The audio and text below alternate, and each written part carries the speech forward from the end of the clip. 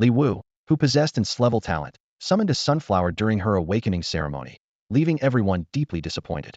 Meanwhile, Li Qing, the adopted daughter of her foster parents, managed to call forth the legendary phoenix. Li Wu had died in a car accident, but after hearing a mechanical voice, she was reborn into this parallel world. When she opened her eyes, she found herself standing on the high platform of the awakening ceremony, facing a diamond-shaped pillar shimmering with starlight. There was not a trace of greenery in sight, only towering technological buildings reaching into the clouds. As she placed her hand on the pillar, a brilliant beam of light shot up into the sky. The admissions teachers around her immediately erupted in excitement. That's at least level mental strength. How many years has it been since the East District saw a genius like this? Recruiters from several top academies rushed forward eagerly.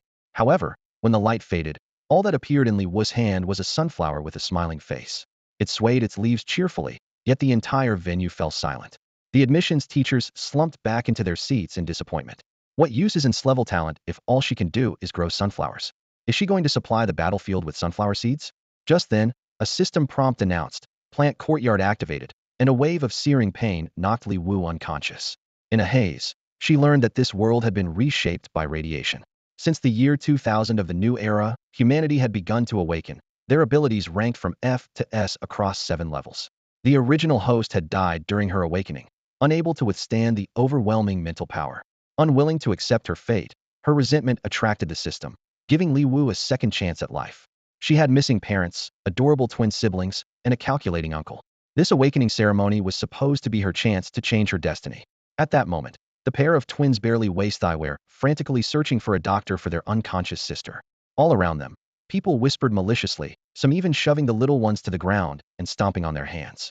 Li Qing, the adopted daughter of the Li family, stood before the pillar of light and summoned a phoenix. Its clear, resonant cry echoed through the hall. "A unseen a million mythical creature, the pride of the East District." The crowd erupted in praise, not forgetting to scorn Li Wu in the process. When the little girl tried to defend her sister and was kicked to the ground, Li Qing approached, looking down at them from above. "I've paid back everything I owed the Li family after all these years. From now on, you're on your own." Hovering above it all, Li Wu's consciousness gently pinched the sunflower's leaf, her smile cold and unyielding. Li Wu watched the progress bar on the system interface crawl forward and couldn't help but scoff. After a full day and night, it had only just passed halfway. The system explained that, because her mental strength was so different from the original hosts, a comprehensive adjustment was needed.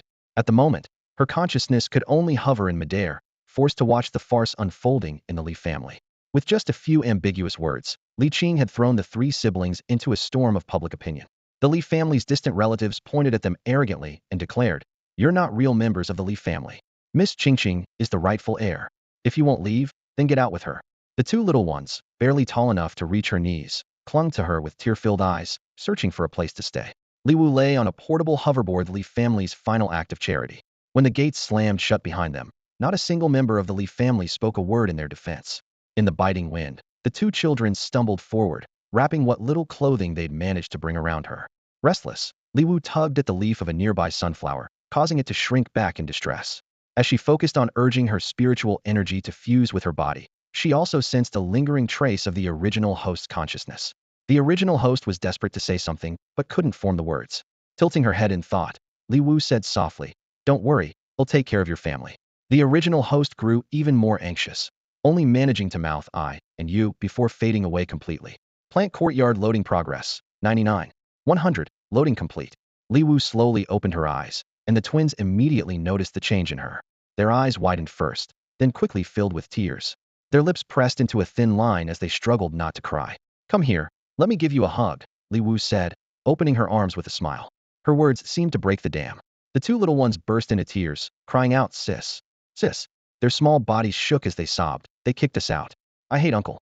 I hate Li Qing. Everything Mom and Dad left us, it's all gone." The siblings seemed to compete over who could cry harder, their hiccuping sobs echoing back and forth until they were both out of breath. Li Wu patted their backs, not exactly gently, but with a reassuring steadiness that made them feel safe. "I know," she said quietly. "We'll get back everything that's ours with interest. No one can take what belongs to us." Once the 2 children had cried themselves out and lay quietly in her arms, Li Wu picked them up and moved on. The most urgent task was to find shelter. The environment here was harsh at night. The wind whipped up gritty sand and howled through the darkness. Outside the safe zones, which were guarded by security teams and high-level awakened, nearly everything had been overrun by mutated creatures. For those without awakened abilities, venturing outside the city at night was simply unthinkable. Even so, the number of deaths caused by other species continued to rise every year. The Li family held an impressive reputation in the Eastern District, almost dominating its core discourse. Now, with the emergence of Li Qing, the family's position at the center was also on the rise. Li Wu carried the twins for a long distance before finally finding a shelter. The Eastern District had a range of orphan subsidy policies, and they happened to qualify. When she registered her name, the staff glanced at her a few extra times, their gaze filled not with malice, but with mild curiosity. The Li family was well known in the East, especially these days, with constant news about them, and the recent appearance of two class prodigies had everyone talking. The shelter was cramped, less than 10 square meters, but had all the basic necessities. Exhausted, Li Wu sat in the small space, holding the twins, and dozed off for a while. The children were warm in her arms, with a faint milky scent. Having not eaten in 2 days, Li Wu dreamed of chasing after soft, fragrant little breads and taking several bites. When she woke up, her stomach was growling with hunger. She opened her eyes to see the two little ones pouting in indignation. Li Ping pursed his lips, looking a bit annoyed. You can't eat me. I don't taste good. Li Yan, lips trembling, looked at her with teary eyes. Sister, don't eat me. Don't eat an. Feeling a little guilty, Li Wu gently wiped the drool from their faces, her expression apologetic. I just love you both so much, I couldn't help but give you a couple kisses. The twins stared at her, confusion written all over their faces. Really? Li Wu nodded solemnly. Of course. I'd never lie to you. You two are my favorites. Li An's eyes curved into crescents as she beamed. I love you most, too, sister. Li Ping grew a little shy, hiding behind Li Yan, his eyes warm and full of joy. After playing for a while, Li Wu's hunger only grew worse. She told the twins to stay home and behave while she went to collect the monthly relief rations. Now that she was an adult, she no longer qualified for aid, but the twins still did. Every month, they received 30 bags of poor gesticky, unidentifiable stuff. One bag was supposed to feed all 3 of them for a day, which was far from enough. After the biological mutations, food resources on Blue Star had become extremely scarce, leaving Li Wu with no alternatives. She emptied a bag, divided it into 3 portions, and, despite the odd taste, didn't hesitate to take a bite. The flavor was strange, but barely tolerable. After 2 days without food, she quickly finished her share. Just then, a small, chubby hand reached over and scooped a large spoonful of porridge into Li Wu's bowl. Sister is big, you should eat more, Anan said, smiling brightly. Before Li Wu could react, Ping Ping followed suit, adding another spoonful to her bowl. Only then did the twins start eating their own portions, taking tiny bites, and looking completely satisfied. Li Wu was momentarily stunned, then smiled and opened another bag of porridge. Now that we have food, I won't let you go hungry again. Eat up, you both are so skinny and short you look like 2 little potatoes. Hearing her words, the twins lowered their heads and sped up, eating in silence. Although they were 5 years old, they looked more like 3, their frail bodies heartbreaking to see. Late at night, Li Wu suddenly woke with a start. She heard a faint noise nearby. Sitting up, she quickly surveyed the room. Suddenly, a pair of crimson beast eyes flashed in the darkness, staring straight at her. It was a mutant bat, several times larger than the shelter itself. Its claws gripped the ceiling beams tightly, and foul, stinking saliva dripped steadily from its sharp talons. Li Wu frowned and instinctively took a step back, a wave of nausea washing over her. After inheriting the original host's memories, she understood just how terrifying this creature was. A class mutant bat, highly reproductive and notorious for traveling in swarms. In the wild, these monsters were absolutely not to be provoked. Suddenly, the mutant bat let out a shrill, piercing screech and lunged straight at Li Wu. Its jet black, razor-sharp claws came within an inch of her, filling the air with a corrosive stench. Those claws were deadly poisonous. A single drop of venom could wipe out all life within a mile. Their fur was nearly impervious to blades and bullets. Outside the safety zone, these were the deadliest of enemies. With a single swipe, the mutant bat shattered the doors and windows of the shelter. The reinforced concrete, once sturdy, was torn apart like paper under its claws. The walls began to crumble, eaten away by the venom, collapsing in chunks. The man in the room next door covered his mouth in terror, not daring to make a sound. His heart pounded wildly. The air felt frozen, could barely breathe. He was at a loss. How could a mutant suddenly appear in the safe zone? He knew there were 3 children next door, but now he was too paralyzed to move, forced to watch helplessly as disaster threatened those innocent kids. Another swipe, half the wall was gone. Just as the mutant bat prepared to lunge at Li Wu again, the man's eyes widened in shock at the strange scene unfolding. Li Wu suddenly planted a sunflower on the floor. Its smiling face seemed even brighter than usual, and as its petals swayed in the breeze, it looked as if it nodded to her. Ready to work. The sunflower shivered gently, and suddenly, a bright yellow little sun shot out from its center. This miniature sun was even bigger than the flower itself, glowing golden and lighting up the entire room. The mutant bat recoiled in terror at the light, shrieked, then dissolved into a wisp of black smoke that vanished instantly. The man couldn't believe his eyes. His pupils trembled violently, and he pinched his own thigh hard. Was it really over, just like that? That was a mutant bat. A threat to countless lives. The most dangerous type among the class mutants. Something even class awakened wouldn't dare confront alone, yet it had been driven away so easily. His mind was reeling with disbelief. Li Wu calmly put away the sunflower and reached out to gently touch the little sun on the floor. It vanished at her fingertips, leaving behind a trace of warm light. The data in the plant courtyard changed. Sunlight 25, wish power 100. But as Li Wu put the sunflower away, the sunlight count in the courtyard returned to its original state.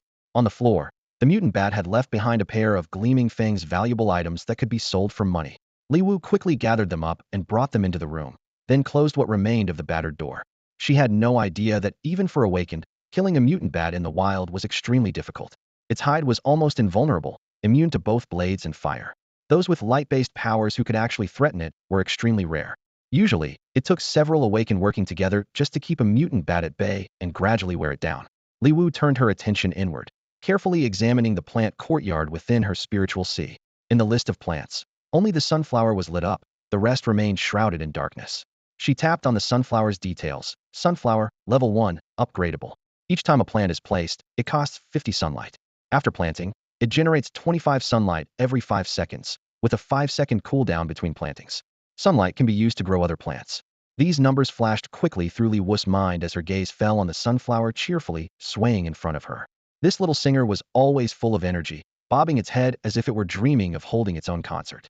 As for its primary function, producing sunlight, seemed almost like an afterthought.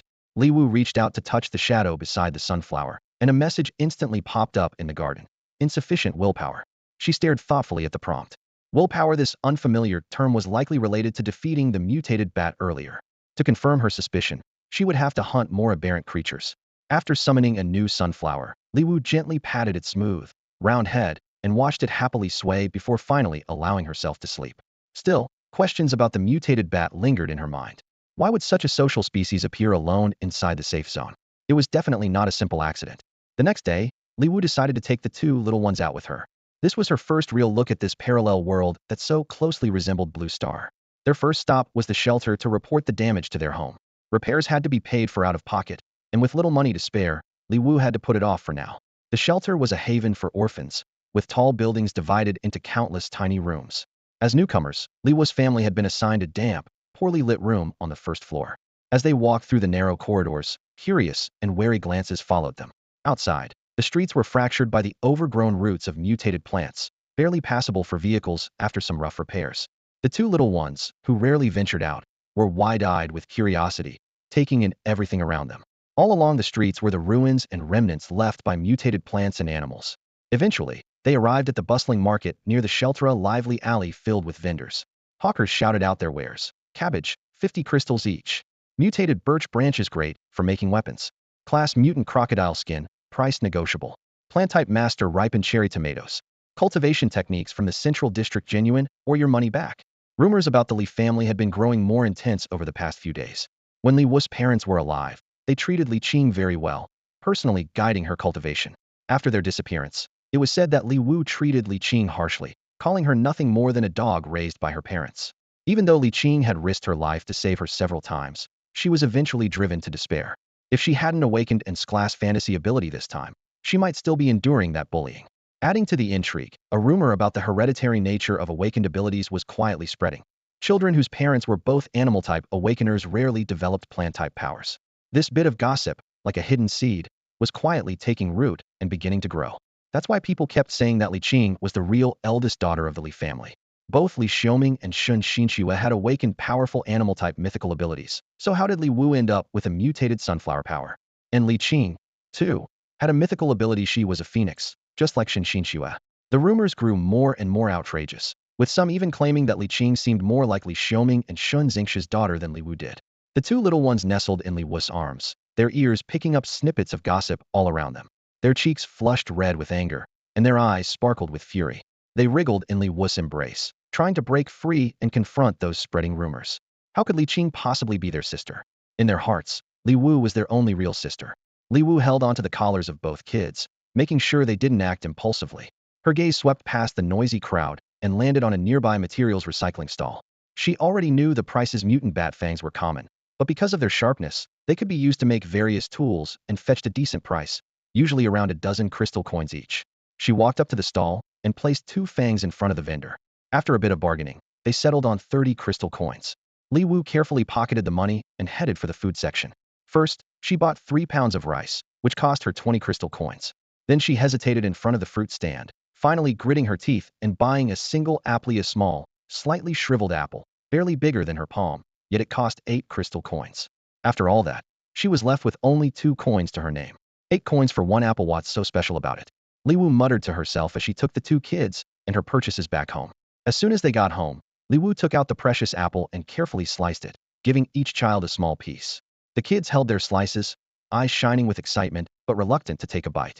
In this post-pollution world, most plants and animals had mutated, and edible food was hard to come by. Their parents had disappeared soon after they were born, and their cold-hearted uncle had only grudgingly taken them in. The man who hated taking care of other people's children considered it merciful not to let them starve. Fresh fruit was a luxury they'd never even dreamed of. The faint scent of the apple filled the air, making the 2 little ones swallow nervously, anticipation and hesitation written all over their faces. Li Wu noticed their reluctance and took the lead, picking up her own piece and taking a big bite, her cheeks bulging as she mumbled, "Go ahead and eat. Stick with your big sister, and we'll be eating 9 meals every 3 days." Her joke made the kids' eyes crinkle with laughter, and at last, they took a careful bite of their apple slices. Even though the fruit was a bit shriveled, its sweet aroma couldn't be hidden. The tender flesh melted in their mouths, filling them with a delicious, lingering sweetness. Tasting that familiar yet distant flavor, Li Wu's eyes grew misty. She remembered how ungrateful she used to be, thinking apples were the most boring fruit in the world. But now, this tiny, withered apple had become her #1 favorite. Looking at the satisfied faces of the 2 little ones, Li Wu felt a simple wish rise in her heart. If only we could have fresh vegetables and fruit every day. After Li Wu made sure the 2 little ones were sound asleep, she placed a sunflower by their bedside. Gently patting its vibrant green leaves, she whispered, "Officer Koei, I'm leaving them in your care. If anything happens, let me know right away. I'm counting on you." A flash of delight lit up the sunflower's eyes. Its leaves twisted excitedly, like soldiers receiving their orders. No one had ever called it officer before. Its stem quivered with anticipation as it attempted a clumsy salute to Li Wu, then turned its watchful gaze to the sleeping children, standing guard with unwavering determination. Carefully, Li Wu tucked the blanket around the little ones, making sure they wouldn't catch a chill, then slipped out of the room on tiptoe. They can't live on porridge alone, she thought. They're growing, and I don't want to go hungry myself. That means I have to work hard. In this world, the fastest way to make money was hunting aberrants. Every part left behind by these creatures could be sold, and sometimes, if you were lucky, a drank or higher aberrant would drop a crystal. Crystals could speed up cultivation, making them highly coveted by all awakened. The higher the grade, the greater the value. The most common currency was low-grade crystals, the same kind Li Wu had earned from selling goods earlier that day.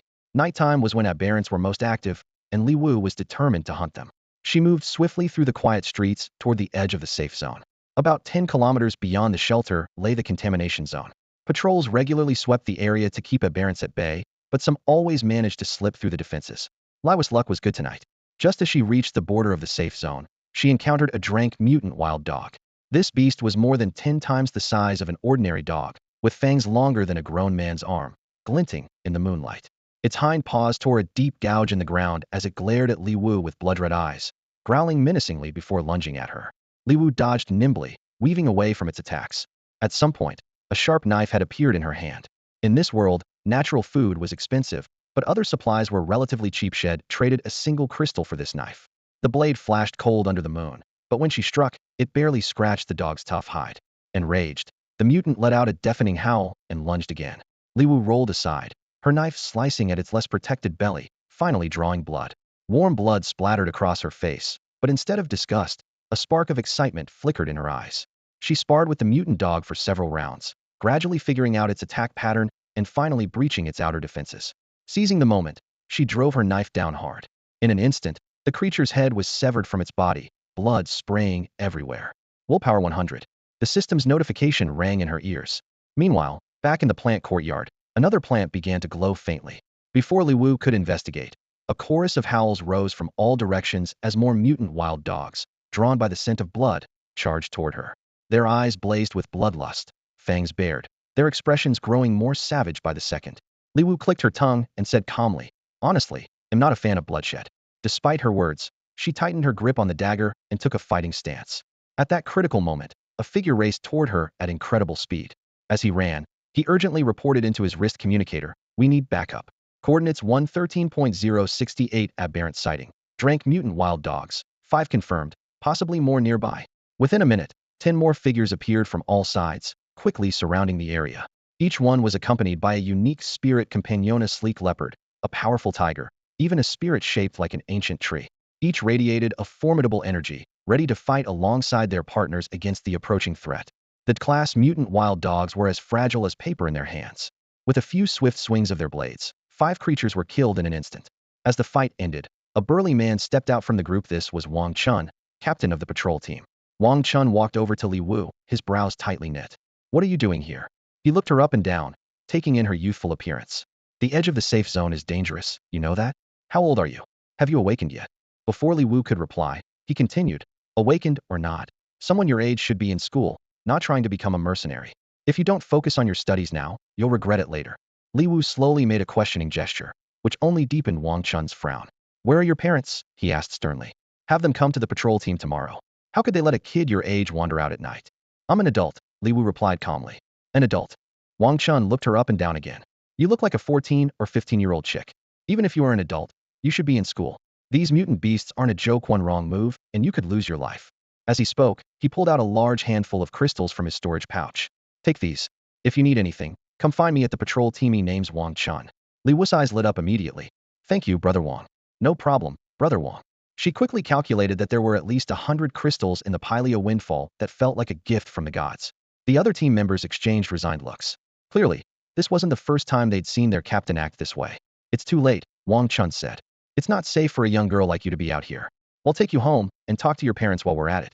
"My parents went missing on the tidal battlefield," Li Wu replied, and everyone's faces changed instantly. The tidal battlefield, a place littered with the ashes of countless awakened ones and mutants. Missing there almost always meant gone forever. Wang Chun was silent for a moment, then handed her the rest of the crystals in his pouch, along with the pouch itself. "It's not much space, and I don't need it. You take it." His tone was still gruff, but his eyes had softened. The other team members also pulled out various small items to give to Li Wu. None of it was particularly valuable, but there was a hint of sympathy in each of their gazes. They all knew that in this world, today's givers could easily become tomorrow's missing. "Even if you're alone, you have to keep living," Wang Chun said, patting Li Wu's shoulder. Holding the bag stuffed with crystals, Li Wu murmured, a little dazed. "Actually, I also have twin siblings at home. They're only 5 years old." At that, everyone's eyes turned red, and they handed her even more crystals. Li Wu quickly tried to explain. "No, I'm not trying to scam you, really." Just then, a faint sound drifted on the wind. Li Wu's ears twitched, her expression turning serious. "Wait." Almost at the same moment, Wang Chun sensed something was wrong too. The patrol team immediately formed a defensive circle, positioning themselves back to back with Li Wu protected in the center. "What's that?" A tall, thin man in the team pointed toward a patch of darkness in the distance, his voice trembling with fear. "We're still inside the safe zone. How are there so many mutant bats?" The captain frowned, scanning the sky as it steadily darkened with swarming shadows. Confusion was clear in his voice. Where did they come from? Another team member gripped his weapon tightly, eyes fixed on the dense black shapes above. "Have you notified the other squads?" The captain asked urgently. "I have, but the nearest team will need at least half an hour to get here," the comms officer replied, worry etched on his face. "The safe zone is huge, and each squad has its own patrol sector. They're all far apart. Stay sharp. Mutant bats get even stronger after feeding," the medic reminded them, pulling first aid supplies from her pack. "Blood loss is the least of our problems," the sniper muttered, fingers tightening around his rifle. "There are just too many of them. Once they swarm, you can't see a thing." Before he finished, the team members had already summoned their spirit entities. These powerful manifestations charged straight into the bat swarm. Against the spirit entities, the bats fell quickly, but there were simply too many. The dense mass stretched endlessly, turning the sky pitch black. "If only we had someone awakened with light powers," one teammate complained as he directed his spirit entity. "I'm so jealous of Squad 7. They really lucked out finding that gem. Why does it feel like the more we kill, the more show up?" Another panted, sweat running down his face. "Damn it." The plant-based awaken's expression suddenly changed. "My roots sense a huge pack of mutant wild dogs headed our way. We need to wrap this up, fast." They exchanged glances, worry in every eye. "This isn't working. Their numbers are overwhelming. If this keeps up, we'll exhaust ourselves," the captain decided, instinctively moving to shield Li Wu in the center. The sky was choked with mutated creatures, a blanket of black pressing down. The team's expressions grew increasingly grim. How long until support arrives? The captain asked through his calm. Squad 2's been hit too, came the urgent reply. Hold on. They'll join you as soon as they clear their area. Look out. A scream split the air. Wang Chun, trying to protect the youngest member, Zhang Juanhao, was slashed by a mutant bat. Blood spurted in a bright arc. The bats, driven into a frenzy by the scent, swarmed Wang Chun with renewed aggression, biting and clawing. The bats that tasted blood visibly grew faster and more ferocious. Within seconds, Wang Chun was nearly engulfed, his figure a struggling blur in the black mass. Captain, Wang Chun's voice, though muffled by the bat's screeches, was still resolute. Forget about me. Get out now, there's a gap at 6 o'clock. Captain, the others shouted in despair, forced to watch as the bats swallowed Wang Chun's silhouette whole. The most terrifying thing about these mutant bats was their sheer numbers. Once they caught you, few escaped. The team could only watch helplessly as hope flickered like a candle in a storm. At that desperate moment, a small, golden orb like a tiny sun suddenly appeared on the ground, radiating warmth and light. Li Wu reached out, touched the glowing blossom, and raised it high. The little sun instantly illuminated the pitch-black night. Centered on Li Wu, the swarm of mutant bats let out a piercing shriek and scattered, dissolving into wisps of black smoke that vanished into the air. The inky darkness was blasted open, the clearing of light rapidly expanding outward. Soon, Wang Chun was revealed, battered and barely conscious, propped up by his spirit leopard. His wounds were blackened with obvious signs of corrosive damage. Captain, several teammates rushed to support Wang Chun, applying every medicine they had. After some frantic first aid, his condition stabilized, and he regained a bit of strength. As the team helped Wang Chun toward Li Wu, they finally saw what was standing beside Hera Sunflower with a simple cartoon face. Its broad, smiling face swayed gently in the breeze, its leaves waving as if in cheerful greeting. With a sharp bayou, a small sun, no bigger than a palm, suddenly appeared next to the sunflower. That little ball of light effortlessly drove away the entire swarm of fierce mutant bats. Wang Chun stared in astonishment, his mind racing. Light element? No, that can't be right. How could a sunflower have light powers? Even more unbelievable, how could an ordinary sunflower create real sunlight? Although, his face covered in a thick beard, interrupted Wang Chun's amazement without any expression. Stop overthinking it. Look, the mutant bats are almost all gone. Li Wu, holding the miniature sun, moved forward. Wherever she went, the bats scattered in panic. The once aggressive creatures now fled like they'd encountered their worst enemy, flapping their wings in terror. Meanwhile, the sunflower on the ground continued to sway cheerfully, and the little orbs of sunlight gradually faded into the air. Oldo instinctively reached out to grab one of the vanishing suns, only to find his hand passing right through the glowing sphere. He couldn't even touch the sunflower itself. Confused, he muttered, something's not right. Awakened ones like us are usually able to interact with each other's spirit forms. Why can't we touch this sunflower? Are you a light element user? Wang Chun couldn't help but ask. Li Wu scratched her head. I don't think so. All I have are these plants, so I guess you could call it a plant element. But each plant's abilities are a little different. Wang Chun seemed to be convincing himself. Plant element. Yeah, I suppose a sunflower would count as plant element. Oldo just looked at his rambling captain and sighed helplessly. Yang Lijiao looked at Li Wu with excitement. Wujia, that was incredible. I've seen a lot of spirit forms, but even the legendary Seraphim can't clear out that many mutant bats in one move. Sensing Li Wu's reluctance to reveal more, no one pressed her further about her spirit form. She busied herself gathering up the spoils, packing materials into her storage pouch, with the others pitching in to help. Just then, Wang Chun received an urgent alert. His face grew serious. A large group of mutant creatures is approaching. As members of the patrol squad, it was their duty to protect the safe zone. Oh, take Li Wu back first. Reinforcements are on the way, Wang Chun ordered, making a quick decision. Wang Chun gazed at Li Wu, his tone a mix of admiration and concern. Your spirit plant works wonders against these mutated bats from the dark element, but it can't attack or protect itself. You have no idea how dangerous these mutants really are. Come back with us first, Wang Chun continued. He'll make sure you get all the rewards for hunting mutants, 1 crystal for every level 1 mutated bat. A glint flashed in Li Wu's eyes. Wang Chun, class mutants are worth 1 crystal each, right? Don't worry, I know the patrol squad is always fair. She turned briskly, her voice firm. Why leave? With 1 more person, we stand a better chance. My plants aren't just for show. There wasn't a trace of fear in her eyes, only a burning desire for money. That determination came from real pressure.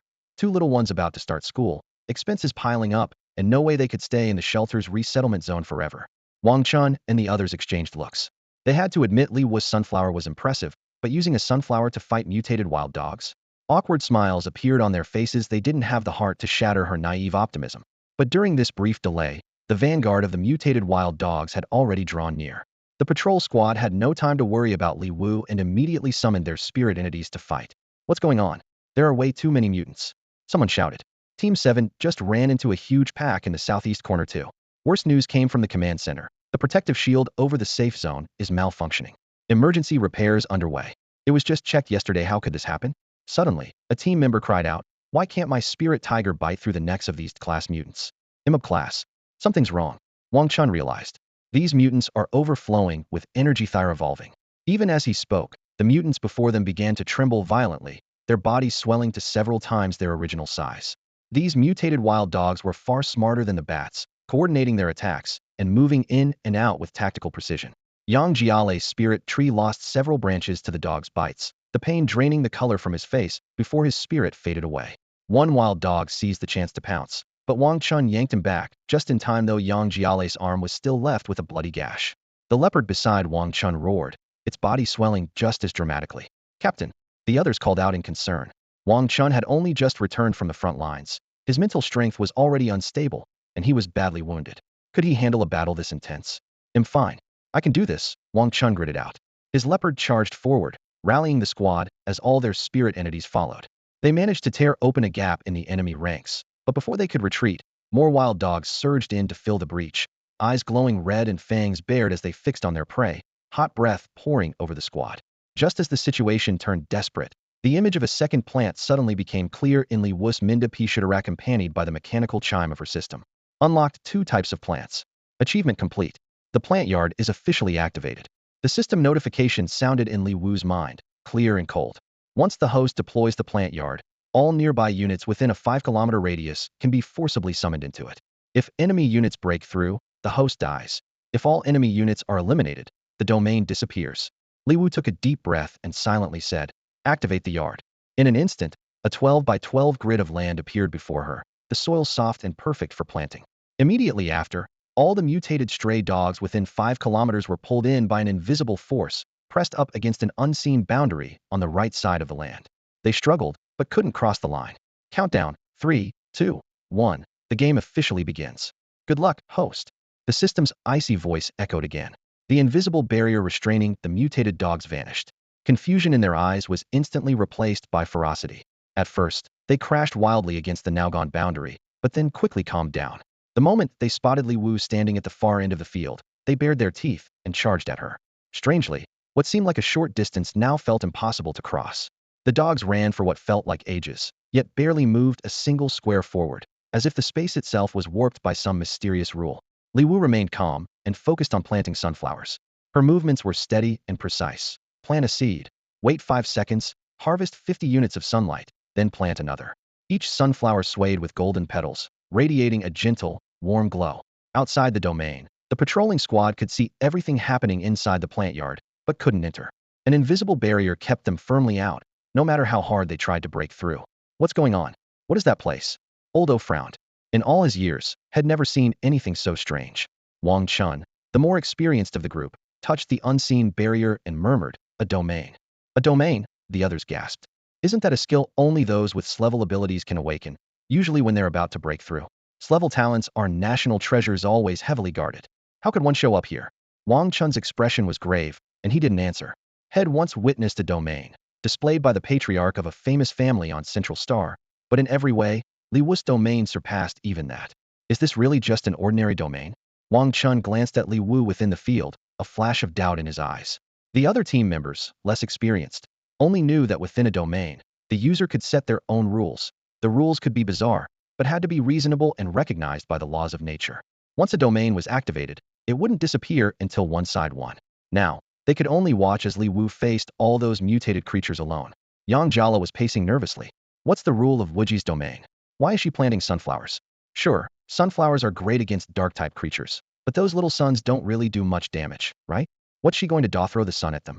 Olda's head was pounding from the noise. Quiet. Calm down. I'm just worried, Yang Jala said anxiously. Wujia can't be in trouble, right? Her sunflowers really are effective against dark-type monsters. Suddenly, he noticed something. Wait. All the little suns she collected are gone. Where did they go? Inside the domain. Li Wu had already planted 12 sunflowers, far more than the usual limit of 3 spiritual bodies for an ordinary person.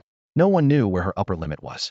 The sight of 12 sunflowers blooming together, flooding the air with golden light, left the patrol team speechless. Li Wu had completed a full row of sunflowers and gathered a considerable amount of sunlight. By now, the mutated dogs had reached the border between the second and third squares, inching ever closer. Then, the seed in her hand changed. Suddenly, a fresh green plant appeared in her palm. Yang Jiala, always sharp-eyed, was the first to notice. What's that in Wuji's hand? Does she have another spiritual body? Yang Jiale's bold suspicion drew everyone's attention to him at once. As a leading figure among the younger generation, he was never afraid to voice surprising ideas. In their understanding, there was indeed someone on Blue Star with a dual spirit companion, but information about this person was tightly guarded. Other than knowing such an individual existed, everything else, their gender, age, even the form of their spirit companion, remained a mystery. Wang Chun was about to say, a dual spirit companion has only been recorded once in Blue Star's thousands of years of history, and that was due to special circumstances. While Li Wu is certainly impressive, but before he could finish, the scene before him left him speechless. Right in front of them, Li Wu had planted an unbelievable creature in the ground. It had a slender stem reminiscent of a sunflower, but its head was an odd shade of green, with tiny, bean-sized eyes on either side, and, most strikingly, a mouth shaped like a cannon. This being didn't resemble any known plant or common animal, nor could it even be compared to the legendary fantasy species from myths. What exactly did Li Wu just plant? Oldo couldn't help but ask, his voice filled with confusion. Is this really a plant? No one could answer him. Everyone fell silent, lost in thought. Li Wu, meanwhile, seemed oblivious to the discussions around her, moving intently among the sunflowers. The plant she had just put into the ground was called a pea shooter, an exceptionally aggressive combat plant. Once the planting cooldown was over, she planted a second one. Right then, the first pea shooter's cannon-like mouth swelled and suddenly fired a giant pea, much larger than its own diameter.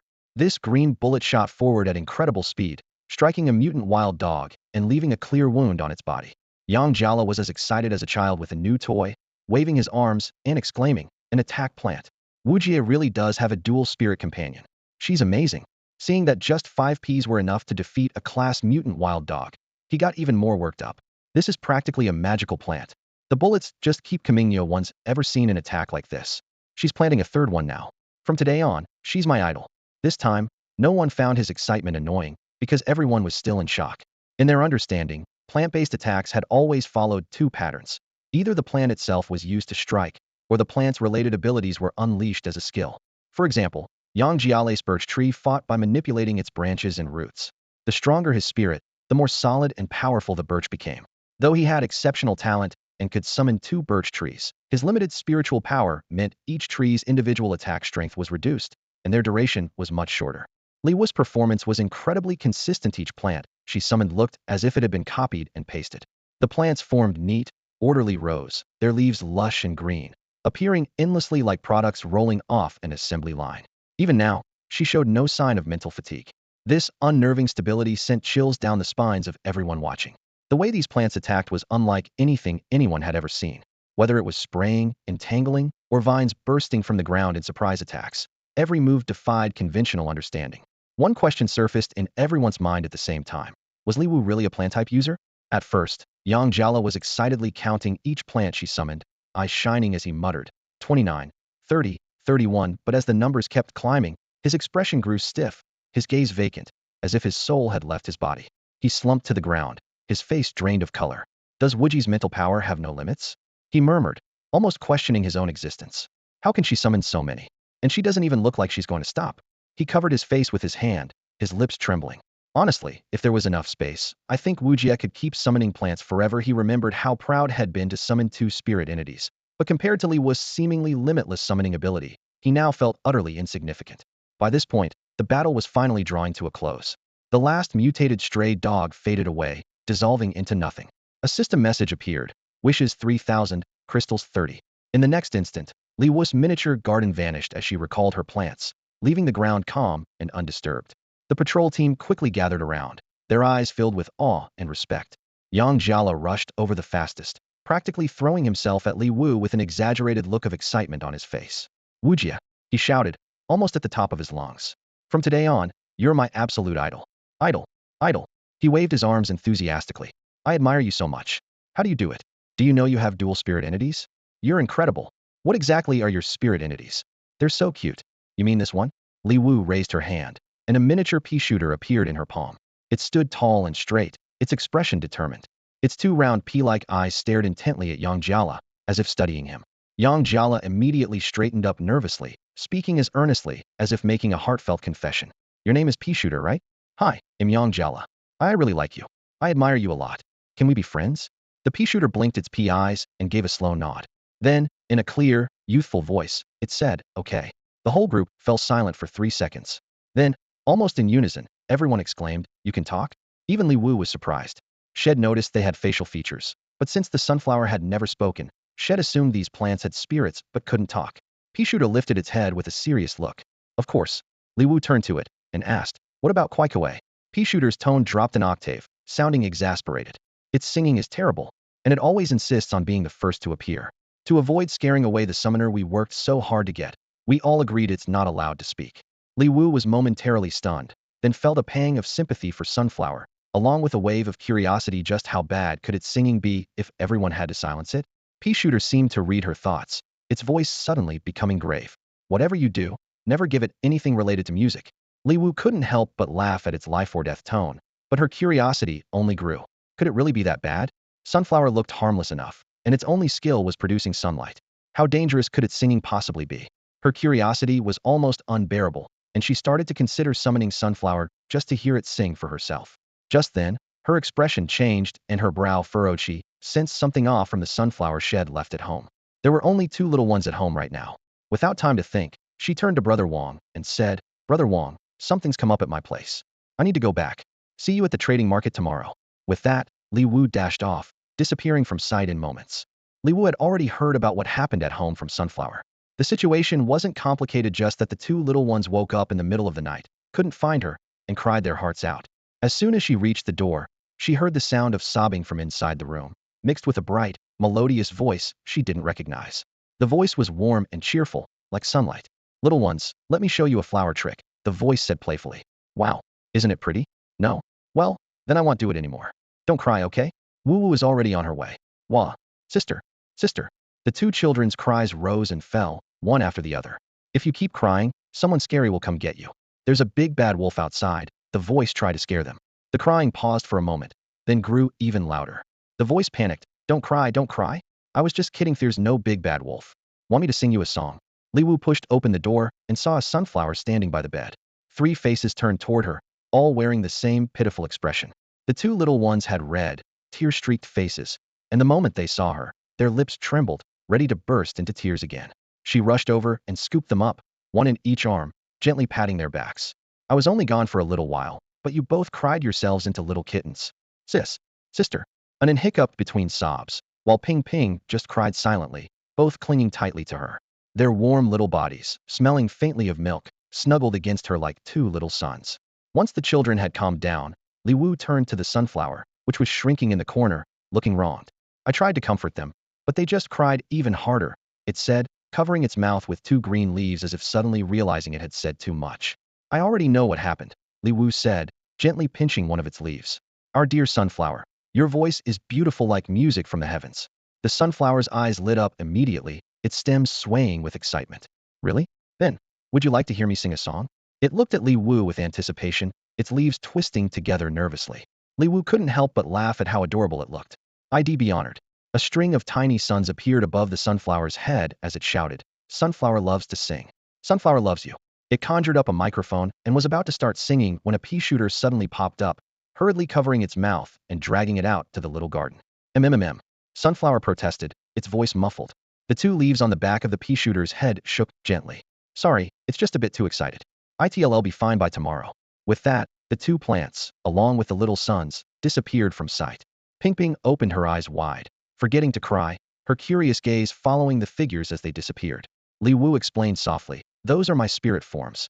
From now on, whenever I leave, I'll leave one here to protect you. Seeing Ping Ping nod in confusion, she added, if you see them, it's just like having me by your side. Understand? Ping Ping nodded obediently, while Anan stayed quiet for a moment before mumbling. It looks too funny when it smiles. Realizing what she said, she quickly added, actually, it's not that bad. Li Wu laughed, scooping Anan up and tossing her gently in the air before catching her securely. That's right. Just look at our kikui, it has such big flowers, such green leaves, and such a sturdy stem. It even has eyes and a mouth, which no other sunflower has. It's the most special sunflower of all. Ainin tilted her head and thought for a moment, then nodded earnestly. Yes, Kue is the most unique sunflower. By the time they finally went to bed, it was already 1 or 2 in the morning. After a quick wash, Li Wu held the 2 frightened children as they fell asleep. Even in their dreams, the siblings clung tightly to her clothes. The shelter's walls were thin, and by dawn, the noise from outside woke them up. Li Wu was relieved that, despite all the crying last night, none of the neighbors had complained. When the children woke up, they didn't fuss. Instead, rubbing their sleepy eyes, they quietly dressed themselves, their thoughtfulness making Li Wu's heart ache. Breakfast was still the same bland porridge. It wasn't tasty, but all 3 were hungry and finished 2 bags of it quickly. Come on, let's go shopping, Li Wu said, picking up the 2 little ones. Shopping, the siblings cheered, their tiny fists raised in excitement as they snuggled in her arms. As the 3 of them walked down the street, the siblings blessed with their parents' good looks were so adorable that passers-by couldn't help but turn and look. When they arrived at the trading area, they saw Wang Chun and his group already waiting. Yang Jiala, spotting them from afar, called out excitedly. Over here, Wujia. He ran over and handed Li Wu a storage pouch. Here you go, Wujia. These are the crystals from the mutant beasts you hunted last night, 5,736 in total. The captain already exchanged them for you. Thanks. I really needed these, Li Wu said as she accepted the pouch. Yang Jiala quickly replied, you deserve them. If you hadn't helped last night, we might not have made it back safely. Taking this opportunity, Li Wu sold all the spoil she had stored in the plant courtyard warehouse the night before, earning another 3,600 crystals. She divided the total into 6 shares and handed one to each member of the patrol squad. We took down those mutants together last night. This is your share. Wujia, what are you doing? You killed most of them, and you even saved us, the team members said in surprise. Li Wu forcibly shoved the crystals into their hands, an awkward look crossing her face. I'm not that greedy. Just think of yesterday's crystals as alone. Wang Chun and the others were about to respond when a commotion broke out at the entrance to the trading market. 10 imposing starships slowly descended, with the most eye-catching being the pink flagship in the center. The crowd immediately erupted with excitement. What kind of fleet is this? It's such a grand display. Look at those spirit beasts. The flame tiger belongs to the Li family from South China, almost shrank. It killed hundreds of monsters during the last Tide War. That's the Chow Yuan crane from the Jian family in the North District. And over there, Frost Cat, 7-star flying elephant, starfall python, heavenly star flower. Who on earth has arrived in the East District to warrant such a high-level escort? Look, those are school emblems. The admissions officers are all still here. A clear, melodious phoenix cry rang out, and Li Qing gracefully stepped out of the pink starship, followed by more than 20 prominent figures. Her status as enshranked fantasy species was enough to command respect from everyone present. Every major family had the same idea: befriend her while she was young, hoping for protection in the future. Dressed in a dazzling new outfit, Li Qing made her way toward Li Wu, surrounded by admirers. The 2 little ones in Li Wu's arms glared at her, their eyes red with anger. Bad woman. Even though Anin was young, she understood a lot. She remembered clearly how Li Qing had gone from being an orphan whose parents died in battle to being adopted by their parents and treated as an equal to Li Wu and the others. But after their parents disappeared, Li Qing immediately showed her true colors. She colluded with their uncle's children, bullied her and Ping Ping in secret, and spread rumors everywhere that she was being abused. Li Qing put on a sorrowful expression and sighed softly. Anin, just think of it as repaying your parents' kindness. They're our parents, not yours. Anin trembled with anger, struggling in Li Wu's arms as if she wanted to bite someone. Li Wu held the furious Anin in place, a mocking smile on her lips. Why get so worked up? Isn't it great that someone's putting on a free show for us? She nodded toward Li Qing and her entourage. See? Isn't this a modern version of Mr. Donghua and the wolf, the farmer and the snake, Lu Dongbin and the dog? Oh, and let's not forget the latest one, us and the white-eyed wolf. Li Qing's expression instantly turned cold. Before she could finish speaking, Li Heping burst out like an enraged lion, his eyes bloodshot as he glared at the others. Who are you calling ungrateful? Qing suffered so much because of you, and now no one can even say for sure who Uncle's real daughter is. He gritted his teeth and continued, everyone on Blue Star knows that Ant's awakened power isn't Glass Phoenix, and that ability is hereditary. Li Xiaoming and Shun Xinxua both awakened powerful fantasy beast forms, but Li Wu ended up with a completely harmless sunflower, while Li Qing actually inherited the phoenix bloodline from Shin Xinxua. Recently, rumors about the true identities of Li Qing and Li Wu had been spreading like wildfire. Li Wu watched coldly from the sidelines, a mocking smile on her lips. The master hasn't even spoken yet, but the lackey can't wait to jump in. I've seen plenty of people fighting over things, but this is the first time I've seen anyone fight over someone else's parents. You and Li Qing should form a team and uninstall your humanity app, maybe swap in a new conscience while you're at it. My parents must have been blind to think they'd found a stray dog, but ended up raising a wolf in sheep's clothing. At least when you feed a dog, it wags its tail. Feed you, and all we get is a pile of crap. Li Heping was instantly furious. A fierce crocodile shadow appeared beside him, its eyes fixed menacingly on Li Wu.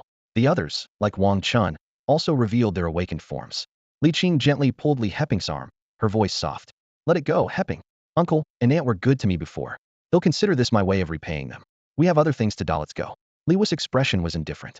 A pheasant sticking on a couple of feathers and pretending to be a phoenix, how amusing. Li Qing's face changed slightly as she quickly stopped Li Heping from lashing out again. The group left in a huff, throwing out a few harsh words as they went. For Li Wu, this confrontation was nothing more than a minor interruption. Carrying the two little ones, she headed straight for the largest trade market in the Eastern District. Now that she finally had some money, she couldn't wait to stock up. Ever since they'd been kicked out, they'd had nothing left. After waking up, Li Wu discovered that the Li family's defenses had been specially reinforced. She couldn't get in at all, so she had to give up on the idea of raiding the place. Thinking of the Li family, Li Wu couldn't help but feel it was all a joke. The Lis were a small family, and only Li Xiaoming and Shen Xinxue had given them any standing. While those two were around, everyone pretended to get along, but as soon as they disappeared, everyone showed their true colors. The hundreds of people in the family were nothing but leeches.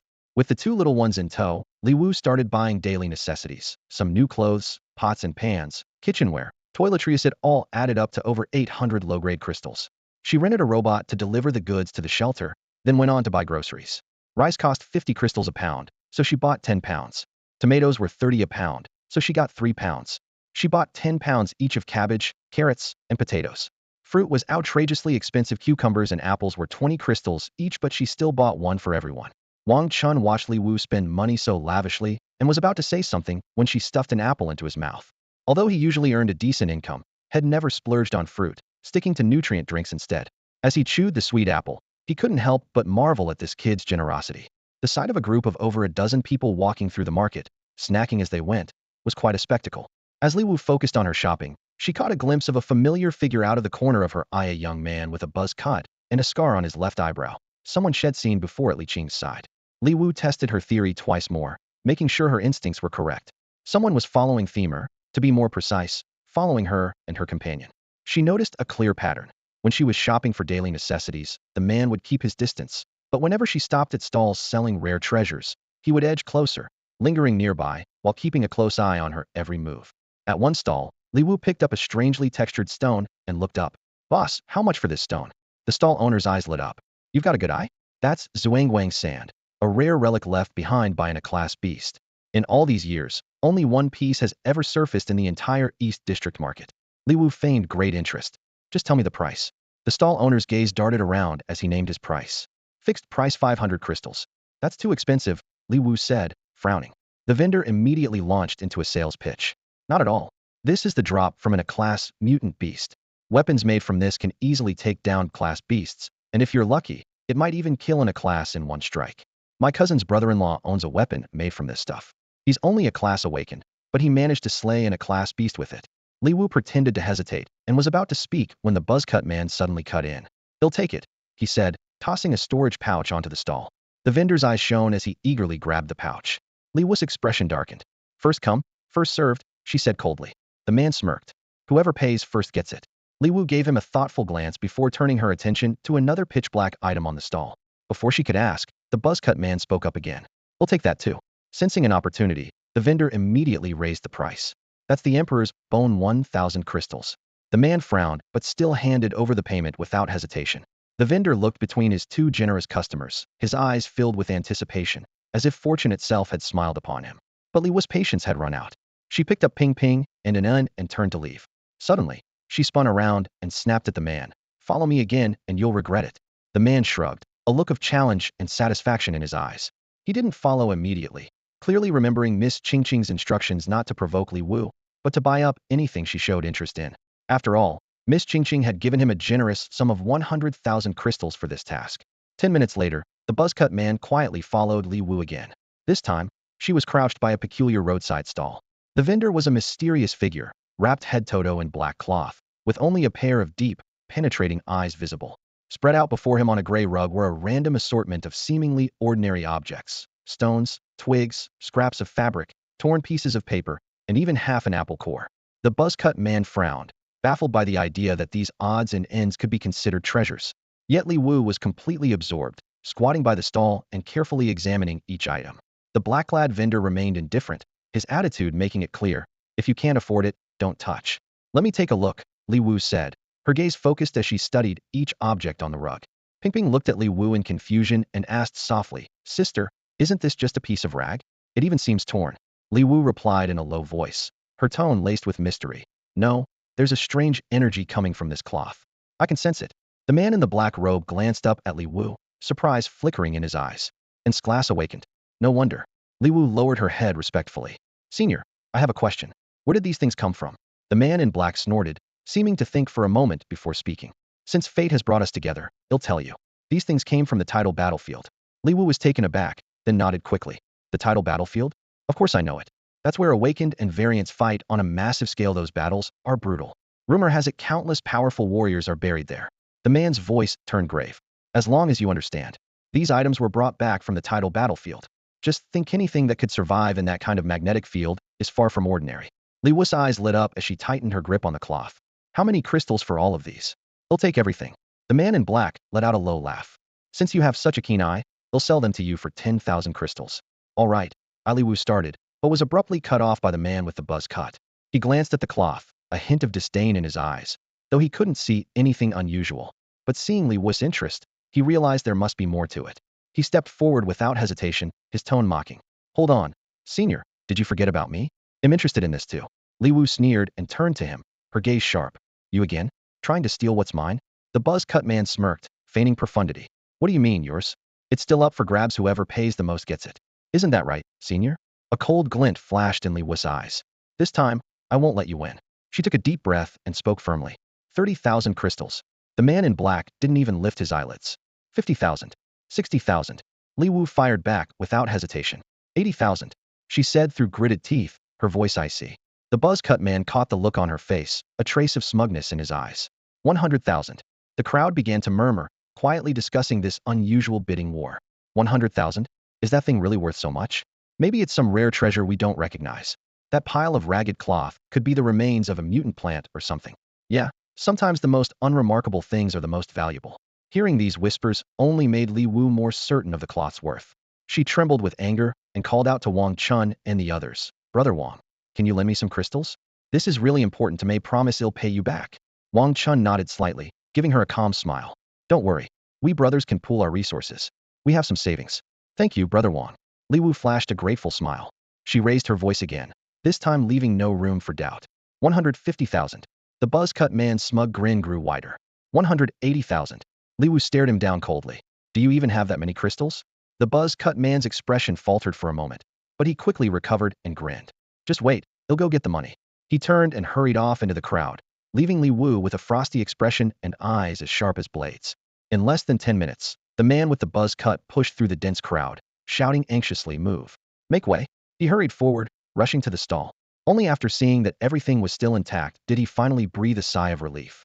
He glanced around, his gaze landing on Li Wu, and a mocking smirk appeared on his lips. "Miss Li, I suggest you give up now. You're just an orphan who was kicked out of your home. What makes you think you can compete with me?" He sneered, then raised his bid. 200,000. Li Wu's face was pale, clearly struggling to hold herself together. Seeing this, the buzzcut man grew even more smug, continuing to outbid her. 250,000. 300,000. 400,000. He stared at Li Wu with a look of satisfaction, almost as if he was waiting for her to break down. When she remained resolute, he snorted and called out, 420,000. Li Wu's body swayed slightly, and Wang Chun and the others quickly supported her. Wang Chun whispered, "Maybe we should let it go. The price is way too high. If this doesn't work, we can try our luck at the Tide's battlefield." But Li Wu's eyes were unwavering, filled with determination. "No, I have to get these items. I saw them in my father's storage pouch when I was a child," he told me. She suddenly realized she had said too much and quickly stopped herself. Taking a deep breath, she spoke firmly, 480,000. "Sir, I really need them. Please." The man with the buzz cut clenched his jaw, as if making a tough decision, and glared at her. 600,000. He shouted coldly, his gaze sharp as a blade, watching Li Wu closely, as if afraid she might pull another unexpected move. The crowd fell silent, shocked by his bid. By Li Wu's side, Wang Chun and the others urged her softly. Wujia, let's just drop it. 600,000 is way too much, we're out of money. Their voices were filled with helplessness and concern, but Li Wu's expression remained resolute. She murmured, they'll remember this. Let's go. She turned and walked away, her steps steady and unshaken. The buzzcut man thought he had won. He swaggered over to the man in the black robe, handed over his storage pouch, and left with a triumphant smile. But he didn't notice that. As soon as he left, Li Wu and the man in black exchanged a glance before disappearing into the crowd together. A short while later, in a small private room on the east side of the trading market, Li Wu and the man in black entered one after the other. Wang Chun and the others followed soon after. The man in black removed his hood, revealing the familiar face of Yang Jiala. He exchanged a knowing look with Li Wu, then burst out laughing. Ha! Wujia, you're incredible. You totally played that fool for a ride. Yang Jiala laughed so hard, he almost doubled over, his face full of pride. If someone wants to snatch something from me, Wujia, they'd better have some real skills. 600,000. Imagine how he'll feel when he realizes he just spent a fortune on a pile of junk. He couldn't help but clutch his stomach, laughing. 600,000. That's enough to bankrupt a small family. He handed the storage pouch to Li Wu with a teasing smile. Wujia, take a look. Li Wu took out half of the items and put them in her own pouch, returning the rest to Yang Jiala. He immediately tried to refuse. No, Wujia, I can't take these. They should be yours. But Li Wu shook her head with a smile. We agreed to split it. This is enough to keep us going for a while. Yang Jiala, though he wasn't short on money, didn't insist since Li Wu was determined. After all, he planned to be her #1 supporter. How could he be stingy about this? Wang Chun, what are your plans next? Li Wu turned to Wang Chun, her gaze calm. Today's events made it clear that the buzzcut man wasn't acting on a whim. There was something deeper between him and Li Wu. Wang Chun had already heard bits and pieces of Li Wu's story from others and knew about the grudge between her and Li Qing. The turmoil within the Li family was widely known. Though they hadn't gone out of their way to investigate, they'd still heard plenty, especially about what happened to Li Wu's parents, which left them all deeply shocked. But thinking about it, how bad could the child of Li Wu and those two really be? There was a lively smile on her face, and I could tell this 600,000 was just a lesson for them. Even if it was Li Qing, how many times could she afford to squander that much money? As soon as this was mentioned, Yang Jiala was so angry he nearly jumped up. Not only had they taken over Sister Wu's home, but old O quickly covered Yang Jiala's mouth and whispered, don't say another word. This kid, honestly, why bring up old wounds in front of others? Li Wu just shrugged, a faint smile in her eyes. You mean when they kicked us out, right? My things are just temporarily stored there. She paused, her tone turning a bit colder. My missing, blind father reinforced the Li family's defense system before he left for the battlefield. No one can break in by force, especially since my uncle also tampered with the control hub. The moment they set foot on Li family property, the defense system will identify them as a threat and may even activate its attack mode. Her smile remained gentle, as if everything was firmly within her control. Well said. Yang Jiala exclaimed, fired up. They'll regret it. Those fools, letting Li Qing act all high and mighty in front of you. He spat out, his voice full of resentment toward Li Qing. How could the god of war Li not recognize his own child? I really don't get what those ingrates in the Li family are thinking. But so what if she's in class fantastical being? Yang Jiala looked up, his eyes shining with determination. My sister Wu is just as good. She's defeated countless monsters. She's the best of them all. Wang Chun and a few others coughed, signaling Yang Jiala to tone it down. Realizing he'd gone too far, Yang Jiala quickly corrected himself. Sister Wu, I meant them, not you. At that moment, the two little ones stood obediently by Li Wu's side, their big round eyes fixed on Yang Jiala. They weren't familiar with the group and looked a bit shy, but their eyes sparkled with curiosity. Wang Chun, what are your plans next? Li Wu asked calmly and clearly. I think you should consider going back to school. Your abilities are strong, and with proper training, you'll only get better. Wang Chun launched into his usual speech. What I said before still stands. These are letters of recommendation from Sifong and Canaan. He placed 2 letters in front of Li Wu, his expression serious. You might not know, but I once received help from General Li on the battlefield. Hearing this, Ping Ping and Anan immediately clung tightly to Li Wu's leg, hiding behind her, their eyes welling with tears as they looked at Wang Chun with worry. Li Wu glanced down at the 2 little ones and smiled gently. I understand, Brother Wang. Thank you. He'll think about it. In truth, she wasn't interested in going to school. Her spirit entity was different from any known type in this world. She had looked into how others trained, and most focused on strengthening their mental power, but she had a feeling her own evolution was entirely different. Right now, what she really wanted was to make money. She quietly asked about better areas in the southern district. Housing would cost at least 3 million. In her previous life, she had never had to worry about money, but since coming here, she was so broke she could barely afford to eat. Li Wu sighed inwardly. picturing that little crying kitten. Then, she made up her mind. All right, if you ever need anything, just let me know. After seeing everyone off, Li Wu returned to the trading market. Just as she was about to continue shopping, a man with a buzz cut suddenly blocked her path. He clearly had something to say. At that moment, a faint sound came from Li Wu's small courtyard, as if something there was quietly changing. She stopped, quickly turned around, and fixed her gaze on an unremarkable stall. Instinctively, she sensed a wave of danger, and her eyes flashed with alertness. S-class item. Li Wu looked calm as usual as she walked over to buy some daily necessities. As she passed a stall, she glanced casually at the goods. The stall owner immediately caught her gaze, latching onto it as though it were a lifeline. Eagerly, he called out, "Looking for anything in particular? These are all genuine treasures, just shipped in from District 1001 this morning." Li Wu's slender fingers picked up a red crystal. Her tone was flat. "How much for the fire element crystal? You have a sharp eye, miss. This one is. Just name your price." Li Wu cut off his enthusiastic pitch. "If it's reasonable, they'll take it. If not, forget it." Only then did the stall owner take a closer look at his customer. Whenever an aberrant creature above grade D was killed, there was a chance it would drop a crystal. The higher the grade, the better the crystal's quality. Low-grade crystals were used as currency, while mid and high-grade ones were coveted by awakened individuals, as they could enhance their spirit entities. Each crystal's element matched a different spirit entity, and only those of the corresponding element could absorb them for any effect. Silently assessing the fire element crystal in his hand, the stall owner knew its energy was impressive. After some thought, he named his price. "All right, 3,000 crystals." Li Wu raised her eyebrows at that, and set the crystal down, turning to leave. "Wait, don't go." The stall owner called after her anxiously. "We can talk about the price." Li Wu paused, her voice calm. "Too expensive. A mid-grade crystal is worth at most 1,000 low-grade ones. I'm not a fool. You can tell, then. The fire element in this crystal is exceptionally pure. It'll be a huge boost for anyone with a fire spirit entity," the stall owner explained desperately. "As you said, it's only useful for fire element users. And people who've awakened fire powers are rare," Li Wu pointed out bluntly. A troubled look crossed the stall owner's face. The crystal's energy was indeed strong, but getting it had cost a mercenary team several lives. He couldn't sell it cheap, but at a high price, no one wanted it. This hot potato had been sitting on his stall for nearly a month with no interest. "This really is as low as I can go," the stall owner admitted with a pained expression.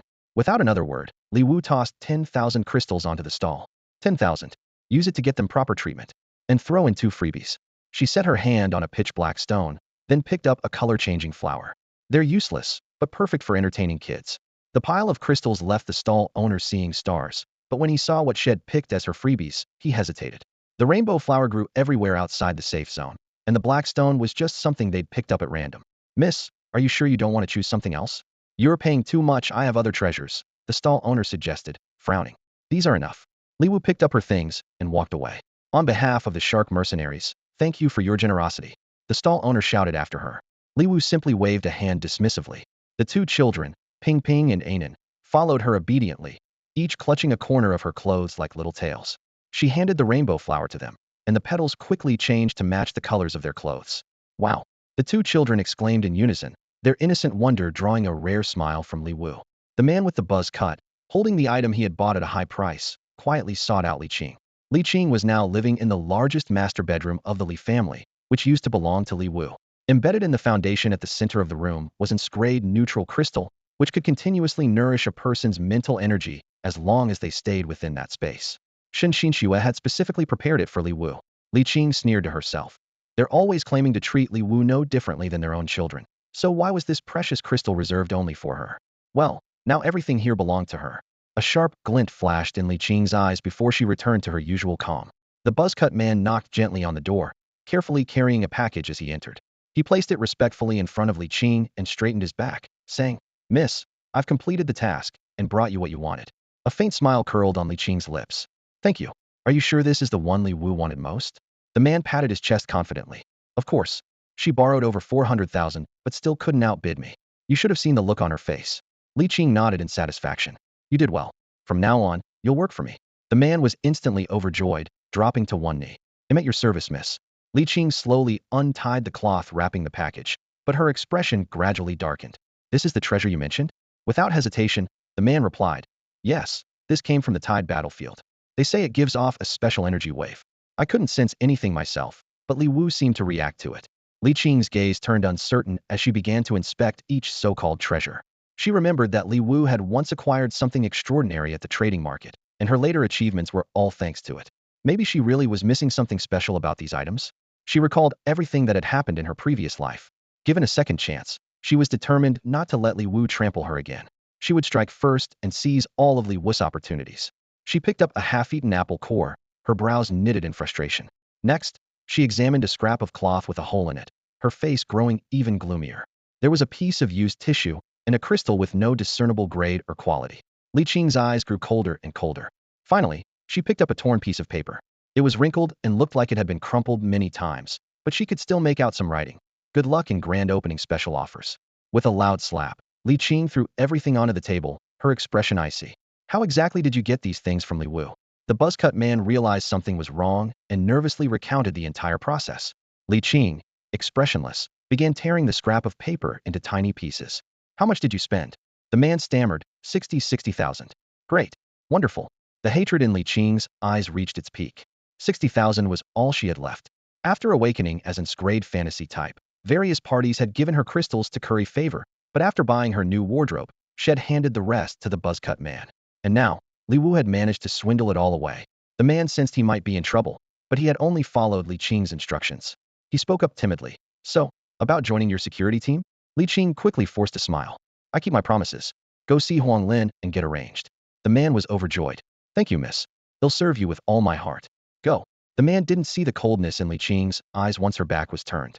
At the entrance of the shelter, all of Li Wu and her companion's belongings were thrown out. The room that had originally been assigned to them was locked again, the crisp click of the lock announcing their eviction. The other residents stood in their doorways, eyes full of sympathy, but none dared to step forward and help. A portly man with a broad face and small eyes stood proudly in front of the shelter door. His uniform was crisp and new, the badge on his chest gleaming in the sunlight. Li Wu, you've already turned 18. You no longer meet the requirements to stay in the shelter, he declared loudly, his voice filled with undisguised smugness. Now move out immediately. The shelter did have such a rule, but Li Wu had been allowed to stay under Pingping Ainan's name. Looking around, she saw that plenty of people here were in the same situation. Most residents had already surpassed the shelter's age limit. The East District shelter had originally been founded by Li Xiaoming and Shun Xinxua, who were committed to the true spirit of sheltering. They hadn't enforced the age rule too strictly. As long as things weren't excessive, people were allowed to stay. There was no rent, and each day residents were given a tube of mushy food enough to keep from starving. No one had ever used the age rule to make things difficult for the shelter's residents. The portly officer swept his gaze over the crowd, his small eyes flashing with a hint of menace. Some people think they can break the rules and challenge the system. Well, this is what happens. Take a good look. The scrawny man next door immediately lowered his head, not daring to meet the officer's gaze. The mother holding her child hugged them tighter and forced an awkward smile onto her face.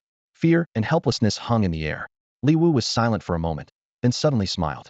Her voice was calm, but there was an edge to it. I admit him over the shelter's age limit. I just wonder if our law-abiding officer is really as upright as he claims to be. The fat officer narrowed his eyes. Li Wu, are you threatening me? Officer, are you feeling guilty? Li Wu shot back. The officer let out a booming laugh. We'll see about that. As he passed Li Wu, he deliberately bumped into her and muttered, You've only got yourself to blame for crossing the wrong people. Li Wu's smile grew, but a cold glint flashed in her eyes. The officer tossed out those words and swaggered off with his team, their boots thudding heavily on the ground. Pingping Ainan hurried over, frantically gathering up their scattered things. Many of the items were new, still in their packaging. Only the large bag of rice had met with disaster. The sealed opening had split, whether by accident or on purpose. White grains of rice spilled onto the ground, mixing with dirt in a mottled pattern. Pingping Ainan crouched down, carefully picking up the rice one grain at a time, her movements gentle and focused. It doesn't matter if it's dirty, she murmured. We can wash it later. Seeing this, the onlookers put down their work and came over to help Li Wu and her group gather their things. The scrawny man from next door, the mother with her child, a girl who looked a few years younger than Li Wu, and even the elderly neighbors who had once gossiped about her all joined in. With everyone pitching in, it didn't take long to pack everything up. Li Wu's storage bag couldn't hold much, so she called for a truck to load up the rest. Li Wu, thank you for what you did today, her neighbors said sincerely, their eyes filled with gratitude and respect. No, it's nothing. We all live here, of course, we'll help however we can. The neighbors' faces were filled with worry as they spoke in hushed tones. But it's best not to go head-to-head with the Li family. They have the East District Awakeners Association firmly in their grip, and more than half the patrol and security teams are their people. One by one, the neighbors discussed the Li family's influence. That fat officer acts like Li family's lapdog and has done plenty of bad things. Not long ago, he even drove a young girl to her death.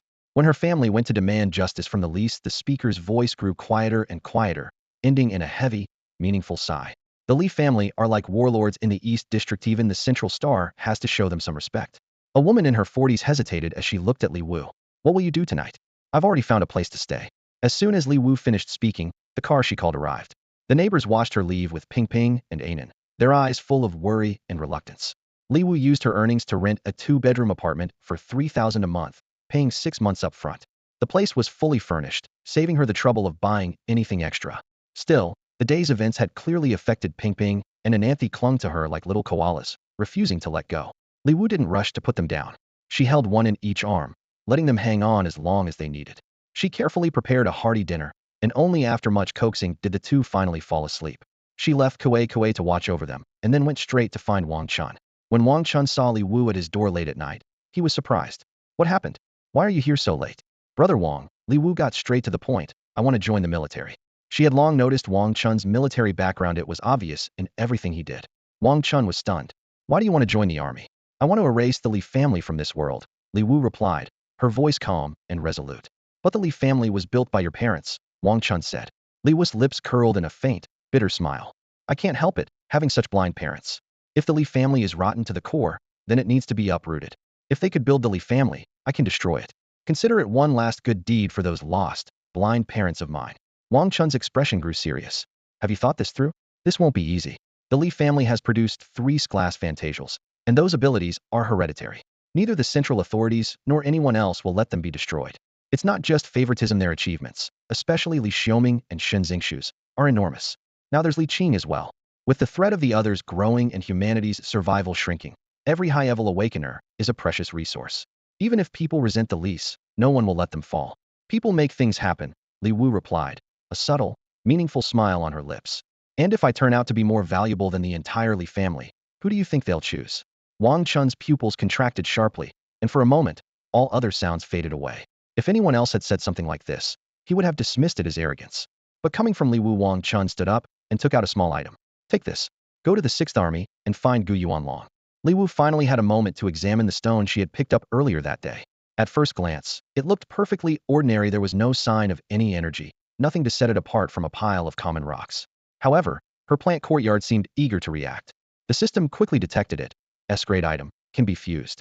She tossed the stone into the plant courtyard, and almost instantly, it was absorbed. A line of black text appeared on the interface. Plant courtyard upgrading. Countdown. 16 hours, 59 minutes, and 59 seconds. Li Wu rolled her eyes. Her system was slow to bind, and now it was just as slow to upgrade. This reminded her that the pea shooter had been available for a while, but she hadn't yet checked its details. She reached out and tapped the pea shooter next to the sunflower. Immediately, the pea shooter's card appeared before her eyes. Pea shooter. Level 1. Upgradable. Consumes 100 sunlight per planting. After planting, fires a pea projectile every 5 seconds, dealing 50 damage to enemy units. Planting cooldown, 5 seconds. With its backpack on, the pea shooter sets out on an adventure. The most adventurous member of the pea family, it is both brave and clever. Its family eagerly awaits the day they are reunited. Li Wu's gaze lingered on the phrase pea family on the card. Her curiosity piqued. The pea family? What other interesting plants might be part of it? She couldn't help but look forward to finding out. Next, she carefully inspected the plant courtyard again, and found that she had accumulated 15,000 willpower, enough to unlock another plant. Still, she decided not to rush. She had a feeling that summoning plants in a critical moment could make all the difference. To her delight, Li Wu discovered a large warehouse tucked away in a corner of the plant courtyard. Inside, there were neatly stacked mutant wild dog pelts and several crystals, all sorted by category. She immediately realized these were rewards from defeating the mutant wild dogs earlier.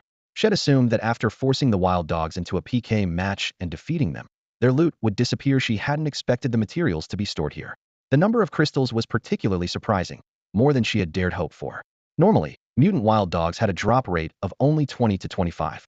You'd expect about 20 crystals from 100 kills, but she had gotten over a dozen crystals from just as many wild dogs. Apparently, the plant courtyard had a 100 drop rate. Li Wu's heart raced with excitement. What about higher-level mutant wild dogs? She couldn't help but imagine that as the plant courtyard leveled up, it might break the usual drop rate limits and yield even more valuable resources. Just as Li Wu was caught up in her excitement, Ping Ping and Anan woke up and saw her getting ready to leave. Ping Ping clung to her hand, reluctant to let go. Sister, where are you going? Li Wu crouched down and smiled gently. There are lots of children your age in the nursery. You can play with them for a few days. They'll be back soon, and when I return, they'll take you out to have some fun. okay? Ping Ping and Ainan's eyes filled with tears, their reluctance clear. Having lost their parents, Li Wu was the only one they depended on. But they also understood that now wasn't the time to be clingy, couldn't be a burden to their sister. Ping Ping tried to sound brave. It's okay. They'll take care of myself and my little sister. Don't worry about us. Ainan, teary-eyed, held tightly to her sister's hand and choked out, they'll be good. Her small face, wet with tears, looked even more adorable. Her big eyes, identical to her sister's, shimmered with emotion, and her long lashes trembled slightly. Li Wu reached out and patted the heads of the two children, her heart melting with affection. She hugged them tightly and showered them with kisses, her face beaming with happiness. Whose adorable little ones are these? She asked in mock surprise, then answered herself. Oh, they're mine. How can you be this cute? Ping Ping and Ainan became a little shy. They remembered that their sister had always been nice to them before, but she was never this affectionate. Back then, she rarely spoke. Her gaze held a sense of unfamiliarity, and she would repeatedly say strange things claiming she wasn't their sister and that her home was on Earth. They were only 1 or 2 years old at the time, but those memories were deeply etched in their young hearts. Later, their sister stopped saying those things and treated them better, but they much preferred the warmth and closeness of the sister she was now. The two little ones clung to Li Wu, each holding onto one of her arms, as if afraid she might suddenly disappear. In a soft voice, Ainan said, when the holiday comes, you have to be the first to pick us up, okay? Of course. I promise, Li Wu replied firmly. Once again, Ping Ping and Ainan's situation ended up troubling Wang Chun. At this point, Li Wu was so used to owing favors that she hardly worried anymore. After dropping the children off at the nursery and asking Wang Chun and Yang Jiala for help looking after them, she set off for the 6th Legion. The 6th Legion was stationed near several planets in the eastern sector. Here, aside from the internal safe and polluted zones on each planet, there was also a great wall around the planets, manned by awakened ones and the military. They were humanity's first line of defense, keeping all class and above abominations at bay, protecting billions of people with their lives. This was also where countless awakened had met their end. Li Wu arrived at the 6th Legion with her letter of recommendation. She had just met Gu Yuanlong, the contact Wang Chun had mentioned, and before she could explain her purpose, the Legion's alarm suddenly blared. Gu Yuanlong's expression instantly turned grave. Damn it. These abominations never stop for a second. His communicator buzzed. Colonel Gu, there's a riot in Sector A1113, and it looks like a new king has emerged. What about the neighboring sectors? Gu Yuanlong asked urgently. They're under attack too. We've launched a counteroffensive, but we need to pull 2 squads to hold the line. The abominations in A1113 are tough. We're requesting support from Skytype Awakened. Colonel, we can't spare that many people, came the anxious reply. Yesterday, S086 swallowed up the surrounding areas. We already sent 10 squads as reinforcements. Aside from those stationed in the polluted zones, we can only spare 1 more squad at most. Gu Yuanlong shouted into the communicator. Then send 1 squad to hold the line for now. I'm on my way. He strode briskly toward the exit, still issuing orders as he went. What do you mean there are no Skytypes? I had over a dozen Skytype awakened. He nearly shouted. They were all sent to deal with the wildfire beasts 2 days ago, came the reply. Damn it. Gu Yuanlong cursed. Tell the 2nd Legion to send some Skytypes back fast. He tugged at his uniform in frustration and gestured for a starship to get ready. Li Wu quickly stepped forward. Colonel Gu. He cut her off impatiently. Kid, see that room over there? Go wait inside. We'll talk when I get back. Colonel Gu. Iman's glass awakened. I can help, Li Wu said firmly. Gu Yuanlong's eyes lit up at once. Without another word, he pulled Li Wu aboard the starship. Gu Yuanlong felt had been tricked. His gaze was dark and menacing as he glared at Li Wu, his voice barely above a whisper. You never told me you were a plantypede awakened as a sunflower, no less. Li Wu blinked, looking genuinely innocent.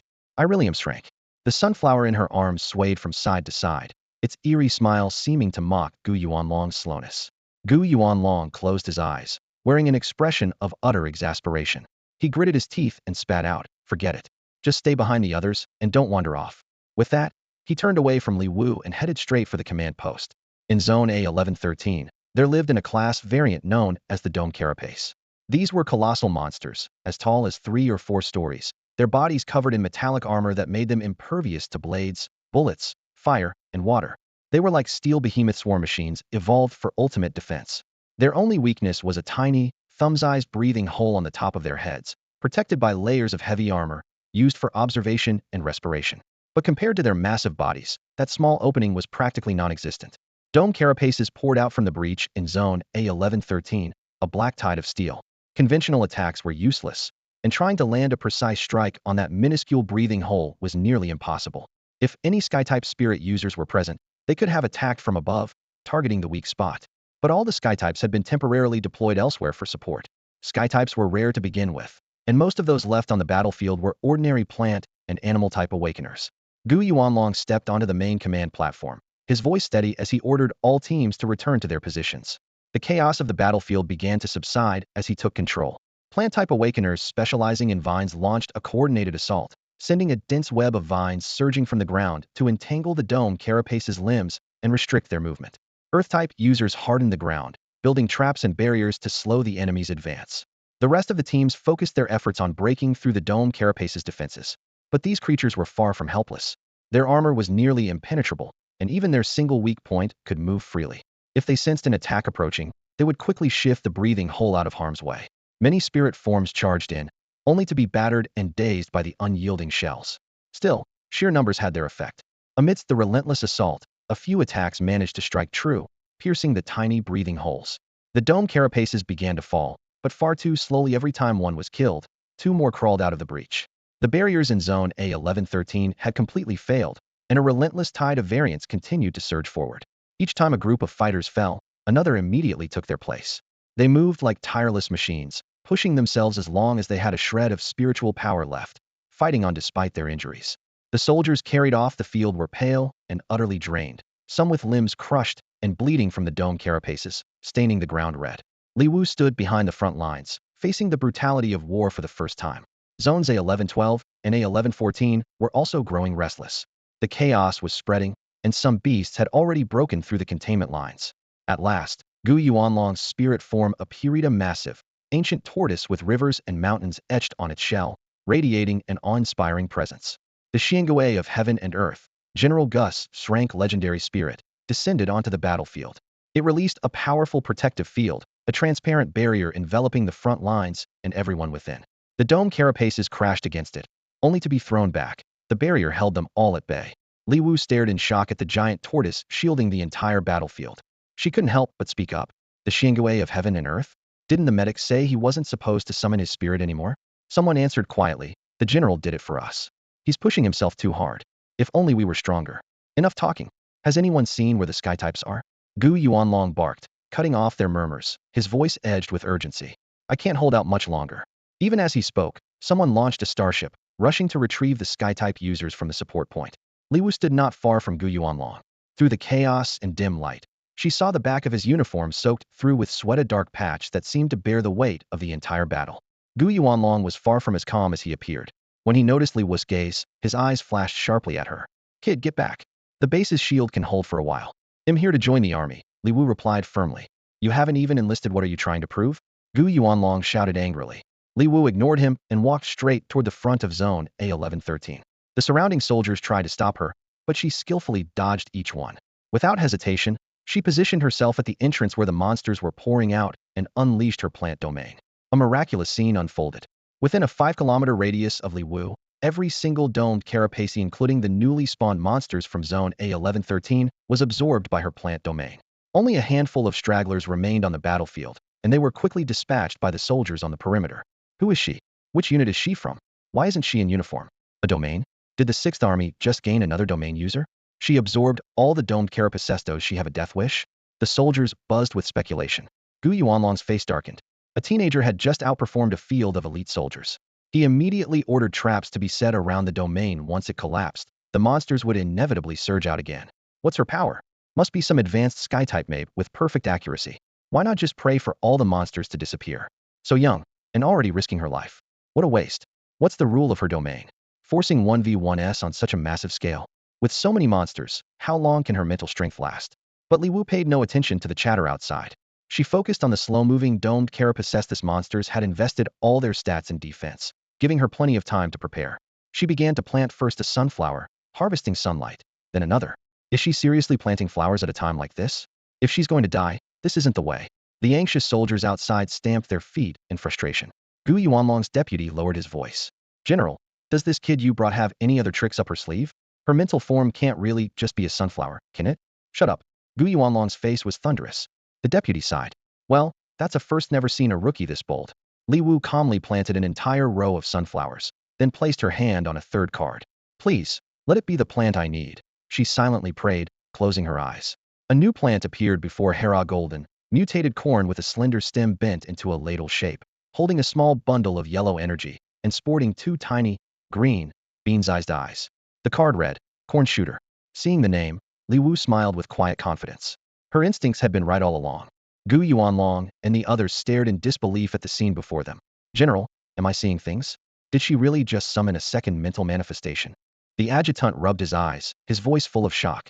Other than that one person, how could anyone possibly awaken two mental manifestations? Gu Yuanlong frowned deeply. Isn't she the one you brought here? The adjutant pressed. Gu Yuanlong scratched his nose awkwardly.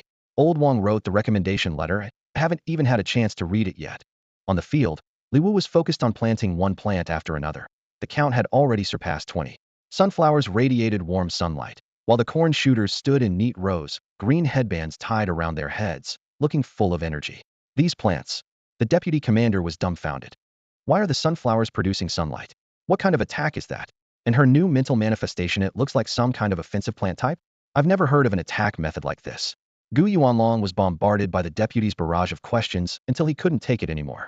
Enough. Quiet. The deputy fell silent, but before long, he couldn't help himself. These plants are too bizarre, like something out of a fantasy. But how can anyone possess two different mental manifestations, and both of them are fantasy types? Besides, isn't it only the sky element that can damage a level dome shells? Under Gu Yuanlong's sharp glare, the deputy's voice trailed off. Meanwhile, inside the garden, a row of corn shooters were ready. The dome shells advanced slowly, but their supposedly impenetrable armor was easily broken by the corn shooters' precise attacks. Each corn kernel hit the gap at the top of the shell, dealing 50 points of damage. With only 300 health, the dome shells couldn't withstand these blows.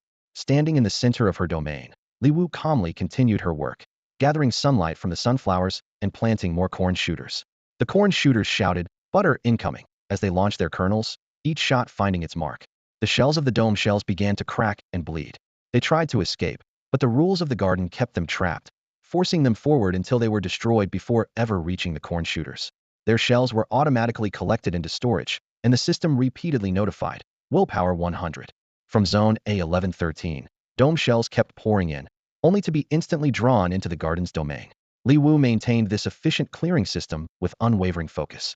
She looked up at the 10 neat rows of plants and smiled with the satisfaction of a farmer. Outside the domain, the deputy was completely stunned. General, pinch me. Am I really seeing those strange corn plants wipe out a whole group of dome shells just by shooting kernels? I thought only the sky element could do that. Perfect hit. The deputy general stared at the battlefield in disbelief, carefully tracking the trajectory of each attack. Not a single shot missed. Have I been in the barracks for so long that the way people fight outside has evolved this much? A wave of cheers erupted from below the command platform. Nice shot. That girl is incredible. The soldiers shouted excitedly. Conversations buzzed through the crowd. What kind of new plant ability is that? Who is she anyway? Since when did the military have such a secret weapon? She can summon 2 types of spirit creatures and plant them endlessly. Did the 6th Army recruit some genius from another unit? A seasoned veteran cautioned, don't celebrate too soon. These are just the vanguard of the dome shells. They haven't even used their big attacks yet. Wait, look. Someone suddenly cried out. That plant just threw something yellow. Everyone's eyes widened at the unbelievable sight. The massive dome shell was frozen in place for 3 whole seconds. This was unheard of, and the military dome shells were famous for being nearly invulnerable, immune to weapons, fire, water, and all forms of control.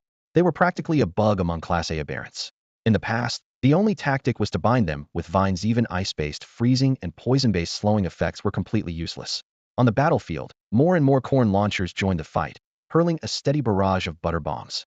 The dome shells at the front were immobilized, blocking the path for those behind them, piling up the entire group of aberrants at the exit.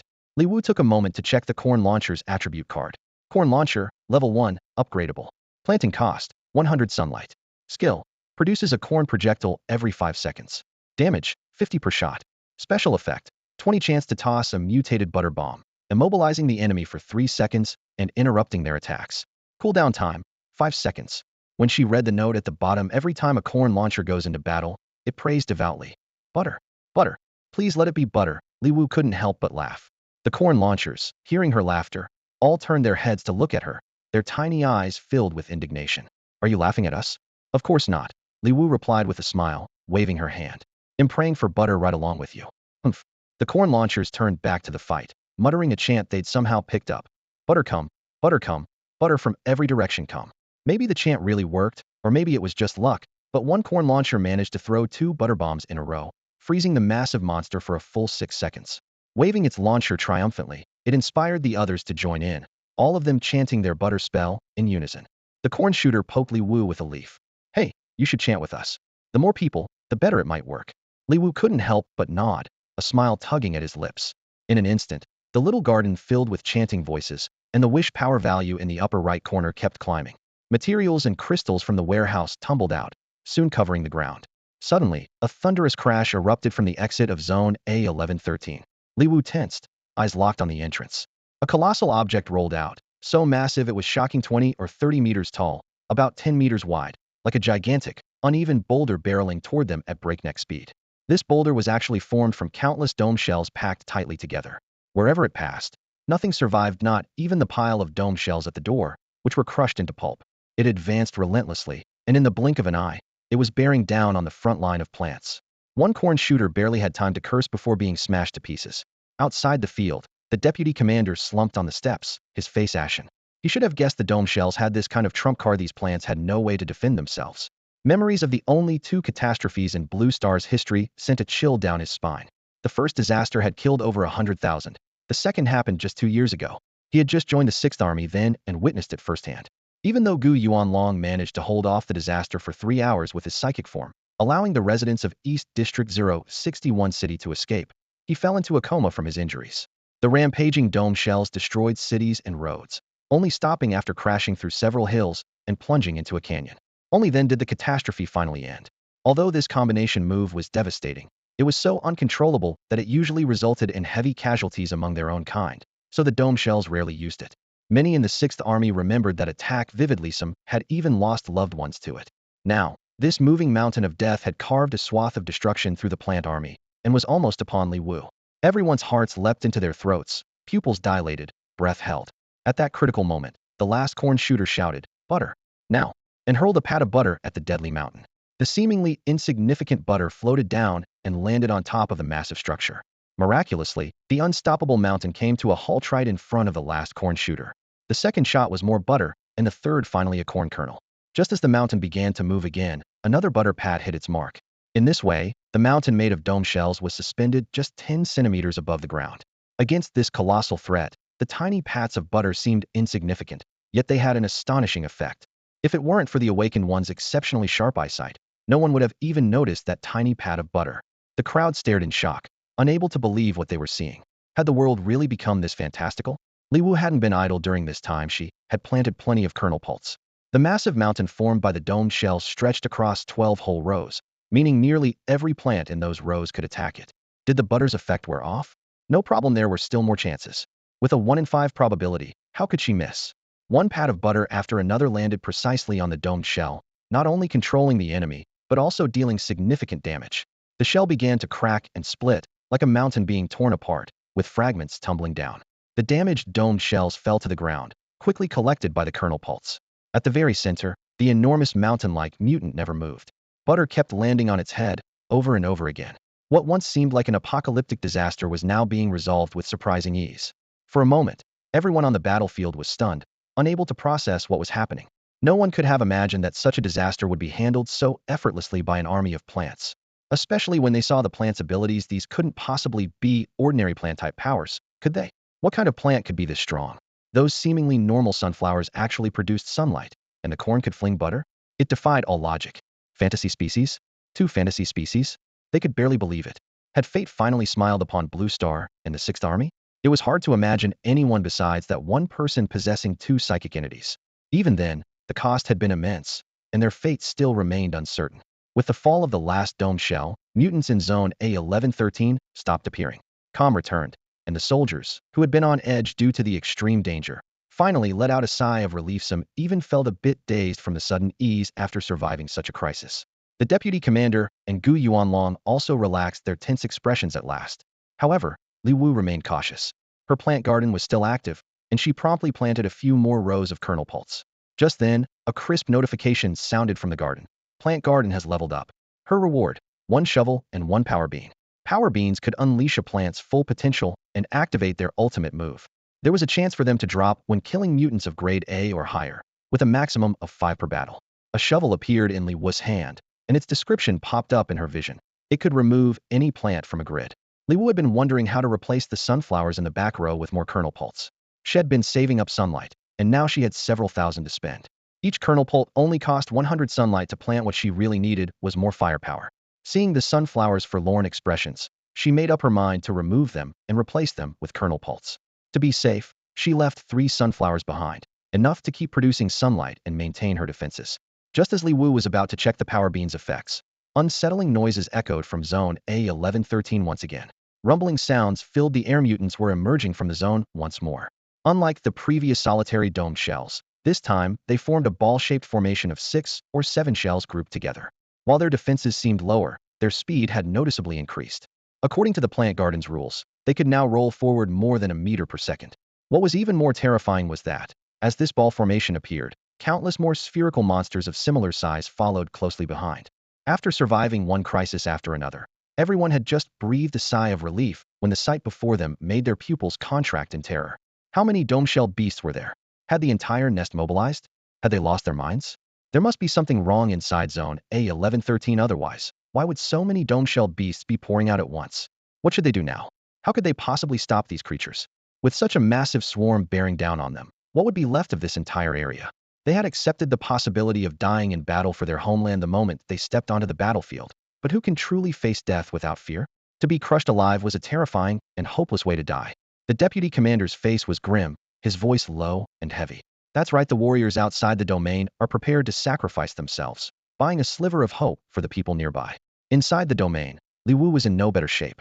The smaller dome-shell beasts surged forward like mountains, overwhelming and incredibly fast, leaving her barely able to keep up. The corn shooter's defenses were weak one touch, and they were torn apart. Li Wu simply couldn't replant them fast enough to make up for their losses. Worse still, there were just too many dome-shell beasts. Unless every shot produced butter, they stood no chance of holding them back. This is chaos. All they do is gang up. Don't they know how to fight on your own? One of the corn shooters shouted in frustration, but before it finished speaking, it was swallowed up by the shadow of a massive dome-shelled beast. Things were getting more desperate by the second the plant's safe zone had shrunk to the last 3 rows. If the defense line fell, there would be no escape for Li Wu. Even more frightening, she was the last barrier protecting tens of thousands of lives behind her. Without her, the dome-shelled beasts would crush everything in their path with ease. Gu Yuanlong and every soldier of the 6th Army stood their ground. Not a single one retreated. They held fast to the land they loved, ready to give their lives to defend it. Li Wu refused to give up as well. She quickly reached into her backpack, grabbed an energy bean, and stuffed it into the nearest corn shooter's mouth. Instantly, every corn shooter turned to look at her, eyes filled with longing. Even the 3 remaining sunflowers couldn't help but gaze her way, knowing they had no chance, but still drawn by hope. Up ahead, the front line of dome-shelled beasts was closing in, their massive bodies reeking and crushing several corn shooters as they advanced. At that moment, the energy bean unleashed its full potential. The corn shooter doubled in size, its eyes blazing with fighting spirit. Butter now! It roared. A brilliant flash erupted, and butter flew out, striking every dome-shelled beast precisely on the head. Almost all of them froze in place, some even suspended in midair, immobilized under thick layers of butter. Only the corn shooters kept up their relentless barrage. The leading dome-shelled beasts shattered instantly, fragments flying everywhere. Without hesitation, Li Wu kept replanting corn shooters, her eyes filled with tension but unwavering determination. Outside the domain, the deputy commander clutched his chest, shock written all over his face as he pointed at a corn shooter that had returned to normal and was still firing away. How did it do that? How could it unleash so much butter in such a short time? He muttered. For most awakened, spiritual attacks followed certain patterns. For instance, animal-type attacks usually relied on sharp claws or other special organs. But plant-based attacks were supposed to be weaker. Why, then, did all the usual rules seem to break down here? After unleashing its ultimate move, the corn pitcher remained vibrant and continued its relentless assault, as if that earth-shattering strike was just part of its daily routine. Watching this, the deputy couldn't help but marvel at how limited his own experience was.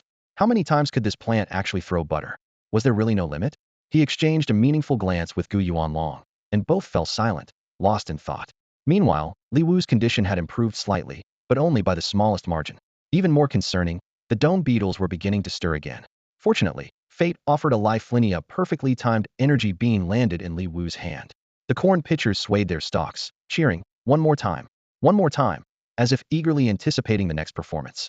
Catching on, Li Wu repeated her previous actions. Butter! Incoming! She shouted, her voice nearly cracking. Instantly, countless streams of butter rained down, pinning the dome beetles in place. The corn pitchers seized the moment, launching a fierce assault. Under their concentrated fire, the massive beetle shells shattered in an instant. The garden's notification sounds chimed one after another. Willpower 100, willpower 500. Li Wu's willpower soared to 100,000. After another dome beetle fell, a second green energy beam landed in her hand. This time, before Li Wu could even speak, the corn pitchers were already swaying excitedly, eager for another round of their ultimate attack. Li Wu smiled helplessly. Since her little darlings were so enthusiastic, she wasn't about to disappoint them. With the boost from the energy beam, both control time and damage doubled. The 6 seconds of immobilization left the enemies completely defenseless. She couldn't help but feel grateful for her unexpected find at the trade market. This was the perfect partner for her plant army. The pace of the battle picked up, the number of corn pitchers kept growing, and butter rained down in torrents, rapidly thinning the ranks of the dome beetles. Before long, peace returned to Area A1113, with all enemies wiped out. Once the garden retracted, Li Wu checked her spoils. 1,630 crystals, including 8 of medium quality, and heaps of valuable dome beetle shells neatly stacked in the warehouse. The system notification in the upper right showed her willpower had reached 106,000, and the garden status indicated expansion available.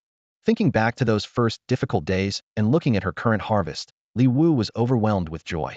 Remembering how her 2 little companions once had to pick muddy grains of rice off the ground only strengthened her resolve. Making money and seeking revenge, those were her 2 main goals now. While Li Wu excitedly tallied her spoils, those around her were still in a daze. Sunflowers, corn, plants that could throw butter. It all felt like a bizarre dream. Some people muttered incoherently and scrambled away from her in panic, but Li Wu was already lost in thoughts of the future, completely unconcerned by their reactions. Li Wu was startled by the person running wildly past her. The man's face was filled with terror, his eyes wide open as if he had seen something horrifying. Is he all right? Is he in a stable state of mind? Li Wu turned to Gu Yuanlong beside her, frowning slightly. Gu Yuanlong was silent for a moment, a trace of worry flashing in his eyes. Not really. A faint smile appeared on Li Wu's lips. General Gu, you really are impressive. Even people with mental issues are perfectly under your command. Gu Yuanlong shook his head. He's just getting old. He can't keep up with the younger generation's way of thinking. The deputy general hadn't planned to interrupt their conversation, but the situation was urgent. He strode forward, his boots thudding heavily against the ground. General, we've detected multiple abnormal class fluctuations inside Area A1113. There's been an evolution among the creatures in A1113. Gu Yuanlong rubbed his forehead, the lines between his brows deepening. No wonder so many dome shells are desperately trying to escape. He explained in a low voice. When a mutant evolves, it needs a huge amount of energy. In the contaminated zones, the fastest way to get energy is from their own kind. To survive, the dome shells have no choice but to break through the protective barrier. Practically every dome shell in the area has come out in force today. His gaze grew distant, as if recalling something. Back then, someone used special methods to divide the contaminated zones into countless sections, each with its own barrier. If a mutant wants to break through, it pays a price. They may lack intelligence, but they're not suicidal, so most areas remain stable. He continued, we're stationed in these zones mainly to prevent emergencies like today, and to clear out mutants that wander outside the barriers. We're the first line of defense, blocking almost all mutants above a class from entering the safe zones. Any that do slip through are dealt with by the patrol squads. Listening quietly, Li Wu's eyes glinted with understanding. This only confirmed her suspicion the mutated bat they encountered the night they first arrived at the shelter had definitely been tampered with by someone. Rename Area A1113 to S135. Notify the other 5 armies and have them send reinforcements, Gu Yuanlong ordered, his voice carrying an undeniable authority. S-class mutants aren't easily dealt with. The deputy general's expression was grim. There have been more and more incidents in the contaminated zones lately. The 2nd Army requested support not long ago. The 5th Army has mobilized entirely to handle its class zone. Gu Yuanlong didn't seem very hopeful about the reinforcements. In the end, this might still fall to the 6th Army. Li Wu stood quietly to the side, listening as Gu Yuanlong and the deputy general discussed the situation. No matter how shocking the news, her expression never changed. Only her eyes narrowed slightly, showing that she was deep in thought. Gu Yuanlong noticed her composure and nodded to himself. So steady for someone so young. His expression softened unconsciously, but he quickly returned to his usual seriousness. Young people these days get cocky over the smallest achievements. Arrogance is the last thing you want on the battlefield. After giving his orders, Gu Yuanlong turned to Li Wu. All right, come with me. Li Wu immediately followed, her steps light yet steady. Standing before Gu Yuanlong, she straightened up like a drawn sword. General, am I eligible to join the 6th Army now? Gu Yuanlong looked her up and down, keeping a stern face. He wanted to say something discouraging, But recalling Li Wu's performance today, he swallowed his words. Honestly, even Mo Tianyi, the sixth seed of the Central Star's top 10 famous for his combat prowess, might not have done as well.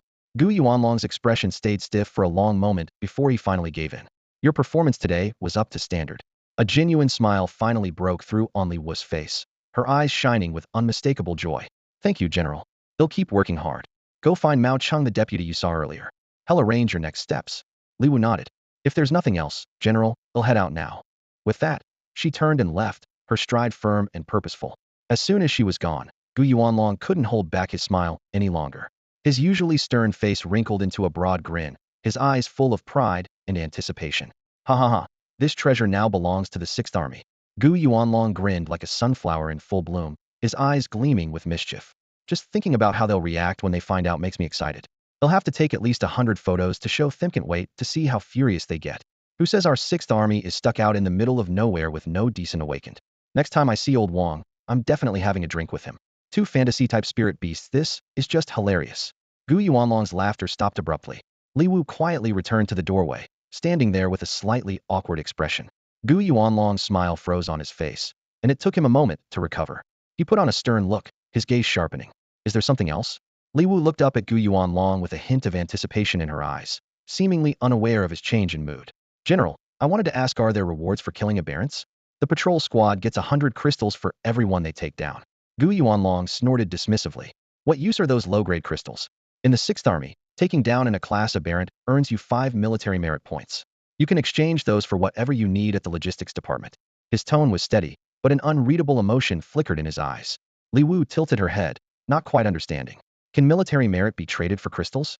She looked genuinely puzzled, clearly unsure if these merit points were actually useful. To her, crystals still seemed more practical. Gu Yuanlong's brow twitched involuntarily, and he forced down his irritation, replying through gritted teeth, yes, it can. Just wait till you'll see. In a few days, they'll show you what real treasures the Sixth Army has to offer. A smug smile spread across Li Wu's face. General, I killed a total of 1,031 A-class aberrants today, 8 of which were nearly S-class, but let's just count them all as a class. At 5 merit points each, that's 5,155 points in total, right? Gu Yuanlong's expression grew darker, a mix of emotions flickering in his eyes, but Li Wu didn't seem to notice. She met his gaze fearlessly. She flashed a bright, toothy grin. General, did I get the math right? A strained smile tugged at Gu Yuanlong's lips, his mouth twitching. Your math skills are impressive. Still, there was no hiding the annoyance in his voice. Li Wu's smile grew even more dazzling. So, General, when will those merit points hit my account? Gu Yuanlong paused, then let out a low chuckle. You're really counting your chickens before they hatch. Fine, tomorrow. Li Wu didn't mind at all, replying cheerfully, of course, even if the Sixth Army is a bit slow and it takes a few extra hours, I don't mind. Gu Yuanlong couldn't help but laugh at her. Had never met anyone quite like Li Wu, and his feelings about her were complicated. He gave her a once-over, his tone turning serious. You're the second person in this world to have 2 spirit entities. Li Wu blinked, her smile deepening. Wow, I'm honored. Gu Yuanlong rolled his eyes dramatically. Don't play dumb. Having 2 spirit entities is a blessing and a curse. Either you're good at hiding, or you have to be strong enough to crush any plot against you. He paused, his gaze growing even more intense. Aberrants are getting stronger, and all those dirty secrets, who would dare expose them in the open? Li Wu blinked again, a playful smile on her lips. I don't like hiding. Besides, General, who said I only have 2 spirit entities? Gu Yuanlong was momentarily stunned, caught off guard by her response, his breath hitching. Well, I admire your courage. His gaze grew deeper. Wang Chun never told me your background or your reasons, but now that you're with the Sixth Army, you're one of us. Anyone who wants to mess with you will have to think twice. Li Wu gave a frosty little smile. I want the Li family gone. Gu Yuanlong was taken aback, staring at her for a long time before finally letting out a cold laugh. Go. Let's just pretend we never met. Li Wu knew this situation was difficult, but there was no need to be this afraid. So what if it was the Li family? Gu Yuanlong shot her a sharp look. Do you have a grudge against the god of war? No, Li Wu replied calmly. I just have a grudge against some people in the Li family now. Li Xiaoyuan had tampered with her identity records. He was meticulous. If he wasn't completely sure, he wouldn't dare make a move against her. Now, rumors about her questionable identity were spreading all over the Eastern District. She had awakened a plant-based spirit, and by pure coincidence Li Qing had just awakened a mythical phoenix. So even if she tried to explain herself, the Li family would quickly produce so-called evidence against her. The word on the street was already casting doubt on her identity, and she was certain Li Xiaoyuan would soon make those rumors stick. She had nothing now. How could she possibly go up against the local tyrant of the Eastern District? Li Gu Yuanlong couldn't remember the names of Li Ziyiming's brothers. Li Wu filled in, Li Shuyuan. Right, Li Shuyuan. So the Li family is in his hands now? Gu Yuanlong asked. Li Wu nodded. They both carry the Li surname, and there's a grudge. Gu Yuanlong began to piece things together. The Li family and our military district jointly govern the Eastern District. At a time like this, the Li family can't afford to fall into chaos. Li Wu knew this would be tough, but she wasn't going to give up. She understood the current political climate, and she knew both the Federation and the Empire would never allow internal conflict to break out. Everything they did now was for humanity's future. But she wanted Central Star to deal with the Li family openly and justly, to hold Li Shuyuan accountable. She wanted to return to the Li family with her 2 children, heads held high. I'll do my best. Gu Yuanlong couldn't help but laugh in disbelief. Kid, the reason I'm telling you all this is to make you give up on this idea, not to encourage you to take it on head first. Li Wu just smiled. There are plenty of people in this world who choose to do what they know is impossible for themselves, and for those still locked up in the Li family's dungeons. Gu Yuanlong's expression softened a little. Fine, I'm done arguing with a stubborn kid like you. They'll go check on the reinforcements. At most, we have 2 days before District S-135 erupts. We've detected at least a dozen class alien threats. They're going to need a massive energy boost, and now all the dome shells in the area have escaped. They're definitely going to force their way through the protective shield. Li Wu stepped forward. General, I can help. Gu Yuanlong shook his head. Kid, your plan abilities are great against the class threats, but these are class. Their defense, attack, and speed are on a whole different level. Keep training. He didn't look relaxed at all. Only the most gifted could handle class creatures, and in their entire 6th Army, there were fewer than 5 people who could do it. Even then, their mental strength could only hold out long enough to take down one class threat. Dome shells were notoriously tough. They might have to fight a long, drawn-out battle. If their mental strength ran out, they'd be the ones to die. They were desperately short of high-level awakened fighters. The aliens kept getting stronger, but awakeners weren't making any breakthroughs. Was this the end for Blue Star? Li Wu insisted. General, I really can do it. Yeah, I heard you. Go get your paperwork done first, Gu Yuanlong said, clearly dismissing her words. Li Wu was helpless. She had finally worked up the courage to fight back, and no one believed her. General, I have one last really, the very last thing to ask. Li Wu looked at Gu Yuanlong with bright, expectant eyes, her expression cutting through his initial anger. Can I exchange military merits for something else? Like an official position? Of course, Gu Yuanlong replied. Anything available within the 6th Army is up for grabs. But trading them for a position isn't worth it. If you earn enough merit, you'll get promoted naturally. I want to be in charge of the shelter. Gu Yuanlong frowned. Why the shelter? He thought for a moment. Right now, the Li family is running it. Li Wu's face was determined, clearly intent on settling there. Just tell me if it's possible or not. Did someone at the shelter give you trouble? Li Wu nodded emphatically, her voice tinged with anger. My younger siblings and I were living there peacefully, but they said I was too old and threw all our things out. You have younger siblings? They just turned 5. Although Gu Yuanlong didn't directly manage the shelter, he knew it had been established by Shen Xinxue to bring good fortune to her daughter. His expression darkened. You're caring for little siblings. How could you not meet the requirements? When did the shelter start acting so irrationally? Li Wu nodded again. Honestly, she didn't really care about living at the shelter. With the crystals she had earned, she could move out soon enough. But seeing her little siblings squatting on the ground, picking up their scattered belongings, was something she just couldn't swallow. They'll see what I can do, Gu Yuanlong said. Thank you, General. Li Wu replied excitedly. Gu Yuanlong looked a bit helpless. Just make sure you don't overstep. After all, those are Li family people. Even when disciplining a dog, you have to respect its owner. The current head of the Li family isn't exactly forgiving. If this blows up and Central Star gets involved, things won't be as easy as talking to me. I understand. He'll be careful, Li Wu replied obediently. Good. But don't be too timid, either. Of course not. I've got General Gu looking out for me. All right, get going, kid. Yes, General. Li Wu left the office in high spirits and ran into Mao Cheng, who was waiting for her outside. He hesitated, eyeing her uncertainly. Wanting to get along with her future colleagues, Li Wu smiled. Vice General Mao, is something wrong? Can I touch you? What? No, that's not what I meant, Mao Cheng explained hastily. Li Wu, puzzled, held out her hand. Mao Cheng grasped it, delight flashing in his eyes. You're warm. You're really human. Did I look like I wasn't? Mao Cheng scratched his head, embarrassed. You were so impressive today that we thought we were dreaming. Some of the guys outside are even betting you're an android. Hearing this, Gu Yuanlong couldn't help but glance at Li Wu a few more times.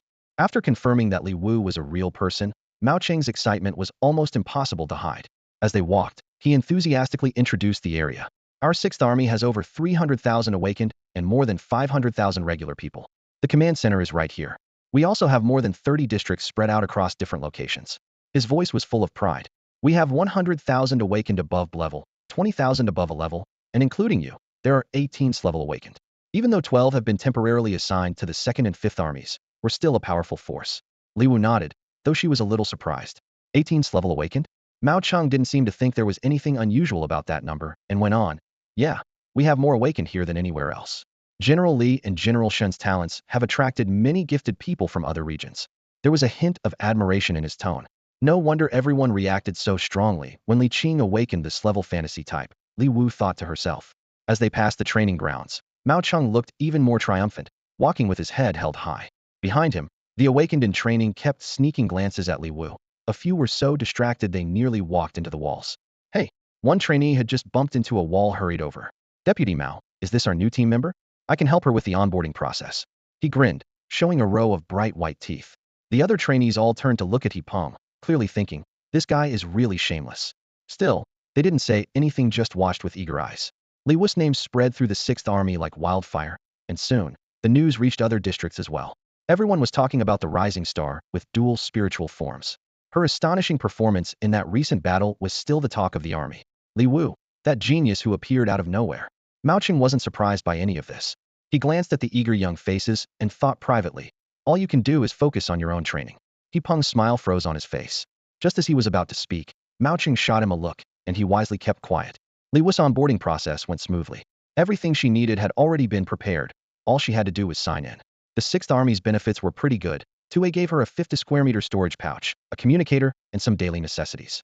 Mao Cheng led her to the residential area and showed her into a 30 square meter room, fully equipped with a kitchen and a balcony enough to meet all her basic needs. This is your place. If you need anything, just come find me, Mao Cheng said with a smile, as if he didn't notice the crowd of hopeful followers behind him. Let's add each other on StarNet.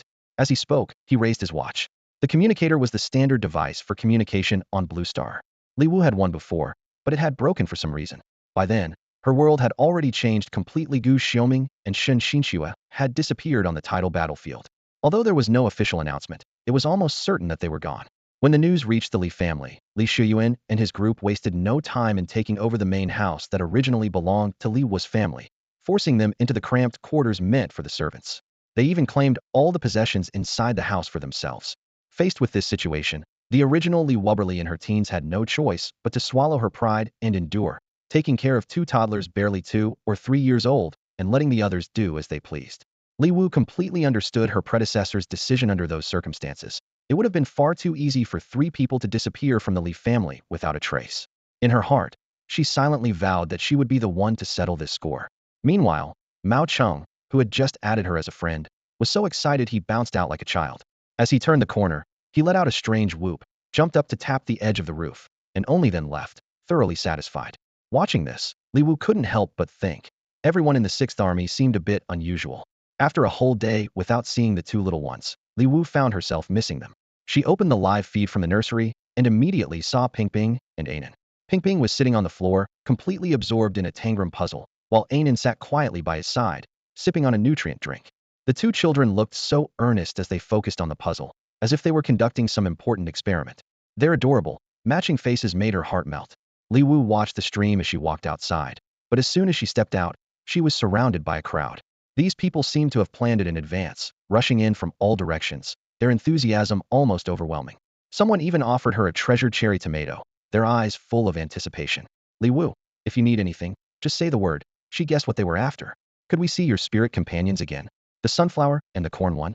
Corn shooter, Li Wu replied, summoning both spirit companions with a flick of her hand. Wow, 2 spirit companions. They're so cute. Exclamations of amazement erupted all around. The corn shooter puffed up proudly, raising its head. Humph. Now you lowly humans have witnessed my power. Oh my gosh, it can talk. It must be a fantasy type. Lord Corn Shooter, may I touch your leaves? Corn Shooter was a little embarrassed by all the attention, but blushed and agreed. What surprised Li Wu was that these people could actually touch her spirit companion, so different from what happened with the patrol team before. The sunflower, on the other hand, acted like a natural-born star, shaking hands and greeting everyone warmly. Hello. Oh, is this lovely young lady an awakened too? You must be the best awakened here. Kikui's only average in cuteness, you're way cuter. By the way, would you like to hear me sing? I could do a mini concert for everyone. Don't worry, I'll get to each of you, one by one. As the situation spiraled out of control, Li Wu quietly slipped away, leaving her 2 spirit familiars to confront the frenzied awakened. The crowd's attention was clearly fixed on Sunflower and Corn Shooter, making the quiet cafeteria a temporary safe haven. Li Wu casually grabbed a tube of intermediate nutrient solution and a small orange. Compared to the basic version, the intermediate nutrient solution packed more energy, and paired with a piece of fruit, it would be a hearty meal for most people. But after years on Earth, Li Wu had seen all kinds of gourmet food. What she really wanted was a bowl of plain white rice, not the bland taste of nutrient solution. She opened the shopping mall app and selected some natural foods. Unlike the cheap fare found at the trading market, these were expensive. She picked out some fruits and vegetables that could be eaten raw and had them sent to the cultivation center. If Pingping Anan could enjoy these foods, Li Wu didn't mind spending a few crystals. She also sent some food to the 6th Army headquarters. She had recently earned 100,000 crystals and picked up another 1,000 low-grade crystals and 8 intermediate ones on the battlefield. Tuition for a year at the cultivation center cost 80,000 crystals. With a generous wave, she bought more food, quickly draining her once healthy savings. Li Wu frowned, regretting the risks Shed taken for military merit. If Shed known, she would have saved her crystals instead. Thankfully, Shed already paid half a year's rent, and the army provided housing, so at least she didn't have to worry about that expense. Otherwise, she might have ended up sleeping on the street. Resigned, Li Wu sipped her nutrient solution, a sense of poverty welling up inside her. She held her communicator, opened the Star Network, and browsed the forums. The communicator automatically logged her in. Her military merit had arrived 155 points. Seeing the number, Li Wu felt a bit better. At least she could trade her merit for cash if needed. She clicked into the 6th Army's internal network. The forum showed over 86,000 users online. It was afternoon break, so plenty of people were browsing, and the posts were updating at lightning speed. Li Wu had to slow down the feed just to keep up. Double spirit familiars. The 6th Army is so lucky. Digging up the details on our new plan type genius control type, or not. Sunflower is holding a concert, come check it out. Skill analysis, Sunflower and Corn Shooter. Levels mutant outbreak at the 2nd Army base. Over 30,000 casualties. Anyone got a sea monster strategy? Almost every trending post mentioned Li Wu by name. She clicked into a thread, watching the comments climb past 100,000. No wonder people stared at her on the street. She was all over the forum. It didn't bother Li Wu though. She noticed someone claiming Sunflower was putting on a concert and decided to join the fun. P-Shooter had always raved about Sunflower's singing, but Li Wu had never heard it herself. She figured it was time to find out. As wild as Sunflower's concert dream sounded, she doubted the singing could be that bad. With that thought, Li Wu headed toward the busiest area. As she approached the crowd, someone greeted her enthusiastically. Li Wu, are you here to see Sunflower sing too? She must have a beautiful voice, right? People automatically made way for her. Li Wu smiled and nodded in response, all the while thinking, I honestly have no idea how Sunflower sings, and why does this path feel so long? Why are there so many people in the 6th Army? Before she reached the densest part of the crowd, she suddenly sensed the presence of Corn Shooter and Sunflower in the distance. But just then, her attention was drawn to them. They were actually wrestling with each other. The corn pitcher and the sunflower were locked in a tangled brawl, their stems wound tightly around each other. The corn pitcher's headband was askew, while the sunflower's usually golden face was now flushed bright red with anger. Your singing is absolutely unbearable, the corn pitcher yelled, tugging at the sunflower's leaves. You useless lump. The sunflower shot back, refusing to back down. Even the lettuce, which doesn't need sunlight, has better control than your pathetic 1 in 5 chance. And you dare call yourself a controller? You're nothing but a fragile, powerless support. Humph. Without me, none of you would even be out here. Oh please, we've got the sunshroom too. In the midst of their argument, the two plants noticed Li Wu watching them. They immediately turned to him in unison, clearly hoping he'd settle the dispute. But Li Wu pretended to be fascinated by everything else around him, deliberately avoiding their gaze. Sensing this, the two resumed their scuffle. Nearby, the pea-shooter tried to break up the fight, but accidentally took a slap in the process. Furious, it jumped into the fray as well. Watching the chaos unfold, Li Wu could already imagine the wild, hectic days that lay ahead. In the square, the audience, who had come prepared with benches and banners for the Sunflower's concert, suddenly found both the sunflower and the corn pitcher missing. With no performers in sight, all eyes turned to Li Wu. Sorry, I'm out of mental energy. They need to rest for now. The concert maybe next time, Li Wu explained apologetically. Though a bit disappointed, the crowd was understanding. My spirit creature disappears all the time. You've lasted a lot longer than I ever could. Someone consoled him. You must be exhausted, go get some rest. From today on, we're all family. If you need anything, just let us know. Li Wu, I found these grapes in the secret zone. They are really sweet. Try some. Grapes? That's nothing, look at my strawberries. He pung, his skin shining darkly, squeezed into the group. Strawberries? Please. This is the real treasure. Whoa, get that away. The smell is overwhelming. You guys don't get it. This is the king of Fritz durian. They say it's almost extinct. I paid a fortune to some mercenaries for this. He pung declared proudly as he cracked open the durian. The moment the mutated durian was opened, An intense stench flooded the entire square. Ugh, what's that smell? Who's boiling sewage? In less than a minute, everyone had scattered in panic.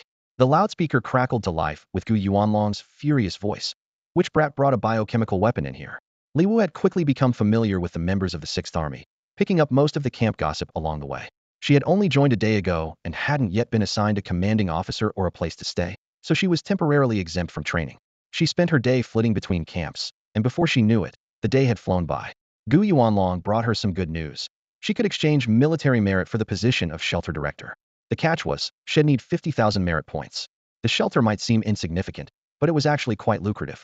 Before Xin Xinxue went missing, Shed established a foundation using her dowry, dedicated to running the shelter. The foundation had a stable business and turned a decent profit every year, most of which went straight to the shelter. On the surface, it looked like a cushy job, but it was a gold mine. No one wanted to give it up easily.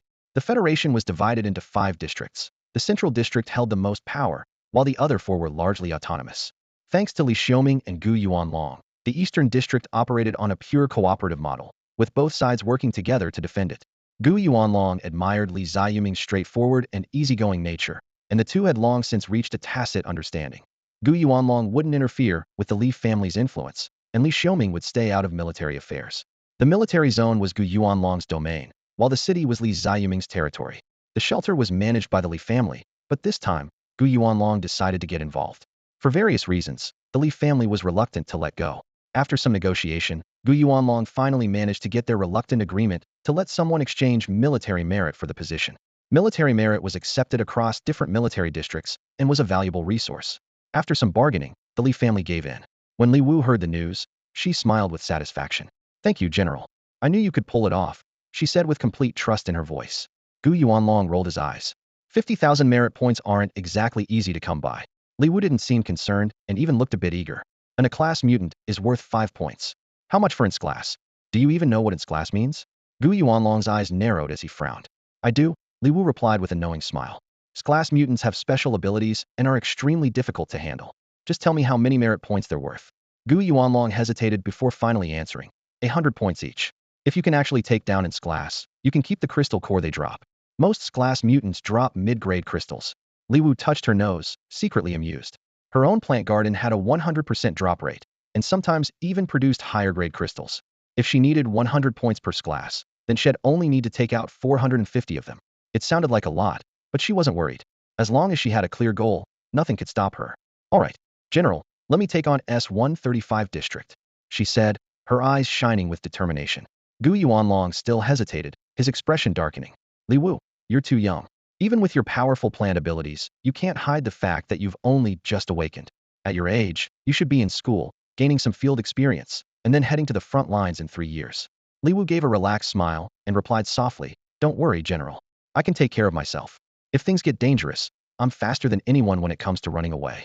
A crafty glint flashed in her eyes as she added, Besides, General, if I don't go, you won't have enough people, right? Gu Yuanlong was left speechless. He really didn't have any other suitable reinforcements. There are very few S-class awakeners in each military district, and the recent wave of unrest has thrown every region into instability. Gu Yuanlong sat in his office, staring at the holographic projection displaying urgent alerts from all districts. He wanted to request reinforcements, but the situation in other districts was just as dire. Even the always stable Central District had already sent out 6 of its 10 S-class awakeners to provide support. This was almost unheard of aside from the 6th seat, who was known for being a battle maniac. Most of the others rarely ever left Central Star. Gu Yuanlong rubbed his aching temples. Nearly 20 S-class fluctuations had been detected in District S-135, yet they only had 5 S-class awakeners available. Sending them out was practically a death sentence. To make matters worse, he had to remain at headquarters if an S-class variant outbreak occurred. His defensive abilities might be the last hope for those in the rear. Just then, Li Wu stood before him, her gaze unwavering. General, trust me this once. Recalling the miracle Li Wu had pulled off on the battlefield yesterday, Gu Yuanlong's clenched fists slowly relaxed. Go ahead. We'll hold the line back here. Li Wu stood at attention, a playful smile tugging at her lips. Don't worry, General. As long as I'm there, nothing will go wrong. Stop bothering me, Gu Yuanlong replied with a helpless smile. Go pack your things, you're leaving tonight. All right, I'm off then. Remember, come back safe. Even if. Don't jinx it before the battle even starts, Li Wu interrupted. Just remember, General, you really struck gold when you found me. Li Wu left the office in high spirits. This mission wasn't just about solving the shelter problem, it was also a chance to strike a heavy blow against the Li family. The thought of how that family had secretly hollowed out her parents' business, changed its name, and claimed it as their own brought a cold gleam to her eyes. Especially Li Shuyuan, that scheming snake. After Li Xiuming and Shun Xinxue went missing on the battlefield, he put on show after show for the public, personally braving the dangerous tidal battlefield to search for them, fainting several times in front of the cameras, and earning heaps of sympathy and praise. Even now, the Star Network is full of articles celebrating his supposed brotherly devotion. Meanwhile, she and her younger brother, Pingping Anan, seem to have been deliberately erased from existence. Their parents had rarely mentioned them in public to keep them safe. The public only knew that the Li Xiuming couple had a daughter, but no one knew what she looked like. Pingping Anan's situation was even more tragic. Was born during the outbreak of the tidal battlefield, barely saw his mother, and in the end, all that remained was news of his disappearance. They had been missing for 2 or 3 years, and as time passed, even their former glory slowly faded from memory. Aside from the Eastern District, most people in the main city had long forgotten about the child of Li Xiuming and Shen Xinxue. As for the reasons behind this, it was naturally due to some underhanded tactics by Li Wu's so-called good uncle. At the entrance to Sector S-135, Gu Yuanlong led a team, watching as Li Wu and her squad entered. He didn't bother with pleasantries, simply stood tall and saluted her. The members of the 6th Army quickly followed suit, lining up and giving her a crisp military salute. Li Wu was caught off guard by the gesture. Normally relaxed and easygoing, she immediately straightened up, a little stunned. She opened her mouth, but no words came out. Gu Yuanlong laughed heartily, skipping any formalities, and shouted instead, "Come back alive, kids." Li Wu nodded, her voice firm. "We will." Determination flashed unmistakably in her eyes. She had been appointed leader of the temporary squad and took the first step into Sector S-135. There were 7 members in total. Besides those from the 6th Army, Gu Yuanlong had even gone so far as to borrow 2 prodigies from the 4th Army, one a wind type, the other a control type awakened. This mission was a gamble. If these 7 top-class talents failed, the 6th Army's fighting strength would suffer a heavy blow, and even the safety of the Eastern District could be at risk. Watching these young soldiers, a complicated emotion flickered in Gu Yuanlong's eyes. He turned and gave the order, "Move out." Li Wu's gaze grew wary. This was her first time entering a contaminated zone. The air was thick and murky, filled with drifting gray haze. The desolation all around pressed in on them, making it hard to breathe. She and her teammates donned protective masks, their steps heavy, the silence in the air matching the heaviness in their hearts. Everyone silently understood just how extraordinary this mission was. Li Wu was about to say something to lighten the mood when she was startled by He Peng's camera suddenly aimed at her face. He Peng grinned mischievously, holding up his camera. "The 6th Army needs a bit of publicity too. The general specifically assigned me to this." Li Wu blinked. "We get assignments like that now?" He Peng scratched his head and laughed. "We didn't before, but now we do." With that, he expertly adjusted his camera and hurried to keep up with Li Wu. Li Wu glanced at her communicator, confirming the location of the class abnormals, and said quietly, "Let's go." The 6th Army members had no objections. Only Pei Qing from the 4th Army seemed impatient, curling his lip in disdain as he reluctantly followed. During the last major battle, the domed carapaces had mobilized en masse, nearly wiping out all the abnormals in the contaminated zone. Li Wu walked a long way, spotting only a few scattered abnormals along the route. Behind Pei Qing, his spirit forma crane moved with graceful elegance. At Pei Qing's command, the crane let out a call, instantly sending the abnormals into a frenzy, after which the group quickly took them down. Li Wu felt a twinge of regret. None of these domed carapaces dropped any crystals, so there was no tangible gain for the team. She couldn't help but glance at their remains, disappointment flickering in her eyes. "Let's keep moving," she said simply, directing the team onward. Meanwhile, the 6th Army's live stream had quietly gone live. Off-duty soldiers began tuning in one after another, and the viewer count soared past 100,000 in an instant, still climbing. The chat buzzed with excitement and curiosity. "The 6th Army is streaming now? That's a first." One viewer noticed Li Wu on the screen. "Is that the new recruit making waves on the front line? The genius with dual spirit forms? She's really pretty. So excited, will we get to see both of her spirit forms today?" The live stream chat was exploding, messages scrolling by like a rainstorm. The viewers were buzzing about the team of Awakened on screen. "Wow, that's Pei Qing from the 4th Army. I heard he's one of the top 10 in his class, and his spirit forms are both wind and psychic super rare. Pei Qing is incredible. He took out that A-class mutant in seconds. And there's He Peng and AI Lu too. What kind of mission is this? All I see are class prodigies. Is class not special anymore?" The number of viewers kept climbing. Members from other corps were joining the stream, not just the 6th Army. Someone gave a quick rundown of Li Wu's squad's mission, and the chat immediately filled with well wishes for their safety. They sent so many classes. If they fail, who's going to defend the front lines after this? And the leader is just a young girl. sending her into its glass pollution zone. The Sixth Army must be out of their minds. Hey, maybe wash your mouth out before you talk next time? Am I wrong though? Did you see that girl do anything? She just hides behind her teammates and reaps the rewards. She's a dual spirit form genius. What's your problem? As more people joined, the chat quickly became a mess. Meanwhile, the squad on screen couldn't see any of this. They were closing in on the glass signal zone. Just as they were about to reach their destination, Li Wu suddenly raised her hand, signaling for everyone to stop. Rest here, she ordered curtly. The team nodded silently, except for Pei Qing, whose expression instantly darkened, brow furrowing. We're almost there. Why not keep going? He demanded, his voice sharp with irritation. It'll be dark, soon prime time for the dome shells to be dormant. Why aren't we moving while we have the chance? Li Wu turned, giving him a cool glance. Did you even read the briefing before you came? I said we're stopping here. Pei Qing's scowl deepened, his impatience clear. He yanked some gear from his storage pouch and tossed it to the ground with a loud thud, making his displeasure obvious. Li Wu ignored him. She quickly downed a tube of nutrient solution, then jogged over to the corpse of a dome shell, efficiently stripping off its outer shell. Her hands worked swiftly and skillfully along the seams. The dome shell's carapace is top-tier material for armor and weapons, Li Wu muttered to herself, eyes gleaming with excitement. A complete shell is worth 30 crystals. This is all money. Seeing this, He Peng and the others hurried over to help. AI Luth, only other girl besides Li Wu, crouched beside her, curiosity in her voice. Captain, what are we doing with all these shells? We're selling them, of course. Li Wu replied without looking up, her hands never stopping. 30 crystals each. AI Lu blinked, then mumbled softly. I thought Awakened never lacked crystals still. She joined in. I don't really get it, but if it helps, I'm in. Among the 7 of them, only Pei Qing stood aside, his face turning from pale to red to nearly purple. What are you all doing? He finally burst out. Is this really the time for this? We don't even know what's happening with this glass mutant. Do you have any idea how many people are watching us right now? No one answered him. Pei Qing's face grew even redder as he glared at Li Wu's back. Finally, Li Wu paused and shot him a cold look. I suggest you review the mutant index again. Oh, suggesting things to me, are you? Pei Qing's voice jumped an octave. Maybe you're the one who should hit the books, considering you never even attended an Awakened Academy. Just because you lucked out with 2 spirit forms, you think you're invincible? Li Wu stood up, dusted off her hands, and replied matter-of-factly. That's right. I'm the captain, and you're just a member of my team.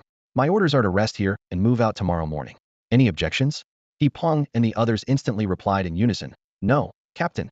Pei Qing jabbed a finger at them, his hand shaking with rage. You people from the Sixth Army are unbelievable. Li Wu raised an eyebrow. Well, if you were the captain, I'd listen to you. Ark. Pei Qing was trembling with anger.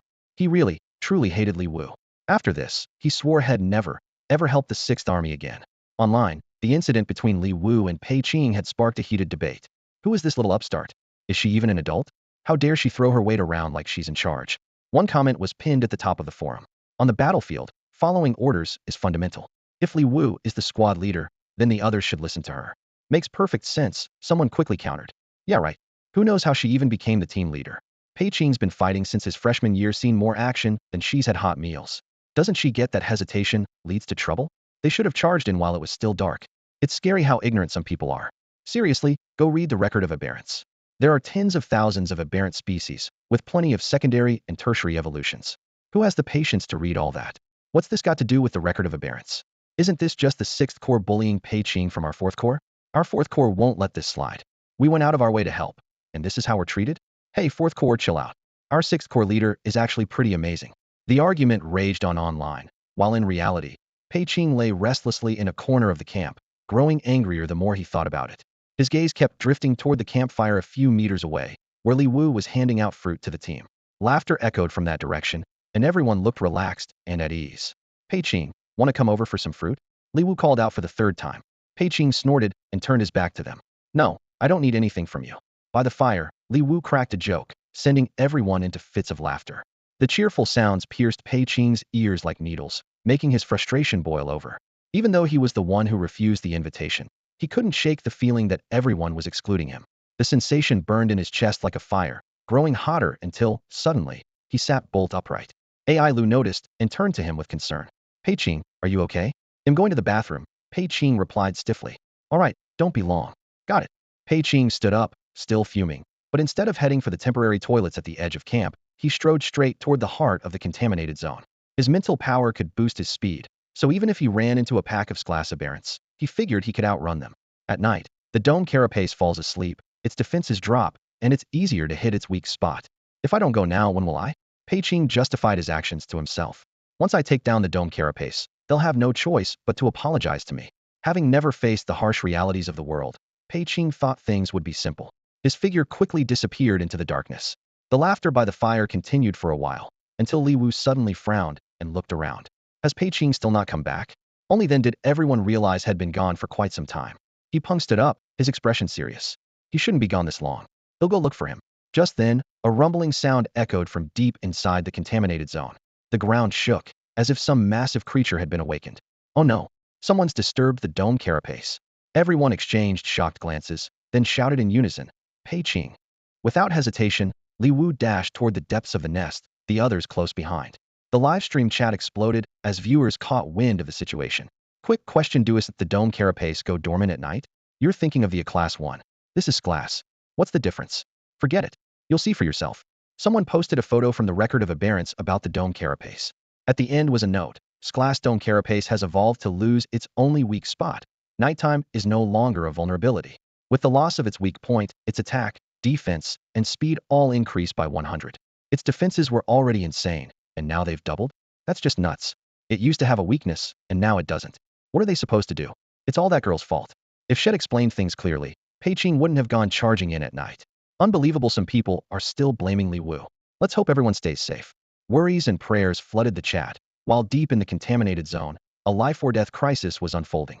Li Wu sprinted ahead, and from a distance, she saw Pei Qing being chased by a massive horde of class mutants. He looked desperate, his spirit form was half destroyed, one arm hanging limply across his chest, and the mutants were about to catch up with him. Acting quickly, Li Wu planted a sunflower on the ground. Then, 10 seconds later, added a kernel pult, feeding it a power beam with a flick of her wrist. With a burst of cheering energy, every mutant froze in place, unable to move. Butter incoming. No matter what kind of mutant they were, it was as if some invisible force held them captive, stopping them in their tracks. He Peng and the others in the team immediately released their spirit forms. A swift leopard dashed to Pei Qing, grabbed him by the collar, and dragged him back to safety. Next to AI Lu, the green lotus glowed with a soft white light, falling over Pei Qing and rapidly healing his wounds. Pei Qing stared blankly at the thousands of immobilized mutants behind him, his mind a complete blank. What just happened? How could they be controlled like that? The glass dome beetle was supposed to be invulnerable, and that powerful A-class giant Red Bull, how did this happen? Li Wu slapped Pei Qing on the shoulder, her tone impatient. What are you standing around for? Run. With that, she turned and dashed away, the others close behind. Pei Qing hesitated for a moment, then followed. But before they had gotten far, the mutant horde behind them began to move again. The ground shook with a deafening roar as the entire polluted zone trembled, and mutants surged toward them from every direction. AI Lu, gasping for breath, looked at the approaching mutants, her face pale. How did you manage to attract so many of them? Pei Qing's face turned white as well. He hurriedly explained. S-135 absorbed 4 surrounding A-class zones. That glass dome beetle awakened a commanding ability. After awakening, it rallied the other mutants to join in. As soon as he finished speaking, he couldn't help but look at Li Wu. Was that your spirit form just now? What did it release? How did it manage to control so many mutants at once? Li Wu rolled her eyes, sounding annoyed. You really have time for questions right now? She had already used up her power beans, and with the crisis escalating, she had no choice but to upgrade her plant sanctuary and expand its reach. The system rewarded her with one more power beam, just enough to hold out a little longer. The glass dome beetles were frighteningly fast. In the blink of an eye, they were almost upon them. Mutants surrounded them on all sides, and the situation grew increasingly dire. Even though they were all glass, there was no way to withstand such an overwhelming army. A trace of despair appeared on AI Lu's face. We only expected to deal with about 20 glass dome beetles left, but the reality is nothing like we planned. There are just too many mutants, what can't possibly handle them all. Li Wu took a deep breath and gave the order. Split up. Let as many mutants as you can to the locations I specify. Remember, bring as many as you can. With her plant sanctuary's range expanded, Li Wu's psychic power now covered a 25-kilometer radius. Even though the mutants were vast in number and scattered far and wide, the remaining ones still posed a deadly threat. Still, she had promised Gu Yuanlong that she would bring everyone back alive. Li Wu moved in fits and starts, making sure the dome beetles and other mutants kept pace, so none would be left behind. The rest of the team followed her lead, taking detours to guide the mutants into the designated zones. Li Wu kept careful track of the timing, ensuring everyone arrived at the target location with their mutant pursuers in tow. Pei Qing's red-crowned crane soared into the sky, lifting the group swiftly above the chaos. On the ground below, the densely packed mutant army collided with a thunderous roar, shaking the earth. Li Wu once again activated her plant sanctuary, quickly enveloping all the mutants within its field. Li Wu and the army of tens of thousands of alien creatures all entered the small courtyard filled with plants. He Peng, Ai Lu, Pei Qing, and the others were blocked outside by an invisible wall of air, forced to watch helplessly as everything unfolded. Anxiety was written all over He Peng's dark face. He slammed his fist against the air wall, but it didn't even ripple. "Captain!" His shout was filled with frustration and powerlessness. As soldiers, their duty was to follow orders. Acting on instinct, they obeyed Li Wu's command, never expecting she would open her domain at such a critical moment and face thousands of alien creatures alone, including several class threats. Li Wu has completely lost it. He Peng collapsed to the ground in despair, hopelessness clouding his eyes. Ai Lu stood to the side, her worry plain to see. Pei Qing stared in disbelief, muttering, "She just went in like that? She's crazy. Does she have a death wish?" He Peng turned on Pei Qing, his voice edged with blame. "Would any of this have happened if you hadn't gone after the dome shell in the middle of the night?" Pei Qing defended himself, breathless. "I just wanted to take advantage of the darkness and try to kill a few more while they were resting." His spiritual form could fly, and attacking sleeping dome shells from above was like target practice. He had thought it would be easy. "Did you even listen to a word the captain said?" He Peng's voice rose. "These are glass dome shells. They don't have any weaknesses." He Peng's frustration peaked. Before they left, Gu Yuanlong had given him strict orders. No matter what, protect Li Wu even if the mission failed, run if they had to. There would always be backup outside. Now, Li Wu was facing all those creatures alone. Ai Lu stepped in to ease the tension. "There's no point arguing now. Let's focus on the captain. She wouldn't fight a battle she couldn't win." Meanwhile, a camera hovering overhead broadcast every moment of the battlefield live. The viewers had just witnessed that heart-stopping scene in real time. The live chat scrolled by in a flood. "This is insane. I've never seen so many alien creatures in one place." With that empathy mode on, I nearly wet myself when they charged. I got so freaked out, I turned empathy mode off right away. Li Wu's reaction was crazy fast. If she hadn't moved, they would have been wiped out in the first wave. I've been saying Li Wu is incredible, but no one believed me. Some rich kid had to stir things up at night. And now look, those glass creatures have doubled their attack and defense. How are they supposed to survive this? Li Wu has a domain. She's so young to have mastered that. No wonder she can lead a squad full of class members. Am I the only one wondering what just happened? Suddenly, all those creatures froze. It was so chaotic, I couldn't really see. I think Li Wu did something, but I didn't catch it either. Is Li Wu some kind of royalty? You all keep hyping her up, but how could she possibly control tens of thousands of creatures at once? Probably just a glitch in the stream. The signal in the contaminated zone can't compare to the safe zone. I don't think it was Li Wu either. She's barely an adult. Inside the courtyard, the moment Li Wu activated her domain, she started planting sunflowers. The sunflower she summoned was missing 2 petals and gave her a loud huff, clearly displeased. Li Wu awkwardly rubbed her nose, avoiding the sunflower's gaze. They were all her precious companions. She felt bad no matter which one she favored. She quickly harvested and planted more, lining nearly an entire row of sunflowers in preparation for the coming battle. A system prompt sounded, "Battle imminent." Countdown. 10. Then another announcement appeared. Large disparity detected between opposing forces. Forced batch mode activated. First wave of alien creatures arriving. Prepare yourself. Countdown. 10, 9, 82, 1. Li Wu couldn't help but laugh. Was it really possible to force enemies to attack in separate waves? She had been worried that if too many mutated creatures came at once, her plant courtyard would be overrun and all her plants would be crushed beyond repair. She never expected she could control the flow like this. The real strength of the plant courtyard lay in overwhelming the enemy with numbers. Her firepower covered a wide area at high density, something her opponents couldn't match. It seemed her strategy was working just as she had hoped. After the expansion, the plant courtyard was now a 20 by 20 grid, with 400 plots available for planting. Li Wu darted between the squares, and during the brief lull, she quickly planted several rows of sunflowers. Meanwhile, the first wave of giant red bulls surged toward her like a flood. These mutated bulls were much larger than ordinary ones, with horns as black as ink and a faint sheen to their surface.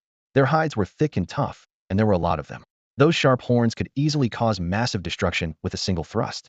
Li Wu glanced at the corn thrower in her hand, hesitated for a moment, and then replaced it with a pea shooter. Outside the domain, He Peng was still trying to reassure himself. It's fine. He thought the captain's plants are strong. The corn thrower has decent firepower and good control effects, so she shouldn't lose. The corn thrower is her second spirit entity, right? Pei Qing suddenly asked. He Peng sounded a bit impatient. Yeah, the captain is a rare dual spirit entity awakener, her corn thrower. But in the next moment, Li Wu suddenly planted a green pea shooter. He Peng was stunned. Is that the corn thrower? Ai Lu looked equally confused. It doesn't look like corn at all. It's nothing like what we expected. He Peng was completely thrown. He was sure the corn thrower looked different, and had even shaken hands with it. So what was this pea shooter? Did this count as the corn thrower too? And wasn't the captain supposed to have just two spirit entities? Why was there suddenly a third plant? That couldn't be right. No one in history had ever had three spirit entities. Were they really about to witness history in the making? Gu Yuanlong and Mao Cheng from the 6th Army were also watching the video, both dumbfounded. Gu Yuanlong clutched his chest, conflicted. If Li Wu falls in battle, the loss would be huge for us. He sighed. Is this her second spirit entity? It looks kind of weak. What can it even do? I could have sworn her second spirit entity was yellow last time. Haha, come on, are you serious? Could she really have three spirit entities? Someone nearby joked. If she does, he'll eat a whole pound of food. Back in the domain, Li Wu was busy planting more. After setting down 2 rows of pea shooters, she began arranging corn throwers. As soon as the corn throwers met the sunflowers, they started glaring at each other. The sunlight from the sunflowers grew even brighter, causing kernels to fall off the corn throwers. One of the corn throwers turned, staring right back at the sunflowers, and fired off 3 shots in retaliation. 2 of them hit the beams of sunlight, leaving yellow marks behind. Li Wu couldn't help but chuckle. She realized that these little squabbles between the plants actually boosted their fighting spirit. Pushing aside her restless thoughts, she straightened up her defenses and focused on preparing for the next wave. Pea shooters fired one round after another, their projectiles striking the massive body of the giant Red Bull with pinpoint accuracy. The relentless barrage from the corn cannons followed, and the occasional pat of butter would freeze the bull in its tracks. After several waves of attacks, the giant Red Bull let out a painful roar and disappeared without a trace amid the explosions. As the plant courtyard expanded, Li Wu found herself with even more space to cultivate. Like a diligent farmer, she carefully planted row after row of corn cannons and pea shooters. Everything was organized in neat lines, alternating between the 2 types of plants. She was fair 1 row of pea shooters, 1 row of corn cannons, taking turns so that every plant had the chance to contribute. The army of plants grew stronger, able to unleash dozens of peas and kernels in an instant. With the plants covering more ground, the giant Red Bull was quickly reduced to little more than a target for their firepower. Its massive form shrank under the attacks, eventually fading away with its rage, leaving nothing behind. The system notification chimed repeatedly. Wish power 100, wish power 100. The air was filled with the sounds of success, as Li Wu's plants once again broke the calm. The second wave of storm frogs barely had time to appear before they were wiped out in less than a second. Li Wu didn't spare them a glance, focusing instead on collecting sunlight, secretly sighing to herself. Life really is as lonely as snow. As she pondered, she remembered the person who had just declared they would eat a whole kilo if she succeeded. Don't think deleting your comment means I didn't see I took a screenshot. Huh. Her mood instantly lifted, the satisfaction of victory washing over her. It's a triple spiritual body we're saved. Someone shouted excitedly in the livestream chat. What? Triple spiritual body? Some viewers began to discuss, clearly confused. The 6th Army had something this powerful hidden away, and only now they bring it out? A few netizens were shocked. Her plants look so strange, another viewer remarked. Does her psychic power have no limits? How can she plant so many? The conversation shifted to Li Wu's extraordinary abilities, with more people speculating about her potential. Just how far can her spiritual body go? With such a powerful plant manipulator, could she really be normal? Some were debating passionately. Even among spiritual bodies, who's ever seen one this unrestrained? At this point, we're just waiting for the Spider King. I've never seen anyone take down a class mutant this easily. A few senior commanders on the field breathed a sigh of relief, relaxing a little as the pace of battle far exceeded their expectations. Clearly, Li Wu had become the strongest presence on the battlefield, enough to make people forget about the challenges still to come. But the third wave soon made sure no one could relax. Zone S-135 had absorbed 4 class zones: the giant Red Bull, Storm Frog, Spider King, and Silver Rainbow Bee. The appearance of the Spider King shattered the previous calm. It stepped onto the battlefield, the enormous, intricate web above its head rapidly expanding. Threads of webbing soon entangled the projectiles from the pea shooters and corn cannons, trapping their attacks. As time passed, the Spider King's web grew even tougher, rendering peas and corn all but useless. Only the butter had any effect, briefly slowing the creature, but it couldn't stop the web from spreading. On the battlefield, thick white webbing soon covered everything, forming an impenetrable barrier like a massive dome. The system's warning alarms sounded repeatedly, and everyone present was plunged into despair. It's over. The Spider King's web is so sticky it can cover anything plants can't break through at all. We're done for. Panic set in, voices trembling with fear. There are still more waves to come. Once they break through the shield, the East District is finished. No one can stop its glass dome carapace. I'm out. Just watch soon enough, the East District will be overrun by mutants. Some began to give up, and a few desperate commanders decided to retreat. The 6th Army's command is useless. Now they've angered the enemy. The whole district is doomed. I'm heading to the Central District. At least there are some big shots there. One officer, clearly out of hope, grumbled. The East District Li Xiaoming and Xin Xinxue are already dead. Gu Yuanlong won't last much longer. Just wait. The East District will fall completely before long. Get lost. People like you aren't welcome in the East District. The voice was filled with anger and determination. We'll fight for the East District until the very end. Someone let out a mocking laugh. Do you really think if the East District falls, the rest will be safe? Once the East District is gone, the South and North will be next, and eventually even Central Star won't escape. When the mutant tide comes, who can hide? I trust Sister Wush'll find a way. Li Wu looked at the dire situation before her and opened the interface for her plant courtyard. She had just spent 100,000 willpower points to upgrade the courtyard. Although she had earned some back, she was left with just over 10,000. It took 5,000 points to draw a new plant. Taking a deep breath, she reached out her hand. Suddenly, a withered stump appeared in her palm, its broken end glowing with bright flames. A system notification popped up. Torch stump, level 1, upgradable. Costs 100 sunlight to plant, 5-second cooldown. Once planted, it ignites with blue fire, turning any passing P projectile into a fireball, doubling its damage. This old stump had its own story. Once just a quietly burning piece of wood, it met the passionate P family and was drawn into their adventure. Interesting. Li Wu quickly uprooted the last row of pea shooters and planted the torch stump. Flames immediately burst from the stump's broken end, and its slightly aged yet spirited face appeared. Nearby, the pea shooters greeted their old friend with excitement. Hey, old buddy, long time no see. It really has been a while, the torch stump replied with a smile. Then let's fight side by side again. The pea shooters shouted enthusiastically. The battle burst into action. Pea projectiles shot through the torch stump's flames, cloaked in blue fire as they struck the Emperor Spider's web. The fire spread rapidly, turning the entire web into a blazing inferno. The Emperor Spider thrashed wildly, unable to extinguish the special flames. With the torch stump's boost, the pea shooter's attacks quickly brought the spider down. Nice job, old friend. The pea shooters cheered, while the torch stump's flames flickered gently in response. But in its dying moments, the Emperor Spider launched a final attack, spraying webs that entangled most of the plants. Pea shooters, kernel pulse, and sunflowers were all immobilized. Only the torch stump in the front row remained free. Are you okay, little pea? The torch stump asked with concern. The pea shooter, bound tightly, spat out some web. Huh, these disgusting things are a pain, but don't worry, old buddy'll be fine. Even in a tough spot, it tried to reassure its companion with a stubborn spirit. Li Wu reached out and tugged, but the spider silk was tightly wound around her fingers, tough and almost impossible to tear apart. The battle raged on before her eyes. She didn't have the luxury of slowly dealing with these troublesome webs. She could clear out the entire garden and replant everything, but that would take far too much time. Her gaze shifted to the torch stump, noticing its anxious expression. She walked over and gently asked, "Do you want to save your friends?" As she spoke, a glowing energy beam appeared in her hand. After activating the domain, she would receive a fixed energy beam each round, while the rest would randomly drop from mutated creatures within the domain. Defeating these creatures would yield more beans, up to a maximum of 5 per round. These energy beans could only be used inside the domain. Only those rewarded from the garden could be taken outside. The one in her hand was the starting bean shed received at the beginning. The torch stump's eyes lingered on the energy bean, a flicker of longing in its gaze. After a moment, it lowered its head and said, "I'm old now, just support it best." Li Wu smiled gently. Who says you're old? Aging is just a badge of time. Every stage of life has its own value. Your friends are waiting for you to rescue them. Want to give it a try? Her words echoed in the torch stump's heart, like a spark setting a fire ablaze. It lifted its head, looking at the pea shooter, kernel pult, and sunflower, each trapped in thick webs, struggling desperately. Meanwhile, the army of king spiders was closing in, the scent of blood hanging heavy in the air, the spiders poised to attack. A surge of uncontrollable impulse rose within the torch stump. Its friends were waiting to be saved. Before its eyes, blue flames leapt and burned brighter. The torch stump let out a low growl. "Give me the energy bean. They'll save my friends." Li Wu smiled, offering the bean. Instantly, radiant light burst forth from the torch stump, layer upon layer, like a butterfly emerging from its cocoon.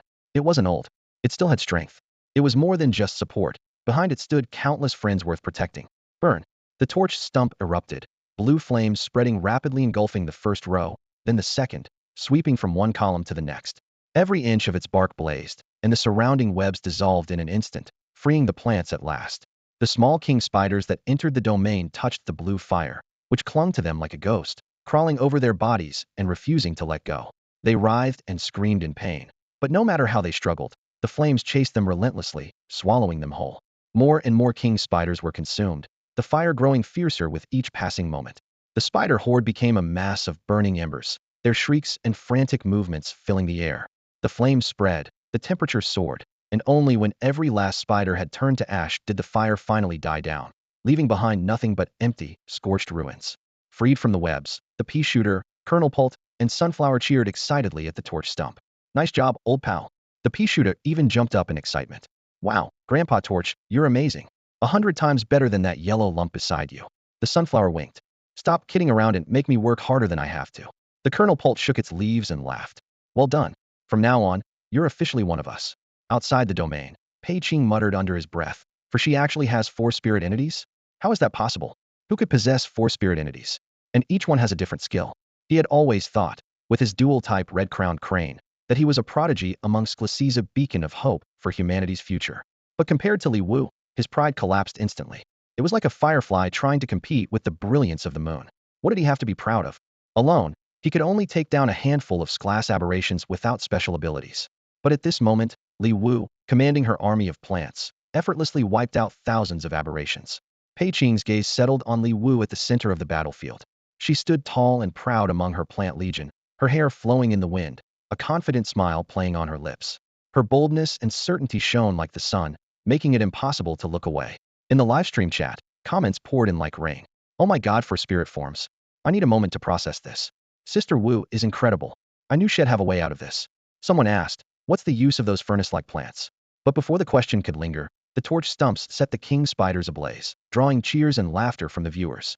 More Class Awakeners began to show respect in the chat, with some even posting their Federation Awakener IDs. This unusual phenomenon sparked heated discussion. After all, Class Awakeners were rare, yet so many had gathered today. As viewership soared, audiences from the Empire joined the stream as well. They showed interest in the Federation's rising star, though their comments were laced with disdain. Let's see how she compares to our crown prince. Suddenly, the tide of battle shifted. The rainbow silver bees used their flight advantage to dart through the sky, evading attacks from the pea shooters and corn launchers, whose shots couldn't reach such high targets. The A-ranked rainbow silver bees unleashed toxic stingers, wiping out swathes of plants below. The plants, furious but helpless, could only shout in frustration, "Come down and fight if you dare. What's the point of hiding in the air?" At that moment, things took a turn for the worse. The glass dome beetles began to move. Even though the rules of the plant domain forced them to appear in batches, they seized this perfect opportunity with precision. A fierce argument erupted in the live stream between Federation and Empire viewers, but one thing was clear to everyone. Li Wu was in real trouble. We're doomed. This is it. The live stream chat exploded with cries of panic. Faced with the flying rainbow silver wasps and the invulnerable glass dome beetles, viewers were gripped by despair. Some started mocking. You Federation losers should get on your knees and beg your granddaddy for mercy. Maybe you'll survive if you grovel hard enough. Others whispered prayers. Li Wu has to win, right? She can't lose. An emergency level 1 alert had already been issued in the Eastern District, with every department ordered to prepare for the worst. The chatter grew more intense. Why did they send Li Wu into battle so soon? If she had had more time to grow, would things have turned out differently? 7 Class Awakeners, someone sighed quietly. If we lose all of them here, what's left for the Eastern District's future? The entire Federation and the Empire will feel the impact. Has the Eastern leadership lost their minds, sending them to die? But inside the domain, Li Wu remained calm, her eyes flickering with a hint of disdain. Flying enemies? Are they really so tough? A new plant appeared in her hand out of thin air, and she began to focus on planting it. Watching the live stream, Gu Yuanlong suddenly jumped to his feet, while Mao Cheng's eyes flew wide open. She. Mao Cheng stammered, giving himself a slap before continuing. That's her 5th spirit form. What kind of monster is she? What's this new ability? Could it be a plant that targets airborne enemies? Gu Yuanlong broke into a wide grin. General, we've struck gold. Old Wang really sent us a prodigy. He was so excited he slammed his hand down, shattering the diamond tabletop. Mao Cheng stared at the screen, looking perplexed. General, this plant. It looks more like a kitten than anything else. Is it even a plant? Could it be a legendary fantasy species? His voice unconsciously dropped when he mentioned fantasy species. It was common knowledge that awakened beasts fell into 3 categories: common, mutated, and fantasy. Common types came from Earth's original creatures. Mutated types had special abilities like Gu Yuanlong's celestial tortoise with its unmatched defense, or He Peng's silverback ape with terrifying attack power. But fantasy species had only appeared a handful of times since the cataclysm, and every single one was treated as a top priority for protection. 5 fantasy species. Mao Cheng muttered. That's so unbelievable. It makes me wonder if I'm losing my mind. Enough, Gu Yuanlong shot him a look. Just watch and see how Li Wu dominates the battlefield. Inside the domain, A plant resembling a kitten appeared on the ground, both beautiful and adorable. Li Wu gently stroked the tail of the cattail grass, and the tip instantly narrowed, transforming into a sharp needle. Sensing Li Wu's gentle touch, cat's tail grass let out a contented meow. As a Tier 1 upgradable plant, it required 200 sunlight to plant each time. Once planted, it produced an auto-tracking bullet every second, each with an attack power of 200. The planting cooldown was 30 seconds. Cat's tail grass swayed gracefully on the hillside, long tired of being mistaken for dog's tail grass. Ever since that dog-themed children's song became popular across the country, it had sworn to hate anything related to dogs. It raised its tail high, letting out a string of angry meows. The sunflower automatically translated. It says, "Little bug, your opponent is it." With a sudden flick, cat's tail grass fired needle-like bullets from its tail, aiming straight at the rainbow silver bee hovering in midair. The bee fluttered its wings, narrowly dodging the first wave of attacks. Just as it turned to gloat, it was horrified to find the needle-thin bullets still hot on its trail. The rainbow silver bee frantically beat its wings, veering, diving, and spinning in the air in a desperate attempt to shake off the relentless projectiles. The sky was filled with the dense, needle-like ammunition, and no matter how it twisted and dodged, the bullets stayed locked onto it. Eventually, the bee found itself cornered with nowhere to go. After a sharp turn, it was faced with a dense rain of needle-shaped bullets. With a few last, unwilling flaps, it was pierced by the bullets from cat's tail grass and fell to the ground, vanishing without a trace. Li Wu chuckled softly. Auto-targeting. That's pretty clever. As Li Wu planted more cat's tail grass, the sky grew thick with needle-like bullets. Each one locked onto a rainbow silver bee, chasing them relentlessly. The bees panicked, scattering in all directions, but their struggle was futile. They fell like raindrops, covering the ground with a dark blanket of insect corpses, which were quickly collected into storage. For those bullets that couldn't find a target, they gathered around Li Wu, flashing as they circled her, forming a shining protective armor. Standing amid the plants, Li Wu admired the one-sided slaughter and murmured again, "Flying enemies? Are they really that hard to deal with?" Outside the domain, the live chat was silent for a moment before erupting in cheers. The comments scrolled furiously, finally converging on a single message. Amazing. The plants can even attack airborne mutants. Li Wu really is an army all by herself. The audience buzzed with excitement. Unlimited ammo, auto-targeting, powerful control. Is there anything she can't do? She's just too strong, unbelievably strong. With someone like her on their side, she's from the Federation, from the Eastern District. After years of mutant threats, humanity finally has hope. Just as the Federation viewers were celebrating, someone from the Empire jumped in to rain on their parade. This is just the appetizer. The dome carapace hasn't even shown up yet. Aren't you paying attention? It's almost right in front of her, and she's still distracted. Glass dome carapace, its defenses are impenetrable, immune to all control, with no weaknesses. Its attack and defense are doubled. What does Li Wu have that can stop it? Haha, those Federation fools never see the big picture. Don't bother warning them, let them keep celebrating. Isn't it more fun to watch them fall into ruin in the middle of their party? The Federation viewers shot back immediately. Looks like someone let the Empire's dogs off their leash again. I can smell the stench of bootlickers from a mile away. They're just jealous that we have a genius like Li Wu. Sour grapes, that's all. We've seen plenty like them before. Despite their bravado, the Federation audience couldn't hide their anxiety. The Empire's words were harsh, but not entirely wrong. No one really knew how to deal with Glass dome carapace. The mutants Li Wu had defeated so far were only a class, and Glass threats were on a whole different level. Li Wu must not get hurt. Countless people watching the stream closed their eyes, praying for her safety. She has to come back alive. They had waited so many years for a genius like her. She had to make it through unharmed. If this Glass dome carapace couldn't be stopped, so be it. As long as Li Wu survived, they still had people willing to give their lives to fill that gap. This Glass dome beetle swarm appeared, radiating an intimidating aura. Their bodies were larger than ever, pitch black and rugged, with all previous weak points now vanished through evolution. This made them even more brazen and unstoppable. They charged forward like an uncontrollable army, trampling vast stretches of plants beneath them. Every attack and control method proved useless against them. After being suppressed by humans for so long, it was finally their turn to assert themselves. The dome beetles communicated their excitement through unique vibration frequencies, stampeding wildly in Li Wu's direction. As they watched the plants fall before them, their arrogance only grew. Just as they were about to reach Li Wu, countless pats of butter suddenly rained down from the sky, landing perfectly on each beetle. In an instant, every beetle froze in place. The corn shooter bounced around gleefully. Butter. Here comes the butter. Li Wu shrugged innocently. Same trick as before. Even after your evolution, you still can't resist it? What a pity. The Glass dome beetles, now possessing a certain level of intelligence, were overwhelmed by shock and fury. They couldn't understand it, though, could they? having evolved to be immune to all control effects, still be restrained? But soon, they regained their composure. So what if they were immobilized? Their shells were the hardest in existence no one could break through.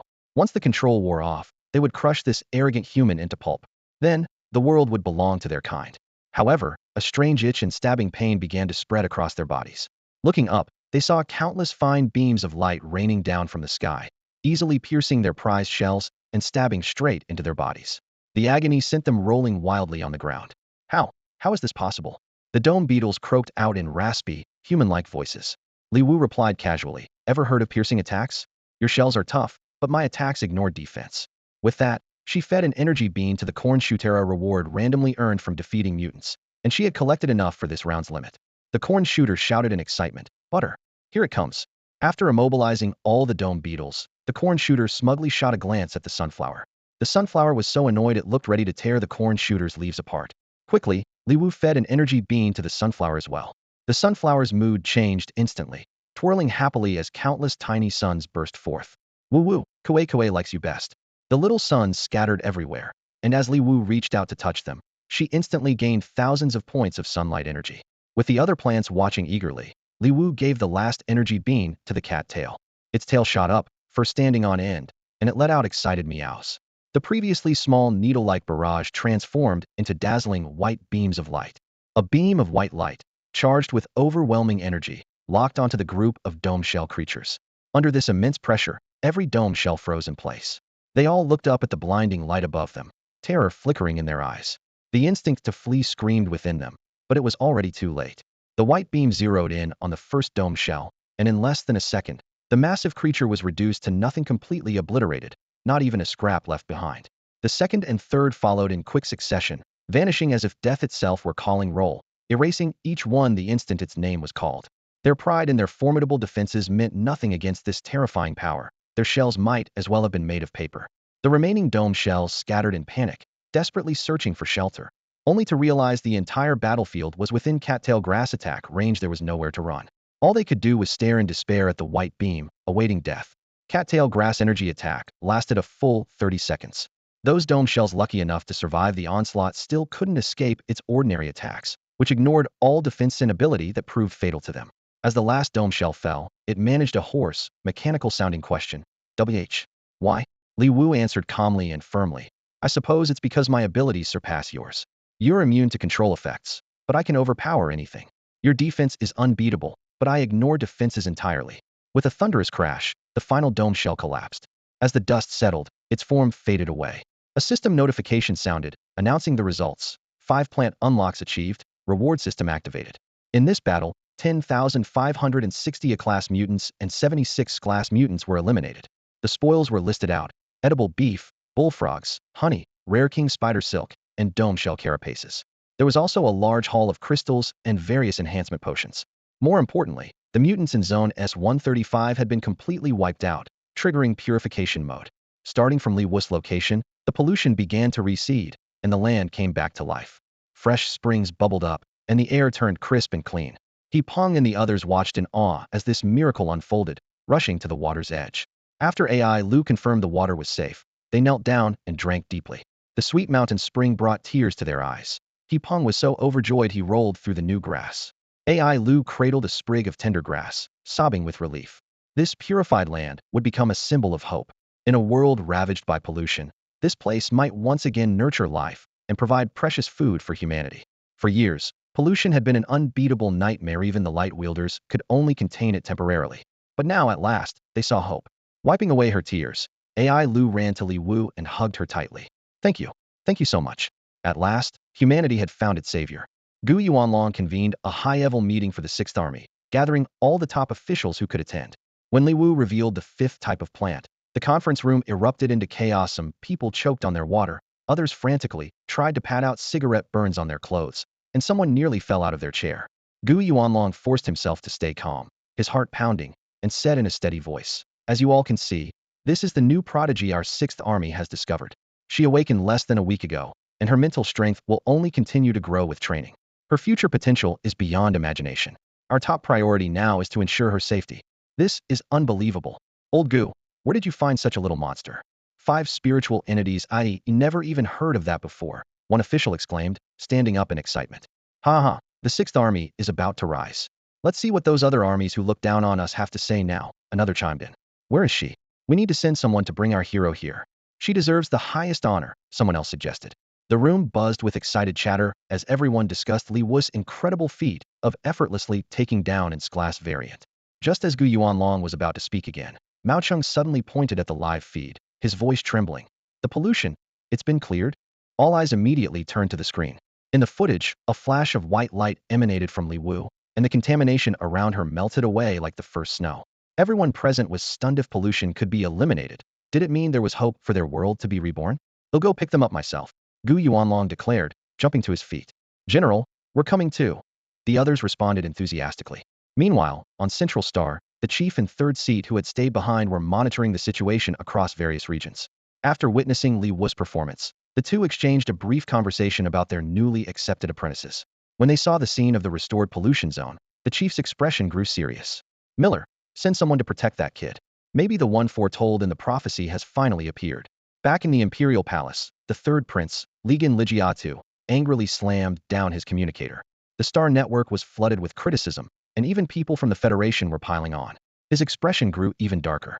No one expected that the young person from the Federation would actually solve the supposedly unsolvable glass dome carapace problem. Crown Prince Noel Sander shook his brilliant blonde hair and cast a cool glance at Reagan. How many times have I told you not to underestimate anyone? Gu Yuanlong from the Sixth Army may look rough around the edges, but he's extremely meticulous. If he entrusted such a critical task to her, he must have seen something unique in her. She just knows how to grow some plants. That's all, Reagan scoffed. Strength is what really matters. She's making such a spectacle of herself. How can the Federation possibly tolerate someone like her? The Federation is full of incompetence, Reagan added smugly. Even Li Xiaoming and Shun Xinxue have fallen in battle. How much longer can they possibly hold out? Reagan. Noel cut him off sharply. Reagan shrugged. I know, we're all in this together. If the Federation collapses, the Empire won't last much longer either. He understood the logic, but still looked down on the Federation. After all, the Empire had twice as many Sklas awakened as the Federation. There's no way it would ever need help from those weaklings. Noel spoke gravely. Who can predict the future? This newcomer from the Federation isn't simple at all. Most importantly, she can actually purify contaminated zones. Haven't we also developed a way to drive out contamination? Reagan retorted. Driving out and purifying are two completely different things, Noel replied, then gave a crisp order. Call everyone who's available. We'll have a brief meeting. Soon, the internal meeting in the Empire began. Noel presided. I'm sure you've all heard about the Federation's new rising star. Let's hear your thoughts. Multiple spirit forms are extremely rare. This is the first time I've ever seen one. Her spirit abilities are unusual, must be some sort of mutation. She's as powerful as an entire battalion on her own. Your Highness, should we try to recruit her? With someone like that on our side, the battlefield would tip in our favor. Offer her the best terms possible. I doubt she could turn that down. Reagan sat beside Noel, looking impatient. Noel's gaze swept across the room. It seems you still haven't grasped the seriousness of this situation. Do you really think this prodigy is that simple? He turned to the whiteboard behind him and pointed to Li Wu's first spirit form, a yellow sunflower with a smiling face. According to information from within the Federation, this is a sunflower that generates sunlight. Witnesses say that before joining the Sixth Army, she used her sunflower to wipe out large numbers of mutant bats. Noel wrote light element next to the sunflower and continued. Before every battle, Li Wu always plants sunflowers first, constantly gathering sunlight. Even after other plants appear, she sticks to this step. He looked around the room and beginning to suspect that Li Wu's psychic system is fundamentally different from ours. For us, the number of spirit forms depends on our psychic power. But Li Wu, he gestured at the sunflower. Her system seems tied to sunlight, or more specifically, to the sunflower. In other words, as long as she has enough time, she might be able to produce an unlimited number of plants. Infinite? How could it be infinite? That's insane. The Crown Prince's eyes widened in disbelief, struggling to accept the idea. That's way too much. If Li Wu really is that powerful, wouldn't she be able to cover the entire Eastern District, even the whole Federation, with plants? How would the aberrants ever threaten us again? He shook his head, a skeptical smile tugging at his lips.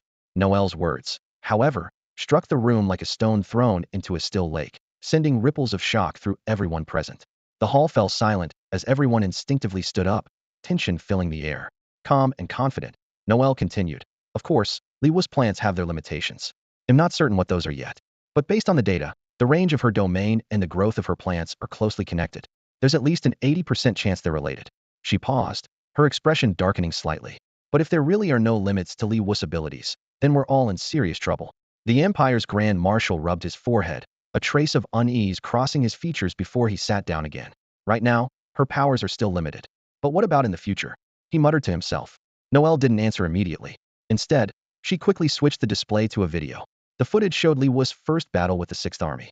At that point, her domain covered roughly 5 kilometers, and her powers seemed restricted, with plant growth clearly constrained. Next, Noelle brought up a comparison chart. This time, Li Wu's domain had expanded fivefold, reaching 25 kilometers, with her planting range nearly covering a 20 by 20 area.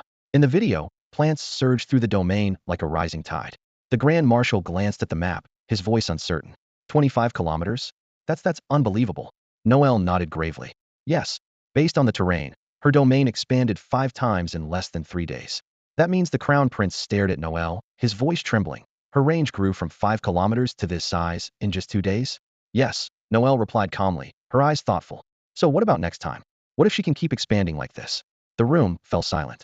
Even Reagan, usually detached, sat up straight, his brows furrowed in seriousness. Are you saying her domain could expand even further in just a few days? Noelle didn't answer, simply continuing to display the data and images on the screen. The entire room was plunged into a tense, heavy silence. Next, let's look at a detailed analysis of her plants. Noelle tapped the screen, and an image of the pea shooter appeared in the projection. This is Li Wu's second spirit plant, the pea shooter. It fires a bullet every 5 seconds, dealing about 100 points of damage each time. The Grand Marshal's expression shifted. He asked in a low voice, "Isn't that similar to our A305 laser rifle?" Noelle nodded. Exactly. The pea shooter can fire continuously, without any need for reloading or resources, just like the A305. As long as it exists, it keeps attacking. Tension spiked in the room. The Grand Marshal inhaled sharply. That means, as long as it's out there, it could instantly eliminate almost any aberrant below a rank. If we deployed it in a low-level zone, we wouldn't even need to intervene, the aberrants would be wiped out automatically. Noelle remained composed as she introduced a third plant, the corn launcher. This is a new type of plant. It deals 50 damage per shot, but it comes with a buff that guarantees it hits any ground target. On average, every 5 shots produces a butter effect. The screen switched to chaotic battle footage, tens of thousands of troops immobilized, even Shrank aberrants unable to break free. The Grand Marshal shot to his feet, eyes wide. What battle is this? I don't remember ever seeing this before. How could so many troops be controlled so completely? Noelle waved her hand dismissively. A young soldier from the Federation entered the Dome Carapace's domain without authorization, triggering the Shrank Dome Carapace.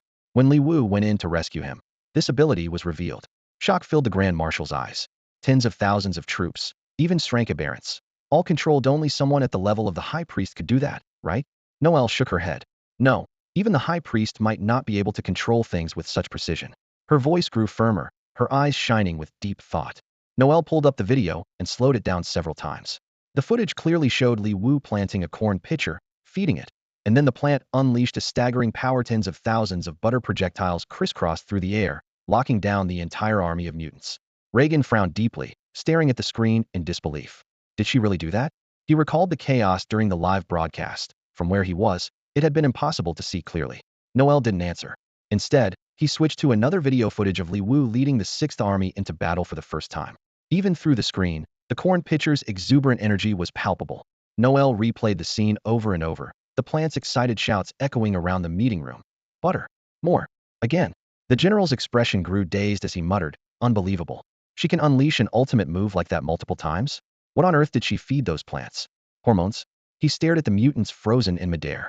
This completely defies the laws of gravity, and not a single one got away. What if there were even more plants?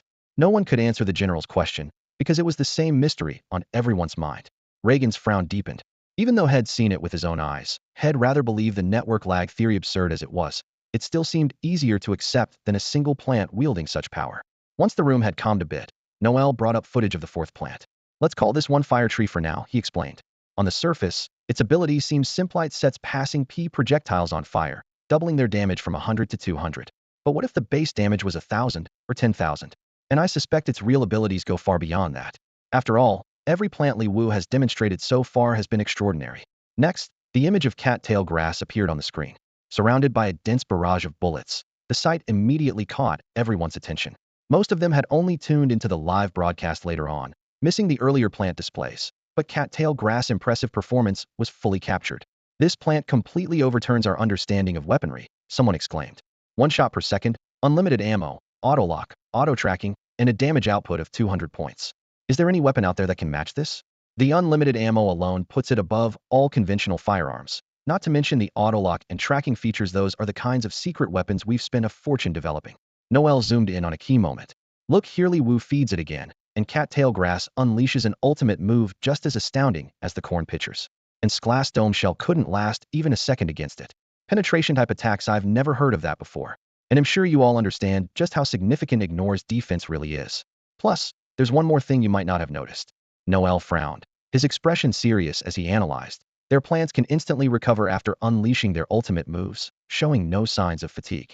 This abnormal recovery ability is clearly linked to that mysterious item Li Wu fed them. He paused, then continued, if we could get our hands on that item, wouldn't it mean the plants could use their ultimate moves endlessly? Unlimited butter attacks, endless homing missiles, that's insane. As soon as Noelle finished, he raised another startling point. Also, does Li Wu really only have 5 plants? Everyone in the room was visibly unsettled by his words. Reagan looked shocked, and the Empire's Grand General drew a sharp breath, his voice full of disbelief. That's impossible. She already has 5 spirit entities. Is it possible there are more? The meeting room fell into a long silence. After a while, Noelle finally broke it. These are just my speculations. Only Li Wu herself probably knows the truth. Still, from a broader perspective, this might not be a bad thing for humanity. With the alien threat growing stronger, a genius like her could tip the scales in our favor. As for the exchange tournament in 6 months, we'll just have to do our best. The exchange tournament was a competition jointly organized by the Empire and the Federation to settle disputes over contested territories. With the alien threat looming, both powers had set aside their differences for now, using the tournament to decide resource allocation. The Empire had dominated for 5 years straight, and this time, the contested zone was even larger and richer in resources neither side could afford to lose. Just then, Reagan flashed a meaningful smile. Bro, everyone the Federation sent to the S-086 contamination zone has gone missing. When did this happen? I just got the news. That's the territory of the Federation's Second Army. They sent over 20 Sklas awakened, and all of them have vanished. Reagan's eyes gleamed mischievously. Do you think they'll send Li Wu? Noelle immediately warned him. Reagan, with the alien threat looming, don't even think about sabotaging us from within. Reagan raised his hands in mock innocence. I haven't done anything. The Federation's already a mess on its own. Besides, I heard Li Wu and the Li family have some bad blood. Noelle reminded him sternly once more. Remember, don't meddle in the Federation's internal affairs. If they really decide to clean house, the people we've planted there won't stand a chance. Meanwhile, Li Wu was standing in a warehouse packed with supplies, her eyes sparkling with excitement. She was especially drawn to the few precious cuts of meat, her mouth practically watering. Since arriving here, she hadn't seen any meat for over a week. In this post-contamination world, natural food was outrageously expensive, meat even more so, almost impossible to find. People survived on nutrient supplements. While the Sixth Army's rations were tolerable, they were still bland substitutes at best. There's a kind of taste that, once experienced, you'll never forget for the rest of your life. He Peng and the others were still caught up in their excitement. Even a single blade of grass could keep them animatedly talking for ages. Suddenly, Li Wu called out, anyone up for some beef? I'm about to stew some. In an instant, everyone gathered around, drawn in like moths to a flame. Their eyes sparkled with anticipation and hunger. Captain, you still have beef? AI Lu's voice trembled with excitement. I only ever tasted it once at my dad's when I was a kid. After the great contamination, most of the cattle mutated, and beef became so rare. Just remembering that taste makes my mouth water. Their gazes were ravenous, fixed hungrily on Li Wu, like beasts who hadn't eaten in centuries. Li Wu smiled, not letting them down. She pulled out 10 pounds of beef and 5 pounds of bullfrog from her storage. Stir-fried bullfrog would be amazing. Too bad we don't have any chili peppers. Once we get out of here, you'll have to find some and really go to town, she said, setting out a large pot, plates, and bowls. He Peng and the others stared in disbelief as Li Wu continued pulling out pot after pan, ladles, chopsticks, and seasonings from her storage pouch. Most people packed weapons and medicine for missions, but Li Wu, apparently, packed her whole kitchen. Once everything was ready, He Peng stepped forward, patting his chest. Captain, let me slice the meat. I can chop the veggies. AI Lu chimed in quickly. Do you want me to wash the meat first? Captain, let me help too. They'll clean the bullfrog. How do I do it? Everyone jumped in, eager to help, their eyes never leaving the food. Pei Qing watched everyone pitching in, but felt a bit awkward and guilty. He knew had been reckless last time, and almost got Li Wu in trouble, but it hadn't been intentional, just been desperate to solve the dome shell problem. Suddenly, Li Wu's voice snapped him out of his thoughts. Hey, Pei Qing, planning to slack off over there? Come help me marinate the meat, or you won't get any later. Pei Qing hesitated, then protested, I'm not slacking off. Then hurry up, Li Wu said impatiently. Feeling a bit embarrassed, Pei Qing shuffled over to her and muttered, "About yesterday, I'm sorry." His voice was so quiet it was almost a whisper. Li Wu handed him a big apple, then passed out fruit to the others as well. "Have some fruit to tide you over. Today, I'll show you what I can really do in the kitchen," she said with a proud grin. "Yes." AI Lu cheered, then suddenly paused. "Wait, Captain, I think we're missing something. We don't have any fire." Li Wu raised an eyebrow. "Who says we don't?" With that, she summoned a torchwood stump from her storage, and it burst into flame, warming the air and lighting up the area. She struck a playful pose in front of the fire, her voice a little choked with emotion. "This is a torchwood stump. It automatically adjusts the flame temperature, makes cooking way easier." He Peng's eyes widened in disbelief, and after a long pause, he simply muttered, "Awesome." Then he fell silent, too stunned to say more. Without missing a beat, Li Wu got to work, quickly stewing a pot of beef and roasting some bullfrog. The beef was tender and flavorful, melting in their mouths, so delicious it was almost intoxicating. AI Lu closed her eyes, savoring the taste. "This is it. It's even better than what I remember from my childhood." And the bullfrog knew it could taste so unique. Her voice was tinged with envy, and a smile crept onto her lips. Pei Qing ate quietly, his head down, but his face was full of satisfaction as he devoured his bowl of beef. Li Wu, meanwhile, felt a slight pang of regret. After eating beef all night, she suddenly started craving beef stew with potatoes or tomato brisket. I'd kill for some beef stew with potatoes or a tomato beef brisket right now. Or even just some veggies. Too much meat is a bit much after a while. AI Lu jumped in. "I have tomatoes and potatoes at home. They'll send some to you when we get back. I still have 2 biscuits left, Captain. Want one?" Li Wu didn't hesitate to accept the biscuit. "It's been ages since I've had vegetables. Eating biscuits just makes me crave something green even more." Suddenly, her gaze landed on the pea shooter and the kernel pult. She blinked, her expression earnest. "You know, I've never had corn or peas in my life. Could you spare a little for me?" The kernel pult and pea shooter exchanged glances, seeming to understand but remaining silent. Li Wu sighed inwardly, thinking, "Poor little guys. Torchwood stumps are just fire, but these plants, I wonder if they'll ever let me have some corn." Li Wu cupped her face in her hands, her eyes sparkling with amazement as she stood beside the corn launcher and the pea shooter, showering them with enthusiastic praise. She could hardly believe that such incredible plants existed. Not only could they fend off enemies, but they were also edible. It was simply unbelievable. The pea shooter and corn launcher, expressionless as always, carefully tossed peas and corn into a large pot, taking extra care not to crack it. Li Wu watched eagerly, and finally got to taste this pure, pollution-free food. Even with just a simple boil, the flavor was intoxicating. After eating the peas and corn, she seemed to feel a faint concentration of spiritual energy. Maybe it was her imagination, but the sense of satisfaction was overwhelming. Everyone ate until they were stuffed, then sprawled out on the grass, enjoying the fresh breeze and the cool mist in the air. As Peng and the others laughed, their eyes suddenly grew moist. Tears and smiles mingled on their faces, though none of them could quite put their feelings into words. After so many years of pollution, they had grown used to living alongside contaminated zones and mutated creatures. For the awakened, their mission had always been to guard the front lines and fight off threats, fully prepared to sacrifice themselves if needed. Now, with Li Wu's arrival, new hope had appeared, showing them a different path. "Captain, if it weren't for you, we would have died here long ago." "Captain, thank you." One by one, they looked at Li Wu with teary eyes, making her a little uncomfortable with their heartfelt gratitude. She quickly greeted them, then got up to take a walk. There were 5 hours left on the purification countdown. Once it finished, Li Wu and the others could finally leave this place behind. The purified zone was filled with fresh air, and vast green grasslands swayed gently in the breeze. For people across the galaxy, such wide-open grasslands had become a rare sight, a symbol of hope and the future. Li Wu wandered deeper into the domed carapace nest, searching carefully. Soon, the familiar prompt from her plant courtyard sounded. "Glass item detected. 5 of these can be synthesized into." Following the direction of the prompt, she found a small black stone, nearly indistinguishable from the surrounding soil and easy to overlook. The stone emitted no energy and looked almost identical to one she had bought at the market before.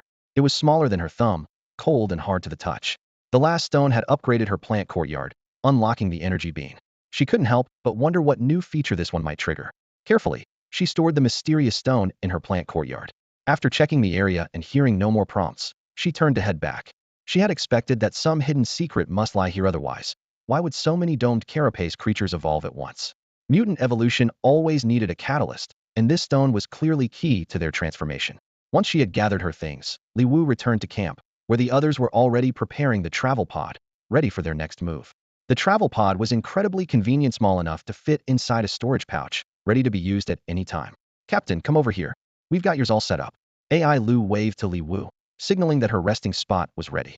Inside the travel pod, all the essentials were provided, allowing everyone to sleep peacefully without worrying about alien creatures or pollution zones. When the morning sun bathed the purified area, dewdrops sparkled on the swaying grass, making the scenery especially beautiful. Suddenly, a system notification sounded. Countdown 3 seconds, 0201. Area purification complete. Star value 1.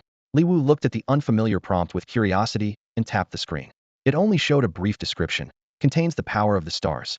Putting aside her urge to investigate further, she called out, "Let's go, time to head home." A broad, honest smile spread across He Peng's dark face. Home. The others echoed joyfully, cheering, "We're going home." But as soon as Li Wu stepped out of the S-135 zone's protective shield, she was caught off guard by the huge crowd waiting outside. Staying calm, she said, "Sorry, wrong way," and then dashed off in another direction like the wind. Li Wu. Li Wu is out. Sister Wu, sing for us. Show us your spirit form. Our hero. 5-element genius. The shouts and cheers only made Li Wu run faster. Her teammates were quickly surrounded by enthusiastic fans. AI Lu. I love your lotus leaves. He Peng, you're the man. Reagan. Reagan. Meanwhile, Gu Yuanlong and the others, who had come to meet them, immediately took off after Li Wu. Gu Yuanlong soon caught up and swept Li Wu into a bear hug. Huh. I really underestimated you. His large hand landed on her shoulder with a heavy slap. After that, Li Wu had to shake hands with every senior officer in the 6th Army. Each grip felt like it belonged to a martial artist, leaving her looking utterly defeated. When she heard there would be a celebration banquet the next day, Li Wu suddenly remembered her promise to be the first to pick up Ping Ping and in a rush, she borrowed a starship from Gu Yuanlong and prepared to take off without another word. Kid, do you even know how to fly that thing? Gu Yuanlong shouted after her. Nope, but I'll manage. Li Wu's voice drifted away on the wind. Everyone stared in disbelief as the black starship wobbled its way into the sky at times nearly scraping the ground, then suddenly shooting upward before finally zigzagging out of sight. Mao Cheng, General, are you sure Li Wu's going to be okay like this? Gu Yuanlong stomped his feet in frustration. What do you think? Don't just stand there, you go after her. If something happens, can you replace my Li Wu? Li Wu hurried all the way and arrived at the entrance of the Sunflower Nursery right on time at 5:20. A crowd of parents had already gathered outside, all dressed in expensive clothes, their starships parked nearby looking exceptionally luxurious. They maintained a dignified composure, standing gracefully as they waited for the doors to open. With a deft maneuver, Li Wu executed a flawless drift and parked her starship neatly in a spot.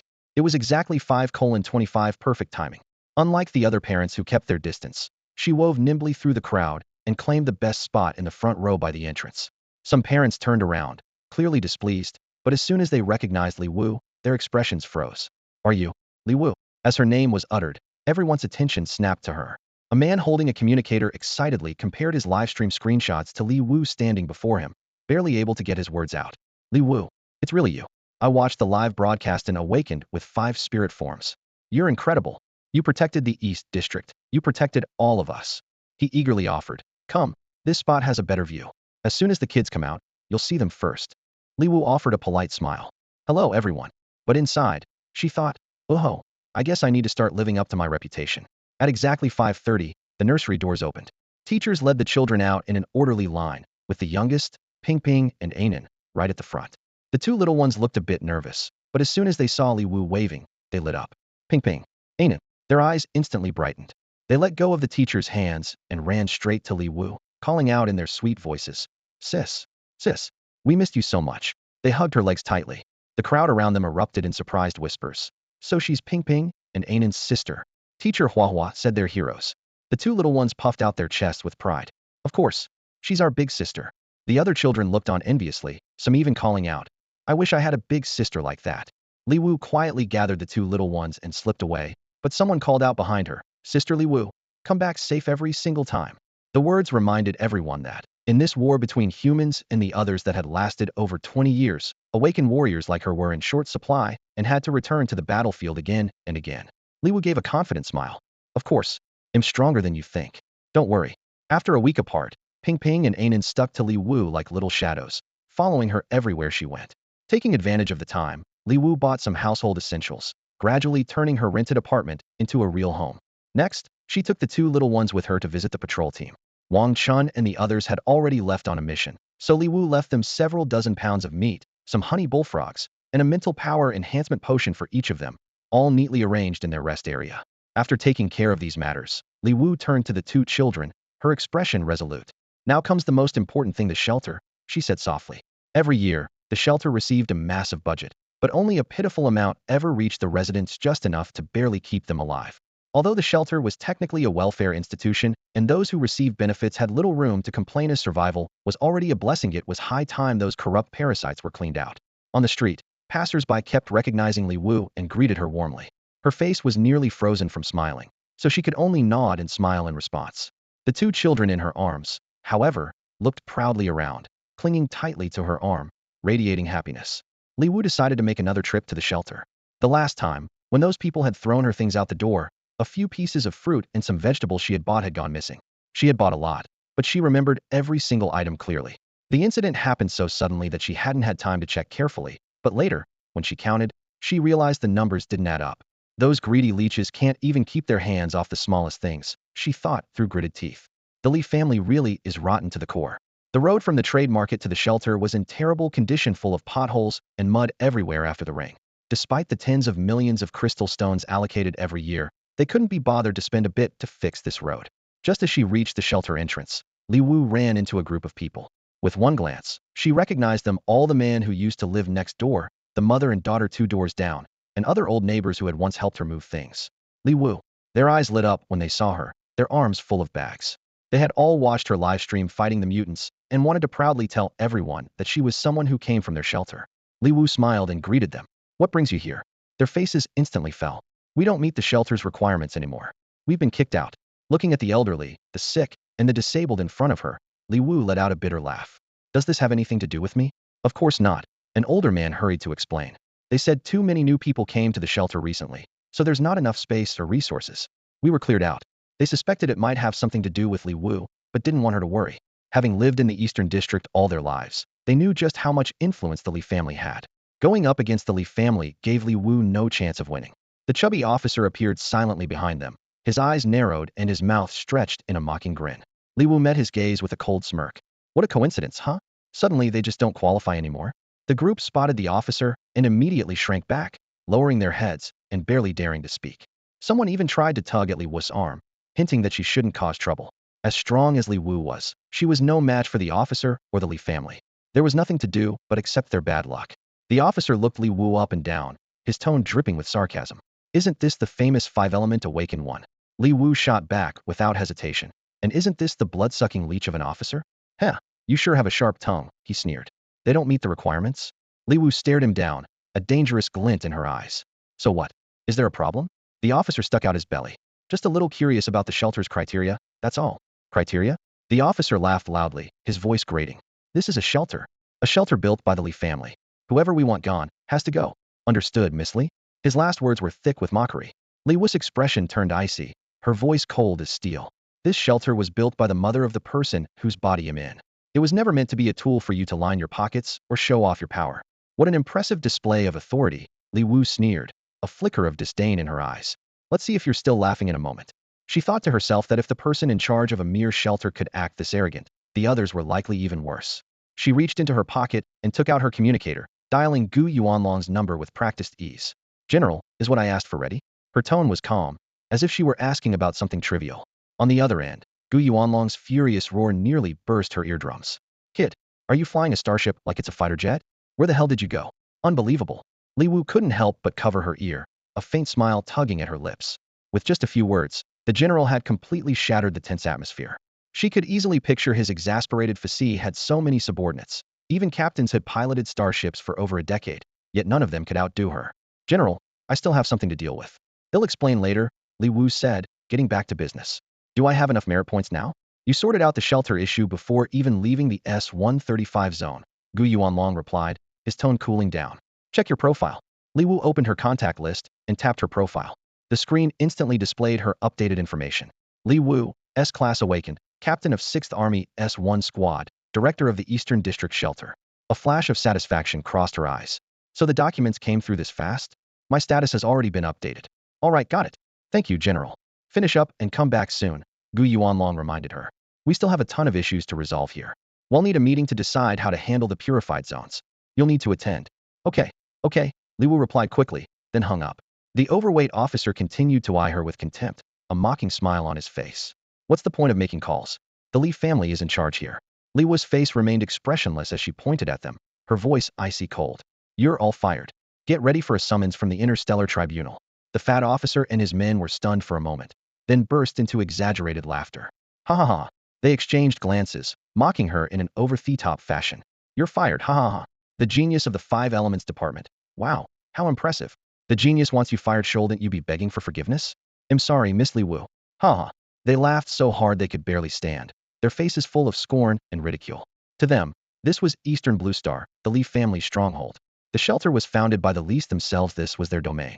Every year, tens of millions of crystals flowed into the Li family's coffers, and while these men only got a small cut, they knew how to stay close to power. The fat officer, well aware of the complicated relationship between Li Wu and the Li family, knew that under the current circumstances, Li Shuyuan would never let her return. The Li family hated her most of all, would rather see her dead. That's why he felt no fear facing this young woman. Li Wu, want to double check if I'm qualified? The officer taunted.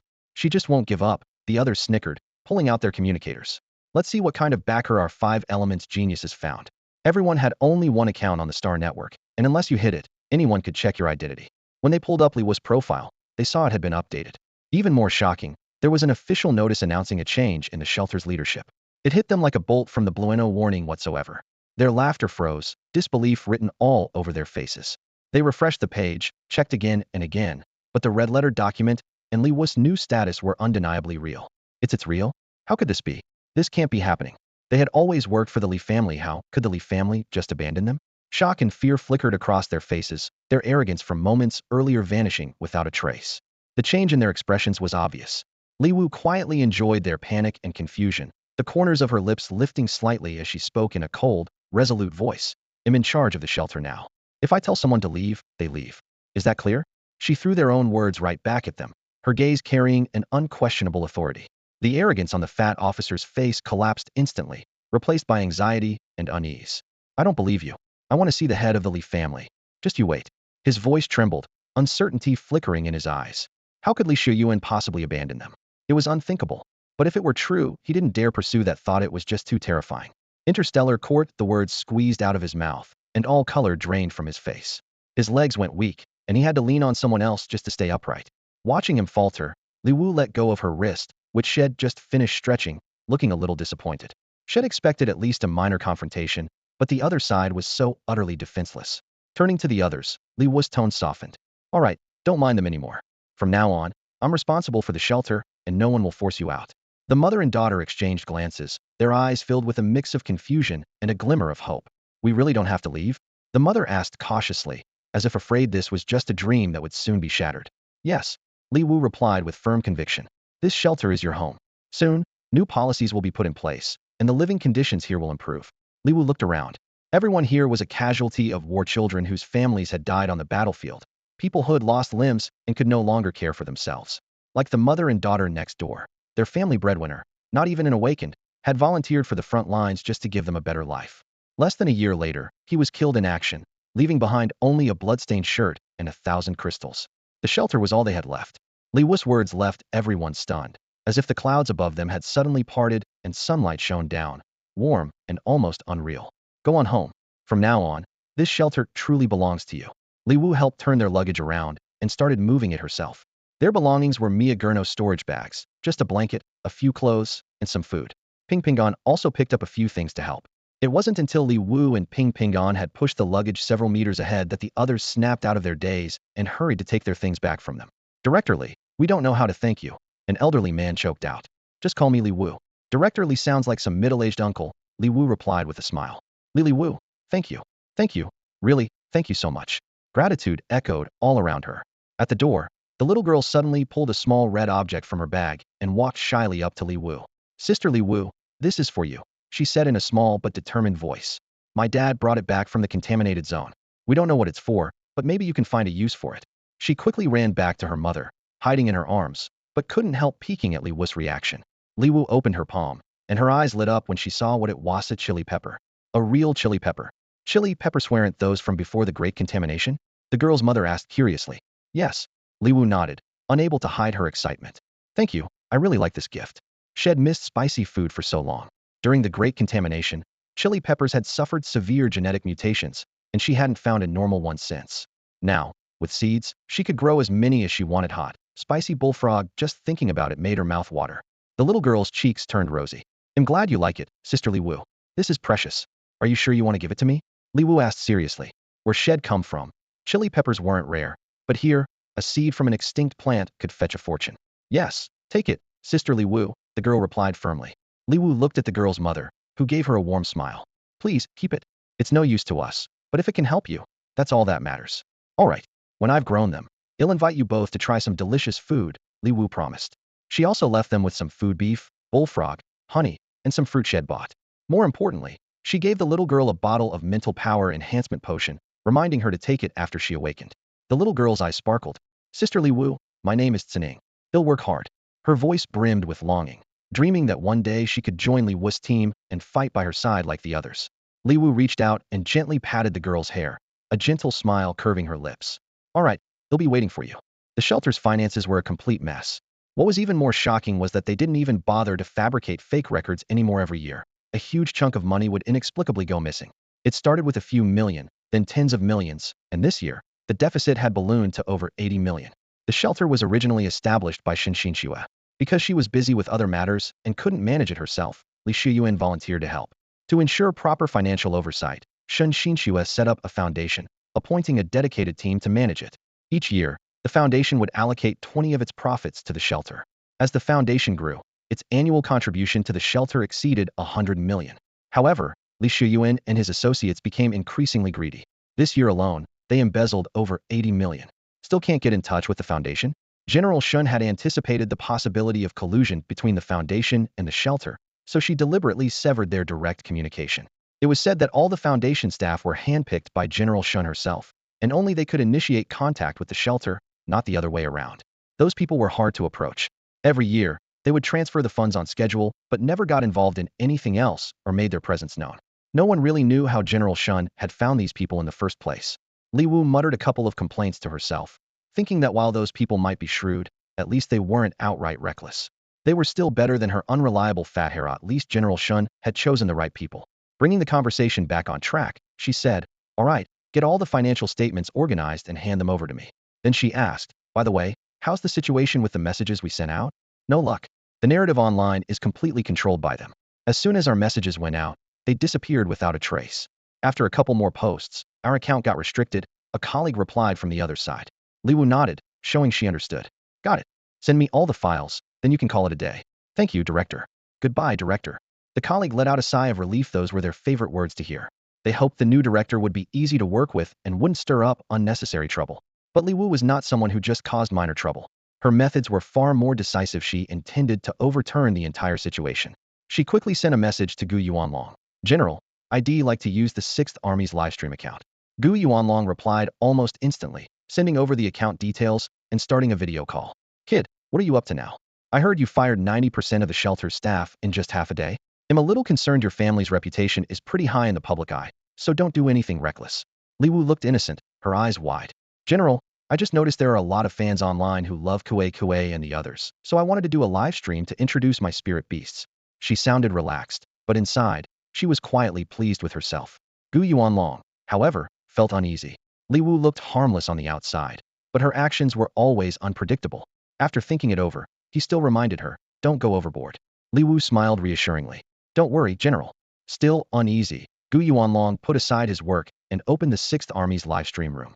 Last time, the channel had gained over 1 million new followers in a flash, and as soon as Li Wu started streaming today, a huge crowd gathered instantly. Li Wu caught a glimpse of the newly minted squad leader, a 5-element genius absolutely incredible.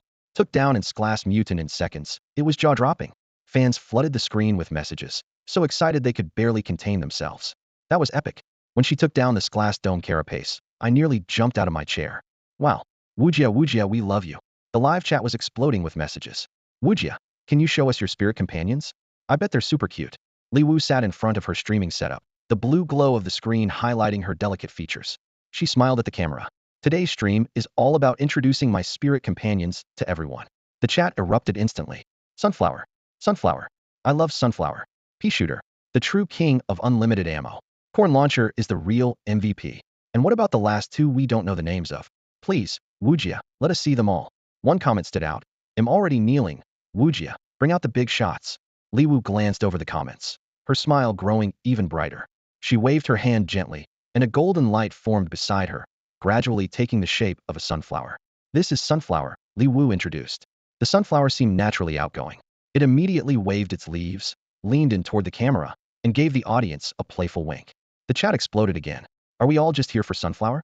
Yes, yes, yes. Sunflower. Ah, my baby. How can you be this adorable? You're the cutest little cupcake ever. Seriously, why can't Sunflower be my spirit companion?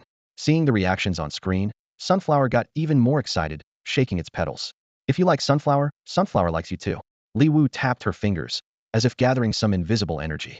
Collected 100 sunlight, she said, as another glow formed next to her. This one is Pea Shooter. Pea Shooter appeared, standing tall and straight, looking almost like it was being inspected. Unlimited ammo. So cute, so cute. I'm a college student. Give me Sunflower and Pea Shooter and 100,000 crystals. Such a well-behaved little thing. I just want to bite it, huh? It's blushing. Look at those red ears, so cute. Pea Shooter looked a bit uncomfortable, shifting its stem slightly, clearly not used to so much attention. Li Wu kept going. Next, we have Corn Launcher. A tall corn plant appeared on screen, holding itself with even more pride than Pea Shooter. The god of control. Please, address us as the noble controllers. Bring on the butter. I'm always casting spells like crazy. Oddly, there seemed to be some tension between Sunflower and Corn Launcher. After exchanging a glance, both let out a little humph and turned their backs on each other, as if separated by an invisible wall. Haha, are they fighting? They're so cute, even when they bicker. Li Wu cleared her throat and continued. This is Torch Stump. An aged-looking tree stump appeared, its top glowing with a gentle flame. Hello, little ones, the stump greeted in a steady voice. Grandpa Stump. That flame is awesome. Double damage. What a buff, definitely a future legend. And finally, Cattail. Li Wu summoned the last one. A plant with a strange, cattail-like structure appeared. Cattail let out a proud meow and curled up on a leaf, at least proving it was indeed a plant. So it's called Cattail, a cat plant, pretty abstract, but I love it. Everyone stand up. Welcome our auto-tracking champion. Amazing. Li Wu smiled and let her spirit companions take center stage. Sunflower was clearly the star of the show, keeping the chat lively and the energy high. Thanks to its outgoing nature, the stream's popularity skyrocketed, soon hitting an astonishing number of over 10 million viewers online at once. A spirit companion livestream? Never heard of that before. They've never seen talking spirit companions. But for Li Wu's fans, miracles like this were nothing new. Li Wu herself had always been full of surprises, and her followers had almost grown immune to them. As the Federation's East District's rising genius, she attracted viewers from the East, Central Star, other major districts, and even the Empire. As time passed, and the stream neared its end, Li Wu accidentally dropped some papers to the floor. All of her spirit companions looked over in concern. Wujia, are you still working this late? Sunflower asked, worried. Li Wu gave a small smile, a hint of tiredness but determination in her eyes. Can't help it. I just took over the East District shelter. There's a lot to do. Sanctuary? Yeah, I've heard of it. It was founded by General Shun and has helped a lot of people. The live stream chat was buzzing with heated discussion. Some viewers brought up that both General Shun and General Li had been missing for over 2 years, while others expressed concern about the Li family head's genetic illness. The conversation quickly shifted to the recent appearance of an S-class phantasm in the Li family, with many saying it seemed General Shun had finally found a worthy successor. Take care of yourself, Wujia. You should get some rest, read one caring comment among many. Li Wu shook her head. There's still work to do in a few days. I might as well get things sorted while I have some free time. She paused for a moment before adding, I wouldn't have known if I hadn't looked into Itone's sanctuary, and someone's been embezzling over 80 million a year. The comment landed like a bombshell, and the chat exploded. How much? 80 million. I've never seen that many crystals in my entire life. Someone started calculating. The average monthly income in the Eastern District is 3,000. You'd have to start working 2,000 years ago and never spend a cent to make that much. Who's got the guts to steal from General Shun? No wonder the Eastern District Sanctuary has gone downhill now. Even people who qualify are being kicked out. As the chat filled with questions and outrage, Li Wu uploaded all her investigation files to the livestream. Even though the Li family tried desperately to delete the comments, the sheer number of viewers from both the Federation and the Empire made it impossible to keep up. It didn't take long for netizens to trace the money's final destination. Li Liangpeng, a collateral relative of the Li family. Known for hanging around the Li household and often called Li Ziyuan's most loyal lackey, he quickly became the target of public anger. Central Enforcement Interstellar Court. Investigate. Investigate thoroughly. Li Wu absent-mindedly stroked the catnip on her desk, deep in thought. Could such a huge sum really be handled by just one person? She then played footage taken at the sanctuary earlier that day. On screen, the arrogant face of a heavy-set police officer appeared clearly. Rules? Ha ha ha. This is the Li family's sanctuary. If we want someone out, they're out. The chat erupted in outrage. That's it. I'm ready to throw hands. Where's that fat pig now? I heard he often picks out good-looking people to take away from the sanctuary. Remaining calm, Li Wu continued to expose the truth. Over 100 million in funding went into the sanctuary this year, but less than a tenth actually reached those in need. She stared straight into the camera, her voice cold and laced with sarcasm. Li Shuyuan, does it feel good to profit off the suffering of others? After Li Wu dropped a bombshell in her live stream, she decisively ended the broadcast, leaving fans across the entire network in shock. Almost instantly, trending topics like Li Family Sanctuary and Li Shuyuan blood money exploded across the interstellar web, with the surge in traffic nearly crashing the servers. Just as Li Wu had said, the sanctuary was established by the Li family, but its funding actually came from General Shun, along with significant support from various regions. Eventually, other districts followed suit and created their own sanctuaries. In an era ravaged by alien creatures, life for ordinary people was already extremely tough, especially for those who had lost the ability to work. For them, the sanctuary was almost their only refuge. Yet, in a place meant to save lives, tens of millions were embezzled every year. Online, public outrage was mounting, and the storm of opinion only grew fiercer. The Li family once again found itself at the center of the hottest discussions. Li was final. Forceful words were clipped and spread like wildfire across major platforms, sparking heated debates. The head of the Li family is still bedridden, isn't he? If he knew about this, it would break his heart, read one popular comment. He's contributed so much to the Federation. Without him holding the rear of the Eastern District, would we have what we do today? Why should Li Liangpeng's actions be blamed on the family head or the entire Li family? Li Wu's last name is Li too. Could she be a distant relative? Someone questioned. Don't be ridiculous, another user shot back. Back when General Li stood alone against tens of thousands of alien troops, many in the Eastern District were so grateful that they gave their newborns the Li surname, symbolizing the new life the Li family brought them. Judging by the timing, Li Wu was probably born during that period. That's right, Blue Star in the Eastern District is the Li family stronghold. There are plenty of people named Li there. I have a friend in the Eastern District who once said Li Wu is actually the child of the god of war, but I found it hard to believe. Li Wu? You must be joking, said an account claiming insider knowledge. I saw General Li's child with my own eyes at the awakening ceremony. They successfully awakened the mythical phoenix. It's already all over the Eastern District. So what's the deal with Li Wu? She's a fake heiress, someone declared. During the awakening ceremony, something seemed off, so the Li family ran some tests. The results? Well, I shouldn't say, but it's not confirmed yet. Still, the rumors everywhere in the Eastern District, so it's probably true. That's why there's so much conflict between the two sides now. Wow, that's a lot to take in. Regardless, this was definitely Li Liangpeng's doing. There's no way to cover that up. We all know who he really works for. With that much money moving around, is it really possible the Li family knew nothing? Honestly, Li Wu is a hero too, and what she said raised valid concerns. The online debate grew ever fiercer, with Li Wu gaining new fans by the minute, while supporters and critics clashed heated. Meanwhile, Li Wu was standing in front of Gu Yuanlong, who had been lecturing her nonstop for nearly half an hour. She gazed up at the sky, then down at the ground, looking completely spaced out, her mind wandering far away. Gu Yuanlong's temples throbbed, the veins on his forehead faintly visible. He took a deep breath, struggling to keep his anger in check. Did you remember everything I just said? Li Wu snapped back to attention and responded at the top of her lungs. Yes, General. Her voice was so loud it nearly pierced his eardrums. Then repeated, Gu Yuanlong said, arms crossed, eyes sharp. Li Wu drooped her eyes and listlessly recited, don't confront the Li family heathen. Gu Yuanlong's brow furrowed, his tone grave. If you stir up more trouble, just wait for Central Star to step in. Li Shuyuan has been quietly consolidating power for more than a decade. Now the Eastern District is completely under his control. After Li Xiaoming and the others disappeared these past couple of years, he's moved even more boldly, kicking almost all of Li Ziyuming's trusted aides out of the core circle. He stepped closer, lowering his voice. Forget about Li Wu at this point. Even if Li Xiaoming returned from the battlefield and tried to reclaim the Shin family, Central Star would intervene. The bottom line is, when it comes to humanity's shared interests, every other choice must give way. Everything is for humanity. There's no such thing as an impossible task, Li Wu said casually, as if nothing could faze her. Gu Yuanlong's temples throbbed even harder. He stared at the young woman before him in disbelief. So you didn't listen to a single word I just said? I heard you, Li Wu drawled, her expression as nonchalant as ever. Gu Yuanlong sighed inwardly. In all his years in the military, had never met anyone as difficult to handle as Li Wu. The worst part was, she was the 6th Army's prized asset, so he couldn't really get tough with her. Forget it, Gu Yuanlong waved her off.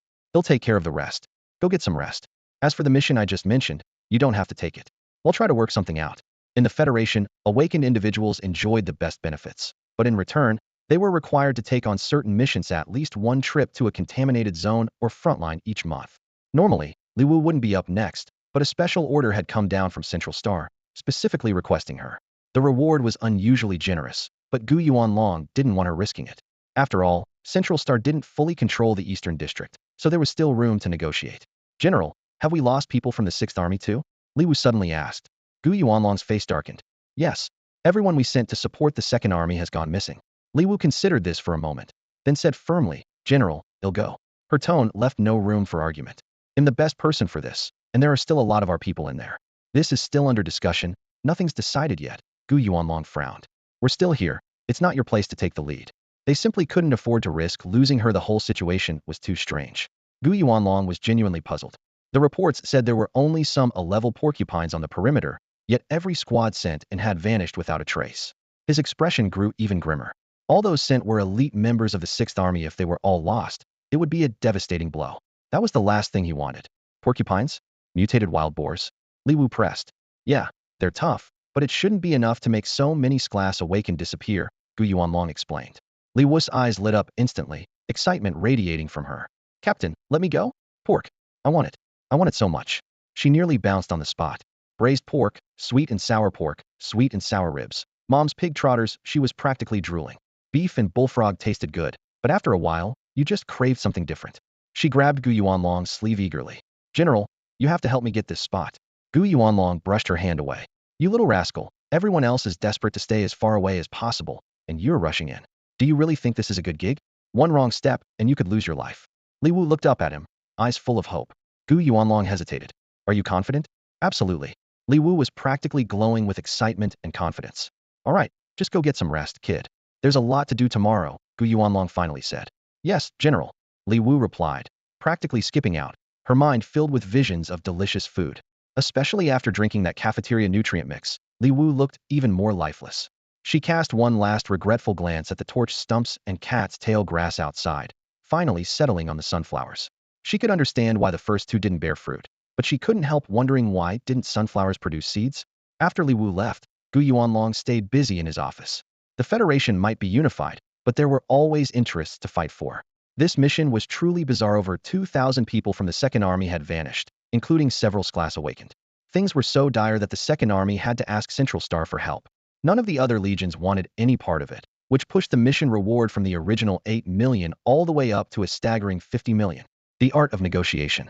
Negotiation is an art form. Gu Yuanlong spent half the night arguing and slamming the table with the others. After a long back and forth, they finally secured 500,000 in military merit and an unexpected bonus. What Li Wu didn't know was that she was about to narrowly miss out on a huge cache of crystals. Early the next morning, Li Wu was jolted awake by an urgent communication. A meeting notice had already been sent to her terminal. With the S-135 zone now purified, it was time to plan its future, and as the purifier, Li Wu naturally needed to be present. In the conference room, Li Wu sat a short distance below Gu Yuanlong, eyelids drooping as she listened to the officers heatedly debate the land's future. A pollution-free zone should obviously be used for residential buildings. One officer insisted, pounding the table. I suggest relocating the 6th Army's base there. Another immediately countered. The 6th is running short on funds lately. Why not turn it into a resort? A third voice interjected. Wealthy folks from both the Federation and the Empire would love it. Farming is best, an older officer said gravely. That's prime black soil, and there aren't many places left suitable for crops. How many people can you really house in a residential area? But if we plant food, we can feed a whole lot more. Li Wu stifled yawn after yawn, leaning forward until she was nearly slumped over the table. Li Wu, what do you think? Gu Yuanlong's voice suddenly cut through the noise. Li Wu snapped awake, straightening up and rubbing her eyes lazily. Farming, definitely. That land is perfect for crops, and good soil is rare. What we lack most is still food. There's just not enough natural food these days. If people can't even eat their fill, what's the point of anything else? Someone from the 6th Army immediately objected. An officer stood up, tapping the table with his finger. That whole safe zone would be perfect for housing. We've tested its zero pollution. Completely clean. Or maybe we can do both, another suggested. That area is big enough to accommodate a lot of people. Suddenly, Gu Yuanlong stood up and slammed his palm on the table. Enough. We'll go with farming. General, even within the 6th Army, personal interests clashed. A couple of officers couldn't hide their displeasure at Gu Yuanlong's decisive support for Li Wu's proposal. Gu Yuanlong glanced around, a faint smirk on his lips. I forgot to mention last night, the leaders of several districts had a meeting. S-135 is being awarded to Li Wu. She's now the lord of the S-135 zone and has full authority over it. What? When did this happen? Deputy General Li Gu shot to his feet, chair scraping loudly across the floor, disbelief written all over his face. They hadn't planned to seize S-135 for themselves, but they had at least hoped for a share. Now it was all going to Li Wu? Are they out of their minds? Li Gu muttered under his breath. That's a zero-pollution safe zone. We saw it on the live feed, thousands of square kilometers of grassland, fertile soil, and pure mountain springs. Anything from there would be highly coveted. Gu Yuanlong's gaze turned icy, his voice unmistakably authoritative. Li Wu cleared out all the mutated beasts and purified the S-135 zone herself. Is there a problem, Deputy General Li? Li Gu's expression shifted, his Adam's apple bobbing. No problem, General. Gu Yuanlong swept his gaze over the room, and everyone felt the weight of his silent pressure. That's settled. Everyone else is dismissed. Li Wu, stay. The room quickly emptied, leaving only Li Wu and Gu Yuanlong. Li Wu leaned back in her chair, raising an eyebrow. General, why so sudden? She asked, clearly surprised. A hint of satisfaction flickered in Gu Yuanlong's eyes as he moved closer and lowered his voice. I argued with those old men half the night to win this for you. If they want you to help save their people, they have to pay up. He paused, then added, this morning's meeting was scheduled in advance. I wanted to see what the others in the 6th Army were thinking. Everyone has their own agenda, but at least they didn't go too far. Their people? Li Wu caught the key detail instantly. Gu Yuanlong nodded, drumming his fingers on the table. A lot of the missing are the younger backbone from prominent families. That's why they're so anxious. He rubbed his nose, a smug note in his voice. But now that we've taken all the benefits, they're not so eager to send more people. He recalled the previous night shouting, table slamming, pointing fingers. Head managed to offend both the western and northern districts, while the southern district was busy with its own problems. Those left on Central Star were only the ones who absolutely had to stay. Li Wu fell silent, lost in thought. Seeing this, Gu Yuanlong quickly added, don't worry, you can pick anyone from the 6th Army who's available. General, this time I want to go alone, Li Wu suddenly said, her tone resolute. Gu Yuanlong's brows shot up, ready to object, but Li Wu raised a hand to stop him. General, I have my reasons. Over 1,000 people have gone missing. That means this pollution zone isn't something numbers alone can solve. A confident smile touched her lips. Besides, did you forget about my army of plants? I alone can be a whole army. When the 6th Army learned that Li Wu planned to head to Zone S-086 alone, their expressions changed instantly. A year ago, S-086 had experienced a strange incident, leaving the area in a state of chaos ever since. Countless awakened who entered the zone had vanished without a trace, their fate unknown. At first, the 2nd Army dispatched a small team to investigate, but there was no news from them for an entire day and night. They then sent a squad of 100 awakened, who also disappeared. Multiple teams were sent in succession, all meeting the same mysterious end. Realizing the gravity of the situation, they called for reinforcements from all sides. S-086 is located at the intersection of several military districts, making it strategically crucial. Elite forces from various factions were sent in, even some Sklas awakened, but none of them made any progress. All contact was lost once they entered. At that moment, Li Wu sat in her office, reviewing all available information on S-086. This zone was classified as an Sklas contaminated area, but it had rarely shown any unusual activity. Occasionally, a class porcupines would appear on the outskirts, but the 2nd Army had never conducted a thorough investigation, so their understanding of the area was nearly non-existent. The only information recorded was that the outer region was home to porcupines, while details about the contamination zone itself were almost entirely blank. Wujia, I want to go with you. My spiritual sense is strong. I can help you scout out the area. He Peng was the first to speak, his face filled with concern. Captain, I'm a strong fighter. I didn't get to help last time, but I know I can make a difference now, another team member said urgently. Captain, I can't heal, another chimed in, eyes full of worry. Though their squad had only recently come together, Li Wu was already their irreplaceable leader. Fighting alongside her was an honor for them all. Li Wu smiled gently and spoke calmly. You all know my spiritual form isn't suited to group operations. I discussed this with the general, and this is the decision we reached. But it's too dangerous to go alone. If we go with you, we can help, He Peng pleaded anxiously. Li Wu shook her head. If there's a chance, they'll take you with me next time. For now, I need to check out S-086 by myself and see what's really going on in there. The others still looked uneasy. They knew they weren't strong enough yet. If only they were. Maybe they could do more to help. Li Wu saw their concern and tried to reassure them. There's still a lot of important work to do here. Each of you is in Sklas awakened, fully capable of holding your own. If you all come with me, who will defend our base and the first line of defense? Though they were reluctant, they nodded in agreement. Li Wu smiled softly, though she truly cherished them. Suddenly, she changed the subject, her tone turning more serious. There's something else I need your help with. Their eyes lit up and they gathered around her. Captain, what is it? I've been put in charge of the purified S-135 zone. I plan to start farming there, and I'd like your help finding people to guard it. AI Lu was the first to agree. No problem, Captain. The purified S-135 is practically paradise. Paying people to work there won't be an issue. The wealthy are all looking for ways to reduce contamination. If it means less pollution, they're willing to pay whatever it takes. Liwu nodded and added, S-135 is a large area, and cultivating crops will require a lot of manpower. I'm thinking of giving some spots to people from the shelters 3,000 a month, with room and board, and they get first pick of the produce. Yipeng scratched his head, looking a little puzzled. Captain, are you still hiring? Can I go too? Li Wu smiled, warmth in her eyes. You're all capable fighters, I don't need you for that kind of work. What matters most is that you stay here, protect the 6th Army, and hold the front line. Even so, Yipeng still looked a bit disappointed.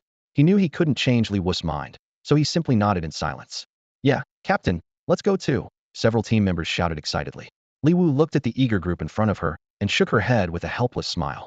What are you all competing for? They're just joking around. Awakened individuals earn monthly salaries in the tens of thousands, and class awakened enjoy benefits that are far beyond what most people can imagine. She grew serious. But the selection process has to be strict. We can't consider anyone from the Li family or anyone unreliable. AI Lu's eyes lit up. Don't worry, Captain. My cousin is an HR director at a big company. They'll talk to her and try to convince her to help us out. Great, if she's willing to join us. We'll make sure she gets an excellent package. Li Wu agreed readily. Then, Li Wu pulled a bright red chili pepper from her storage pouch and carefully explained the key points of breeding and cultivation. Thanks to her photographic memory, her experience growing plants on the balcony came in handy now. Coming from a business family, AI Lu had an extensive network. Li Wu entrusted her with the task of finding management talent for the shelter. Professional matters should be handled by professionals. After giving these instructions, Li Wu took out 10 vials from her storage pouch, 5 for boosting mental power and 5 for physical enhancement. She remembered that when she took them herself, there was no immediate effect, but when she saw Ping Ping Anan crush a diamond barehanded after taking one, she was convinced of their potency. This one boosts mental power, and this one enhances physical strength. Each of you gets 1 inch, but before she could finish, the team members rushed forward, eagerly downing the vials in a single gulp. Watching the scene, Li Wu shook her head inwardly, worried that one day they might actually get tricked by someone offering them candy. It was only after she finished drinking that AI Lu suddenly asked, Wait, there are potions that boost mental power? I thought you could only improve that through training. No sooner had she spoken than her spirit body, the Qinglian leaf, began to stir restlessly. A sharp headache hit her as a surge of mental energy flooded her mind. To everyone's astonishment, the Qinglian leaf split into 10 identical clones. Captain, this is incredible. AI Lu was left speechless. After 5 years of hard training, she had only ever managed to create 4 clones at most, and even then, their strength was halved. Now she could easily summon 10 fully powered spirit bodies. The other team members began to experience their own transformations. The silverback ape's spirit stomped the ground, shattering it, before splitting into 8 clones. Everyone felt their mental energy skyrocketing. Though the headaches were intense, their excitement was impossible to hide. The 5 of them stood rooted to the spot, faces lit up with disbelief and pure joy. The higher one's mental power level, the harder it is to improve. These people had been on the battlefield for years, yet most could only maintain 4 or 5 summoned spirit forms at most. Now, with barely any effort, Li Wu had doubled their mental strength. A shock so profound it left them speechless. Everyone exchanged glances, the same thoughts surfacing in their minds. If word of this ever got out, the consequences would be unimaginable. They silently swore to take this secret to the grave, not even telling their closest family. In the distance, Gu Yuanlong strode over with long, urgent steps. As he took in the chaotic state of the training grounds, veins bulged on his forehead, and his face darkened instantly. You lot, what are you doing this time? His roar echoed across the open field. You brats are getting bolder by the day. Why aren't you training your mental power in the proper facility? Do you think the ground repairs are free? Grinding his teeth, Gu Yuanlong declared. From now on, any repair costs are coming straight out of your wages. I won't pay a single cent. But as he drew nearer and got a clear look at everyone's spirit forms, his anger was replaced by utter shock. As one of the few Shrank Awakeners, he knew everyone's abilities by heart. All their data was on record. Yet the scene before him made him question his own eyesight. Gu Yuanlong instinctively rubbed his eyes and counted again, 1, 2. Halfway through, he abruptly stopped, disbelief written all over his face. It wasn't his vision, nor was it an illusion, simply couldn't accept what he was seeing. I must be dreaming, Gu Yuanlong muttered to himself, dazed and unsteady. Seeing this, Li Wu handed him a small pouch with a relaxed smile. General, I didn't forget about you. There are 5 vials each of mental power boosters and physical enhancers in here. The effects are exactly as the names suggest, very straightforward. Try them out. The rest are yours to use as rewards or however you see fit. The others couldn't help but laugh. Their initial reactions hadn't been much different, but watching Gu Yuanlong's expression now was just too entertaining. It was only then that Gu Yuanlong realized all of this was real. Without hesitation, he pulled out a vial labeled Mental Power Booster and drank it in one go. Almost instantly, he felt the change. Gu Yuanlong closed his eyes. His body tensed as a surge of powerful mental energy washed through him.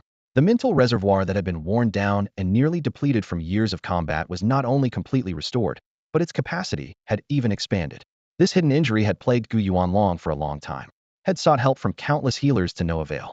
As someone whose spirit form was nearly at the strength peak, his mental power had always been among the best. At his prime, he alone could hold 10 strategic strongholds. Yet no healer had ever managed to repair the damage to his mental power. He had regrets, but never showed them. The weight of responsibility on his shoulders left no room for self-pity. Gu Yuanlong had always assumed this was his lot in life. He never expected to recover, let alone make further progress. When he opened his eyes, they shone with excitement. He slapped Li Wu's shoulder twice, his voice trembling with emotion. Good. Very good. Kid, you're incredible. In his excitement, Gu Yuanlong failed to control his strength. Li Wu's face turned red again, thinking that if this kept up, she'd end up with internal injuries sooner or later. AI Lu quickly pulled Li Wu away from Gu Yuanlong's grip and asked curiously, General, how many spirit forms can you summon at once now? The green lotus spirit form beside her swayed proudly. Gu Yuanlong's lips curled into a rare smile, his tone carrying a renewed fighting spirit. You'll see on the battlefield. Then, turning serious, he added, now that your mental power has increased, your training needs to keep up. He'll have Mao Chung adjust your daily routine, no slacking off. AI Lu and the others exchanged looks, regretting their question.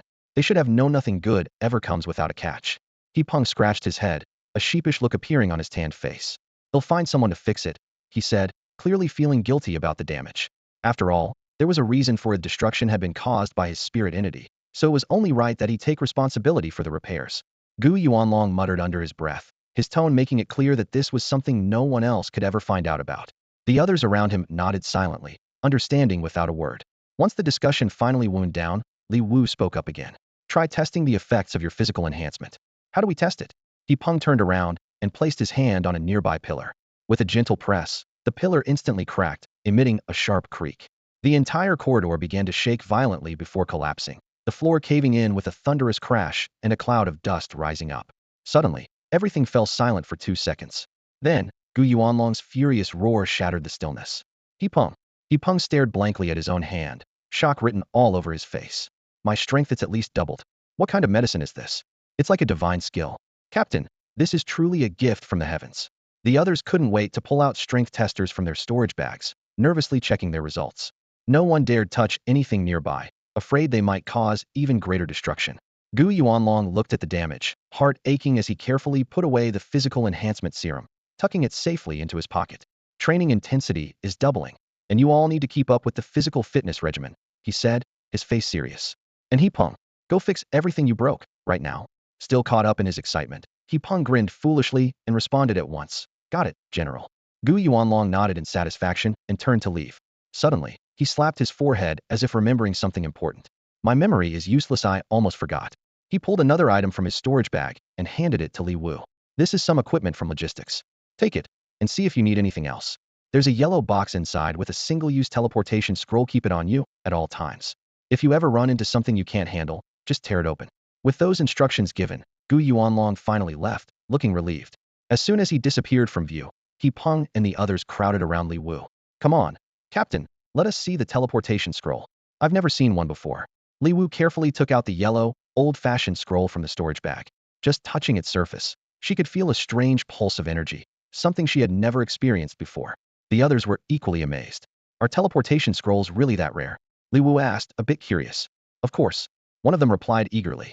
It's been years since the Great Contamination outbreak, and the Federation has only ever awakened one spatial ability user. The process of making these scrolls is complicated and time-consuming. There are hardly any in existence. The general only got this as a reward from the Central Star after holding off 10 waves of class mutant armies on the battlefield and saving hundreds of thousands of lives. Li Wu nodded and carefully put the scroll away, making a mental note of this information.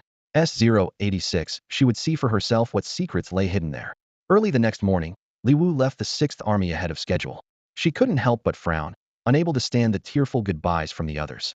She was going to eliminate mutants, not to die. Piloting her starship, she headed straight for the S-086 contamination zone. Compared to other contaminated areas, this one was unusually calm.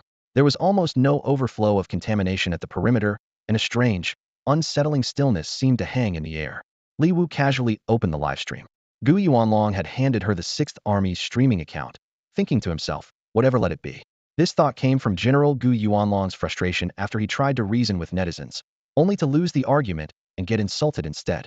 Li Wu quickly realized the power of online traffic. Only by holding enough influence and authority could she truly change the situation for the Li family. She started the stream with ease, and a flood of late-night viewers immediately joined the broadcast. Here we go. I knew the early bird gets the worm. Is this the entrance to the contamination zone? Wujia, are you heading back in again? It hasn't even been that long. Li Wu, we support you no matter what. What the Li family did was wrong. Please come back safe. You all spent so long criticizing her, but Luxia's the one protecting us now. Get lost. I'd curse her 100 times over. Why shouldn't I? She's dragged both General Li and General Shun into this. Heroes shouldn't be tarnished. The Li family already issued a statement, admitting their failure to manage their people. They're investigating the matter thoroughly. Li Wu glanced at the comments with indifference and responded coolly. I'm criticizing Li Shuyuan and the current Li family. Heroes deserve respect, but their sacrifices shouldn't be exploited by parasites. Her words stirred up another frenzy among the viewers. We've seen everything the Li family patriarch has done over the years. I used to like you, but you refuse to admit your mistakes and keep smearing the Li family. Blocked. Huh. Is there something we don't know? All you do is chase attention with drama. I've got your number. She's about to enter the contamination zone, and you're still arguing? Use your brains. Wasn't it Li Wu who started this topic? Hypocrites. The chat quickly descended into chaos, but Li Wu didn't care. She ignored the noise, a cold smirk playing on her lips. Let them argue, the louder, the better. She had nothing to lose, but for Li Shuyuan, it was a different story. After years of carefully building his reputation, he wouldn't give it up so easily. Li Wu's goal was clear. She wanted to muddy the waters as much as possible. She switched the camera to auto-follow and walked slowly toward the contamination zone. The air inside was almost swallowed by thick fog, forcing Li Wu to put on a mask. It helped a little, but the black smog was suffocating. Visibility was so low that nothing beyond 10 meters could be seen clearly. In the darkness, Li Wu sensed something watching her, tracking her every move. A chill ran down her spine. Instinctively, she rolled to the side, narrowly dodging an attack. A sharp whistling cut through the air as a long, black, poisonous spike shot up from where she had just been standing. Venom dripped to the ground, corroding a deep pit as black mist and toxic fumes spread outward. Li Wu glanced back and saw countless green eyes staring at her from the darkness, packed so tightly together they were impossible to count. Without hesitation, she activated her plant sanctuary, instantly absorbing every mutant within a 25-kilometer radius. At the same time, she looked toward the far end of the red line, where a horde of porcupines awaited countless A-class creatures, each bristling with long, venom-coated spines. Their fangs were as sharp as blades, and their blood-red eyes gleamed coldly in the dark as they charged the red line, desperate to tear through and devour Li Wu. Li Wu stayed calm and prepared herself. She knew the real battle with the contamination zone was only just beginning. As soon as the 10 seconds were up, the porcupines broke through the defenses. The first wave alone consisted of about 500 porcupines. Their blood-red eyes were fixed solely on Li Wu, and their sharp, poisonous quills glinted menacingly under the sunlight. Sunflowers swayed cheerfully in the sun, continuously producing golden energy orbs. Once she had gathered 100 sunlight, Li Wu quickly planted a pea shooter in the front row. However, before the pea shooter could even fire its first green bullet, it vanished with a faint pop. In its place, a purple glowing porcupine quill was embedded in the ground. Still making noise? The battle has started. The livestream chat exploded. Will you be happy when the mutants wipe out every human base? I've said it before, Li Wu is too reckless. Does she really think having 5 plants makes her invincible? You could tell last time, her plant defenses are way too weak. One hit from a mutant, and they're done for. Kids these days get a little power and act like they own the world. TSK. Now she's met her match. Someone couldn't help but argue back. Can you stop with the snarky comments? Think about what to do. Li Wu is the only one who can purify the contaminated zones right now. Are the Federation's leaders out of their minds, sending her somewhere this dangerous again? I emailed Li Wu last time, told her to focus on defense, but she probably didn't see it. Things are really bad now. Imperial supporters chimed in as well. Haha. She just got lucky the last 2 times, ran into mutants her plants could counter. Now the tables have turned. What are you Federation weaklings going to do? Can the Empire keep their dogs on a leash? Here they go barking again. I believe Li Wu can handle it. On the battlefield, the porcupine horde stood more than 15 tiles away, launching deadly quills from their backs. Li Wu's plants were struck down the moment they appeared, one after another. The live stream audience held their breath, hearts pounding in their chests. If they were in her shoes, they wouldn't have the faintest idea how to break through. Her plant defenses were too weak, and there was no time to mount an attack. What could she possibly do? Meanwhile, in the 6th Army's command center, Gu Yuanlong and the military high command were glued to Li Wu's livestream. The stubborn girl had set out ahead of schedule. By the time they went to see her off, she was already gone. Luckily, Shed started streaming, so at least they could keep track of her in real time. Gu Yuanlong frowned deeply, a flicker of worry in his eyes. A single A-class porcupine wasn't hard to deal with, but the problem was their numbers. These groups could be tens of thousands strong. Normally, facing a swarm like this, the military would use heavy firepower, wiping them out with artillery and psychic weapons before the porcupines could launch their quills. Li Wu had taken down even class mutants before, so everyone had forgotten that porcupines' long-range attacks were the perfect counter to her plants. Mao Chung was so anxious he got up, paced the room twice, then sat down again. The other officers looked tense, clearly worried but unsure what to say. Only Li Gu couldn't hide a hint of a smile in his eyes. Had gotten his position in the army thanks to Li Ziyuan's open and secret support. Li Wu's survival was the biggest threat to them. Some people would be better off staying quiet, just pretending to be dead. It's better for everyone. If they insist on causing trouble, they have no one to blame but themselves, Li Gu thought to himself. Back on the battlefield, Li Wu stopped trying to plan anything. Shed collected about 300 sunlight, then opened a new plant card. As her connection with the plant courtyard deepened, she could vaguely sense what plant would appear next. A flash of light appeared in her hand, and suddenly she was holding something round and chubby. At first glance, it looked like an oversized potato, but on closer inspection, it clearly wasn't. Li Wu planted the new plant in the front row. A new plant. The 6th one. Just how many plants has she awakened? And how many spirit companions does she have? It's enough to drive anyone crazy. Is Li Wu really human? I seriously think the Institute should look into her background. What kind of plant is it this time? She put it in the very front. Doesn't look like an attacker at all. Could it be a support type? Wu Jie is amazing. Haha. I knew it never fights a battle unprepared. Let's see if the porcupines can break through the defenses. Their attacks are no joke. Plants are usually fragile, and if they're too aggressive, Li Wu's trump cards might be exposed. Some people are so cynical. If she dared to use it, it must be the porcupine's nemesis. Let's just wait and see. A chubby walnut stood at the very front. The porcupine's quills struck hard against it, but there was no reaction at all. The walnut stood firm and unmoving, as steady as a mountain. Above its head floated a slow-moving health bar, showing 300 points. Walnut, level 1, upgradable. Each planting costs 100 sunlight, with a defense value of 300, able to block all attacks from the front. Planting cooldown, 30 seconds. The walnut looks simple and honest, and is the most reliable partner among the plants. It silently takes its place in the front row, absorbing damage. Even as a defensive plant, it has ambitions of its own. Li Wu patted the walnut and greeted it with a smile. Welcome to the battlefield, walnut. The walnut replied slowly, it'll protect everyone. Li Wu gathered sunlight at an impressive speed, and in no time, the entire front row was filled with walnuts.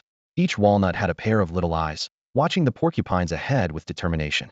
They stood tall and sturdy in the front, their strong bodies blocking attacks from all directions, like towering mountains. The porcupine's quills left only faint marks, barely a scratch. Li Wu gave the walnut an encouraging pat. Nice work. The walnut replied in its slow way. As long as I'm here, they'll never break through. Li Wu smiled. The front row is yours. Then she returned to the back row, continuing to collect sunlight and plant more varieties. The first to be planted again were the sunflowers and pea shooters. Pea shooters have a short cooldown and low sunlight cost. Even if their damage and control can't compare to other plants, they're still Li Wu's go-to choice. Thanks to the walnut's protection, the plants in the back could attack in peace. Pea shooters, kernel pulse, cattail, torch wudon. After another, they appeared on the battlefield. Soon, Li Wu had completed her tactical formation. All she needed to do was keep an eye on the walnut's health and replant them when needed. Up front, the porcupines kept attacking, but each quill only did 5 damage. It would take 60 hits to break through a walnut. Meanwhile, on the porcupine side, the relentless attacks from the plant army quickly took down the A-class porcupines, one after another. Wish power 10, wish power 10. There may have been a lot of porcupines, but so what? Li Wu's specialty was overwhelming firepower. If one skill isn't enough, use a few more. If one plant isn't enough, plant a few more. As she looked at the porcupines ahead, she was already planning her next move. Pork, what a long-lost delicacy. Those 2 little ones have never tasted it. When they get back, she'll cook them a feast. In the livestream chat, viewers were shocked. That's it. It's over this easily. Where's the crisis we were promised? I barely had time to feel nervous before Wu Jie had already come up with a solution. This was by far the most relaxed exotic beast livestream ID ever watched. Inside the streaming room, the chat scrolled by like a torrential downpour. I knelt on the floor, eyes glued to the screen, secretly thankful for my choice. As soon as Li Wu entered, She dominated the battle with overwhelming strength, leaving all the viewers stunned. Wujia, am offering you my knees, one comment floated by, quickly sparking a wave of agreement. I'm honestly tired of saying awesome at this point. Wait, you know we've got a 6 attribute genius from the Eastern District? Haha, exactly. She's from our district. And she's with the Federation. Li Wu really does create miracles again and again. The chat was buzzing with excitement. Some viewers grew curious about Li Wu's new plant. What's this new plant called? Giant potato? Doesn't really look like a potato to me. Others started mocking the Empire's supporters. Haha, where are the Empire's dogs now? Come out and bark for us. Amid the arguments, there were dissenting voices as well. I don't care, I still don't like her. She's from the Eastern District, but after all that the Li family did for us, she's just ungrateful. Do you even have a brain? If you don't like her, just don't like her. No one's forcing you. The discussion quickly shifted back to Li Wu's potential. Wuji's still hiding so many tricks. Do you think she's got even more plants up her sleeve? Are you kidding? She already has 6 now, with both offense and defense. If she's got even more, how are the rest of us supposed to compete? On screen, Li Wu had already started zoning out from boredom, sending the chat into another frenzy. Wuji's so bored she's spacing out now. These rank beasts can't even get close to her. Meanwhile, in the 6th Army's command room, Gu Yuanlong and his subordinates finally breathed a sigh of relief. Mao Cheng broke into a broad grin, clapping his hands and laughing. Li was incredible. He turned to Gu Yuanlong, half-jokingly complaining. General, why didn't you tell me Li Wu was hiding such a trump card? I really thought you'd misjudged by sending her out there. Gu Yuanlong looked helpless, genuinely hadn't known. If he had been aware of Li Wu's abilities, he wouldn't have worried for so long. Still, he put on a mysterious air for his subordinates. That kid's got it under control.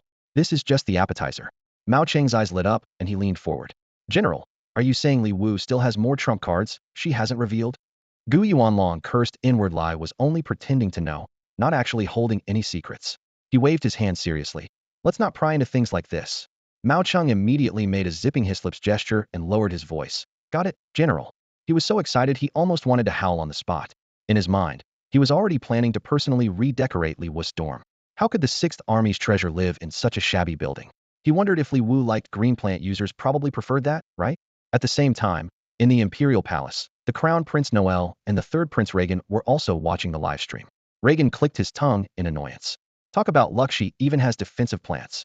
Noel, meanwhile, was scribbling and analyzing on a piece of paper, his expression unusually serious. Support, offense, defense. She could form an army with infinite missiles and endless energy all by herself. He paused, continuing, she's only shown these abilities within her domain. I wonder if that's a limitation or something else. If she can use them outside her domain. His voice dropped. What would that look like? Maybe it's time we re-evaluate this little genius. Reagan was still annoyed, but didn't argue. He realized as well, Li Wu was far from your average prodigy. There could be many geniuses, but someone as strong as Li Wu was truly rare. Next to her, all the other prodigies seemed to fade away. What was even more unsettling was that they weren't sure if Li Wu only had these plants. If she had other abilities, what kind of monstrous skills would those be? This was already beyond human limits, they couldn't even imagine it. Li Wu was, frankly, terrifying. Several waves of porcupines quickly vanished under the barrage of plant firepower. Time seemed to freeze inside the plant courtyard, and the system's voice echoed in the silence. Battle results. Willpower 246,800, edible pork 24,680 gene, porcupine tusks 24,680, low-grade crystals 24,680, bonus, body enhancement serum 10. Li Wu let out a soft sigh, her gaze falling on the porcupine nest. She genuinely felt it was a pity there were only a little over 20,000 of them. Time in the plant courtyard was perpetually frozen. No matter when she retrieved food, it was always perfectly fresh. Still, the quantity just felt a bit too small. She accidentally voiced her thoughts, immediately sparking a round of laughter. Sis Wu, that's plenty. You care about the porcupine's dignity? Haha, the poor porcupines. Not only did you wipe out their nest, but you even complain there aren't enough of them. Can someone teach me how to act cool like Li Wu, so effortlessly? The difference is, she's genuinely awesome. Li Wu casually cleared away the remaining porcupines nearby and continued deeper into the contaminated zone. The Federation and Empire had once jointly divided up the polluted areas, mapping them by location. Most places were home to a single type of mutant nest, but there were exceptions. For example, Zone S086 was originally a jumble of several different mutant nests, which eventually merged into the current contamination zone. 11 porcupines were at the bottom of the food chain, only brave enough to linger at the edges of the zone. The further she walked, the blurrier her vision became, with barely anything visible around her. The strangest part was that, despite walking for so long, she hadn't seen a single other person. Thousands of missing people seemed to have vanished into thin air, leaving behind only dead silence. Since the Great Contamination began, Li Wu had never encountered anything like this. Her steps grew heavier, and the silence around her deepened. There was no movement at all, nothing but the occasional gust of wind. The livestream signal kept cutting in and out, and viewers flooded the chat with puzzled comments. Why does this place feel so creepy? No mutants, no people, it's as quiet as a graveyard. Is it just me, or did we just pass this spot? Are we stuck in a loop? Li Wu stopped and looked up, her brow furrowed, and anxiety gnawed at her. Something was definitely off. Ever since she entered the contaminated zone, nothing felt right. Suddenly, she realized she was trapped in a massive illusion, one created by some kind of mutant. She was still inside it, even now. A system prompt suddenly popped up, breaking her train of thought. Would you like to spend 200,000 willpower to upgrade the plant courtyard? Yes. The system began to count down. The plant courtyard started to upgrade, its coverage expanding to 125 square kilometers, and the plant encyclopedia was unlocked. Li Wu immediately unleashed the plant courtyard's domain. The landscape on the other side appeared empty, but her senses told her things weren't as simple as they seemed. She could sense some kind of strange disturbance. The livestream audience was abuzz with surprise at Li Wu's actions. Why did she suddenly release her domain out of nowhere? She's not even worried about draining her mental strength? Sis Wu must have her reasons, maybe she's noticed something off. Li Wu's expression grew more focused. She knew the environment before her was no longer the contaminated zone she was familiar with, but a far more dangerous illusion. Is there a ghost here? If you want to flatter Li Wu, at least pick the right moment. There's nothing on the other side. Did Li Wu make a mistake in her judgment? Her expression darkened slightly as the countdown from the plant courtyard echoed in her ears. At that moment, she knew she wasn't imagining things. There was definitely something here, something invisible. Li Wu planted a sunflower. The sunflower, completely unaware, greeted her energetically. Good evening, Wu Wu. Ready for another day of fighting side by side. But where's our opponent? I don't see anything. Li Wu's brows furrowed, her expression growing even more serious. This time, the enemy is a bit tricky. Don't worry, Wu Wu. Sunflower and all our friends will protect you. Li Wu quietly collected the sunlight. Sunlight 50, sunlight 50. She planted another sunflower. As the countdown ticked to 0 in her mind, Li Wu Tinsich realized the invisible threat had already crossed the defense line and was closing in on them. This was bad news. She quickly gathered more sunlight, planting as many plants as she could. Pea shooters, kernel pulse, catnip. She tried every available plant, but none could sense the unseen danger. They couldn't see it, couldn't touch it. It was a deadly problem. Catnip's bullets spun aimlessly through the air, unable to find a target. Viewers in the live stream started to question, what is Li Wu doing? Even if she has enough mental strength, isn't this a waste? Or is she just showing off her spirit plants? I don't think Li Wu would do something pointless. Let's keep watching. Haha, looks like someone's about to mess up. Where are all those fans who were singing her praises? Why aren't they speaking up now? Honestly, I don't get it. She suddenly opened her domain, then started planting like crazy. What's going on? Just then, a burst of exclamations erupted in the live stream. Look, the giant potato up front, it's being eaten. Whoa, the hole is getting bigger and bigger. This is nuts. Something's definitely moving, but is it a ghost? Why can't we see anything? Monsters and demons, leave now. Monsters and demons, leave now. The giant potato was devoured, and the torch stump vanished without a trace. Things were getting worse on Li Wu's side. Woo woo, I'm really not tasty. Who's biting me? Meow meow meow. That hurts. More and more gaps appeared on the plants, and they gradually disappeared from the domain. The plants in front of her faded away, and the invisible threat crept closer to Li Wu. Li Wu tried a cautious attack in front of her, but it only carved a useless trajectory through the air before hitting the ground. Her mind raced through the plant encyclopedia until her gaze settled on one entry. A small, warm glowing lampflower appeared in her palm. Lampflower, level 1, upgradable. Each planting costs 100 sunlight. When planted, it illuminates a 3x3 area with a 10-second cooldown. In the light, nothing can hide. Where the heavenly eye gazes, the battlefield takes shape. All creation becomes a blade, ready to strike at my command. The lampflower came with its own bold signature. It was tiny, even smaller than a sunflower, but once planted, the surrounding fog and darkness vanished instantly. At last, Li Wu could see the threat lurking in the shadows. A giant butterfly appeared before her, its wings covered in countless eyes and mouths. Dark light swirled around it like living shadows. As soon as it revealed itself, panic swept through the entire scene. All eyes turned to Li Wu, faces etched with terror. Ah! Someone screamed uncontrollably. Oh my god, that thing is terrifying. That's nothing, a calm voice interjected. You've all been in the safe zone too long. In the contaminated zones, there are far worse things than a shadow moth. Shadow moth? Someone asked in shock. Glass mutant, another person immediately explained. Their glowing powder lets them turn invisible and confuse their enemies. The real trouble is, once they go invisible, no one can touch them. A wave of discussion broke out nearby. How did a shadow moth show up in Zone S086? Weren't they supposed to be extinct? It's been at least 18 years since anyone's seen one. Back then, dozens of shadow moths wiped out an entire city. It's almost like they have spatial abilities they can attack us, but we can't even touch them. This is insane. How are we supposed to fight that? Last time, it took a top-level spatial ability user to take them down. Where are we supposed to find someone like that now? Li Wu, run. Someone in the crowd shouted urgently. Don't try to be a hero, staying alive is what matters most. Just then, the shadow moths in the domain suddenly sprang into action. They opened their tooth-filled jaws and lunged at Li Wu with a frenzy. These intelligence class mutants had clearly recognized her as the domain's master. If they killed her, the entire domain would collapse. The air was thick with shadow moths, their green, bead-like eyes forming grotesque patterns that sent chills down everyone's spine.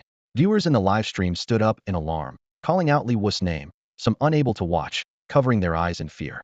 Meanwhile, several members of the Li family watched the broadcast intently, twisted excitement flashing in their eyes. It's best if she dies in the contaminated zone, they whispered. She should have just stayed out of it. Her death would be better for everyone. Suddenly, Li Wu moved. In one swift motion, she drew an energy gun from her storage pouch, aimed, and fired. The action was seamless.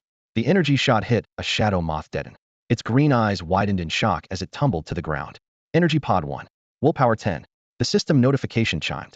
The rest of the shadow moths hesitated for a split second, then attacked Li Wu even more frantically. She quickly stepped back and fed the energy pod to the lamp flower. The lamp flower, silent until now, suddenly came alive with excitement and proclaimed, "Beneath the light, nothing can hide. I will illuminate the whole world." In an instant, the lamp flower's glow spread outward 1 meter, 2 meters, 5 meters until it filled the entire domain. All the invisible shadow moths were forced into view, and the other plants immediately took aim at them, ready to avenge the bites they'd suffered before. Meow, meow, meow. The plants shouted in fury. Ugly things that only know how to ambush. Now, let's settle this with a fair and open showdown. Bullets rained down in a barrage, their sharp pops filling the air as the shadow butterflies at ground level took the brunt of the attack. The auto-tracking bullets, which had previously drifted aimlessly through the air, now seemed to find their purpose, each one locking onto a specific target. Bathed in light, the shadow butterflies could no longer hide. Their health bars plummeted at a rate visible to the naked eye. Amid the battle, Li Wu managed to collect 2 energy beans in quick succession. But the shadow butterflies weren't about to just sit and wait for defeat. A strange, eerie glow suddenly shimmered over their bodies, and in an instant, they vanished without a trace. The plants' attacks hit nothing but empty air, leaving them standing in confusion. The live chat erupted. What's going on? When did this new plant appear? Weren't the shadow butterflies supposed to be immune to attacks?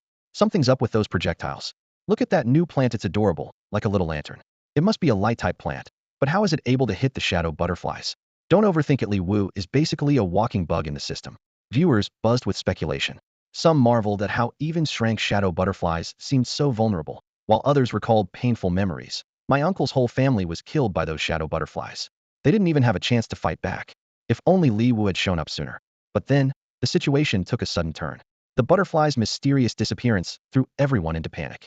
Even with the second army mobilized, things were getting more dangerous without the support of a spatial-type awakener. The audience watched anxiously, fearing for Li Wu's safety. This battle was far from over. Li Wu stared at the shadow butterflies before her, confusion written all over her face. They had vanished for a brief moment, only to reappear beneath the streetlights in even greater numbers, now 6 or 7 times more than before. Despite having already wiped out one wave, the domain was still packed to the brim with them. Beyond the red line, a second wave was being forcibly held back, seemingly waiting for the right moment to strike. To make matters worse, her plant-based skills were completely ineffective against them. Every attack passed through as if hitting nothing but air, leaving no mark at all. Huh, what's going on? I'm sure I hit it. So why isn't it losing any health? Alarmed, Li Wu quickly flipped through the exotic species compendium in her mind. She had spent 2 days carefully studying every entry. She remembered a lot, but the book covered countless species, variants, and evolutionary types. Shadow butterfly was just one among them. She recognized it almost immediately, but still needed to double-check the details. Class shadow butterfly possesses 2 active skills and 1 passive skill. Mist labyrinth releases a special scale powder, creating multiple layers of illusionary space. Phantom reflection patterns on its wings project numerous illusions within the mist. Shadow swap when facing a fatal attack, the shadow butterfly can switch places with its nearest illusion. The chat was in an uproar. How are you supposed to fight this thing? It's totally broken. This species is just a bug in the system. How can an exotic species evolve to be this overpowered? Is this really just glass? It's way tougher than the dome beetle. You guys clearly haven't watched other exotic species streams. Shadow Butterfly is an old-school class. Its skills are way more insane. Dome Beetle only made it up from a class you can't compare. Gu Yuanlong and the others never expected to encounter a Shadow Butterfly here. Now they understood why so many people had gone missing. This species was simply too dangerous. Not only could it create illusionary spaces, but it could also generate phantom clones, blurring the lines between reality and illusion. With layer upon layer of mist, who could tell what was real? Worst of all, when the Shadow Butterfly faced a fatal attack, it could swap places with one of its phantoms. It might look like you'd landed a hit, but in reality, it had already slipped into another layer of illusion, leaving only a decoy behind. How do you even fight this? It's just shameless. Gu Yuanlong fell silent, deep in thought. They'd all been through countless battles, but none had prepared them for an enemy as unpredictable as this. The only ones who'd ever managed to kill a Shadow Butterfly were spatial ability users, and even they'd relied on rare, specialized skills. Now, the species everyone thought extinct was hiding right here in the S086 contaminated zone, leaving them all deeply shaken. Regret gnawed at Gu Yuanlong. He silently berated himself for ever letting Li Wu face such an opponent. She had only just awakened her powers and was far too young to handle something this terrifying.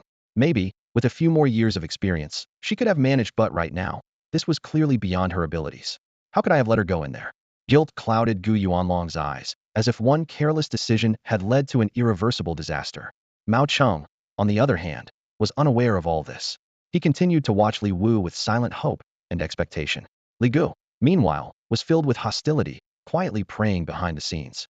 The situation on the battlefield was growing more dire by the second. Even the attacks from cattail grass were starting to fail. Though it managed to lock onto the Shadow Butterfly's true form, every time it landed a hit, the butterfly would instantly swap places with an illusion. No matter how accurately cattail grass aimed, its strikes kept missing. Inside the domain, the plant let out frustrated, angry meows, as if venting its mounting irritation and helplessness. Mao Cheng was starting to get worried. General, do you think Li Wu can handle it? Gu Yuanlong frowned, but kept his composure. Yes, I trust her. At this point, all they could do was put their faith in Li Wu. Mao Cheng tried to stay optimistic. She'll be fine. Li Wu is incredible. And if things get tough, she probably has some new plants up her sleeve. Maybe even one with spatial abilities that could counter the Shadow Butterflies. Gu Yuanlong was even less inclined to speak this time. He genuinely didn't know if Li Wu had any new plants left. Li Wu found the skills of illusion and mirage rather interesting. The space around her wasn't just layered once. There were multiple dimensions. And there was more than one illusion. With so many Shadow Butterflies, it was definitely a tough battle. Even cat-tail grass abilities were rendered useless. The Shadow Butterflies seemed to do this on purpose, perching right on top of the street lamp flower. The flower's light burned them uncomfortably, but they still fluttered around the lamp's head, almost as if taunting it. Pea shooter and corn launcher couldn't land a single hit. Whenever cat-tail grass was about to strike, the Shadow Butterflies would dart away at lightning speed. Their provocation was obvious, shedding scales that fell onto the street lamp flower. The normally aloof flower's glow at its core began to turn red furious. Damn bugs. If I don't take you down, am not worthy of my name, the street lamp flower fumed. No one had ever provoked it like this before. Just an illusion and a mirage, yet they dared to act so arrogant in front of it. Li Wu reached out and fed the street lamp flower an energy beam. It's just an illusion. We are the street lamp flowers under the light. Nothing can hide. So, let's tear through their illusions. With a snort, the street lamp flower swallowed the energy beam. The light around it surged, spreading out little by little until it covered the entire area. Under the light, nothing could hide. These tiny Shadow Butterflies dared to provoke it? It could see through darkness and pierce every illusion. After all, it was a street lamp flower. Such cheap tricks were nothing in front of it. Fake is always fake. It could never become real. Bathed in its light, the illusions created by the Shadow Butterflies began to collapse.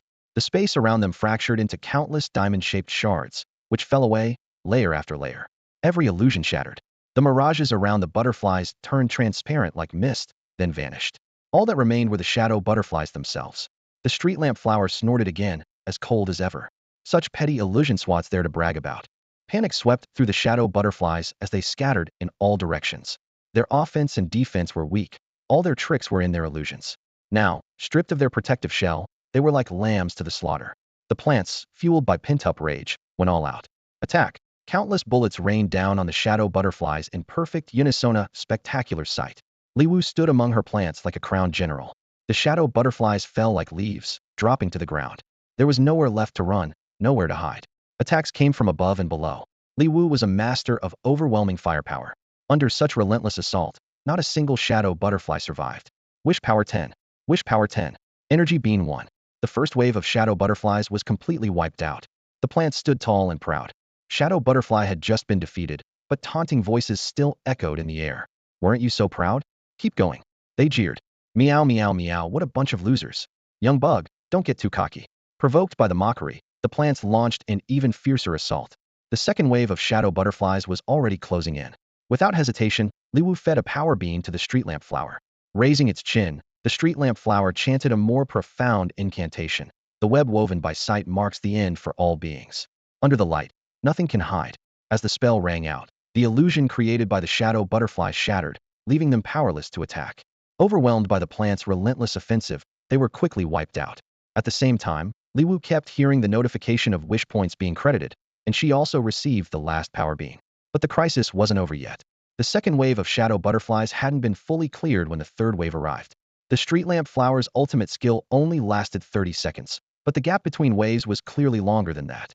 Liwu had to use 3 power beams in quick succession to handle the second and third waves, and another one for the fourth wave. Now, she was out of power beams, and there were still at least 2 more waves of shadow butterflies waiting by the red line. The livestream chat exploded with comments. 666, I honestly don't know what else to say. Street lamp flower is so cool, even recites poetry. That web woven by sight line is awesome, I'm making it my signature. Meanwhile, the Empire's viewers wore smug smiles. Reagan left a message in the chat. Federation losers, did you miss something important? Your genius is out of green power beans. What are you going to do about the remaining shadow butterflies? Noel, deeply focused, was analyzing data on his communicator, his brows furrowed. According to his calculations, if Liwu couldn't summon new plants, their chances of winning were less than 10%. Hey bro, how did you figure out she only gets 5 power beans per round? Reagan asked curiously. Noel replied calmly, by compiling and analyzing all her videos, then cross-referencing the data, it's not hard to reach that conclusion. Reagan, data always tells the truth. You should start paying more attention to these details. Reagan waved his hand dismissively. All right, I get it. There was a hint of disdain in his eyes. In his view, true power was the only thing that mattered. Once he was strong enough to crush any scheme, these minor details would become irrelevant. Noel's gaze fell on the communicator in his hand. The display was split in two. One side streamed Liwu's live broadcast, while the other showed detailed analytical data on her. The analysis accuracy he used to pride himself 180% had dropped to a pitiful 20 when it came to Liwu. Every time he thought she was cornered, she would find an astonishing way to break through. At this moment, admiration flickered in Noel's eyes, and he found himself genuinely curious about what incredible move Liwu would pull off next. After a brief silence following Reagan's comment, the viewers in the live stream broke out into lively discussion. Does Liwu's plant ultimate really have a limit? Of course it does. Otherwise, she could just keep feeding beans to her plants and win every time. I've done some research. The limit is probably on the number of uses. There must be a set cap per match. That green bean is definitely special. It only appears randomly after defeating mutated creatures, and I've noticed there are never more than 5 in a round. Exactly. That's probably one of the rules of Liwu's domain. Her domain isn't just huge. The rule system is also incredibly complex. The viewers carefully tallied Liwu's use of beans. 2 for the first wave of shadow butterflies, 1 for the second, 1 for the third, and another for the fourth. By their count, Liwu had indeed run out. What now? There are still so many shadow butterflies left. Why didn't she save 1 or 2 for emergencies? Without the street lamp flower's ultimate, there's no way to dispel the shadow butterfly's illusion. We've come this far, are we really going to fall short at the end? Hang in there, Wujia. Inside the domain, Liwu had just finished clearing out the 4th wave of shadow butterflies, moving noticeably faster than before. At that moment, the system's prompt sounded in her mind. The final wave of mutated creatures is incoming. Prepare yourself.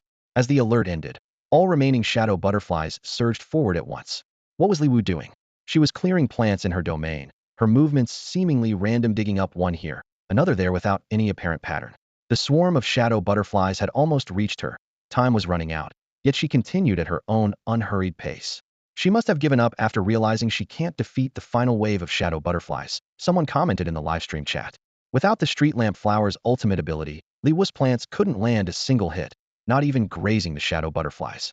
But sharp-eyed viewers noticed something. She seemed to be gathering sunlight to plant street lamp flowers. It's pointless to plant street lamp flowers without energy beans. All they do is reveal the shadow butterflies. She's wasting time on these fancy tricks. What's the point? If she'd just run, she might have already escaped the contaminated zone. Meanwhile, inside the Imperial Palace, Noel was carefully analyzing Liwu's actions. He drew a detailed map of her domain, marking exactly which plant was planted in each grid. At first glance, the spots where Liwu cleared plants seemed random, But Noel didn't believe she would do anything without reason. His pen suddenly paused on the paper. The illumination radius of a street lamp flower was 3 by 3 squares. When he placed the street lamp flowers on the spots Li Wu had cleared, they covered the entire domain, leaving no blind spots. Aren't street lamp flowers only supposed to drive away darkness? Noel's eyes widened, his heart pounding for a few seconds. Back in the domain, Li Wu had already replanted every cleared spot with street lamp flowers. Seeing this, the shadow butterflies grew even more frenzied, convinced that Li Wu was now defenseless. That despicable human has no more green beans. She's no threat to us now. The shadow butterflies swarmed toward her, their tiny green eyes gleaming with hatred, countless mouths writhing as if ready to tear Li Wu apart. As they flew, they released scales from their wings, weaving layers upon layers of illusions and dreamscapes. In this illusory world, they were the true rulers. Take a guess which layer of the illusion is she trapped in now? Once again, the domain filled with countless shadow butterflies, stretching as far as the eye could see. Just then, the small, unremarkable street lamp flowers hidden among the plants began to lift their heads. Did you think I was just for decoration? One street lamp flower sneered. One after another, the street lamp flowers lit up, quickly illuminating the entire domain until not a single shadow remained. The illusions cast by the shadow butterflies began to crumble, falling from the sky like shattered glass, exposing the stunned and bewildered butterflies within. They twisted and writhed in confusion, unable to comprehend what was happening. Why? That human is out of beans. How can she still see through our illusions? The street lamp flower replied proudly, I told you, in the light, nothing can hide. Even without our ultimate move, my brothers and I can light up the whole domain. We are the light. So what if their range was small? There were enough of them to illuminate the entire sky. Li Wu curled her lips, speaking either to the shadow butterflies or to the viewers in the live stream. Sorry, but you guessed wrong. Exposing darkness and illusions is just the basic skill of the street lamp flower. The energy bean ultimate just expands its range. So what if there were no energy beans?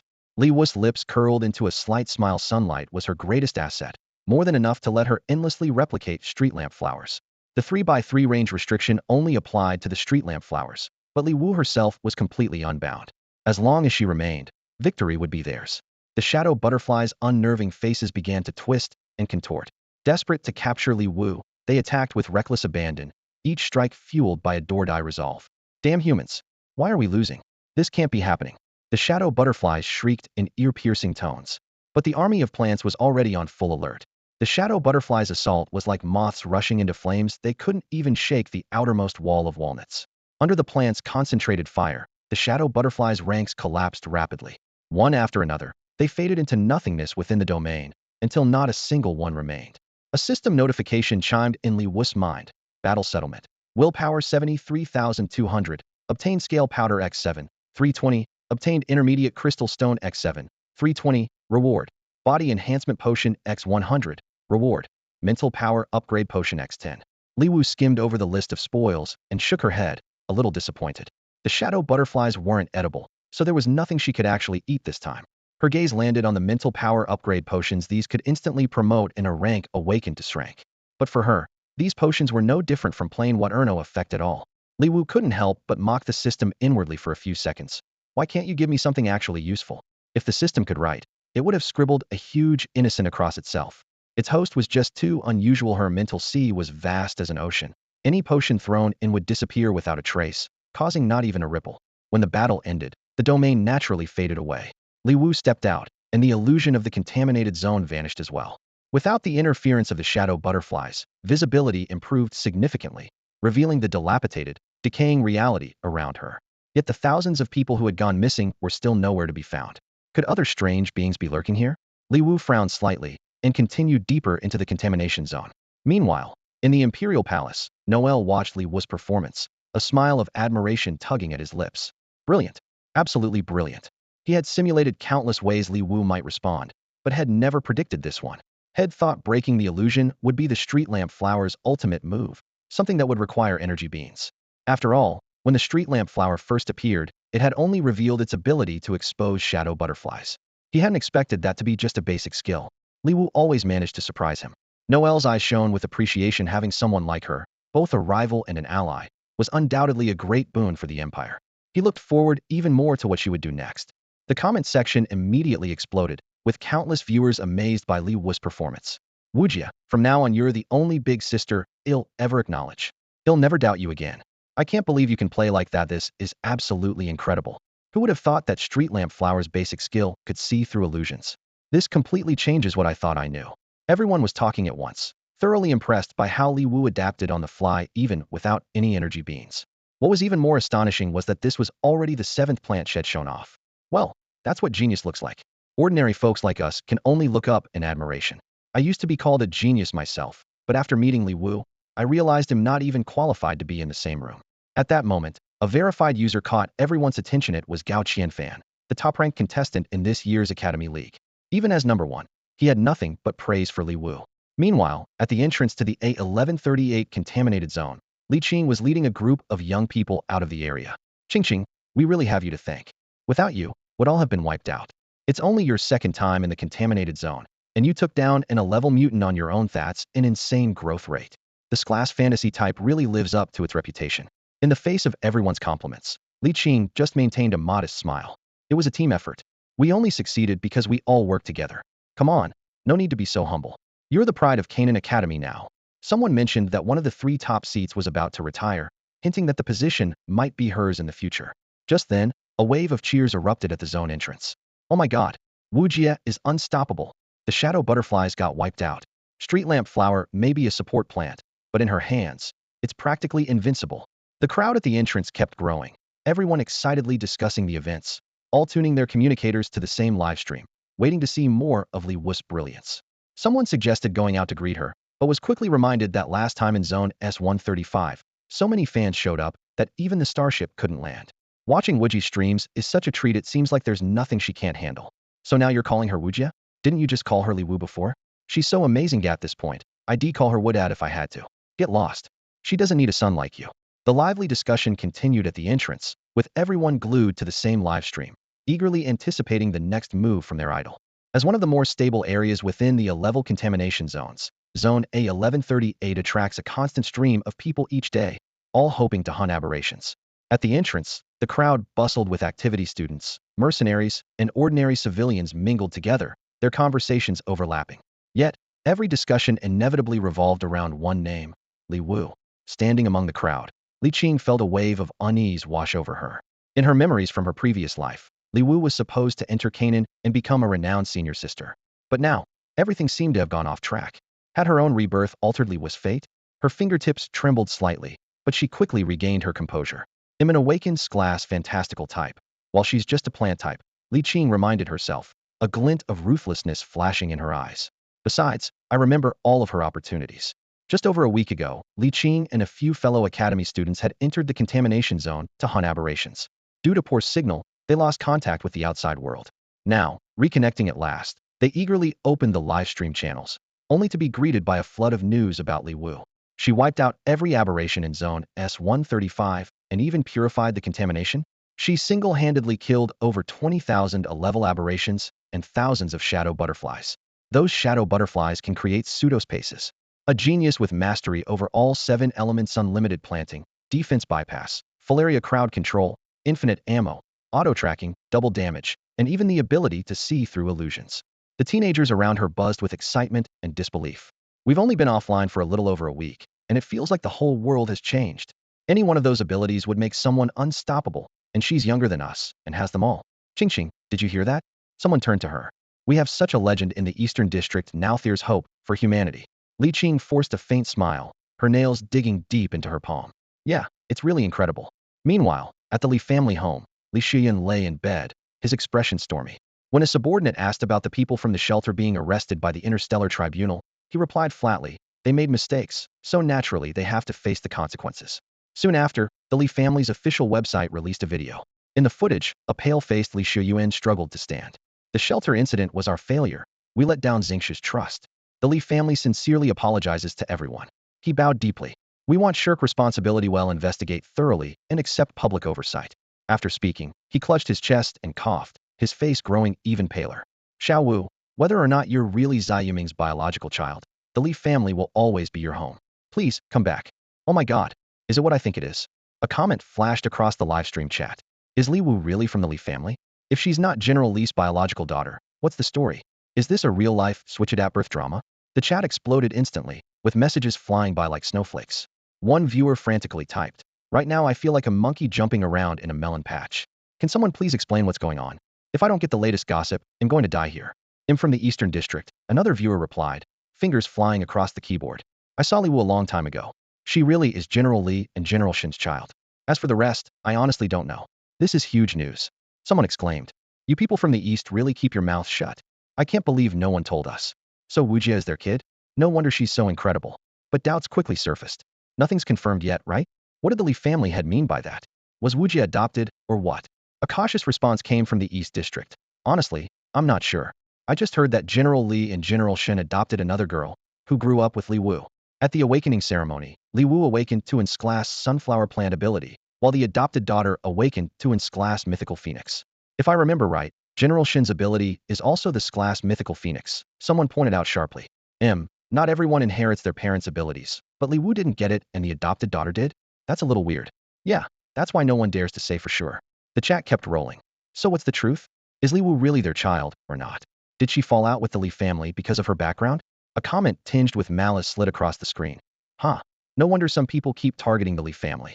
Turns out they're afraid their fake heiress status will be exposed. Poor Li family head, having to deal with all this nonsense while still in the hospital. At that moment, Li Wu glanced at the chat, her brows drawing together in a small frown. Li Wu? The chat exploded again. Wow, she's actually here. Wujia, sending hugs and kisses. No matter what, we'll always support you. Wujia, stay safe and come back from the contaminated zone. Li Wu ignored the supportive messages. She stared straight into the camera, her voice icy. Li Xuan, what are you scheming this time? I'm busy right now, don't make me come out there and slap you myself. The chat went wild again. But, Wujia, maybe keep it a little low-key? Just a bit? The Li family is one of the powerhouses in the Eastern District. Are you planning to leave for good? Criticism followed closely. Has Li Wu finally lost it? Does she think having a few plants makes her invincible? Li Wu, do you have any conscience at all? The Li family head spends most of the year in the hospital, and you still say things like this? When General Li and General Shun were at the front lines, he was the one holding down the home front and raising you. The least you could do is show some gratitude. Li Wu's gaze turned colder, a sarcastic smile curling at her lips. Oh, you mean like when everything my parents gave me was taken away and handed over to his child? Or how they spent over a decade draining my parents' assets, transferring it all under their names? Her voice dripped with mockery. Or maybe you're talking about how hundreds of people in the Li family live off the military merits my parents earned, using their names to do shady business? Her tone grew even more chilling. They really are amazing, aren't they? They get everything without lifting a finger, end up with the whole Li family, and kick us out with nothing. Then he just takes over, nice and neat. They're so great I could almost shed a tear for them. Someone shot back immediately. It was General Li who handed the family over to the family head in the first place. He's managed things for years, maybe not always perfectly, but he's put in the work. Now that General Li's missing, of course he has to keep running things. Yeah, right. So if I put my money in the bank, it suddenly becomes the bank's money? What a novel idea. You're really a genius, Li Wu said, her voice dripping with sarcasm. The atmosphere in the live stream room instantly grew tense. Interesting. Now Li Xiuyuan's calling Li Wu a fake heiress, and Li Wu's accusing Li Xiuyuan of being ruthless. This drama just keeps getting better. The comments flooded in, with some viewers defending the Li family head. We all know what kind of person the Li family leader is. When General Li was on the front lines, he risked his own safety several times to deliver supplies. Enough. I don't want to hear it. Li Wu cut in coldly, her fingers tapping quickly. Blocked. She decisively kicked out the trolls and extreme fans from the live stream. There, much quieter now. Don't bring up Li Xiuyuan in the 6th Army stream. His name pollutes the air in here, I get sick just seeing it. But that's the Li family. Someone couldn't help but remind everyone. One of the 5 regional powerhouses, the local king of the East District. And Li Xiuyuan's reputation among the public is sky high. Li Wu ignored these voices, casually saying, I'm hungry. Time to eat. He'll turn on taste sharing. Her words instantly shifted everyone's attention. The audience fell silent, eagerly waiting for the food reveal. Li Wu took out a pot of homemade marinade from her storage space. The rich aroma seemed to drift right through the screen. She added beef shank, marinated eggs, potatoes, lotus root slices, and chicken wings and feet into the broth. As the savory scent filled the air, she scooped out the well-marinated veggies first. All right, it's ready. Give it a try. Once taste sharing was enabled, the chat exploded. Smells amazing and so hot. Why is Wujia tempting us like this in the middle of the night? This is pure heaven. Potatoes are the best part. No, it's the lotus root slices. My vote goes to the strawberries. Meanwhile, somewhere else. Li Xiuyuan elegantly wiped his hands and asked, how's it going? The butler replied quietly. Li Wu set up restrictions in her live stream and kicked out anyone who insulted her. Li Xiuyuan's lips curled in a faint smile. Still too young. People always push back against authority. The more she acts like this, the better it is for us. Did we make it to the top of the trending list on Starnet? No, the butler's voice dropped even lower. We've been pushed down. What big event happened today? A trace of confusion flashed across Li Ziyuan's face. The butler almost buried his head into his chest. They're debating which dish in Li Wu's livestream tastes the best. That topic pushed our video down to 6th place. Li Ziyuan's tone turned instantly cold and dark. Li Wu, he gritted his teeth. She did this on purpose. Li Wu enjoyed a hearty meal and then turned off the taste-sharing function. Ignoring the wails from the live chat, she pressed on. The S086 zone was almost untouched by humans, and in this uncharted land, Li Wu discovered a variety of rare woods and some contaminated but harmless plants. She gathered them all without hesitation, planning to sell them to the Research Institute for some extra income. As a polluted area that served as a gathering place for several mutant species, S086 was even larger than S135, which itself had absorbed several level zones. Li Wu had no idea how long she had been walking. After collecting more than 30 types of exotic plants, she finally came across signs of human activity, a hastily drawn arrow symbol, incomplete, but still visible. Following the direction of the arrow, she found several similar markings before the trail abruptly ended. In front of her, the path split in two, and without hesitation, Li Wu chose one. Aren't you going to choose more carefully? If you take the wrong path and run into a powerful mutant, it could be dangerous. Viewers in the livestream commented skeptically. Run into a mutant? Li Wu smirked and replied coolly, then I'll just fight my way through. Yet, deep down, she wasn't as relaxed as she appeared. She had made her choice with careful consideration. The two paths looked almost identical, but the one on the right was shrouded in dense leaves and dim light. Visibility was already low in the polluted zone, and Li Wu knew that stepping into that path would only make things more oppressive. She was here for those missing lives. More than 1,000 people had vanished without a trace, including some awakened. Such a huge loss was something the Federation could hardly bear. A situation this serious, and they only sent Li Wu? Isn't that too reckless? The chat buzzed with doubts. Trust Li Wu. She can handle it, others responded. Li Wu paid no attention to the comments. Her gaze was resolute, her steps growing more determined. Suddenly, a pitch-black cave appeared ahead. There was no light at the entrance, only a terrifying blood-red cross-shaped mark, as if a fierce battle had taken place. The surrounding rocks were scattered in chaos. Without slowing down, Li Wu strode straight inside. She gripped her gun tightly, body tense and ready to react, moving cautiously along the cave wall. The silence was suffocating. Suddenly, a pair of eyes snapped open in the darkness, their sharp gaze locking onto her. Li Wu reacted instantly, raising her weapon and firing. The energy bullet exploded in midair, flooding the cave with light. In that instant, she saw dozens of human corpses lying neatly stacked in a corner like stored supplies, with bones scattered around them. There was no breath, no heartbeat at first. She hadn't even noticed their presence. Li Wu's eyes reddened with anger. For the first time, she was faced with the brutal reality of the world at such close range. Fury surged within her, and she unleashed her domain without hesitation. Beyond the red line, more than 20 mutant creatures suddenly emerged, their blood-red eyes fixed on Li Wu. They were rock-armored giant salamanders, glass mutants born from the pollution. Their backs were as hard as stone, making them formidable in both attack and defense, but their awakened abilities were what made them truly terrifying. How could it be rock-armored giant salamanders? The chat exploded with disbelief. Is this really in glass contamination zone? Li Wu stood at the mouth of the shadowy cave, his brow furrowed in doubt. The scene before him shattered everything he thought he knew about glass contamination zones. Not only was there the infamous shadow butterfly, a terrifying apex predator, but also the rock-armored giant salamanders, creatures that filled him with dread. Deep within the cave, dozens of massive rock-armored giant salamanders lay at rest. Their bodies were encased in tough, stone-like armor, impervious even to the most powerful weapons. But their defense wasn't the most despairing part. Their nearly invincible awakened ability was infinite regeneration. Even if you burn them to ashes, they'll come back to life. They can even split into two identical creatures, a seasoned awakened whispered. The Research Institute once captured one for experiments. They tried every method they could think of, but in the end, the only thing they could do was force it into a permanent sleep.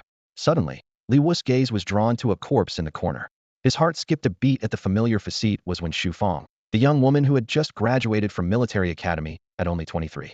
No, that can't be. I must be seeing things, someone muttered, their voice trembling. She just asked us out for barbecue. Her spirit form would always act cute around us. The chat went silent for a long time. Finally, someone spoke the harsh truth. The rock-armored giant salamanders had only one weakness: the digestion period after feeding. The bodies in the corner, these emergency rations, were the remains of heroes who had chosen to stay behind and hold off the monsters. Without their sacrifice, everyone would have been devoured by these immortal creatures. Li Wu clenched his fists, fury blazing in his eyes. He quickly planted a sunflower, sensing its master's murderous resolve. The usually lively plant fell silent, focusing all its strength on providing sunlight energy. As the countdown ended, the rock-armored giant salamanders slowly advanced toward Li Wu. They relished the desperate struggle of their prey, savoring it like a symphony. Their numbers had grown from just 3 to a massive horde, all by feasting on those who dared to explore the zone. They lazily flicked their tails, toying with their soon-to meal. To them, this human who interrupted their rest was no different from all the other foolish intruders destined to become their next delicious feast. In this contamination zone, where could prey possibly run? Li Wu was gathering sunlight. Aside from sunflowers, she hadn't planted anything else. Her fingers moved gently through the soil, focused and determined, steadily collecting precious solar energy. Not far away, the rock-armored giant salamander crept closer, toying with her like a cat with a mouse. Its massive body gleamed with a metallic sheen under the sunlight, and each step made the ground tremble. What is Li Wu doing? An observer asked anxiously. Even if she knows she can't win, shouldn't she at least put up a fight? Has she just given up? At least bring out your spirit form and give it a shot. Another voice called out urgently. What are you doing right now? The Federation's genius is really something, huh? Just waiting for death. Can't the corn shooter hold them off? Even stalling for a bit is better than nothing. Li Wu, someone shouted in despair. It's over, only 2 squares left. Sis Wu, please stop planting sunflowers, a voice pleaded, on the verge of tears. Sunflowers are great, but they can't attack at all. Just wait to become emergency rations, someone sneered. Li Wu, humanity must never yield to the mutants, a determined voice rang out. If we die, we take a piece of them with us. Li Wu finally stopped tending to the sunflowers. She slowly lifted her head, staring coldly at the grotesque mutants before her. There was no fear in her eyes, only a chilling calculation. The rock-armored giant salamander arched its back, readying itself to strike. Its sharp forelimbs sliced dangerously through the air. Li Wu's gaze didn't waver. In her mind, she quickly flipped through the plant encyclopedia, her fingers sliding across virtual pages until she stopped at a particular plant. Her eyes, fixed on the monster, were filled with icy resolve. Without hesitation, she bent down, her fingers moving swiftly through the soil, and planted a new seed. In an instant, a thick green stalk burst from the ground, growing rapidly. At its top was a massive purple head, lined with gleaming fangs. This plant was tall and imposing, making the others around it look small and cute by comparison. Unlike the charming plants nearby, this one stood out as particularly ugly. The plant's 2 leafy arms rubbed together excitedly, and it let out a low voice. I think I smell something delicious. A line of data flashed before Li Wu's eyes. Chomper, level 1, upgradable. Each planting consumes 250 sunlight. Upon planting, devours any mutant within 1 square in front of it that is smaller than itself. Against larger mutants, deals 100 damage per attack. Digest cooldown, 30 seconds. Planting cooldown, 20 seconds. Ugh, I'm stuffed. I need a little break, the chomper said lazily. The rock-armored giant salamander glanced at the strange-looking plant with a dismissive snort. After evolving by consuming humans, its vocal cords produced a hoarse and awkward sound. Humans, we are invincible. It continued, we never die? One day, the rock-armored giant salamanders will take over the entire human world. We'll devour every last human. Li Wu replied coldly. Invincible? That's a joke. Let's see about that. Sis. Please, sis. The observer shouted desperately. Now's not the time for tough talk. Get your new plant to attack. Why isn't it attacking? Another new plant. Li Wu really is something, someone commented. But what is this? It's not attacking the salamander. Is it defensive or supportive? A new plant, thank goodness. Maybe we're saved, an optimistic voice said. Don't celebrate too soon. Another voice cut in. The rock-armored giant salamanders are disgusting, but they really are invincible. Anyone got a way to deal with them? Even if Li Wu's plant is super aggressive, it's useless. Even if you burn them to ashes and bury them, they'll recover eventually. So this new plant is for support? If Sis Wu brought it out, there must be a reason. You guys really put this little genius on a pedestal. Aren't you worried she'll fail? Can the Empire's dogs get out of our stream? You're so annoying. Don't you have your own geniuses? Heh. The rock-armored giant salamander arrogantly stepped into the square right in front of the chomper, showing no fear at all. Its massive body cast a long shadow under the sun, and its throat rumbled with a twisted, eerie voice. Even if this human spirit form is ugly and weird, so what? We can regenerate endlessly. Humans, become our emergency rations. The rocky shells of the giant rock-armored salamanders struck the ground, kicking up a cloud of dust. Their hunt had begun, eyes gleaming with hunger for their prey, a tiny human, small enough to be devoured in just 2 bites. The big-mouthed flower's face was filled with excitement. It swallowed greedily, its neck snapping forward as it lunged at one of the salamanders. Under the stunned gaze of its target, the flower opened its mouth wider than its own head and swallowed the salamander whole. Crunching sounds filled the air as it chewed, all the while fixing its greedy gaze on the remaining salamanders. its eyes burning with desire. So delicious. Absolutely delicious. The big-mouthed flower murmured contentedly. The live stream chat exploded. It ate it? It really ate it? What? I'd better kneel and watch. I don't deserve to sit. A spiritual entity can eat other species? That's a rock-armored salamander, right? And Sclass super mutant, one of the top 50. And it just got eaten like that? Its shell is made of stone. How can it be swallowed? What kind of plant is this? Does it specialize in eating mutants? A warning message scrolled by. Li Wu, you should run. My professor researched this before rock-armored salamanders can't be digested. In less than 5 minutes, they'll regenerate inside the body and burst out. This method won't work. Run while you still can. I knew it wouldn't be that easy to deal with the rock-armored salamander. Now what? Does Li Wu have any more tricks up his sleeve? Genuine question: can a spiritual entity be burst open from the inside too? Suddenly, the chat fell silent. No one had considered this before. Until Li Wu, no spiritual entity had ever eaten anything, let alone possessed such a variety of bizarre abilities. The audience was so shocked they forgot this crucial detail, staring blankly at the big-mouthed flower on screen. After chewing for about 30 seconds, the big-mouthed flower stretched its neck and swallowed everything in its mouth. Its gaze grew even more intense as it locked onto the nearest salamander, opening its gaping maw and swallowing again. At the same time, its eyes were already sizing up the next target among the salamanders. So tasty. Who's next? The big-mouthed flower mumbled in delight as it chewed. The rock-armored salamanders finally felt fear.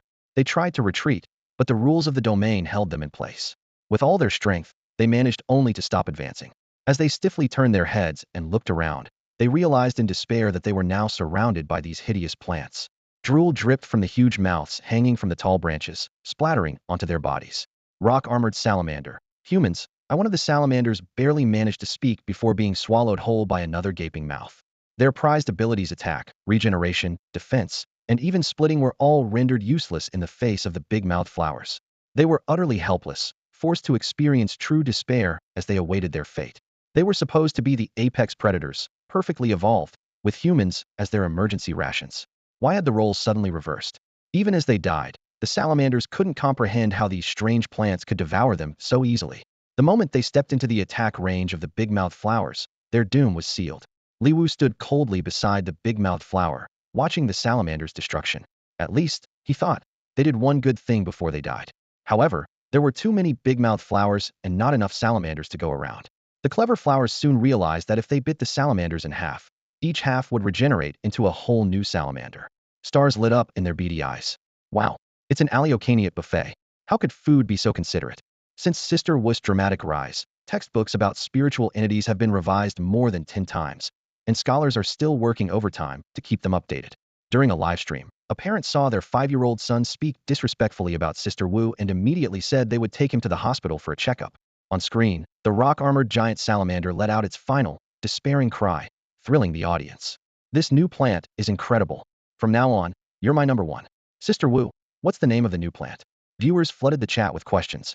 Li Wu gently patted the giant-mouthed flower waiting for its buffet beside her and introduced, "This is Big Mouth Flower, our new partner." Big Mouth Flower bared its sharp, white teeth at the camera. "Hello, everyone." Reflected in the lens, its menacing fangs looked even more terrifying. "Mom, I just saw a monster." One viewer cried out in fright. "Sister Wu, could you move the camera away a bit?" "A bunch of cowards. This is the great Lord Big Mouth Flower. We should show the highest respect." A fervent fan immediately retorted. Experts started analyzing the situation. It devoured its class mutant in just 30 seconds. What kind of new spiritual entity is this? Can it ignore levels and defenses? Where are its limits? Where does it store what it eats? It doesn't even have a stomach. The rock-armored giant salamander's shell can't even be corroded, and yet it was eaten just like that? What are its limitations? The discussion kept intensifying. Meanwhile, Ligon was sitting on the sofa, frowning as he stared at the screen showing the menacing plant. Noel, sitting beside him, also looked serious. "Do you think it can really take down any mutant in seconds?" For the first time, Noel began to doubt his own data analysis. To kill an class mutant in just 30 seconds, ignoring both level and defense, was already beyond anything they'd ever known. If there truly were no limitations, Li Wu would become an unbeatable force. Both Ligon and Noel looked increasingly grim. For the Empire, the Federation acquiring such overwhelming power was far from good news. Although the two nations had set aside centuries of animosity in the face of the mutant crisis, this kind of imbalance was bound to bring new concerns. Noel changed his mind. After a brief silence, he spoke. "Reagan, contact Li Wu as soon as possible and sincerely invite her to join the Empire. As long as her requests are within our power, we must agree to them." His voice carried a decisive firmness. Li Wu is far more powerful than we expected. We can't let such a talent slip away. No matter the cost, we have to win her over. Reagan fell silent for a moment, his expression tinged with displeasure and a slight furrow in his brow. Understood, he replied. Although his face betrayed his misgivings, his tone remained confident. I know what needs to be done. He wasn't ignorant. The potential Li Wu had shown was enough to warrant their utmost sincerity, even if it meant sacrificing certain interests. Meanwhile, Gu Yuanlong received a third call from Central Star. This time, his headache was splitting. Li Wu was proving to be a real handful. For the next 2 hours, he found himself locked in heated arguments with the Li family. When he saw yet another call from Central Star flash on his screen, the weight on his shoulders seemed to grow heavier. He took a deep breath, and when he answered, his tone was a bit more composed than it had been during the earlier quarrels. Tenseat, what brings you to call me today? Gu Yuanlong tried to lighten the mood with a casual tone. Li Wu, she's doing great, truly outstanding. You wouldn't believe as he spoke about Li Wu, a hint of pride crept into his voice, and he began to gush like a proud father. She's simply amazing, a rare talent. If you'd seen her yourself, Gu Yuanlong went on and on, barely pausing for breath for half an hour. Finally, the person on the other end cut in. General Gu, you seem quite pleased. Gu Yuanlong paused, then chuckled. Oh, not at all. Every kid has a bit of a temper now and then. She talks tough, but she doesn't really act on it. There's nothing to worry about. There's a war at the front, so there's no way there's any internal strife. He smiled helplessly and promptly shifted the topic. Li Wu and the Li family? She's just the child of Li Xiaoming and Xin Xinxue. What's there to question? Gu Yuanlong knew that what Central Star really cared about was the security of the Eastern District. Li Wu's background wasn't their main concern. After all, Li Wu had never tried to hide her origins, but the recent real and fake heiress incident was strange enough to make things complicated. The situation with the Li family isn't something Central Star will focus on.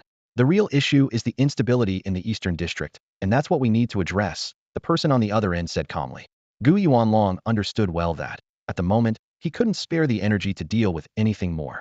Since the Great Contamination, the Empire hadn't cared much about the lives of ordinary people, but they could at least reassign Sclass Awakened to defend the main star. The Federation, on the other hand, was completely different.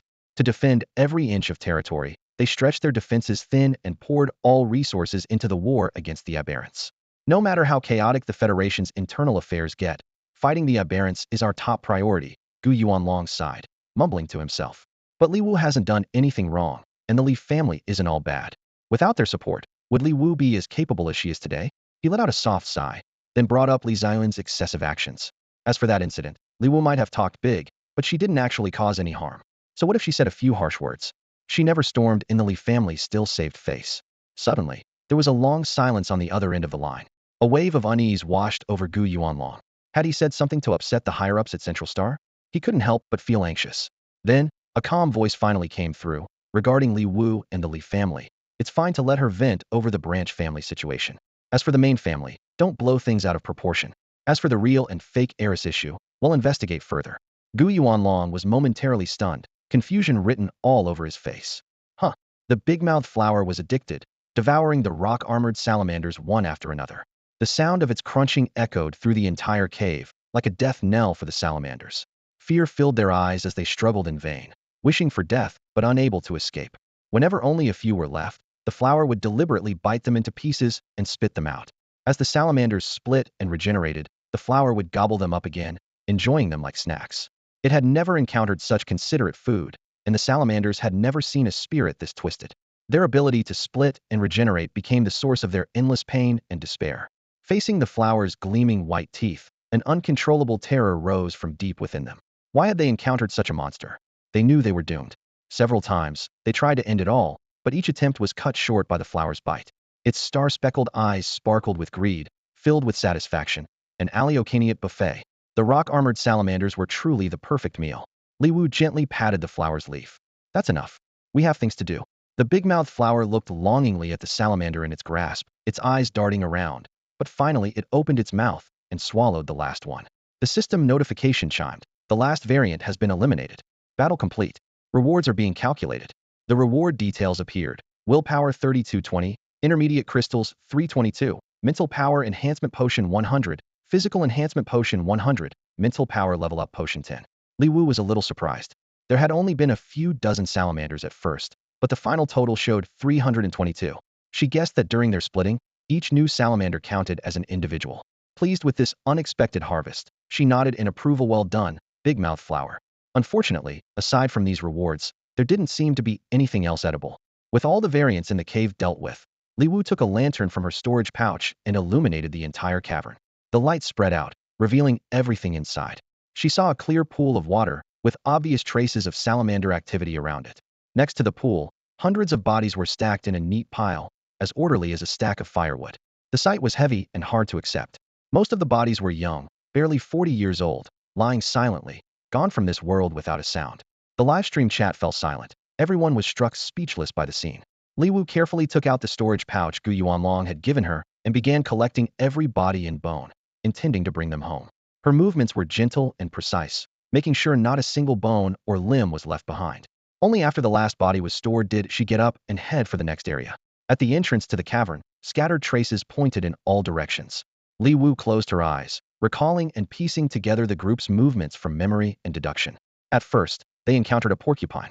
An rank porcupine wasn't too difficult for them, so after defeating it, they continued deeper. But as they went further, they entered the territory of the shadow butterflies. As soon as they arrived, they fell into the illusion woven by the butterflies. Luckily, they didn't engage the butterflies directly. There were no signs of battle in the cave. Perhaps one of them had an ability to break the illusion. Based on the timeline and the estimated time of death, Li Wu pieced together what they had gone through. The first few teams that entered the contaminated zone were all trapped by the shadow butterflies. After falling into their illusions, the final rescue squad met the same fate. When everyone finally broke free from the shadow butterflies' control, they were faced with a choice between two paths. Strangely, none of them chose to retreat. Instead, they headed straight toward the deadly cave where the armored giant salamanders lurked. There, they encountered the immortal armored giant salamanders. The number of these creatures surged rapidly, and the situation quickly spiraled out of control. In order to give more of their companions a chance to escape, some team members volunteered to stay behind as bait. However, even those who managed to get away soon lost all contact, as if they had vanished into thin air. Li Wu frowned, pondering the mystery. Why would these seasoned rescue team members, after escaping the shadow butterfly's illusion, choose to dive deeper into the contaminated area instead of evacuating? There had to be some hidden lure compelling them to take such a risk. She replayed the scene in her mind, and then decisively chose a direction to move forward. Meanwhile, her livestream audience was skyrocketing. Ever since the appearance of the giant moth flower, viewership had soared past 10 million. The footage of the giant moth flower treating the armored giant salamanders like an Aleokiniate buffet was spreading like wildfire around the world. From the Eastern District to the Southern and Northern Districts, from the Empire to the Federation, this genius girl with 8 spirit entities had become humanity's new hope in the fight against contamination. As Li Wu pressed on, the scattered tracks on the ground gradually converged into a clear path. Suddenly, a lush green forest appeared ahead, alive with the sounds of birds and insects, and the gentle murmur of flowing water. The air was exceptionally fresh, and contamination levels were steadily dropping. The winding path seemed to beckon travelers from afar. The chat in her livestream instantly exploded. Some viewers were ecstatic, believing this to be another miracle of natural purification after District S-135. Others were suspicious of the abnormal scene, warning that it could be a trap. Yet, faced with this mysterious forest and burdened with the fate of over 1,000 missing people, Li Wu didn't hesitate and stepped right in. Great suggestion, maybe next time. Just don't suggest anything at all, someone joked in the chat. If Wu Jia were scared, she wouldn't have come to the contaminated zone alone. Beneath her feet, the earth was damp, and birds sang in the trees above. Li Wu took a deep breath, letting the scent of flowers fill her lungs as the gentle sound of running water echoed in her ears. Scenes like this were once commonplace on Blue Star before the Great Pollution, but now, they felt like a dream too extravagant to hope for. Li Wu walked along the narrow path, alert but finding no sign of danger. In her live stream, the chat exploded with excitement. Viewers were awestruck by the beauty before them. Is this what the world looked like before the Great Pollution? It's stunning, like something out of a fairy tale. There's such a huge purification zone hidden inside S-086. As the comments scrolled by, people stared at the sky above the safe zone, still faintly shrouded by pollution. Their eyes shone with longing and hope. If the pollution ever disappeared, could they one day live somewhere like this? As Li Wu ventured deeper, a village slowly appeared ahead. Lush green wheat fields flanked the winding roads, full of life and energy. Smoke curled lazily from the chimneys of farmhouses, drifting into the sky. At the center of the village stood a massive banyan tree, its thick branches forming a dense canopy that blocked out the sun. The trunk was so wide it would take more than 10 people holding hands to encircle it. Its aerial roots hung in the air, swaying gently in the breeze. Beneath the tree sat a stone table surrounded by simple stump stools. Isn't this the legendary peach blossom spring? How can a place like this exist in the pollution zone? Is it nature's way of balancing things out? Or is there some secret hidden in this unexplored area? Just as Li Wu was studying the banyan tree, the chat suddenly erupted. Someone's coming. There's someone in the village. This is the pollution zone. How can there be people here? Is it a person or a ghost? Wu, turn around. Chat, protect her. Strength, democracy, civilization, and harmony. Li Wu spun around and saw a woman in her 30s holding the hand of a small child. The child looked at Li Wu shyly, while the woman greeted her with a gentle smile. Are you a visitor from outside the pollution zone? The woman asked. Li Wu's energy gun silently appeared in her hand from her backpack. Yes. And you are? She asked warily. The woman smiled and explained, we've been living here for many years. After the great pollution, everything around us changed, and strange creatures appeared everywhere. Only our little village survived, protected by the banyan tree. She gestured at their surroundings. There are mutants all around us. We can't leave, and outsiders can't get in. We've been cut off from the world for over 20 years. She glanced back at the fields and continued, luckily, we can provide for ourselves here. Life isn't too bad. The environment is good, so I suppose we've found some blessing in all this. Li Wu listened carefully, her gaze turning thoughtful. How did you know I was from outside the pollution zone? A few days ago, some outsiders arrived. We welcomed them and chatted for a while, the woman replied calmly. And where are they now? Li Wu asked directly. A few of the awakened ones were eager to leave. My husband took them to look for a way out. They'll be back by tomorrow morning at the latest, the woman answered. The woman invited warmly. Would you like to come visit our village? The little girl beside her looked at Li Wu with curiosity, her eyes shining with anticipation. Sure, Li Wu replied with a smile. Please, the woman gestured invitingly. The little girl copied her mother, making the same gesture and saying in a sweet, childish voice, please. The woman affectionately tapped her daughter's nose, then led the way. It's been a long time since our village has been this lively. You arrived just in time for our Festival of the Gods. Festival of the Gods? Li Wu asked, puzzled. The woman turned to look at the massive banyan tree, her eyes filled with deep reverence. This sacred tree has stood here for over 1,000 years. It's looked just like this since our village was first founded. When the great contamination happened, we would never have survived without its protection. That's why we set aside this day as the Festival of the Gods, to thank the tree spirit for watching over our village. Li Wu's gaze fell again on the silent banyan tree. Countless branches swayed gently in the breeze, sheltering the entire village beneath its canopy. Strangely, the tree didn't seem to have any of the unusual traits or energy associated with mutated species. The woman bowed respectfully to the banyan tree, then led Li Wu further inside. Are you hungry? Would you like something to eat? No, thank you. I brought some nutrient solution, Li Wu politely declined. Nutrient solution is convenient, but nothing beats real food from nature. It's hard to find anything like it outside, the woman said with a smile. I'm not hungry yet. The woman didn't insist. Before leaving with her daughter, she thoughtfully closed the door behind Li Wu. At that moment, comments started pouring in from the outside world. The exploration team is still alive. This is incredible news. Once they regroup, they'll be able to leave the contamination zone. If this purified area exists, does that mean there are other survivors in different contaminated zones? If we can uncover the secrets here, maybe we'll find a way to solve the contamination problem. Federal Research Institute. This area is too important, you have to follow up. But some people expressed doubts. Wait a minute. I feel like I've seen that big tree somewhere before. I've checked every record of mutated species and found nothing like it. Mutated plants and animals always show obvious changes. There's no way it would look the same. Is this really just an ordinary village? Could that banyan tree be the key to purifying the contamination? This village feels strange, but I can't quite put my finger on it. Hope Wujia stays safe. This contamination zone is really bizarre. Wow. The awakened are amazing, especially those with premonition abilities. I trust Wujia. She'll definitely lead everyone out safely. Shouldn't you check what Li Wu is doing right now? Wait, Wujia, I just want to pick up some takeout. Why are you digging up the floor? Li Wu continued to dig deeper underground with her shovel. When she reached a depth of 2 or 3 meters, the shovel suddenly struck something hard.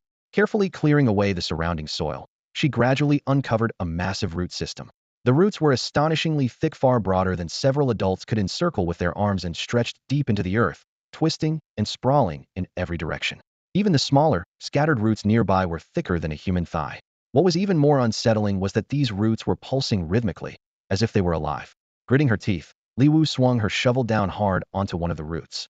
The bark split open with a sharp crack, and a stream of bright red liquid gushed out from the wound, carrying a strong, metallic scent. In moments, the surrounding soil was stained a dark, bloody red. The livestream chat exploded instantly. Oh my god, what is that thing? Is this the uncanny valley effect? Why is a tree bleeding? That's definitely some kind of mutantron. There's nothing like this in the compendium of mutants. Wait, I think I found the origin of this tree. One viewer shared a link, and when others clicked it, they discovered a documentary from 26 years ago. The footage showed an isolated mountain village, dominated by a colossal, thousand-year-old banyan tree. Its roots sprawled across the foot of the mountain, and its thick foliage nearly blotted out the sky. The villagers worshipped the tree as a deity, praying reverently for its protection. What sent chills down everyone's spine was the appearance of a mother and child in the documentary identical to the pair Li Wu had encountered earlier, as if time had never touched them. The chat erupted again. No way. Isn't this footage from 26 years ago? What exactly did we just see? Are ghosts real? I studied related phenomena before the Great Contamination. It's linked to dark matter. Viewers began leaving the stream and fearsome said they needed to sleep with the lights on, while others worried about what might be lurking in their own rooms.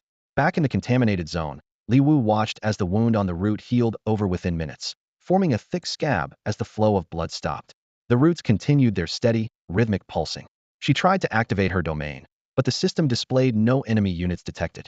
Frowning, Li Wu finally decided to return to her room for now. Li Wu lowered her head again to look at the plant guide in her hands, her fingertips gently brushing over each page as her eyes lingered on the familiar illustrations. But this time, no new plants appeared in the guide. The prerequisites were not met. She had anticipated this, so she wasn't surprised. The appearance of new plants required specific opportunities, and for some rare species, the guide clearly stated unlock conditions not met. Her gaze swept over her own wish points, 75,360. Upgrading the plant courtyard last time had cost 200,000, and the next upgrade would require 300,000. She was still a long way from that goal. Since arriving in this place, Li Wu had sensed that something was off. She had her own purification zone and knew exactly what a real one should be like. On the surface, this place seemed purified, but the air still carried traces of pollutants lighter than outside, but present nonetheless. And then there was that woman.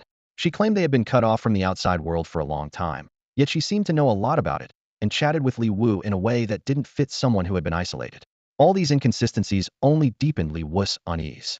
The messages on the live stream became increasingly urgent. Run. This place is way too strange. Warning after warning flooded the chat. This area didn't feel like any ordinary level contamination zone. From the shadow butterfly, to the rock-armored salamander. And now this mysterious little village, none of it made sense. S086 was far beyond the scope of a typical level contamination zone. Ignoring the chaos in the chat, Li Wu turned and planted a pea shooter. Then she lay back on her bed, closed her eyes, and tried to rest. She had a nagging feeling that her companions might already be trapped here as well.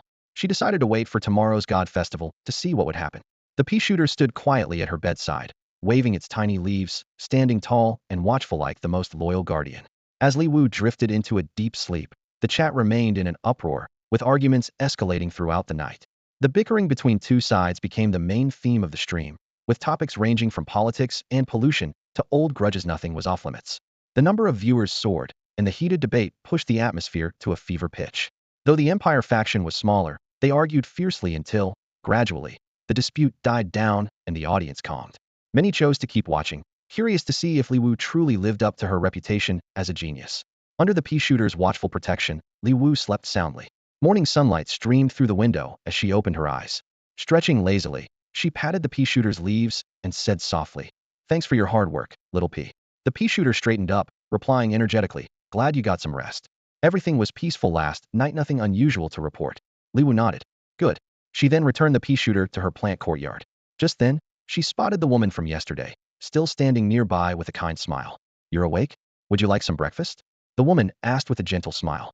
"I've already eaten," Li Wu replied, a hint of suspicion flickering in her eyes. The woman chuckled. "You're up so early." Li Wu didn't respond. She looked into the distance. "Where are my companions? Haven't they come back yet?" The woman nodded lightly. "Soon. As soon as the God Festival begins, they'll appear." Li Wu searched everywhere, but still couldn't find her missing companions. The villagers watched her with wary, hostile, and even curious eyes, but no one said a word. Whenever she asked about her missing friends, everyone gave the same answer. Once the Festival of Offerings began, they would appear. At dusk, the woman returned with another tray of delicious food, its aroma so rich and tempting that it made Li Wu's mouth water. The scent seemed to awaken a deep hunger inside everyone. The woman asked the same question, and once again, Li Wu refused. This time, disappointment flickered clearly in the woman's eyes. As the sun slipped below the horizon and the last rays of light faded, Li Wu suddenly heard a long, drawn-out sigh, followed by the sound of branches stretching and roots twisting deep in the earth. The woman heard it too, a spark of excitement lighting up her face. She whispered, "The Festival of Offerings has begun," then hurried outside, leaving Li Wu behind. The once quiet village burst into life. People of all ages poured out of their homes, faces filled with reverence and anticipation, all heading toward the ancient banyan tree at the village center. Laughter and conversation filled the air, bringing a sudden energy to the whole place. Li Wu followed the crowd outside. The villagers knelt in front of the banyan tree, praying with hope and devotion in their eyes. The tree's aerial roots twisted in the air, slowly growing downward until they brushed the ground. The heartbeat from the trunk grew louder, branches and roots stretching out in all directions. Bless us, tree god! Bless us, tree god! The villagers chanted in unison, their voices fervent and devout. An ancient voice echoed from the tree, "You are my children. I will protect you. All my children shall have eternal life." The villagers grew even more fanatical, pressing their foreheads to the ground. The earth began to tremble, splitting open in jagged cracks. Roots surged upward, each one lifting a person high into the air. Their eyes were closed, bodies dangling. But Li Wu noticed the faint rise and fall of their chests. They were still alive. Good news, they're still alive, she thought with relief. But anxiety quickly followed. Those people's life signs were barely there, almost gone. Slowly, the banyan tree lowered them back to the ground. When they opened their eyes, their gazes were empty, as if their souls had been drained away. They showed no reaction, only kneeling mechanically with the other villagers, chanting in low voices, "Bless us, tree god." The ancient voice rang out again, "Good children, the tree god will protect you." As the words faded, the dangling aerial roots writhed like tentacles, inching closer to the people below. Just as the roots were about to touch them, Li Wu couldn't stay silent any longer. "Tree god, did you give yourself that title?" She stepped toward the banyan tree. The tree lowered its gaze, staring at Hera, human, insignificant in its eyes. The leaves shivered slightly as the tree spoke, its voice raspy and low. "Many humans call me the tree god. I have sheltered them in this polluted land. It's not wrong for them to call me that." "Shelter?" Li Wu scoffed. "Turning them into something less than human. Is that what you call protection? Are they really willing to accept this? If they are, why won't you let them go? Why do you repeat what happened more than 20 years ago?" Li Wu's questions broke the tree's silence. The heartbeat in the trunk grew heavier, and the aerial roots crept quietly toward her feet. "None of this is real. It's all a lie. These people have been dead for years. For the sake of your so-called protection, you forced them to linger in this world for over 2 decades. How hypocritical and absurd. When the great contamination struck, you couldn't protect them. And now, you're even less capable." The entire trunk of the banyan tree began to tremble violently, its leaves rustling in agitation. Roots writhed beneath the earth, while the aerial roots hanging in the air twisted like the tentacles of a demon. A rotten stench emanated from it, clear signs of corruption spreading across its form. Most of the trunk was as black as ink, and suddenly, countless twisted faces appeared on its bark. These faces screamed and contorted in agony, their eyes empty and lost. The aerial roots stretched out, connecting to the bodies of the villagers. Their eyes were vacant, their bodies turning translucent, as if all life had been drained from them. Their skin was a bluish black as they floated in the air, eyes rolled back, like puppets suspended by the roots, their souls long since stolen. Suddenly, one thick root lashed out at Li Wu with deadly speed. She dodged and immediately unfolded her domain. Her domain surged forth, forming an invisible barrier that engulfed the banyan tree and the villagers. The banyan seemed to sense Li Wu's intent and spoke coldly. "A domain? So what if you have one? These spirits have already transcended the limits of life. They are guides for the dead, dwelling in another dimension. Human bodies are far too weak. You're nothing but an insect. Sooner or later, you'll become one of them. Your so-called protection is nothing but empty words. Only by granting all of humanity eternal life can there be any real escape." A brief introduction to the tree flashed through Li Wu's mind. Thousand-soul binding banyan, and glass aberration. Its aerial roots can parasitize the souls of the dead and command them. These spirits exist in another dimension, immune to physical attacks. Their lingering attachment to the mortal world allows them to strike back and inflict real harm on humans. Li Wu felt a heavy weight settle over her heart. Real ghosts. How could such things exist in this world? Why do they even exist? This completely overturned her understanding of reality. Every aberration Shed encountered seemed to break the rules in impossible ways. The shadow butterfly was powerful, but she could still counter it with streetlight flowers. But this thousand-soul binding banyan wasn't just a creature from another dimension. It came with a host of terrifying abilities. She finally understood why the monsters she faced were always so formidable. Why can't these spirits rest in peace after death? Li Wu wondered helplessly. Why must they continue to haunt the living? But she knew there was no way out. The usual method, streetlight flowers, plant powers, were useless against an enemy this strong. Even her domain might not be enough to contain it.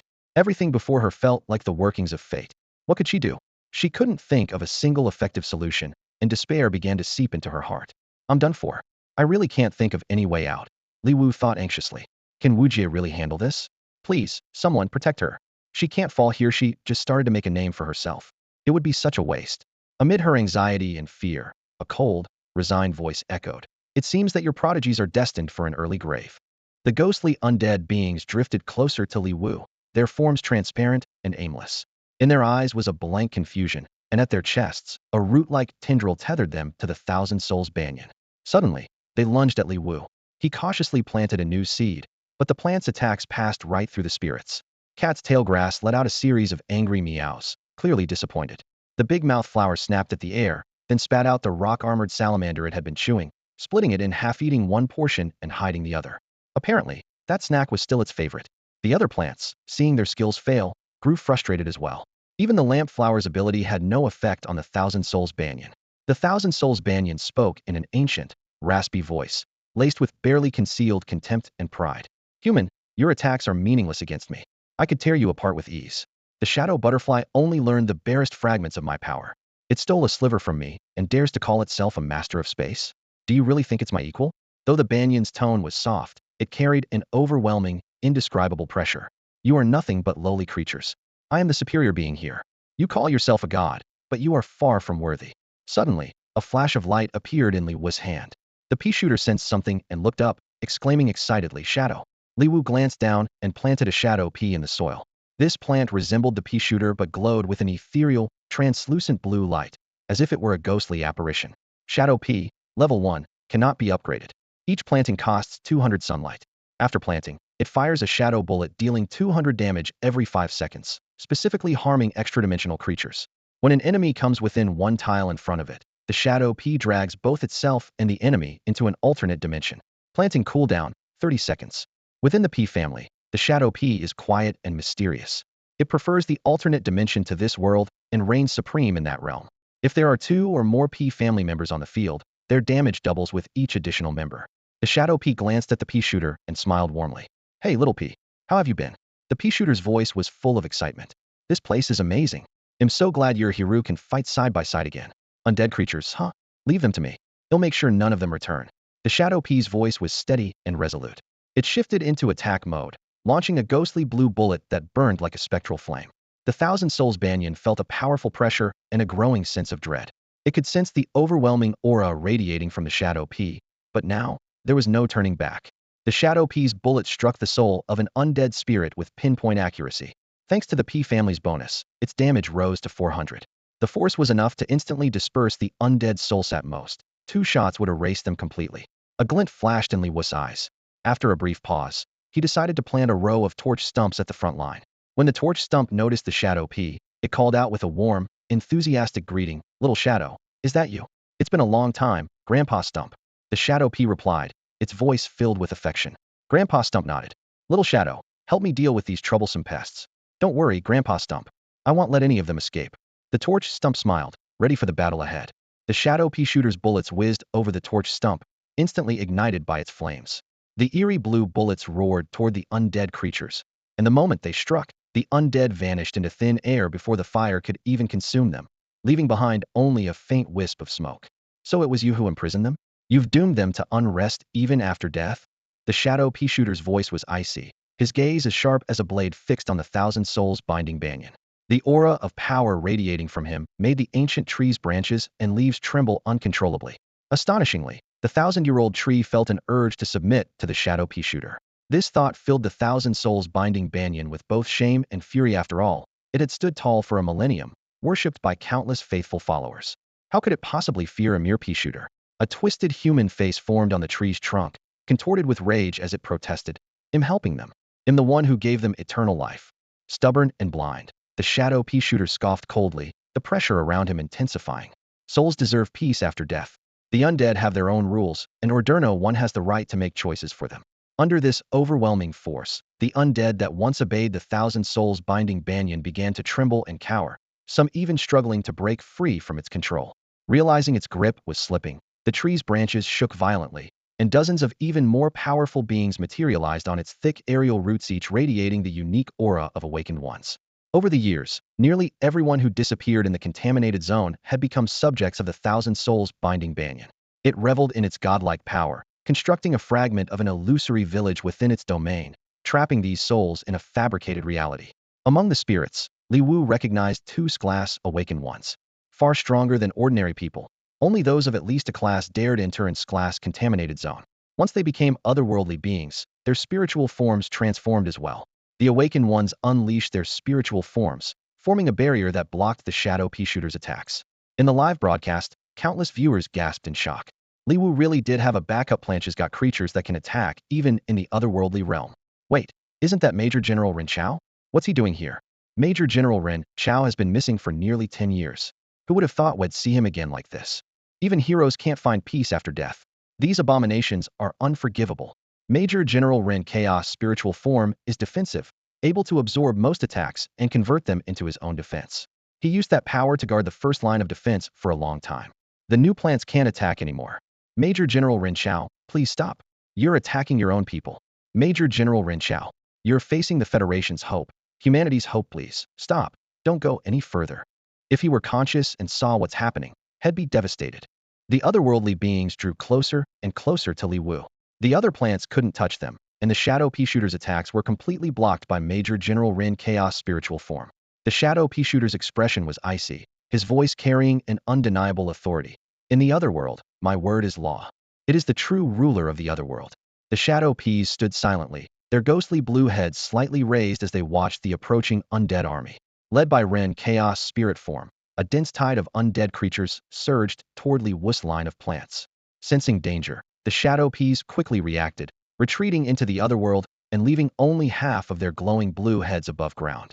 Their eyes locked onto every approaching target, waiting for the perfect moment to strike. Oblivious to the threat, the undead controlled by aerial roots marched forward without hesitation. Watching the scene, the thousand-soul binding banyan let out a low sigh. Is there really nothing we can do? It said it is the god of this world. Li Wu glanced over the neat rows of shadow peas, a faint smile curling at her lips. At that moment, the first wave of undead stepped into the peas' attack range. Instantly, the lurking shadow peas emerged, seizing the nearest undead in a flash and dragging them into the otherworld.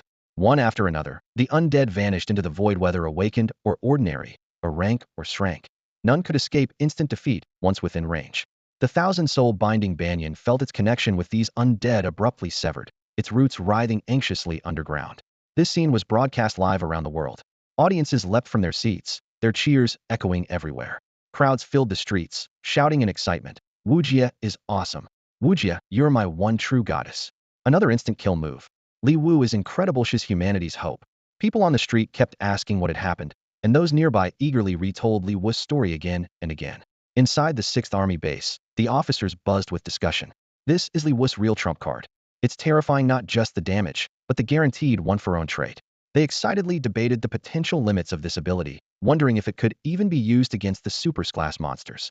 Gu Yuanlong suppressed a delighted grin as he told his team, "Now you know. Make sure to protect our treasure. Don't let anyone else take her." His subordinates responded in unison, "Don't worry, General will treat Li Wu like the precious asset she is." The livestream audience hit a new record, with comments flooding in like a waterfall. Yesterday, people had feared ghosts. Today, they had found hope. Li Wu's plants were the perfect nemesis for these undead. They are not invincible. They too can disappear. Once this mysterious filter is shattered, all the halos and myths that once surrounded them crumble as well. Humanity finally sees a glimmer of hope. If creatures from another dimension truly appear in daily life, there might be ways to fight back. Li Wu is incredible. She can even deal with beings from another dimension, people whispered in awe. Heaven has finally shown mercy to humanity, sending us such a remarkable talent. Within the domain, Li Wu was fully focused on gathering solar energy while continuously planting shadow peas. The system's prompt echoed in her ears, Sun 50. Sun 50. She bit her lip, her brows furrowed with worry. The situation was grim. Each shadow pea could only take down one undead creature, and the planting cooldown still had 30 seconds to go. Worse yet, after Ren Chaos' spirit vanished, the thousand-soul binding banyan immediately raised a thick root barrier, blocking most of the shadow peas' attacks. Li Wu's planting speed couldn't keep up with the rate at which the shadow peas were disappearing. Only a handful remained behind her, while on the banyan's side, hordes of undead were stirring restlessly. Every person who died in this contaminated zone had their soul trapped and dragged into the monster's territory. "How much longer can you last, human?" The thousand-soul binding banyan spoke in a twisted, ancient voice. "Submit to me. I can protect you all. I am a great deity." Li Wu placed her hand on the plant compendium again. Moonlight flower, the perfect partner for shadow peas. She had intended to unlock both at once, but quickly realized she couldn't unlock Moonlight flower. The screen displayed prerequisites not met. Li Wu knew that unlocking a plant required the right catalyst. Aside from willpower, what else was needed? She hadn't figured it out yet. Her struggle tugged at the hearts of countless people. Everyone could see its shadow peas were vanishing too quickly. Even if she could trade one new plant for one undead, the Banyan's army was too large. People couldn't help but worry. Did Li Wu have any moves left? Could she pull off another miracle? Silently, they prayed for her. Li Wu took advantage of a brief moment to plant a few more shadow peas, all the while analyzing the requirements for the moonlight flower. The screen still read prerequisites not met. She knew that willpower was the key to awakening new plants. Every plant shed summoned before had come from a faint premonition of its arrival. One by one, the shadow peas disappeared. The undead army was almost upon her. Moonlight flower. Moonlight flower. Li Wu murmured softly. At that critical moment, a shadow pea suddenly looked up and said, "The moonlight flower wants to appear." That sentence was like a key. The system's prerequisites not met prompt vanished, replaced by unlockable. The moonlight flower's entry lit up, and a miniature version of the plant appeared in Li Wu's hand, a small green head crowned with a purple blossom. It gazed at Li Wu gently. "Hello, summoner." Li Wu smiled back. "Moonlight flower, I've been waiting for you. Leave it to us now." The shadow peas bristled with fighting spirit. "This is our moment. Are you ready?" Moonlight flower nodded softly, her voice as gentle as ever. "I'm ready." The shadow pea grinned. "Let the hunt begin." Moonlight flower, level 1, cannot be upgraded. Each planting costs 200 sun. After planting, all shadow plants within a 3x3 area enter a shadow state. Planting cooldown, 30 seconds. Moonlight also has warmth. It loves its own shadow and all shadow plants. Another new plant? How many is that now? The 10th. Unbelievable. Seriously, is there any limit to what Wujia can do? Inside the live stream, viewers stared intently at their screens as Li Wu planted yet another new plant. The chat was filled with awe and anticipation.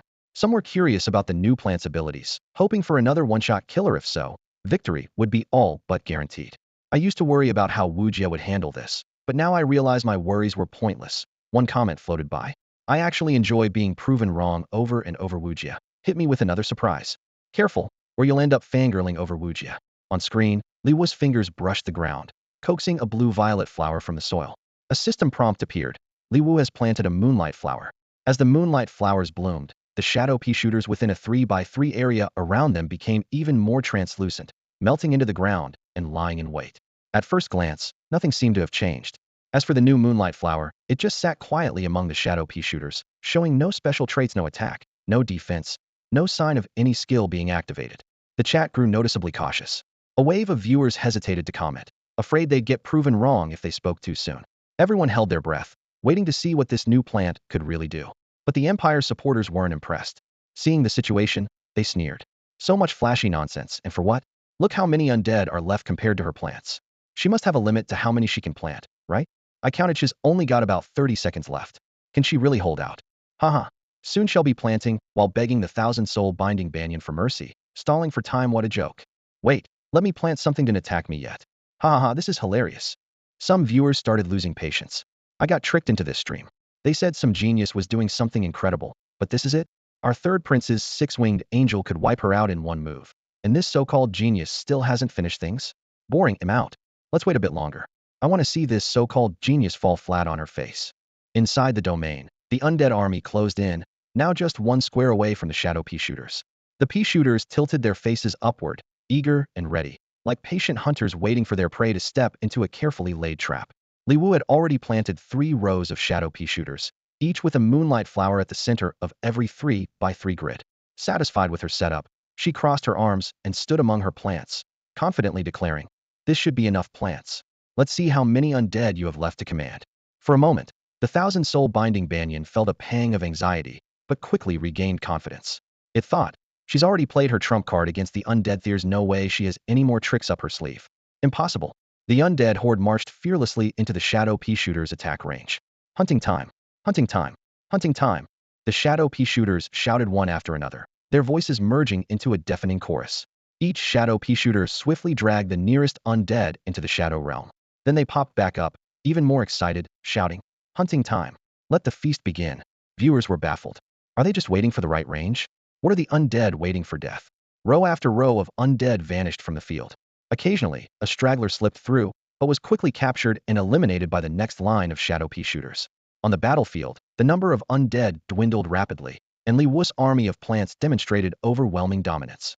The moonlight flower stood quietly at the very center of the shadow pea, emitting a soft blue glow and swaying gently in the breeze. It watched in silence as the massacre and carnage unfolded before it. Empowered by the moonlight flower, the Shadow P displayed unparalleled might. Its attacks required no cooldown and caused no energy drain, instantly annihilating any undead that entered its range. Each one was immediately pulled into an alternate dimension. Within this realm, the Shadow P reigned supreme. Nearby, the thousand-soul binding banyan watched as countless undead slipped beyond its control, the human faces on its trunk twisting into ever more grotesque expressions. It could not comprehend what was happening. Such a terrifying spiritual entity was beyond anything it had ever heard of. Was this truly just an ordinary plant? Even among mutated species, such power seemed impossible. Suddenly, a chilling thought struck it. Could these be creatures of pure fantasy? This realization drove the thousand-soul binding banyan to madness.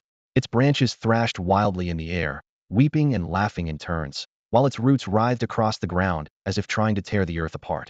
Its grip on both the aerial roots and the undead weakened, and as the undead briefly regained their senses, they surged eagerly into the Shadow P's attack range, seeking salvation.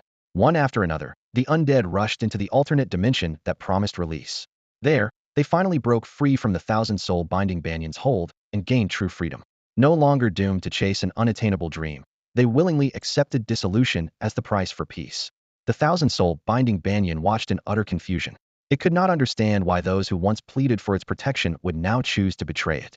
Possessing human intellect, but lacking human emotion, it would never grasp why they would throw themselves into destruction like moths to a flame. Ren Chao, sustained by his powerful will, held on longer than the rest. As he regained his clarity, he approached Li Wu, a look of relief and pride on his face. With you all, the future is in good hands, he said with a gentle smile. I hope that one day, humanity will see blue skies and white clouds again. We've lived under the shadow of pollution for so long that we've almost forgotten what the sky looked like before it all began. Li Wu, that day will come. Ren Chaos' eyes crinkled at the corners as he waved farewell. He'll leave everything to you now. He should have died over a decade ago, so to live to witness the dawn of hope was more than enough. Girl, what's your name? Li Wu. My name is Li Wu. Li Wu. Li Wu. Ren Chaos' figure gradually faded. The mist at dawn will one day lift, and we will welcome the light. The thousand souls binding banyan stood motionless, lost in deep memories. For over 1,000 years, this land had been its home. It had started out as a tiny sapling, cared for by the villagers who watered it, picked off insects, and fertilized the soil. As generations passed, the banyan grew from a small tree into a towering giant that sheltered the entire village beneath its vast canopy. The villagers began to worship it, praying for peace and safety. But in the end, it was just an ordinary tree. When pollution swept through without warning, it could only watch helplessly as those who once knelt and wept before it were consumed. At first, it only wanted to help humanity, but at some point, its wish became twisted. Now, the thousand souls binding banyan quietly endured the barrage of bullets, offering no resistance. As the fight ended, a series of notifications appeared. Willing Power 2, 3060. Received 2,306 intermediate crystals. Acquired Spirit Banyan 1. Received gift from the Thousand Souls Binding Banyan 1. Reward, 100 mental power boosting potions. Reward, 20 mental power level potions. The system continued. Eliminate all aberrations in Zone S086. Purification mode activated. Countdown, 15 hours and 59 minutes. Spirit Banyan detected. Plant now. After confirming, Li Wu felt a powerful purifying energy surge from within her, spreading outward. The pollution in the area faded rapidly, visible to the naked eye. As her domain expanded, a crowd quickly surrounded her. Those who had been under the banyan's control were now fully conscious, having witnessed the entire battle themselves. Li Wu, I'm your fan. You're the true pioneer of plant spirit forms. It's like you were sent by the heavens. A 10 attribute genius, what can't you do? The purifying force swept gently over everyone, cleansing the remaining pollution from their bodies. The higher the level of the awakened, the more acutely they felt the vast gulf between themselves and Li Wu. Voices overlapped as they praised her, treating her almost like a deity. Surrounded by this fervor, Li Wu felt dizzy, as if hundreds of ducks were quacking in her head. She raised her hand with difficulty and asked, "Are you all hungry? I have some food here." Everyone immediately turned to her, eyes full of anticipation. Without hesitation, Li Wu brought out the marinated snacks. The world fell silent. Everyone sat quietly together, waiting in anticipation for the meal Li Wu was about to prepare. Although she had brought a fair amount of food, it still seemed insufficient for such a large group. Without hesitation, she sprang into action. With a light tap of her fingers, several pea shooters, corn launchers, and walnuts sprouted from the ground in quick succession. Seeing her hungry companions behind her, Li Wu's eyes grew misty with emotion. Picking up on her feelings, the group played along, slumping weakly to the ground as if they were out of energy. The pea shooters and corn launchers immediately got to work, while the walnuts, though slow and lumbering, fulfilled their roles diligently. Faced with such a unique summoner, everyone could only indulge her. Soon, a steady supply of fresh peas and corn appeared, along with a generous harvest of nuts. Li Wu also retrieved some stored food from her spacea reward from the system: uncontaminated pork, beef, and bullfrog meat. Everyone eagerly dug in, delighted and surprised by the rare, delicious flavors, their faces lighting up with happiness. After Shed finally had her fill, Li Wu had a chance to check the system notification that had sounded earlier. Opening the gift of the 1,000-soul binding banyan, she saw the familiar stone. The system indicated 5 of these can be combined into, with her current progress at 25. Perhaps this was the reason behind the strange nature of the contamination zone. Besides the stone, the gift also included a branch glowing with green like the branch of the 1,000-soul binding banyan. According to the system, this treasure could borrow the powers of the banyan, lasting 30 minutes each use, with a cooldown of 7 days. Li Wu felt a wave of relief. Without the powerful duo of Shadow Pea Shooter and Moonlight Flower, she might not have made it out this time. The 1,000-soul binding banyan's ability to both control others and be immune to attacks was simply overwhelming. After putting away the branch, Li Wu quietly waited for the purification countdown to finish, planning her next steps. Visiting Ping Ping, and in whom she hadn't seen in a long time. Witnessing the fate of Officer Pang and Li Liangpeng. Testing her new discoveries at the Li family estate with the Shadow Pea Shooter, and checking on the recruitment in District S-135 and the shelter's operations. As she watched the contaminated zone gradually purify, a sense of accomplishment filled her heart. In the center of the newly cleansed area, a massive banyan tree burst through the soil, its branches and leaves spreading wildly. The unsettling, eerie faces vanished, replaced by an aura of peace and tranquility. The system displayed, "This is the spirit banyan, reborn from the seed of the 1,000-soul binding banyan, now true to its nature and ready to protect humankind. Here, contamination cannot penetrate. Mental training is twice as effective, and there's a 30 higher chance of increasing one's mental power level." The system also noted, "The spirit banyan misses its old friends. Perhaps there will be a reunion one day." Standing under the magnificent banyan, Li Wu watched as an aerial root gently descended, as if greeting her. She reached out to touch it, her mind already turning to the possibility of raising her mental power level. If this news gets out, the whole interstellar world will go crazy, won't they? Li Wu stood at the edge of the awakening arena, a shrewd gleam in her eyes. She was piecing together the information in her mind. The awakening arena in the Eastern District was now under Li Zhaoyin's control. That influential figure had already gathered countless prodigies under his wing. Most of the top students returning from the academies had chosen to join him, becoming part of his formidable force. So what about now? Li Wu's lips curved into a meaningful smile. Just then, her gaze fell on a peculiar tree not far away. Is that the 1,000 souls binding banyan from earlier? Why does it look so different now? She frowned, scrutinizing the strange transformation before her. Careful, Wu. A companion called out anxiously. The 1,000 souls binding banyan is a master of deception. Step back, I'll check out what trick it's playing now. Her companion approached cautiously, but suddenly stopped, his expression shifting from wary to surprised. Wait, there's no trace of corruption on it. What kind of special ability is this? Li Wu focused her senses and confirmed. This isn't the 1,000 souls binding banyan itself. It's a banyan tree that grew from its seed. Is it just me, or does my mental strength feel more solid? One companion said uncertainly. It's not just you. I feel it too, another agreed. This tree radiates powerful spiritual energy. Everyone present was a genius in their own right. Realizing what was happening, they all sat down cross-legged beneath the tree, beginning to train their minds. Soon, an astonishing discovery left them all elated. Their cultivation speed had doubled. This kind of effect can only be achieved with high-grade crystals of the same attribute. Someone exclaimed. Now all we have to do is sit under this tree. My mental strength just improved. Same here. I just leveled up too, haha. I've been stuck at the same level for almost 5 years. I never thought I'd break through today. I can form 4 mental avatars now. Only 4? I've got 5 already, haha. Cheers and laughter rang out as everyone's attention turned to one person. It's all thanks to Li Wu. Without her, this never would have happened. A large group turned to look at Li Wu, eyes full of gratitude and admiration. Wu, I'm from the Li family in the Southern District. If you ever need anything, just ask. I'm from the Jian family in the Eastern District.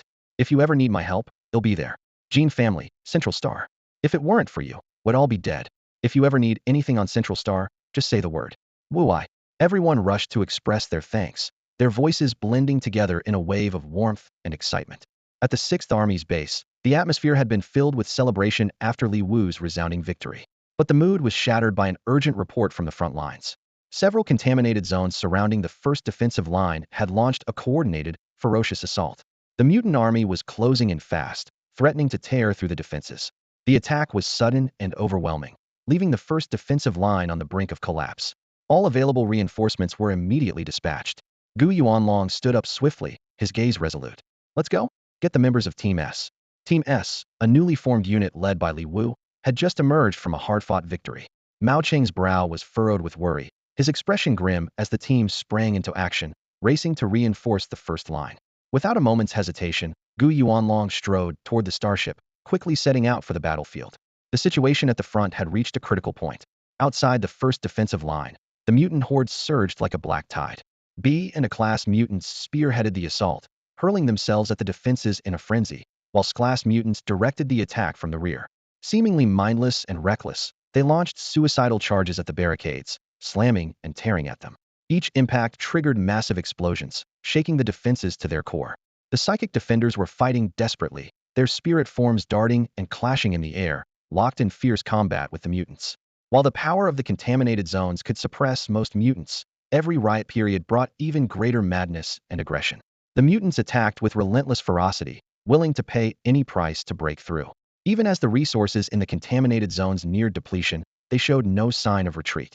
Hunger and desperation burned in their eyes, as if humanity's territory was their last hope. These beasts are fighting like there's no tomorrow. A frontline soldier roared, having just survived another brutal wave. His spirit form was wounded, and he scrambled for supplies. Cover for me. They'll grab some meds and be right back. Casualties mounted as the battle raged on. One soldier cried out, "My arm's been bitten off." But no one had time for self-pity. Everyone fought on with reckless determination. They'll take these monsters down if it's the last thing I do. The soldiers swore, refusing to back down despite the mounting pressure. I thought it wasn't riot season yet. Why are these creatures so crazed? Another soldier shouted in disbelief. Quit complaining. There's a breach on Section 1. Patch it up now. A teammate yelled. They're tough as nails and don't fear death. They're impossible to deal with. Another soldier said, gasping for breath. If only I had Li Wu's army of plants, I could wipe them out in a second. We can't hold Section 1 much longer. A soldier's psychic strength was nearly spent. Quick, we need A and S-class awaken here now. With the situation growing more dire by the minute, the soldiers' stamina and psychic reserves were being pushed to the limit. One defensive line after another began to falter. Even with reinforcements, holding the enemy back was becoming increasingly difficult. We can't let them breach the first line. Our lives depend on it. One commander growled through gritted teeth. We can't retreat. Absolutely not. Our homes and families are right behind us. We can't let these things get through. Gu Yuanlong declared in a steely voice, his eyes hard as iron. The first defensive line was facing the largest mutant assault in its history. The mutants showed no fear of pain, willing to self-destruct if it meant breaking through. Each attack battered the defenses further, and their goal was clear: penetrate deep into human territory and reclaim what was once their home. I'm going in first. Let's take them heat in. A soldier roared, charging toward the front. Every moment of the battle was a fight for life and death. The defenders of the first line stood their ground, determined not to let the enemy break through. At that moment, Gu Yuanlong and Team S arrived at the battlefield. The enemy was fiercer than ever, but the only choice was to hold the line at all costs until reinforcements arrived, until the tide of battle finally turned. We'll fill this breach with our lives if we have to, they declared. We are the last line of defense for humanity. If we must die, we die on the battlefield. A pure surge of mental power swept across the battlefield in an instant. In the sky, an enormous Xian turtle materialized, its teal energy rolling out like a tide and solidifying into an impenetrable barrier. The breaches in the first defensive line were instantly mended, and the Xian turtle stood firm at the center of the battlefield. The enemy's attacks crashed against its defenses without leaving a mark. That's the Xian turtle. Several exhausted soldiers looked on in disbelief, eyes wide with shock. The general is here? But how is the general's Xian turtle so powerful? One whispered. Last time, after he was injured, its range shrank to just 10 kilometers. But now is it 30? 40? Could it be even farther? Amid the excited voices, the frontline soldiers stood frozen, their eyes fixed on the massive barrier stretching all the way to the horizon. The first defensive line in the eastern sector spanned millions of kilometers, divided into countless segments. It was close to the 6th Army headquarters and the city center, a frequent target for enemy attacks. Now, the Xian turtle's protection extended far beyond the limits of sight, reaching to the very edge where sky met earth. When did the general become so strong? Before anyone could answer, cheers erupted across the battlefield. What are you waiting for? Charge! Reinforcements from Team S surged into the fray. He Peng's spirit form split into more than a dozen copies. each one joining the fight. The silverback ape was a force of destruction, crushing dozens of enemies with a single punch. Airborne. AI Lu's blue lotus leaves danced through the air, healing countless wounds each time they touched an ally. Her recovery speed had reached a terrifying level. She no longer feared any mental damage. How did Shaylin's spirit form multiply so quickly? One soldier gasped. He had 3 last month, now he has 10? And that's the venom-headed lion. One breath of its poison wipes out swathes of enemies. These glass prodigies are something else. Another soldier laughed. The mood on the battlefield shifted. Glass awakened had turned the tide in an instant, forcing the enemy into retreat. Meanwhile, Gu Yuanlong led the non-awakened units from a distance, advancing steadily and using precision weapons to pick off the lesser enemies. Against anything below a class, firearms were devastating. With the Xian turtle holding the rear, the awakened at the front could finally attack without fear, their spirit forms surging forward like a tidal wave. Every eye burned with the thirst for battle. Kill them all. Wipe out these monsters. The silverback ape was unstoppable, every swing of its fists clearing the field. We've got 10 monsters like this on our side. These enemies don't stand a chance. Have you noticed? The ones on this mission with Li Wu all seem to have had a ridiculous boost in their mental power, a soldier whispered. The general and Li Wu have always been close. Maybe this has something to do with him? Let's keep that to ourselves, another said with a grin. But it looks like the 6th Army's luck is finally turning around. With more soldiers joining the fight, the turnaround became unmistakable. The battle was all but won. As the countdown ended, S086 district was declared fully purified. In the very heart of the contaminated zone stood the spirit banyan, silent and steadfast like a guardian watching over the entire area. To Li Wu's astonishment, the tree had already chosen its master. Its consciousness was pure and innocent, like a newborn, brimming with curiosity about the world. Even more surprising, it seemed to sense something familiar in Li Wu, instantly accepting her as its master and displaying an unusual attachment. When Li Wu eventually led everyone away, the spirit banyan still showed clear reluctance to part, its branches trembling as if trying to hold her back. Li Wu led over 1,000 survivors across the border of the contaminated zone. The once empty entrance to S086 was now packed with people, so crowded there was barely room to stand. Suddenly, cheers erupted from the crowd. They made it. They're out. Li Wu. Sister Wu. You're our one true hero. A 10-element prodigy. She can even take down Sranks in seconds. Sister Wu, I love you so much. Shouts of a hero's welcome to our champion rang out over and over. Li Wu tried to slip away quietly amid the chaos, but the crowd quickly surrounded her, their eager eyes leaving her nowhere to hide. Sister Wu, the light of humanity. You're the sun of our eastern district. Just then, someone pushed through the crowd, forcing their way to the front. With a heavy thud, the person dropped to their knees before Li Wu, their forehead nearly touching the ground. Director Li, I was blind to your greatness. It's all my fault. I was wrong. I truly know I was wrong. The man's voice trembled. Please, Director Li, have mercy and let me go. I'm begging you. I'm on my knees. I really know I was wrong. Only then did Li Wu recognize him as the overweight police officer. He looked drastically thinner than before, his eyes sunken, clothes disheveled, and hair wild. He slammed his head against the ground, the dull thuds quickly causing his forehead to bleed, but he seemed oblivious to the pain, continuing to plead for forgiveness. The arrogance he once showed was nowhere to be seen. Li Wu looked at him coolly. Well, what a coincidence, officer. Blood streaming down his face, the officer tried to throw himself at Li Wu's legs, but she deftly dodged him. Please, I'm begging you. Have mercy, let me go. I'm truly sorry. He pleaded, then suddenly slapped himself across the face. It's this stupid mouth of mine. Another loud slap followed. It's all my fault. Li Wu's patience wore thin. She clearly had no interest in this performance. You should be looking for the interstellar court, not me, she replied with obvious annoyance. No sooner had she spoken than several figures emerged from the shadows, quickly restraining the officer. Miss Li Wu, we apologize for this unpleasant experience. We'll take him back to the interstellar court right away, one of them said respectfully. Li Wu gave them a meaningful look. He won't be getting out again, will he? The two officials broke out in a cold sweat, hastily assuring her, no, absolutely not. This was an accident. Their real purpose was to gauge Li Wu's attitude on behalf of the Li family. If she showed any leniency, all would be well, but if she stood her ground, the Li family would have to pay the price. The Central Star had already given its orders. This was as far as they could go for the Li family. The rest was up to them. After the officer was escorted away, Li Wu received an urgent alert from the 6th Army and immediately boarded a starship back to her unit. By the time she reached the front lines, the battle was nearly over. In the distance, she saw Gu Yuanlong's massive Xian turtle, imposing and impenetrable. Li Wu silently assessed the situation. Breaking through such a defense would be nearly impossible for her at this point. Gu Yuanlong noticed her arrival and smiled with satisfaction. You're back, kid. He patted the spot beside him, signaling for her to come closer. Come, take a good look. Li Wu stepped up beside Gu Yuanlong. From the height of the command platform, the entire battlefield unfolded beneath them. Amidst the chaos of war, countless soldiers were fighting fiercely, risking their lives. Gu Yuanlong, do you see this? Li Wu pointed to the fierce fighting below. Standing here, you're the brain of this army.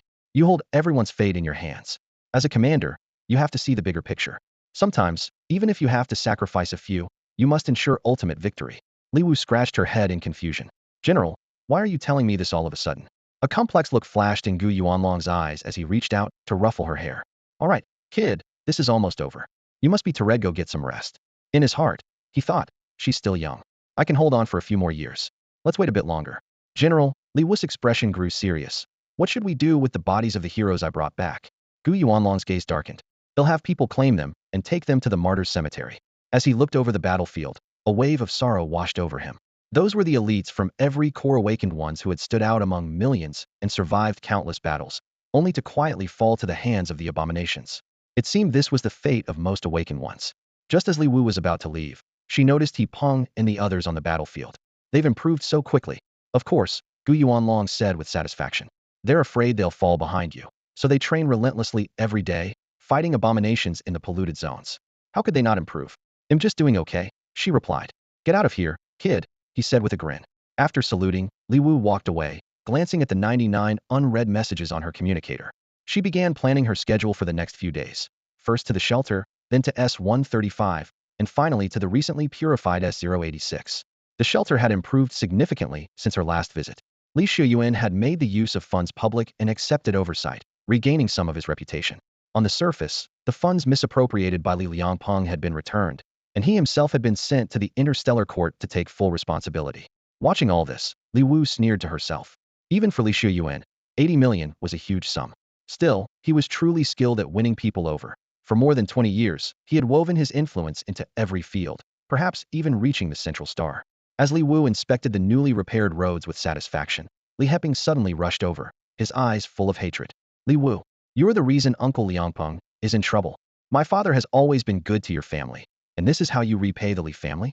Withdraw your accusations against Uncle Liangpeng right now, or you'll never set foot in our house again. Without a word, Li Wu reached out and, with a swift motion, broke the finger that was pointing at her. Li Heping's face turned deathly pale, cold sweat pouring down his forehead like rain. He screamed in pain, Aya, let go of me. You bastard, let go. It hurts, it's killing me. You little bastard, are you looking for death? Trembling, he clutched his injured hand and shouted, my dad already did the test, turns out you're not even my second uncle and aunt's child. You're a fake, a bastard. Just wait until the truth comes out. You'll be ruined. His whole body shook uncontrollably. Li Wu's gaze was icy as she replied, unhurried and calm, if you don't know how to talk, then don't. My parents aren't so clueless that they'd mistake someone else for their own child. Suddenly, a sharp knife appeared in Li Wu's hand. Without hesitation, she swung it down, and something bright red fell to the floor. The pain nearly made Li Heping black out, blood gushing from his mouth and staining the ground as his face twisted in agony. MMM. His tongue.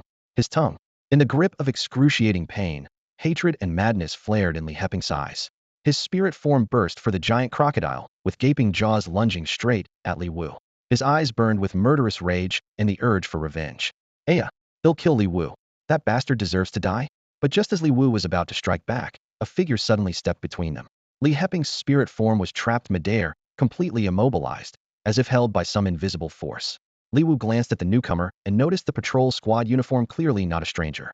She coldly withdrew her knife, her sharp gaze sweeping over the group of patrol officers. She lightly tapped her communicator, seeming lost in thought. Li Heping covered his bloody mouth, his voice muffled and hysterical, teetering on the edge of madness. The patrol officer spoke with chilling calm, no spirit form fighting in the safe zone. Both Li Heping and Li Wu froze at those words. How could this be? Li Heping almost leapt up from the pain, his eyes filled with fury and disbelief. Aren't the patrols on our side? Why are they helping Li Wu? They're supposed to be helping me. His rage nearly made him faint, but he kept struggling desperately. Damn it, why aren't you killing Li Wu? He growled through clenched teeth. He couldn't stop shaking, his spiritual power churning and thrashing, trying to break free from its invisible cage. At that moment, a few of Li Heping's acquaintances rushed over. The moment they saw his miserable state, their faces darkened, and they hurried to surround him. Young Master Li, what happened? Shock and anger were written all over their faces.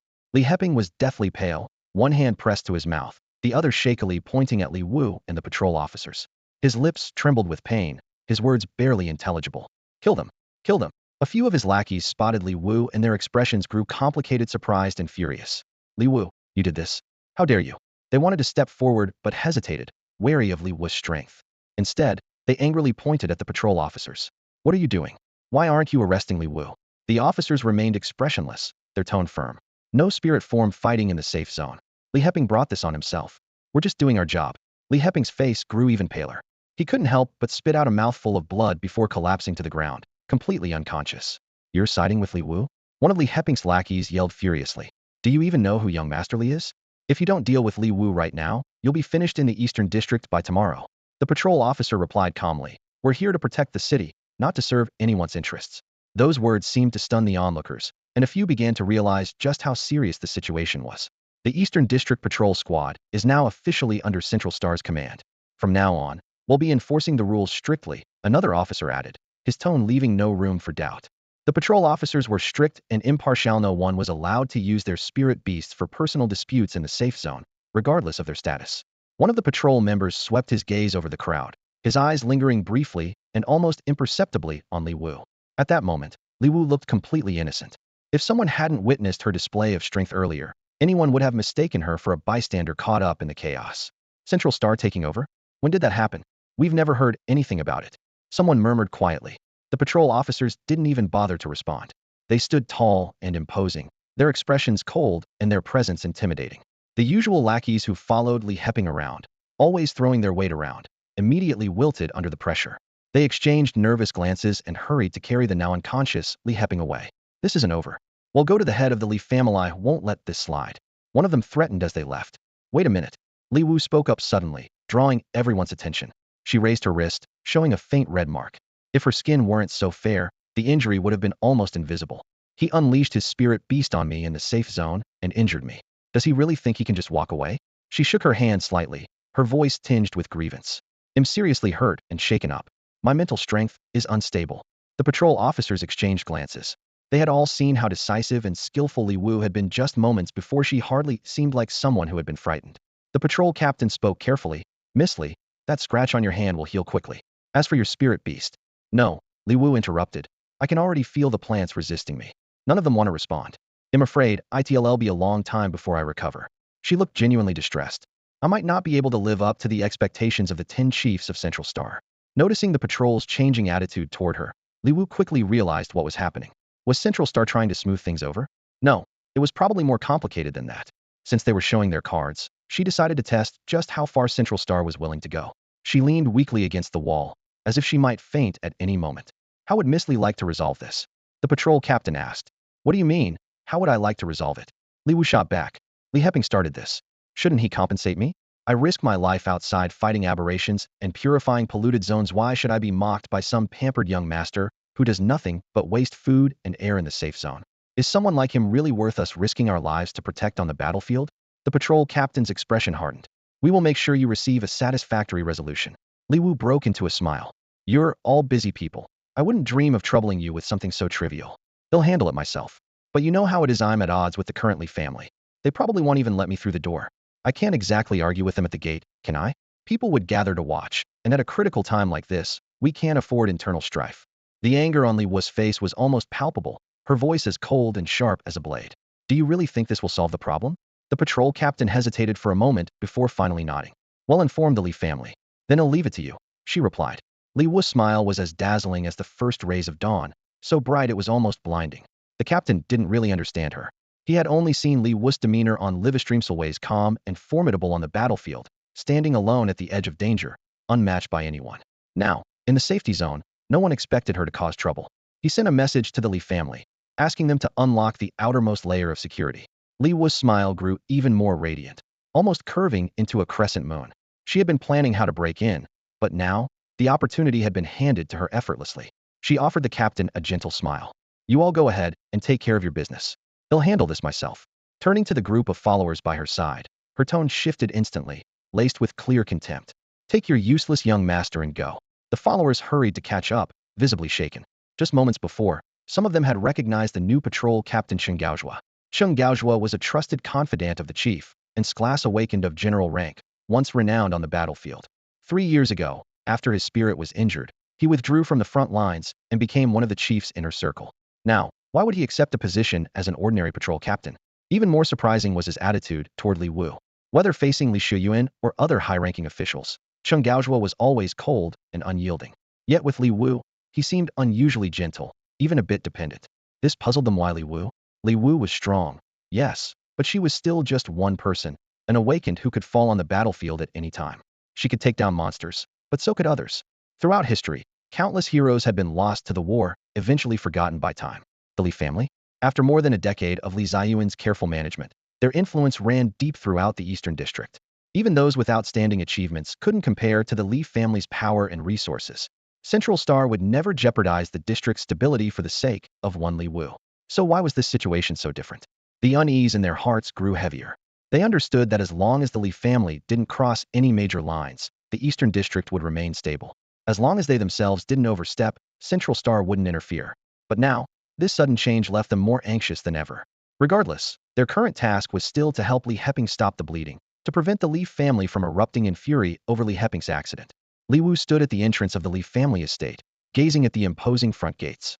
This residence had originally been built as a new home by Li Xiuming and Xin Xinxue with all their savings, and over the years, under Li Ziyuan's management, it had gradually expanded into this grand and luxurious mansion. Everything Li Xiuming and his wife had earned on the battlefield, accolades, connections, reputation, even wealth, had been seized by Li Shuyuan and transformed into rungs on his climb to power. Standing here, Li Wu felt a strange sense rising within her. Although she had only inherited fragments of the original owner's memories after crossing over, and should have felt like a stranger in this place, an inexplicable familiarity washed over her.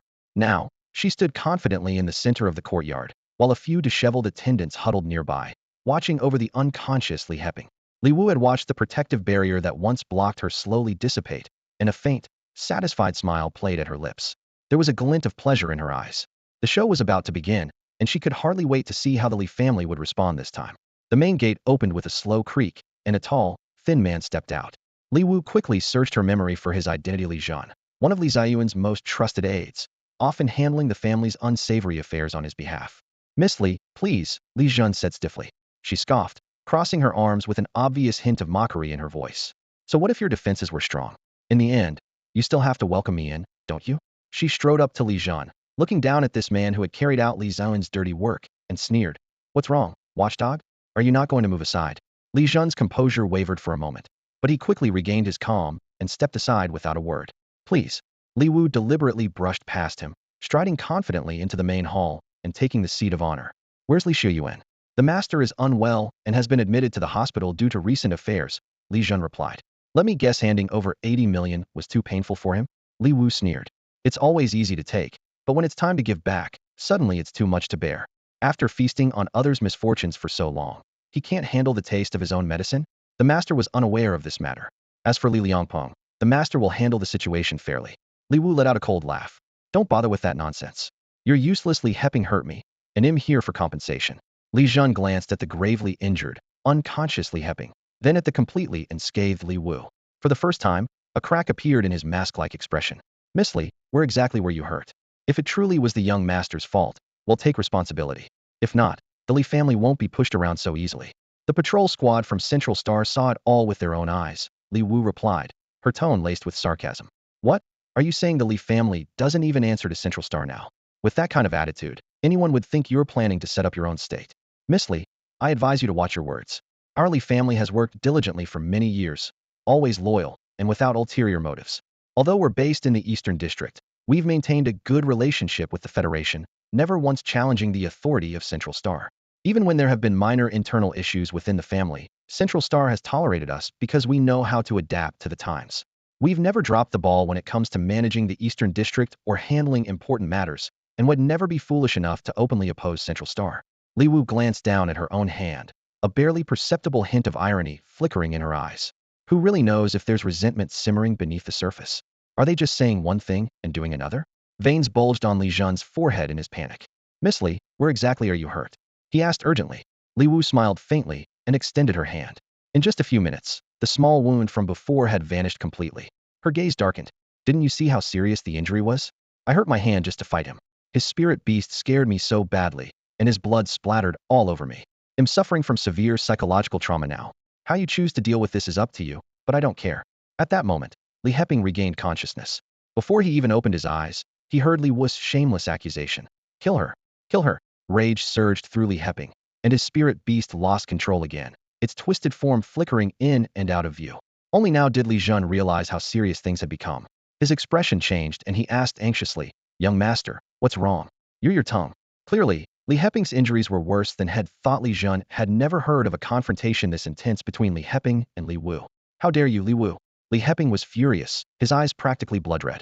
He leapt up from the bed, consumed by anger, and charged straight at Li Wu. "Young master, calm down. Please, calm down." Li Jun was pale with anxiety, completely at a loss. "Even in a crisis, your useless young master can't behave himself," Li Wu said lightly, her gaze cold as she stared at Li Jun, one eyebrow raised. "Watch it. Don't let any more blood get on Might's filthy." Her words were icy and ruthless, her expression utterly unmoved. Li Heping's glare was as sharp as blades, filled with hatred as if he wanted to tear Li Wu apart. "If looks could kill, she'd have died 1,000 deaths by now. If you're so incompetent, just stay home and live off your family. Don't go around causing trouble. You're nothing but a useless pawn. How dare you insult Li Shuyuan? You're not even worthy." Li Wu lounged in the main seat, legs crossed, meeting Li Jun's eyes directly, completely unfazed by anyone else's presence. The spiritual energy around Li Jun grew more intense, and his spirit beast manifested like a monster, its warped form seeming ready to pounce at any moment. Li Shuyuan was a god in his eye. She couldn't tolerate any disrespect toward him. "Kill her! Kill her!" Li Heping roared like a madman.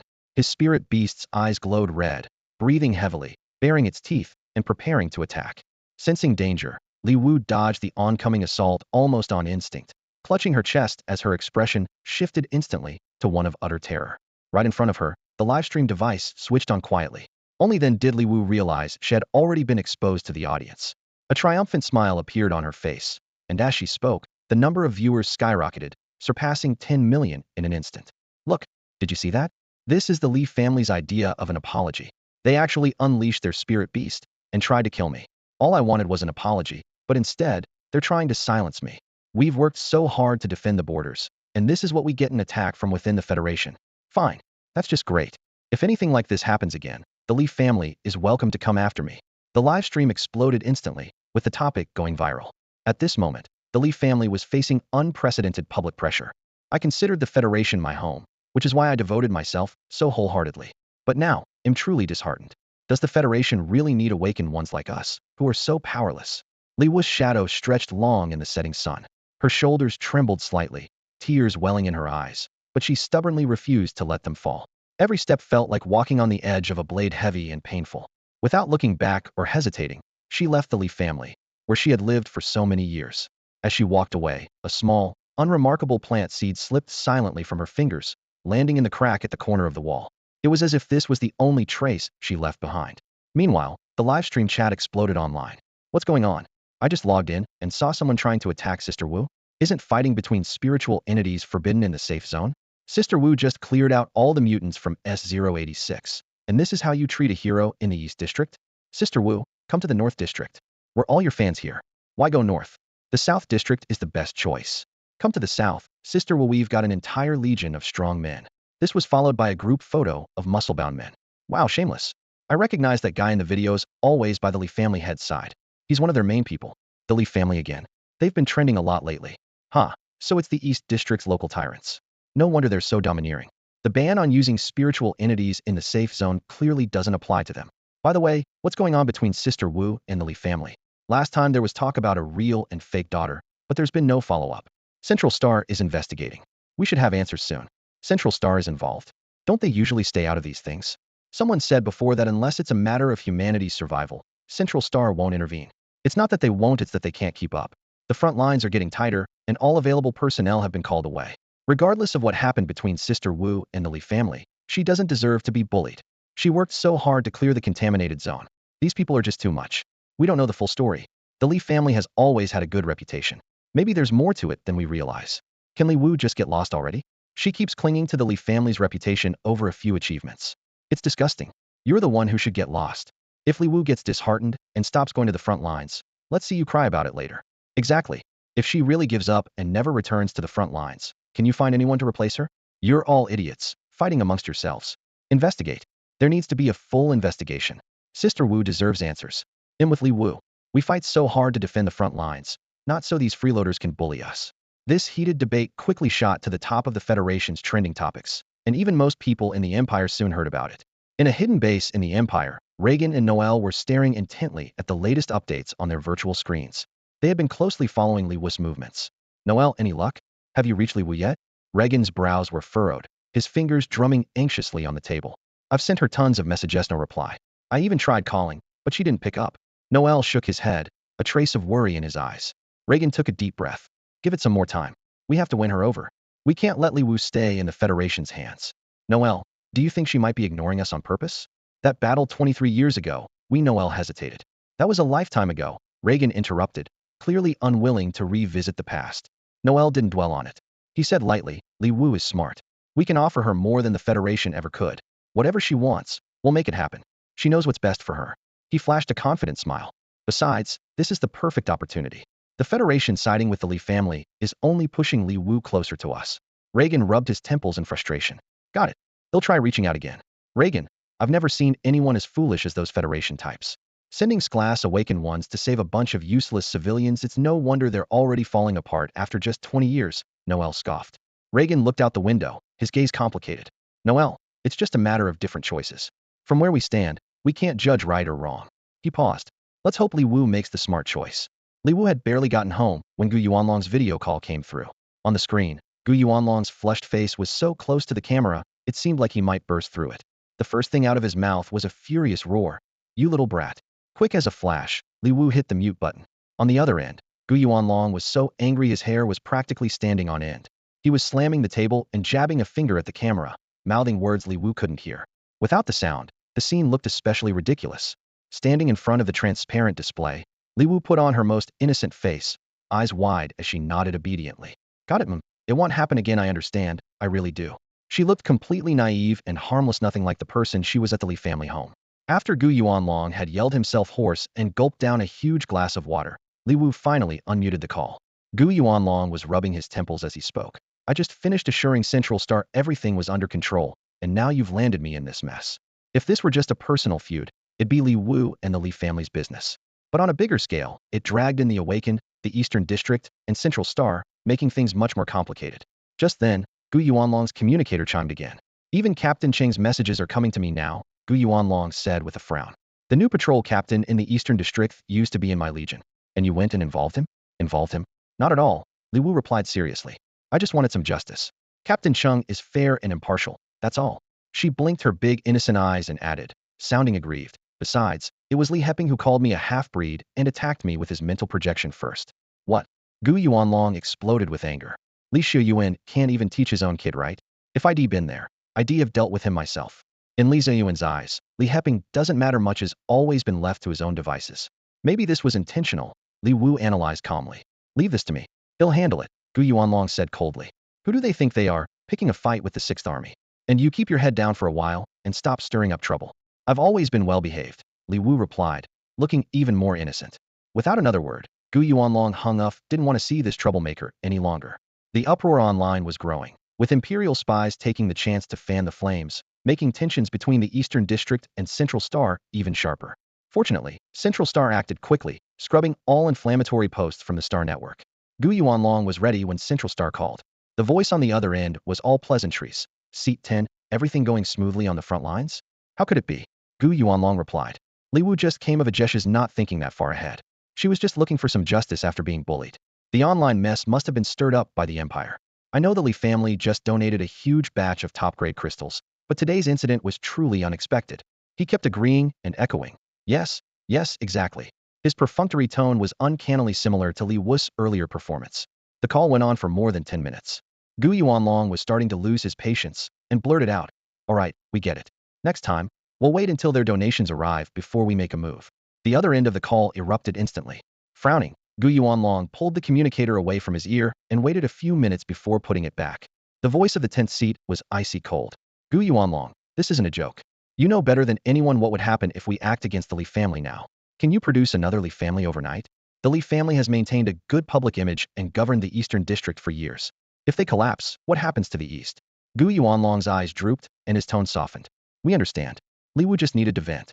She's been working hard in the contaminated zone, only to be publicly insulted. It's more than anyone could take. The tenth seat let out a sharp, mocking laugh. Do you even know what your golden child has done? What? She broke someone's arm, cut out their tongue, and then complained about their blood splashing on her. Gu Yuanlong's face flushed red, but he stubbornly defended her. Well, he had it coming. Still, he cursed in Warlith. This kid is always making trouble for him. He cleared his throat. Let's just leave it at that. We'll also have a word with the Li family. Unlike Li Wu, Gu Yuanlong didn't have the nerve to demand further compensation in front of Central Star. Touching his nose, he muttered, if they're not skilled enough, that's their problem. It's not like Li Wu even used her spirit beast in the fight. If they're weak, they should just train more. He kept grumbling to himself for quite a while. The call still hadn't ended, so Gu Yuanlong deliberately continued complaining about Li Wu for their benefit. On the other end, there was a long, strange silence. The whole situation felt eerily familiar to Gu Yuanlong. His complaints grew quieter as his mind raced, considering every possible scenario. He could hear muffled voices from the other side, and though he couldn't make out much, Li Wu's name kept coming up, whispered over and over. It was making Gu Yuanlong incredibly anxious. Don't tell me Li Wu's caused more trouble? Did she barge into the Li family and kill Li Heping? Or did she take out Li Shuyuan? Surely not, right? Can't that little troublemaker stay quiet for 2 minutes? How long has it been since I hung up? Gu Yuanlong's mind was working overtime, trying to figure out how he'd protect Li Wu if she really had done something outrageous. The mental strain was almost too much. Finally, the 10th seat spoke again. Well, have Li Shuyuan and Li Heping come and apologize in person. You never mind. With that, the call ended. Gu Yuanlong stood there, completely baffled. What? At that moment, Mao Cheng burst in, practically ecstatic, his laughter echoing down the hall. Ha ha. General, Li Wu. Gu Yuanlong jumped to his feet, tense. What's that kid done now? Mao Cheng was nearly delirious with joy, gesturing wildly. 30% chance. Humanity, there's hope. There's hope. He was so excited he could barely get a full sentence out, clutching his communicator, his face alight with surprise. Gu Yuanlong shoved him aside. Quit babbling. Let me see for myself. On Mao Cheng's StarNet page, the official account of the 6th Army, the one Li Wu used for her live broadcasts, had posted a new video. The account had been quiet for ages, but now there was fresh content. The video showed a massive banyan tree, its branches blocking out the sky. Anyone who had watched Li Wu's live stream was already familiar with this thing. The bizarre banyan tree had once controlled countless humans. Even Sklas Awakened had become its puppets. If it hadn't been for the appearance of a new plant, Li Wu would have been doomed long ago. At the most critical moment of purifying the contaminated zone, the tree reappeared in a completely new form. This was its purified state. Li Wu released a detailed introduction to the spirit banyan in her livestream. Spirit banyan, grown from the seed left behind by the death of the 1,000 souls binding banyan. It has returned to its original nature, and its only wish now is to protect humanity. Any place where the spirit banyan grows will never be polluted. Training your mental power under the tree doubles the results. More importantly, awakening your mental power under the spirit banyan gives you a 30% chance to increase your mental power level. Li Wu didn't fully understand the last point, so she chose to keep it hidden and only announce the other features. Even so, the information was enough to send all of humanity into a frenzy. An absolute safe zone, a place forever free from contamination. Training under the spirit banyan doubles your progress. But the most crucial part, a 30% chance to increase your mental power level during awakening. Increase. Mental power. Level. These 3 words exploded in everyone's minds like a bomb. Before this, there had never been any reports of raising one's mental power level. Everyone believed that your level was fixed from birth. Whatever it was when you awakened, it would stay the same for life. You could train to strengthen your mental power, but the level itself was unchangeable. The amount of mental power you had determined your baseline, but your level set your limit. Now, Li Wu was telling the world that there was a 30% chance to increase your mental power level. After announcing the spirit banyan's effects, Li Wu posted a brief invitation. We sincerely invite all eligible candidates from the 5 major federal districts who are about to undergo their awakening ceremonies to come to District S086 for their awakening. Spaces are limited, first come, first served. It was unbelievable. Li Wu had really people couldn't even find words to describe her. It all felt like a dream. Humanity was finally seeing a glimmer of true hope. Li Wu. The entire internet erupted. Family feuds. Injury rumors? What did any of that matter? Was there anything more important than increasing your mental power level? Nothing. Trending hashtags flooded every social platform. Li Wu spirit banyan. Mental power level up. Double your training. Li Wu missed before dawn. The son of humanity. Sign up now. Previously, not everyone paid attention to the live streams. Most people were busy with their own lives and didn't care about the news. Li Wu was famous, but there were still many who knew little about her. Maybe they'd only heard that a prodigy had appeared in the Eastern District. Would they go out of their way to follow her? Not necessarily. People cared more about their personal concerns. But this time was different. This time, Li Wu had introduced an entirely new concept, leveling up mental power with a 30 chance. Anyone could see what that meant. From remote star systems to the borders of civilization, from bustling cities to the edge of contaminated zones, wherever there were humans, people were talking about it. Some believed wholeheartedly, some were skeptical, others analyzed rationally, but most rushed to sign up. This time, Li Wu truly etched her name into the memory of every person across the galaxy.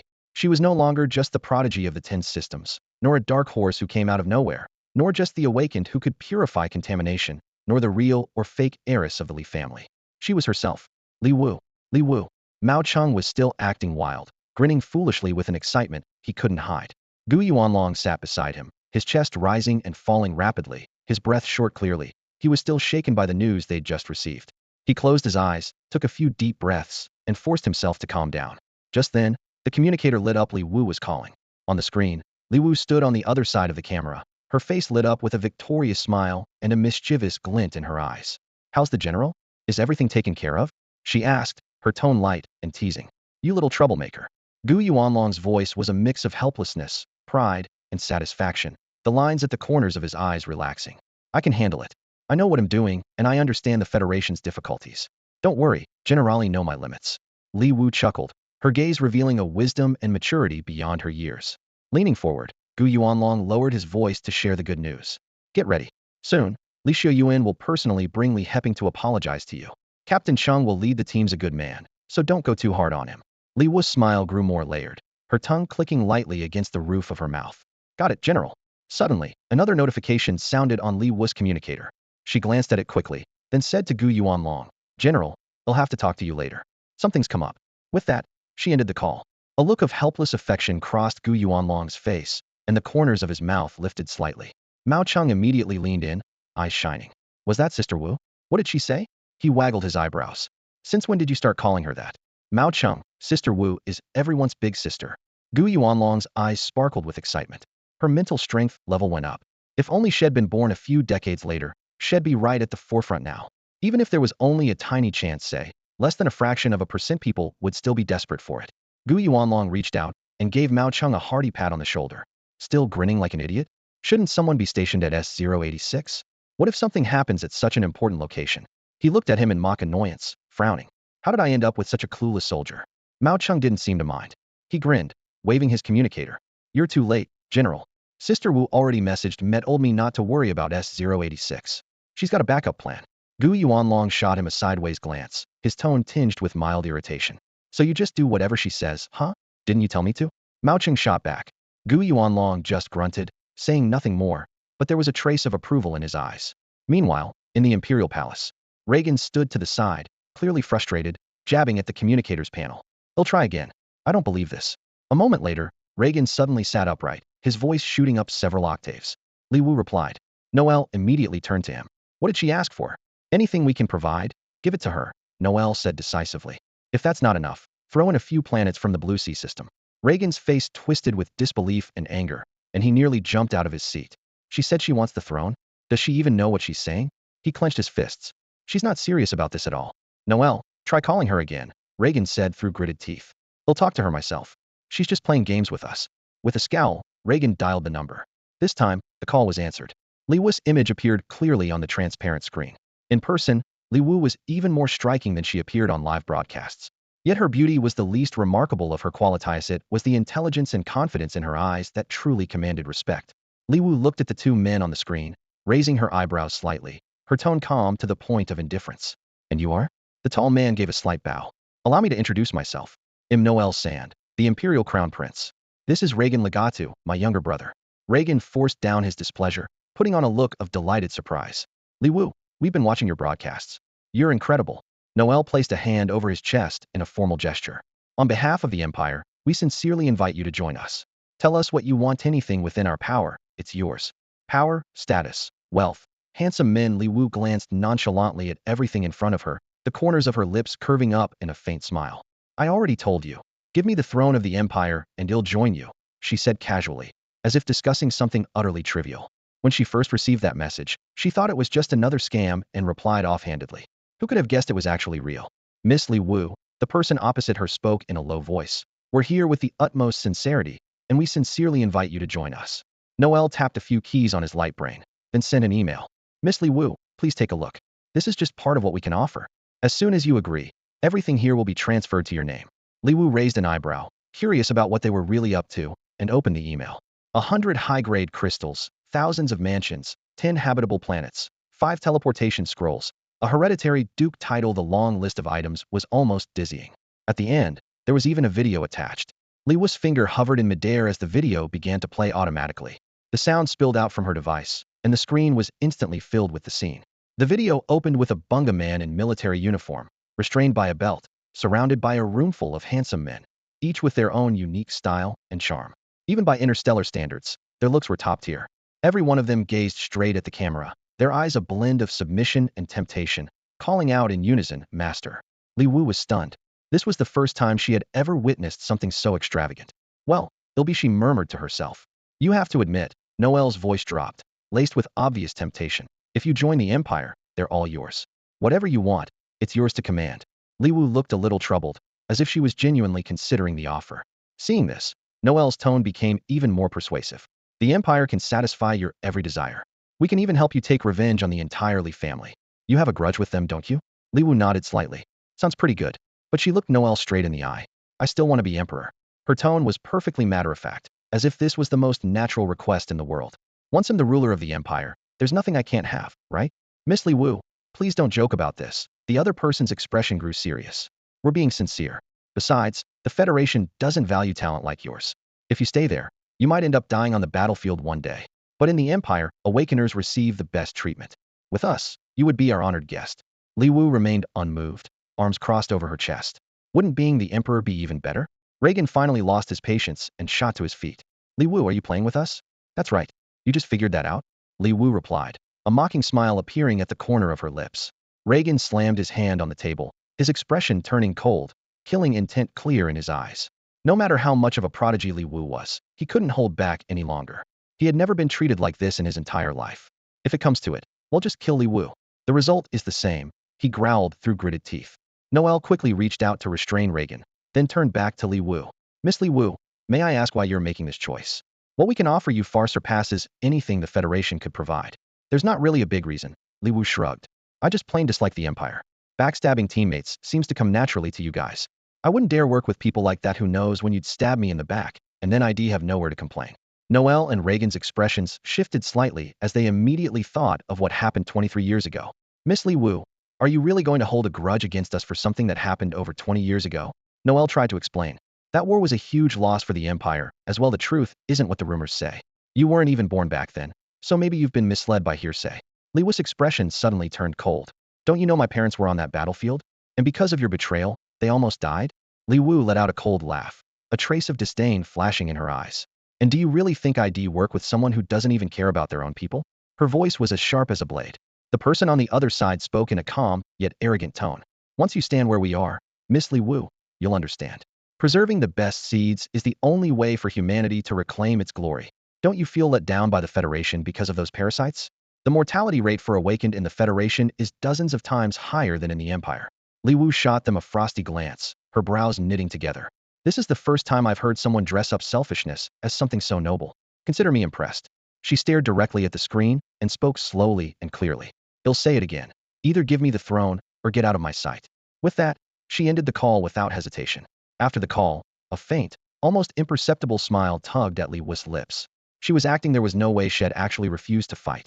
While some of the parasites and pests were annoying, most people were kind, grateful, and lovable. She had the power to protect them, and she was willing to do so. Li Wu stood by the window, gazing into the distance. The Empire and the Federation had sacrificed so many ordinary people for a false sense of prosperity. Was it really worth it? Ordinary citizens of the Empire struggled on the brink of suffering every day, used as expendable pawns. Clenching her fists, she vowed she would never sink to their level. Besides, she had a personal grudge against them. When the Great Contamination first appeared, it wasn't as severe, and there were no distinct quarantine zones. Back then, the Federation and the Empire worked together to build defensive lines against the contamination. Li Wu's parents were barely adults, inexperienced in using their psychic powers. During one battle, the Empire suddenly betrayed the Federation, trying to wipe out the Federation's core forces on the battlefield. Li Wu's parents narrowly escaped with their lives, and it was that battle that brought them together. A few years later, Li Wu was born. Li Wu closed her eyes as memories flooded back. She remembered snuggling in her parents' arms, tracing the scars on their bodies with her small hands as they told her stories of the battlefield. She wasn't sure if these were her own memories or those of the original Li Wu, but they felt so real. She could still recall the gentle tone of their voices and the lingering warmth of their touch. Her mother always carried a pleasant scent. They would lift her high and take her soaring on the back of a phoenix. Unable to make sense of it, Li Wu decided not to dwell on it. She picked up her communicator and sent the call logs from Noel and Reagan to Gu Yuanlong. Admiral, could you talk to Central Star for me? The Empire just reached out, and their offer is really tempting. She deliberately spoke in a light, teasing tone. Here, any random member of the Li family could be put above me. Admiral, do you think I should just go to the Empire? Gu Yuanlong knew exactly what Li Wu was up to. If she really wanted to go, she wouldn't have sent him the evidence. Even so, he played along and forwarded the message to several key officials on Central Star. Meanwhile, in the royal palace of the Empire, Reagan looked grim, his psychic manifestation flickering behind him, betraying his agitation. Noel's usual mild demeanor had vanished, his voice turning icy.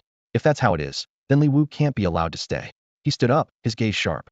Her plants need sunlight, and S-113 is notorious for its darkness. Without sunlight, let's see if Li Wu can still work her miracles. He paused, then continued coldly. Also, get everyone near S-086 to reach the Lingrong as fast as possible. Use any means necessary to take it. And if that's impossible, destroy it. During the day, Li Wu left a Shadow P hidden in the Li family residence. The Shadow P lurked quietly in a corner, completely unnoticed, as everything around it remained perfectly normal. Only when night fell and the house was silent did it cautiously poke out its head, scanning its surroundings with alertness. After confirming that everything was safe, it swiftly sent a signal to Li Wu. Li Wu had been waiting for this message. Upon receiving the signal, she took control of Li Heping, guiding him toward the spot where the Shadow P was concealed. Li Heping's eyes were vacant, as if he had no idea what he was doing. Li Wu skillfully used a branch left behind by the Thousand Souls binding banyan. This branch possessed unimaginable power, inheriting a portion of the banyan's abilities. Li Wu could sense an almost invisible thread connecting her to Li Heping. Through this thread, she was able to direct his movements so long as it existed. Li Wu could control his every action. Earlier that day, Li Wu had quietly attached this thread to Li Heping. Now, she directed him to open the Li family's treasury, filling storage pouches one after another and tossing them all into the Shadow P space. On the other end, the Shadow P transmitted these items out. Li Heping moved like a wandering spirit through the vault, transporting everything he could find. Items from the meeting hall taken. The treasury emptied. Hidden compartments cleared out. Even the study's contents were swept away. Li Wu didn't even spare the paintings on the walls or the surrounding stones, instructing Li Heping to pack them all into storage pouches. If she could have moved the floor tiles, she would have taken those as well. That night, everything in the Li residence that could be carried off ended up in Li Wu's hands. Dozens of bulging storage pouches were piled up, filled to the brim with spiritual herbs, weapons, crystals, beast bones, and even rare materials dropped by Sklas mutated creatures. The variety was staggering. The sight filled Li Wu with excitement. Before his disappearance, Li Xiaoming had upgraded the Li family's security. No one unrecognized by the external defense system could enter, not even the Central Star's military. The fortress could have held out for 2 or 3 days. Yet Li Wu had found a way to bypass it all with ease. While over 100 members of the Li family slept, Li Wu stripped the entire house of anything of value. Even the dungeon was checked completely empty, as if everything from the original owner's memories had vanished. Li Wu found nothing useful there. Just as she was about to wrap up the operation, she remembered something else. A crystal stone her parents had left behind, a treasure that could accelerate cultivation, was now kept in the original owner's room, which had since been taken over by Li Qing. Li Wu directed Li Heping into the room and took everything inside. The last storage pouch, packed to the brim, was sent out through the Shadow P. With its task completed, the Shadow P vanished without a trace. Li Wu's gaze hardened as the empty-eyed Li Heping grabbed a fistful of fire and set the entire Li residence ablaze. At that moment, the sleeping family members woke in terror, rushing out of their rooms, shouting in panic. Fire! Why is there a fire? Help! Put it out! Where are the sprinklers? Why aren't they working? What happened to our plants? Amid the flames, everything the Li family owned was mercilessly consumed. The painting in the living room still hung on the wall, but Li Heping's empty gaze was slowly regaining a hint of life. Medicine had been applied to the wound at the corner of his mouth, yet he still couldn't make a sound. He opened his mouth in pain, unable to utter a single note, only letting out faint, low whimpers. The people around him were in complete disarray, too busy to pay him any attention. At last, the fire was extinguished. Everyone stood in the nearly destroyed house, a chill creeping up their spines as they took in the scene. Hurry, go check the storeroom. Now. Li Zhen's face was pale, his eyes filled with anxiety and fear.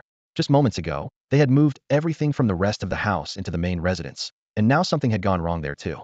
The building materials were fireproof, so the damage wasn't severe, but the problem was far worse. All their belongings were gone. The room before them was empty. What had once been a well-decorated space was now stripped down to bare pillars and cold emptiness, desolate, as if it had reverted to its unfinished state. How could anyone slip past the Li family's defenses and move so much without a trace? Li Jun pressed his lips together, his heart uneasy. He desperately hoped it was all just his imagination.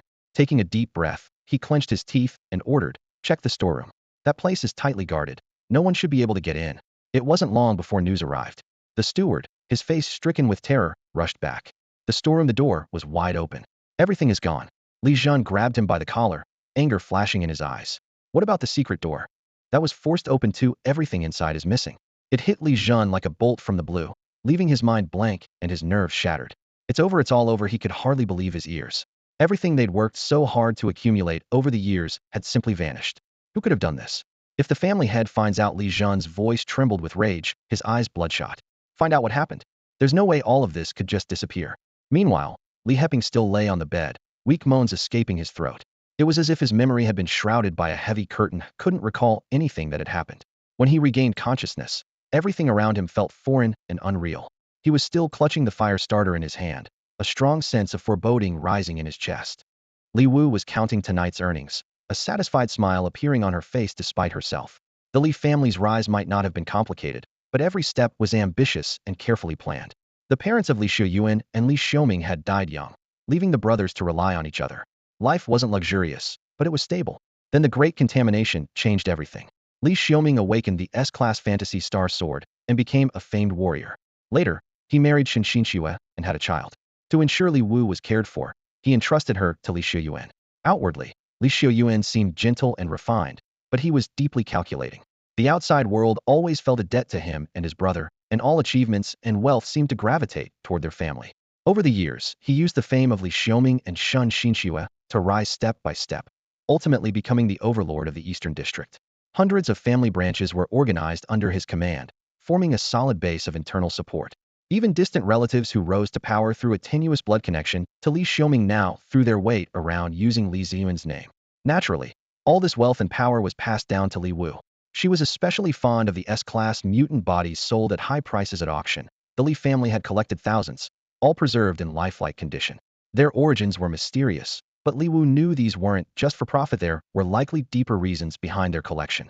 Other antiques, calligraphy and paintings, and gold and silver jewelry, these hard currencies from before the Great Contamination, were packed into hundreds of boxes. Li Wu quickly counted the spirit stones.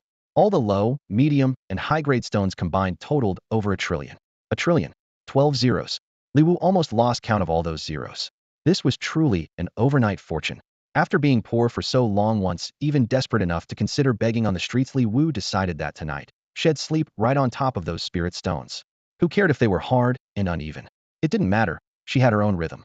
Breathing in the scent of the stones, Li Wu slept soundly, her dreams sweet and full of happiness. Early the next morning, Li Wu went out and bought the vacant lot across from the Li family home. She hired people to build a house exactly like the original Li residence. As soon as her payment came through, the construction crew got right to work.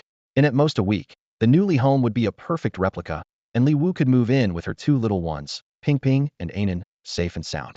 Li Wu gave a few instructions to the construction team. They repeatedly assured her, "Don't worry, Sister Wu. We'll finish as fast as possible and make sure you're comfortable in your new home. We all watched your live stream. You're incredible. We can't wait for you to lead us in wiping out all the abominations. Yeah, your live streams are amazing. My son is your biggest fan. If he knew I saw you today, he'd be over the moon." Li Wu blinked. "Would you like a photo?" The man's lips started to tremble with excitement. "Can we? Really? Of course. Wow. Sister Wu. Me too, me too. Me as well." In the end, everyone took a group photo together. Some of the workers looked at the picture, eyes red with excitement. "This photo is going to be our family treasure from now on. Our ancestors must be smiling down on us. We actually got a picture with Sister Wu." Li Wujia, a little girl with 2 braids, sitting in her parents' arms, looked up at Li Wu with wide, curious eyes. Her face was soft and fair. "Li Wujia, can I have a photo too?" Her parents smiled apologetically and patted her head. "Li Wujia is very busy. She doesn't have time to keep you company." The little girl blinked, a bit disappointed, but didn't insist. Li Wu stepped forward. "It's all right, it won't take long." She knelt down next to the girl and smiled warmly. Suddenly, a harsh sound rang out. Something yanked her inside with force. Reacting quickly, Li Wu used the branch of the 1,000 Souls binding banyan to hook onto the couple. The couple hadn't expected Li Wu to have this trick up her sleeve and were pulled along with her into a deep black hole. Sister Wu, someone cried out. It looks like a teleportation scroll. Get help. Sister Wu is gone. Cheng Gaozhua and his team appeared almost instantly after the incident, but it was already too late. Everything had happened so fast no one could have guessed that the couple had a teleportation scroll, let alone that they'd use it against Li Wu. She was a hero, how could they dare? After the black hole swallowed the group, it vanished without a trace, leaving nothing behind. Notify the chief. Li Wu has been taken away by a teleportation scroll.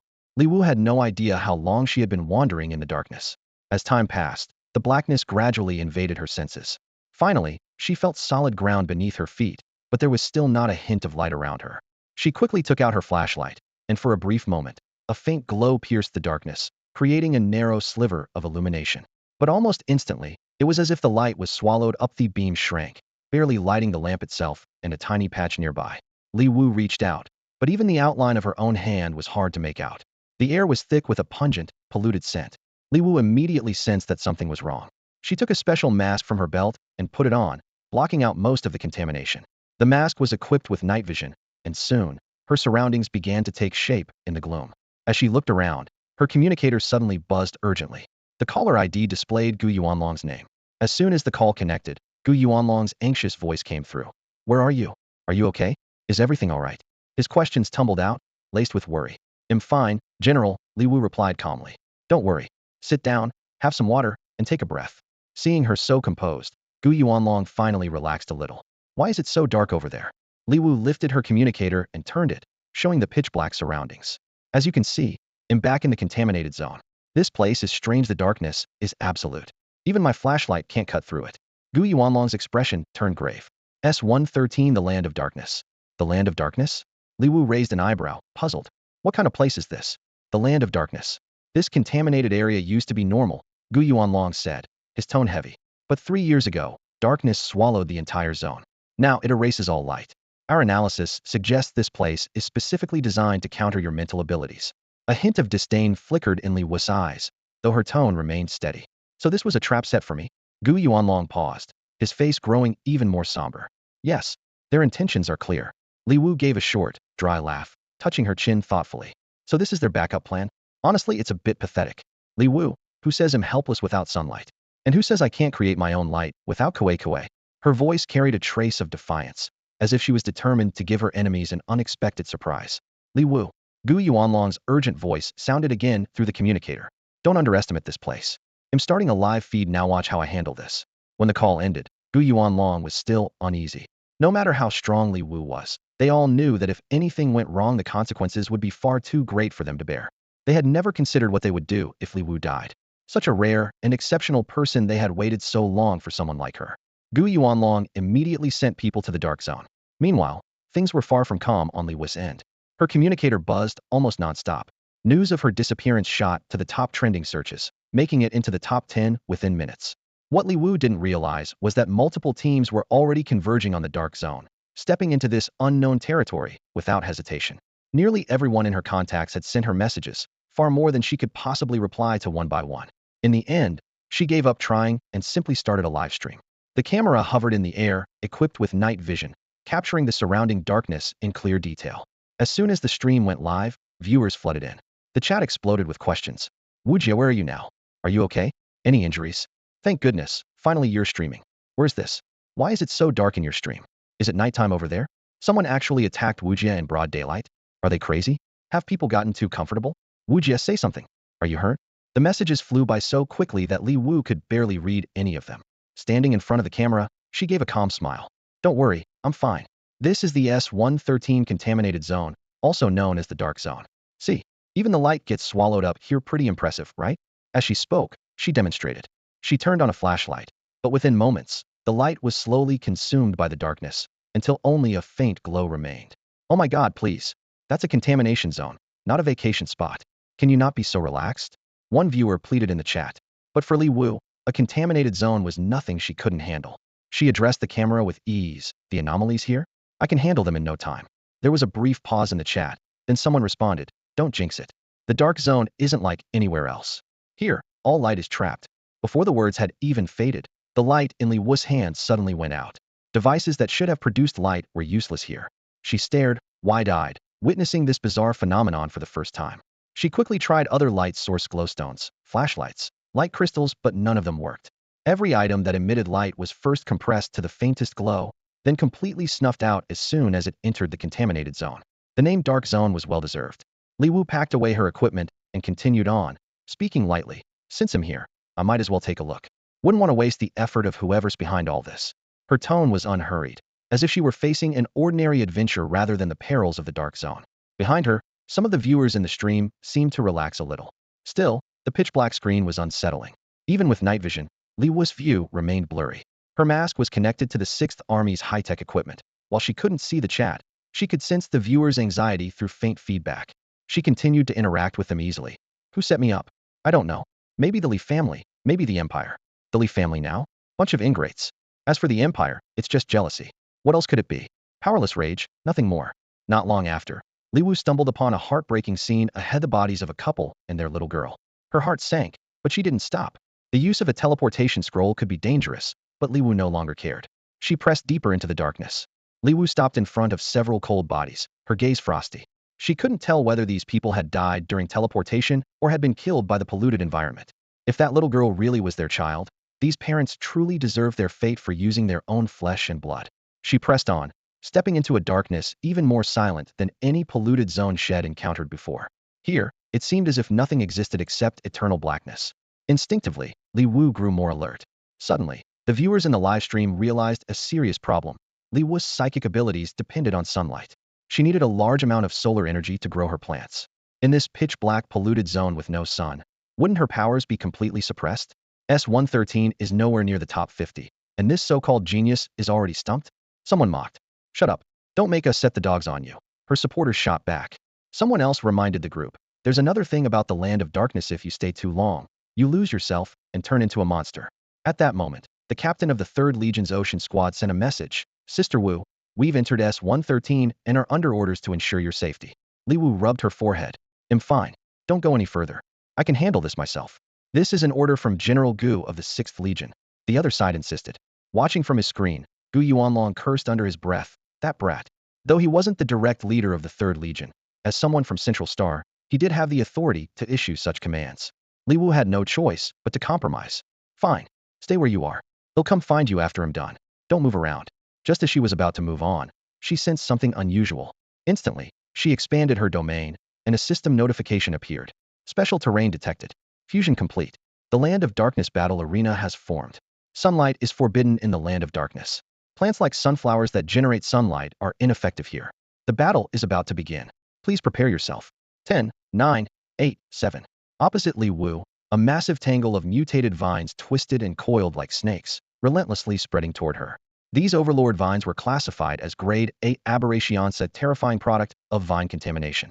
They possessed 2 particularly troublesome traits: vine absorption, which allowed them to restore 10 of their maximum health upon killing an enemy, and vine armor, which could convert lost health into a shield. The livestream chat instantly erupted into chaos. Wuji's luck is just the worst. Finally runs into a Grade A aberration, and it has these insane abilities. Overlord vines already have thick defenses and tons of health, but being able to heal by killing? That's just brutal. If this were a normal environment, Li Wu's plant-based awakening could handle it easily. But this is the Land of Darkness. Heh, so much for the so-called genius, someone sneered. Without sunlight, Li Wu is useless. She can't even summon a single spirit entity. As long as you suppress sunlight in her domain, she's got no way to fight back. So much for the Federation's prodigy. Arguments broke out in every direction. Imperial dogs.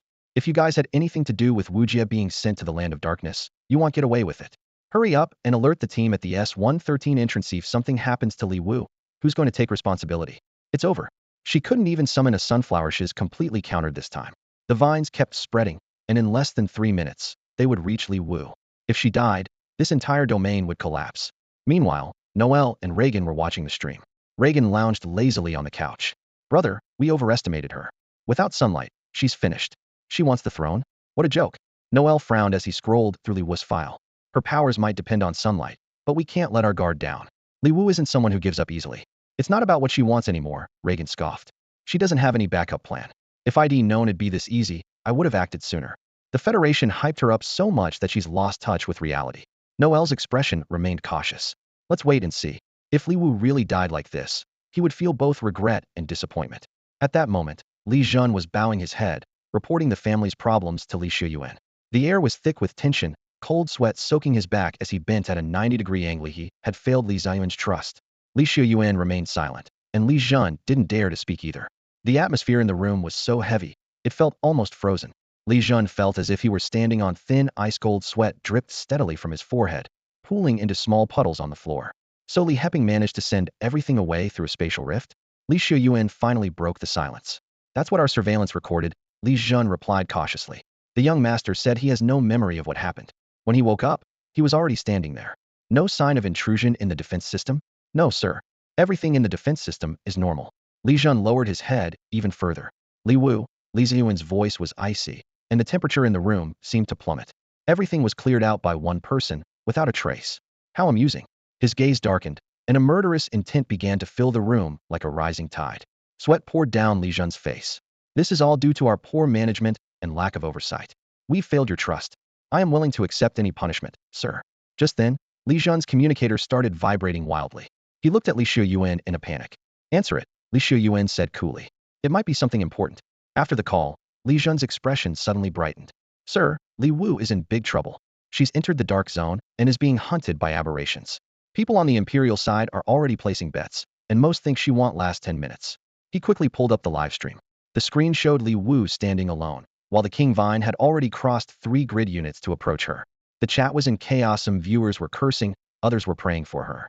The murderous look on Li Ziyuan's face gradually faded, replaced by a strange smile. He had already submitted the kinship verification report, hoping to stir up trouble online, but Central Star had suppressed it, insisting on an internal investigation. But so what? Everything was flawless. The Li family would be his, sooner or later. Watching the aberration draw closer on the screen, Li Ziyuan's smile deepened. Just then, a peculiar plant suddenly appeared in Li Wu's hand, a small mushroom, just larger than her palm, with eyes and a mouth. Li Wu curled her lips into a meaningful smile at the camera. What a shame. Looks like he'll have to disappoint you again. What makes you think that without sunlight, I'd just wait here to die? Those who sit in front of their screens hoping for my death, I promise I'll live long enough to see you buried first. Li Wu thought of their faces, and a slow, satisfied smile crept across her lips. She bent down and planted the first tiny puffshroom. A system notification instantly appeared. Tiny puffshroom, level 1, upgradable. Each planting costs 0 sunlight. After successful planting, attacks enemy units within 3 tiles ahead, dealing 10 damage per attack. Disappears after 10 minutes. 2-second planting cooldown. The puffshroom's small eyes stared intently at the looming vines, as if silently protesting all those times they'd been mocked for having no crowd control and no damage. But they believed strength lies in unity. Li Wu moved with the precision of a rice planter. Bend, plant, stand, move, then bend and plant again.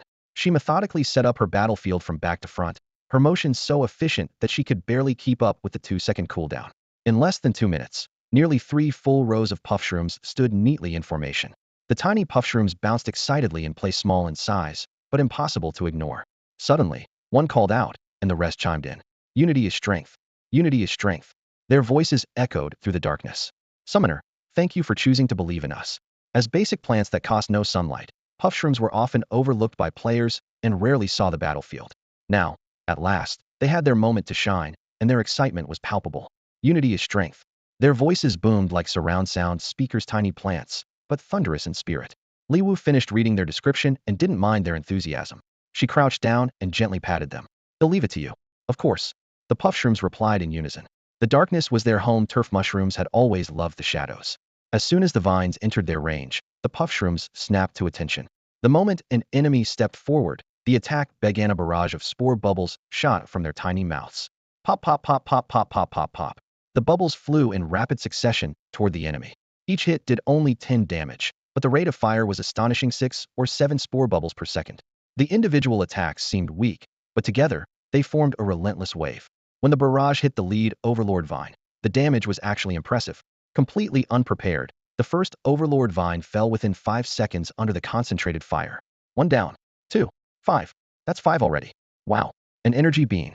It was as if the puffshrooms were telepathicone would speak, and the rest would echo it, their excitement ringing throughout the field.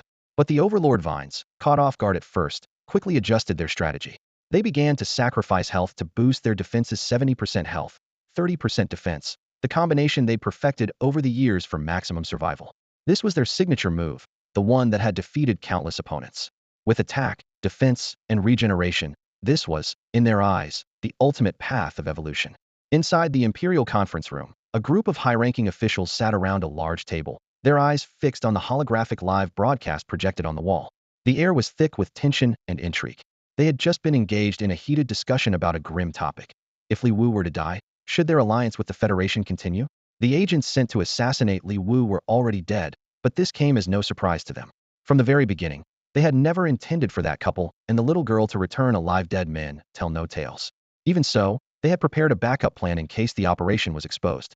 Not a single person in the room believed Li Wu could survive. They were simply waiting to see how the Federation's Central Star would react once news of her death broke. But what appeared on the screen next left everyone stunned. Li Wu had produced yet another new type of plant. Reagan shot up from his seat, eyes wide with disbelief. How does she still have plants? This is a species we've never seen before. Isn't the Dark Zone supposed to suppress her abilities? Noel's brow furrowed as he replied, his voice calm and analytical. No, the Dark Zone still restrains her. He quickly pulled up previous battle records, fingers swiping across the virtual display. In every past fight, she always planted sunflowers first, collected some sunlight, and only then planted other types. Our analysis was correct. Her psychic system is indeed based on the sunlight concept. Noel swiftly retrieved Li Wu's research data and projected it into the air. Pea shooters require about 100 sunlight, corn launchers need 100 or 150, cattails take 300, even sunflowers themselves need sunlight.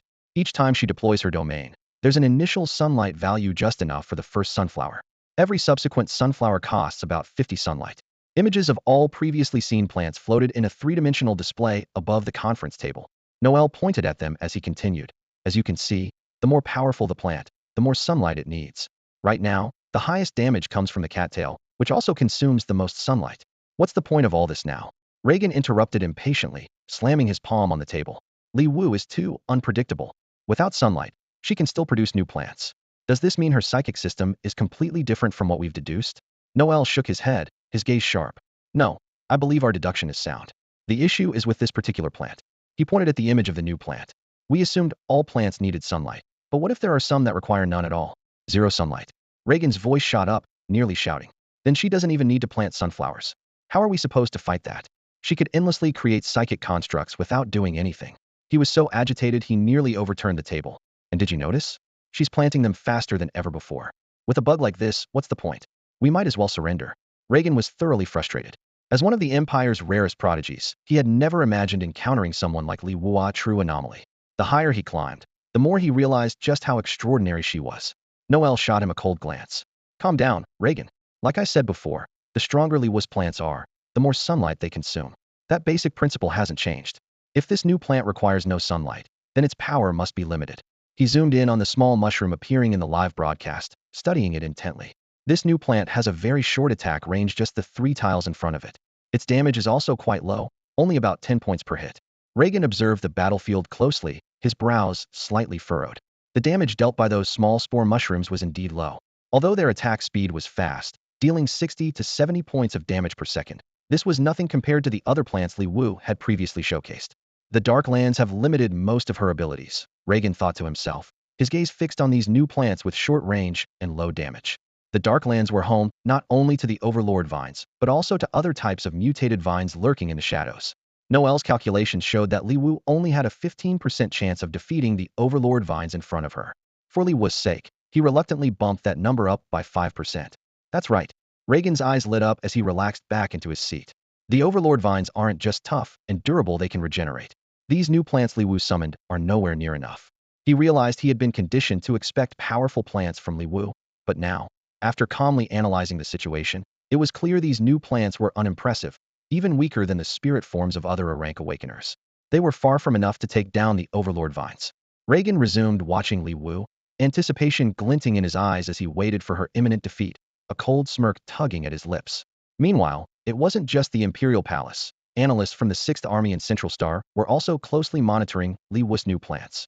The more they analyzed, the heavier their hearts grew. Compared to what Li Wu had shown before, these plants were simply too weak, short attack range, low damage, and no control effects. So what if she manages to clear out a few Overlord vines? One analyst murmured. There are still so many more waiting for her. On the live feed, the Overlord vines were advancing, barely slowed by the spore mushroom's attacks, having already moved forward nearly 2 spaces. Their absurd regeneration, regaining 10% of their health for every enemy unit they strangled, made the situation even more dire. Each vine had about 150 health points, plus a shield. Once they started healing by percentage, the tide would become impossible to turn. They're just going to get stronger. The tactical analyst from the 6th Army clenched his fist. The more plants Li Wu summons, the stronger the overlord vines become. Their health will just keep stacking. What happens then? Both the 6th Army and Central Star were on edge for Li Wu. Please, Li Wu, don't let anything happen to you, someone whispered in prayer. She must know about the overlord vine's regeneration, right? Has she come up with a countermeasure? On the battlefield, Li Wu was well aware of the vines about to reach her spore mushrooms. The overlord vine's attack was strangulation. Once they touched their prey, they would coil tightly around it, draining its life force to fuel their own. Several vines, battered and nearly depleted of health, managed to close in on their targets. They eagerly reached out with their tendrils, just an arm's length away. Just a bit closer.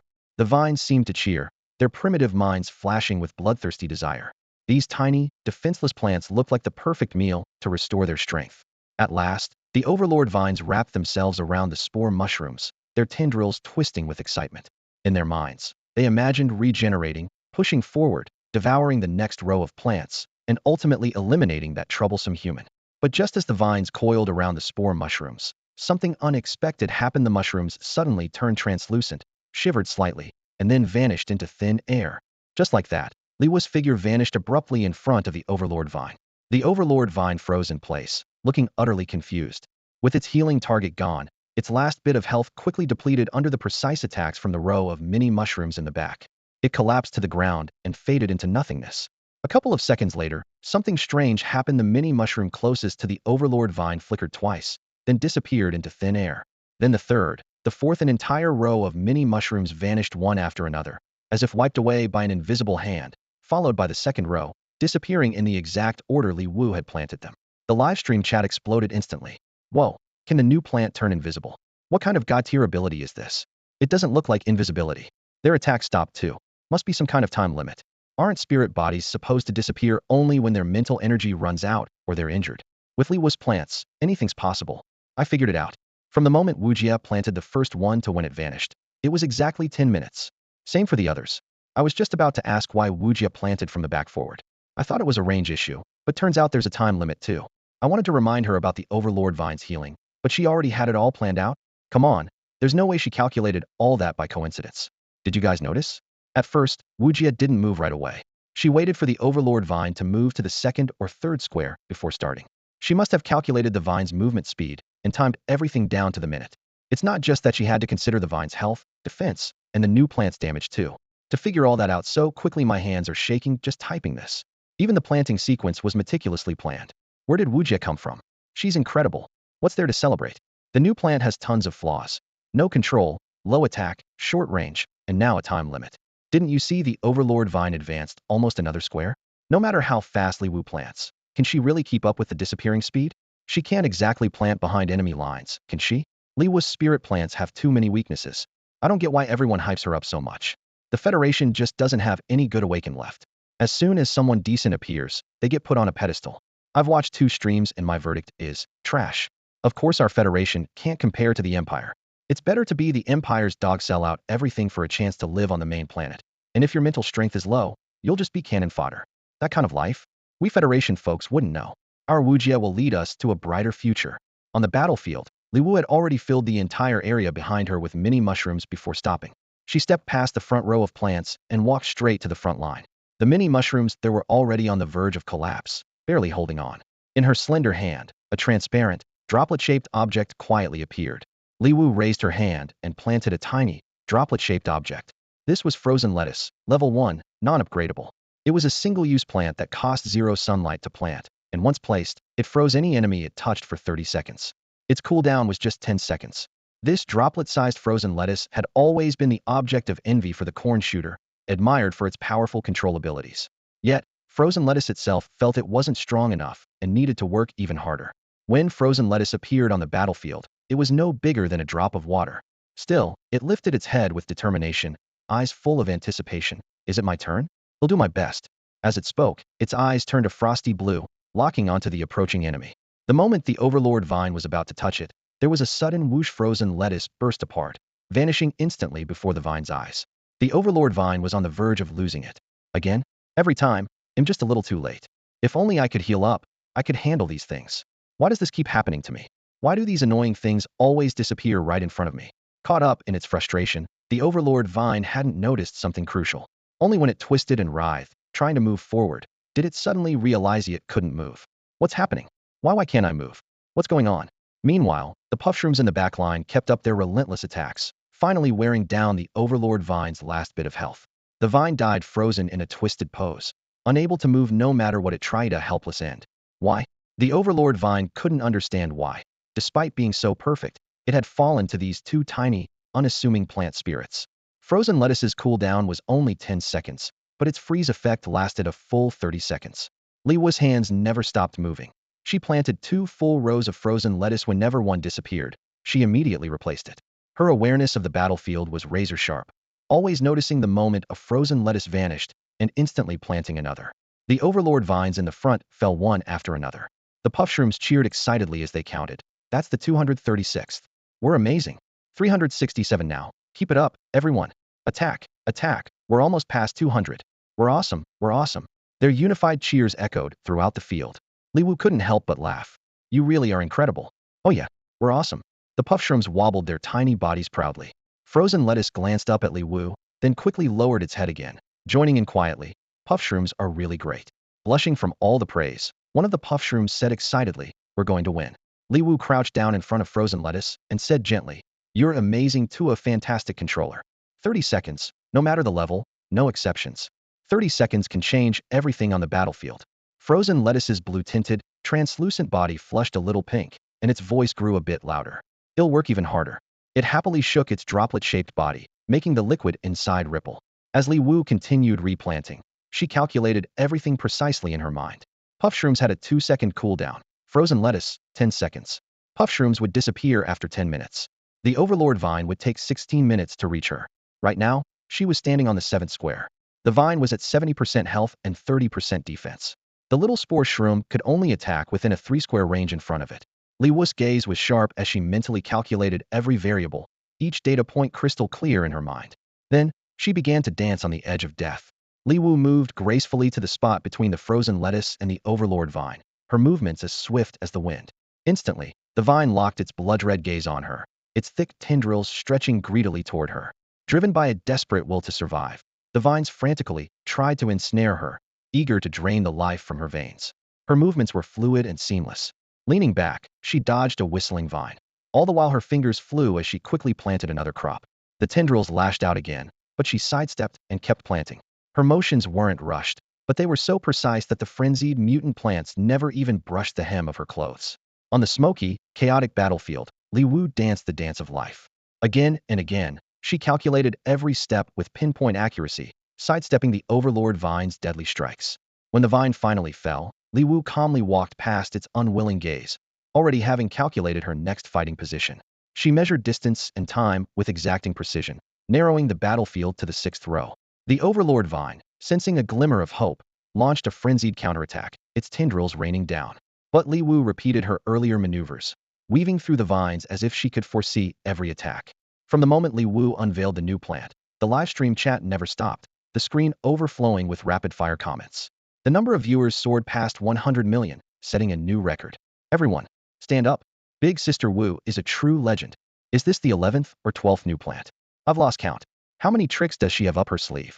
This is the Dark Zone, a place that's supposed to be her weakness, and she still pulls out 2 new plants. She's something else. The new plant is so strong, another control type, and one that offers complete, reliable control. Let's welcome the real, the noble, the master of control types. Corn shooter, that's not what you said when I first showed up. Side-eye emoji. Did anyone count? That droplet-looking new plant, how long does its control last? Because I have a feeling. 30 seconds. As soon as that number appeared, the comment stream noticeably slowed.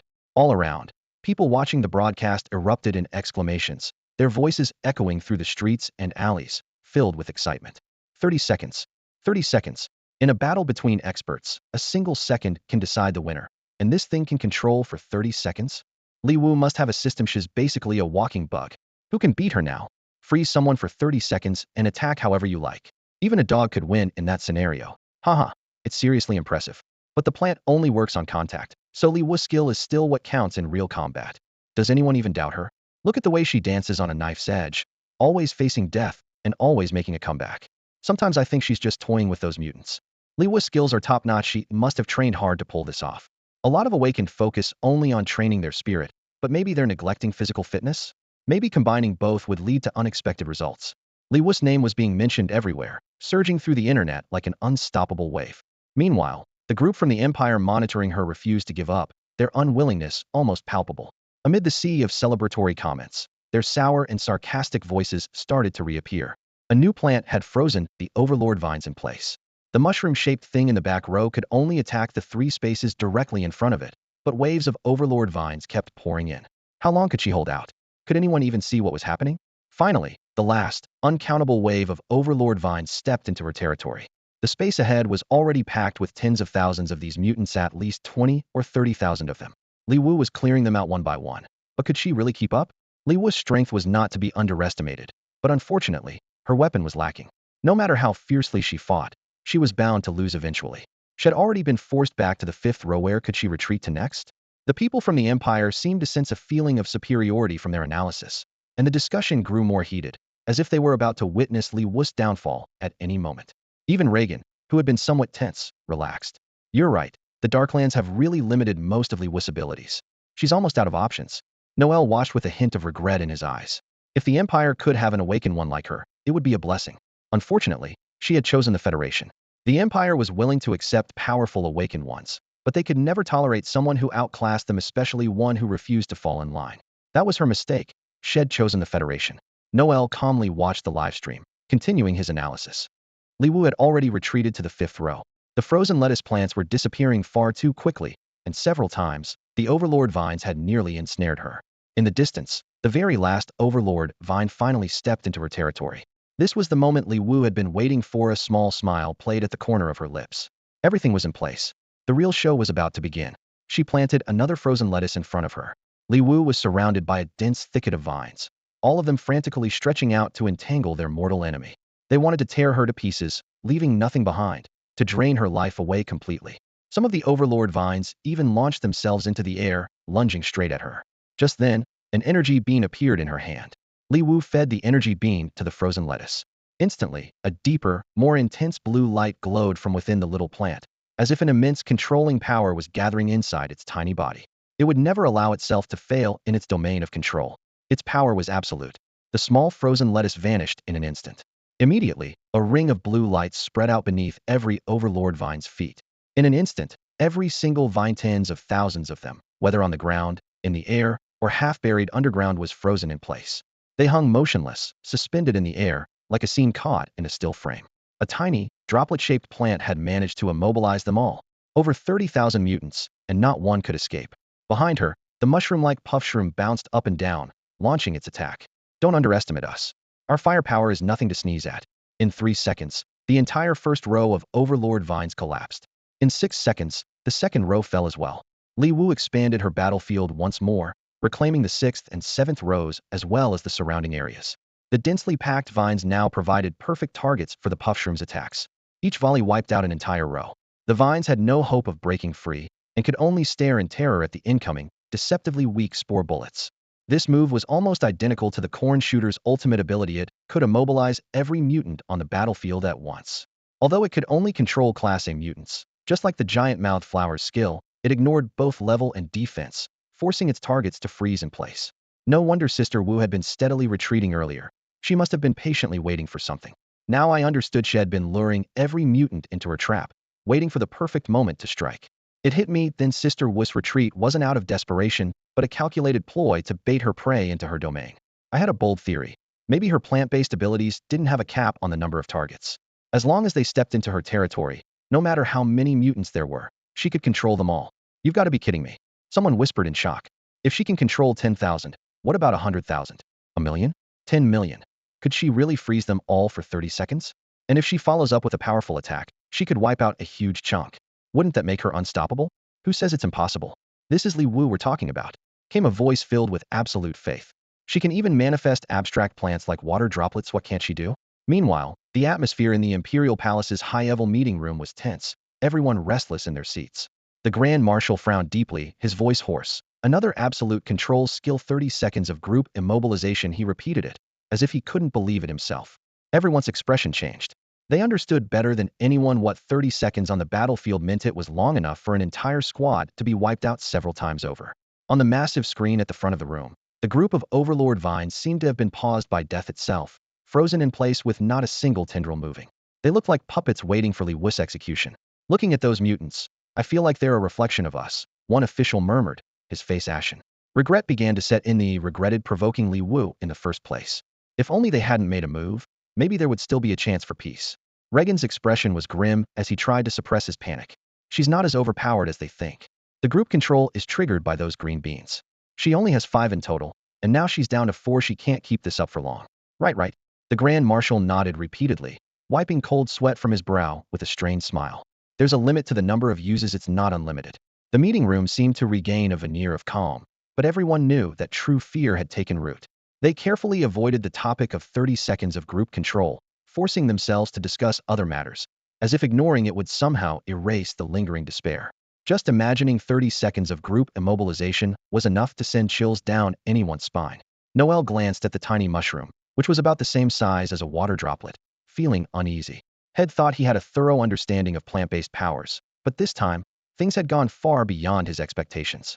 A zero-light plant awakening such an overwhelmingly powerful control skill? There were fewer than 10 control-type awakeners in the entire empire. Yet Li Wu, on her own, already commanded 2 control-type plants, the corn shooter and this mysterious mushroom.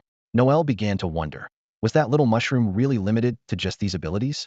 His mood grew heavier as he stared intently at the live broadcast. After 30 seconds, the immobilized Overlord vines finally regained movement. But the front 3 rows had already been completely wiped out. Though they could move again, they no longer charged forward blindly. Their vines twisted in the air, as if some instinctual hesitation and fear had taken hold. They weren't intelligent, but for the first time, they understood what it meant to be afraid. But stepping onto this battlefield meant there was no turning back. The Overlord vines had no choice but to keep advancing, drawing closer and closer to the human who terrified them and her incredible plants. The little puffshrooms shouted excitedly, 16,700. Li Wu calmly filled the empty space at the front. Her expression was serene, yet there was an undeniable sense of authority about her. The Overlord vines hesitated, their tendrils twisting warily as they slowly, cautiously, inched toward Li Wu. This time, the vines didn't rush to attack. After waiting for a few seconds without sensing anything unusual, the foremost Overlord vine finally began to move. With its action as a signal, the rest of the vines quickly followed suit, launching their assault. Thoughtless and relentless, they surged forward, filling the front rows in a chaotic, crowded mass like a horde of foolish soldiers blindly following orders. Li Wu calmly planted a frozen lettuce and then unleashed her ultimate ability. At last, the Overlord vines sensed something was wrong and struggled to retreat from the battlefield. Unfortunately, it was too late. Absolute control. Under the influence of this skill, any attempt to escape was mercilessly suppressed, making even their final struggles seem almost laughable. This was the overwhelming confidence of a controller. The Overlord vines remained twisted and immobilized, with no hope of survival, completely dominated once again. On the battlefield, the explosive little mushrooms continued their relentless assault, attacking with remarkable speed every second. Finally, as the last energy beam drifted from a fallen Overlord vine and landed gently in Li Wu's hand, the battle drew to a close. While the little mushrooms fought fiercely, Li Wu leisurely filled any gaps in her defenses, maintaining complete control over the battle's rhythm. She even had time to joke with her viewers in the chat. With an easy smile and a relaxed air, she looked down at the battlefield and said softly, "Let me guess, there aren't a lot of people out there just waiting for me to run out of energy beans? The Empire, the Li family, and some others I don't even know. Maybe they're all counting down, thinking that once my beans are gone, they'll be finished devoured by these Overlord vines. Too bad for them, they're going to be disappointed." Her tone was light, almost taunting, as if she were declaring her victory. As soon as Li Wu finished speaking, a chill ran through the viewers. The Empire's top officials she had called out instantly turned pale. Li Xian gripped his cup so tightly that he crushed it, his suppressed coughs betraying his growing anxiety. Meanwhile, the Empire's conference room erupted in chaos. No one there had ever encountered someone so brazen. With the Empire's status and authority, hardly anyone dared to provoke them directly, yet Li Wu had every right to do so. If she managed to walk out of the Dark Lands alive, the Empire would have no choice but to re-evaluate her and maybe even consider an apology. Their feelings were complicated, anger mixed with an undeniable sense of fear, hoping Li Wu hadn't noticed. But deep down, they all knew that with her personality, she would never make peace with them so easily. The thought left everyone feeling suffocated, as if they couldn't quite catch their breath. A faint smile played at the corners of Li Wu's lips, happiness flickering in her eyes. She had once lived in Li Zhou's shadow, lacking power, background, or ability, forced to keep a low profile. But now, everything had changed. She was strong enough to show her confidence and boldness without restraint. She knew well that if Li Shuyuan could reveal her and her parents' secret identities, he must have more evidence in his hands. That's why staying away from the Li family was the only wise choice. Otherwise, he would expose more and more, forcing her into the role of the fake heiress, and that would be the end for her. But she no longer feared their schemes and manipulations. Now, she was strong enough to face them head-on. Glancing at the chat, her smile was filled with unshakable determination. Just wait, Li Wu said, her smile confident and unrestrained. You'll live to see the day when all your schemes become meaningless. As a tiny puffshroom flickered on the verge of disappearing, she decisively fed it an energy beam. In an instant, the withering puffshroom sprang back to life, and the 10-minute countdown for all the other puffshrooms was refreshed as well. The mood soared. The puffshrooms lifted their heads in unison and bounced excitedly, their cheers echoing one after another. It's our turn. It's our turn. United we stand. With their synchronized shouts, every puffshroom unleashed a torrent of spores at the same moment. In a flash, a cloud of purple spores filled the air like dust, painting the entire field in a dreamy lavender hue. Each spore that landed on the overlord vines inflicted deadly damage, draining their health even faster than a barrage attack. The immobilized overlord vines didn't even have time to let out a cry before they vanished from the field in a glitchy, almost surreal way. Amid the purple mist, Li Wu appeared almost godlike, but for the overlord vines, this beautiful scene was the prelude to their demise. United we stand, the puffshrooms shouted in perfect harmony. Though their individual attacks were weak and their range limited, together they were fearless, no matter how many enemies they faced. Under the relentless onslaught of spores, the overlord vines were wiped out in less than 2 seconds. The system displayed the battle results: 421,500 wish power, 42,150 low-grade crystals, 42,150 sweet potato vines, and 10 doses of mental power enhancement potion. The unlocked progress for the Darklands battle zone reached 20, but when Li Wu tried to interact with it, she was told the progress was still insufficient. Eyeing the rewards, Li Wu muttered, "They're getting stingier," but the sweet potato vines still put her in a good mood. She was already fantasizing about roasted sweet potatoes, sweet potato porridge, and caramelized sweet potatoes, the thought alone making her stomach rumble with hunger. After the Great Pollution, these high-yield, filling, and delicious crops became rare. The Federation had failed to preserve their seeds, and now had to buy small amounts from the Empire. With these sweet potato vines, she could finally grow them on a large scale. Thinking about the taste, Li Wu immediately pulled out a vine about 10 meters long, quickly stripped off the leaves, and stir-fried them on the spot. She steamed a pot of rice and added some stored peas and corn. When the vibrant green sweet potato leaves covered the steaming rice, she closed her eyes in satisfaction and dug in. It smells so good. Too bad you can only smell it, she said between big mouthfuls, glancing at the barrage of comments. But the chat was moving so fast that even with her special glasses, she could barely read it. She caught glimpses of exclamation marks and screams filling the screen. Her audience seemed so excited they might faint. Li Wu hesitated for a moment and then asked, "Are you all okay?" As soon as Li Wu finished speaking, the stream chat exploded with even more rapid comments. That was when she realized her visor's special glasses could actually adjust the speed of the chat. She fiddled with the setting, slowing it down by 30 times, and finally managed to clearly read the comments that had been flashing by. One bold, oversized comment immediately caught her eye. How can a single green bean make all the little mushrooms unleash their ultimate moves? This makes no sense. Another soon followed. And why is Li Wu so calm about all this? That was the last straw for the viewers.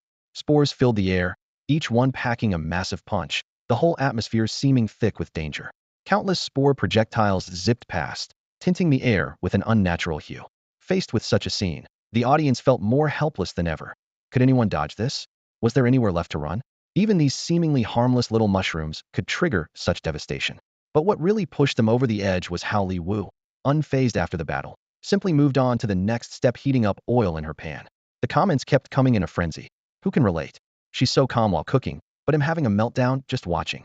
The viewers were almost losing their minds, which only stood out more against Li Wu's unruffled composure, as if nothing at all had happened. You're asking about the energy bean and the little puff mushrooms? Actually, the little puff mushrooms have a special skill. They work as a group, so the energy beam triggers a collective ultimate attack, Li Wu explained calmly, answering questions from the chat.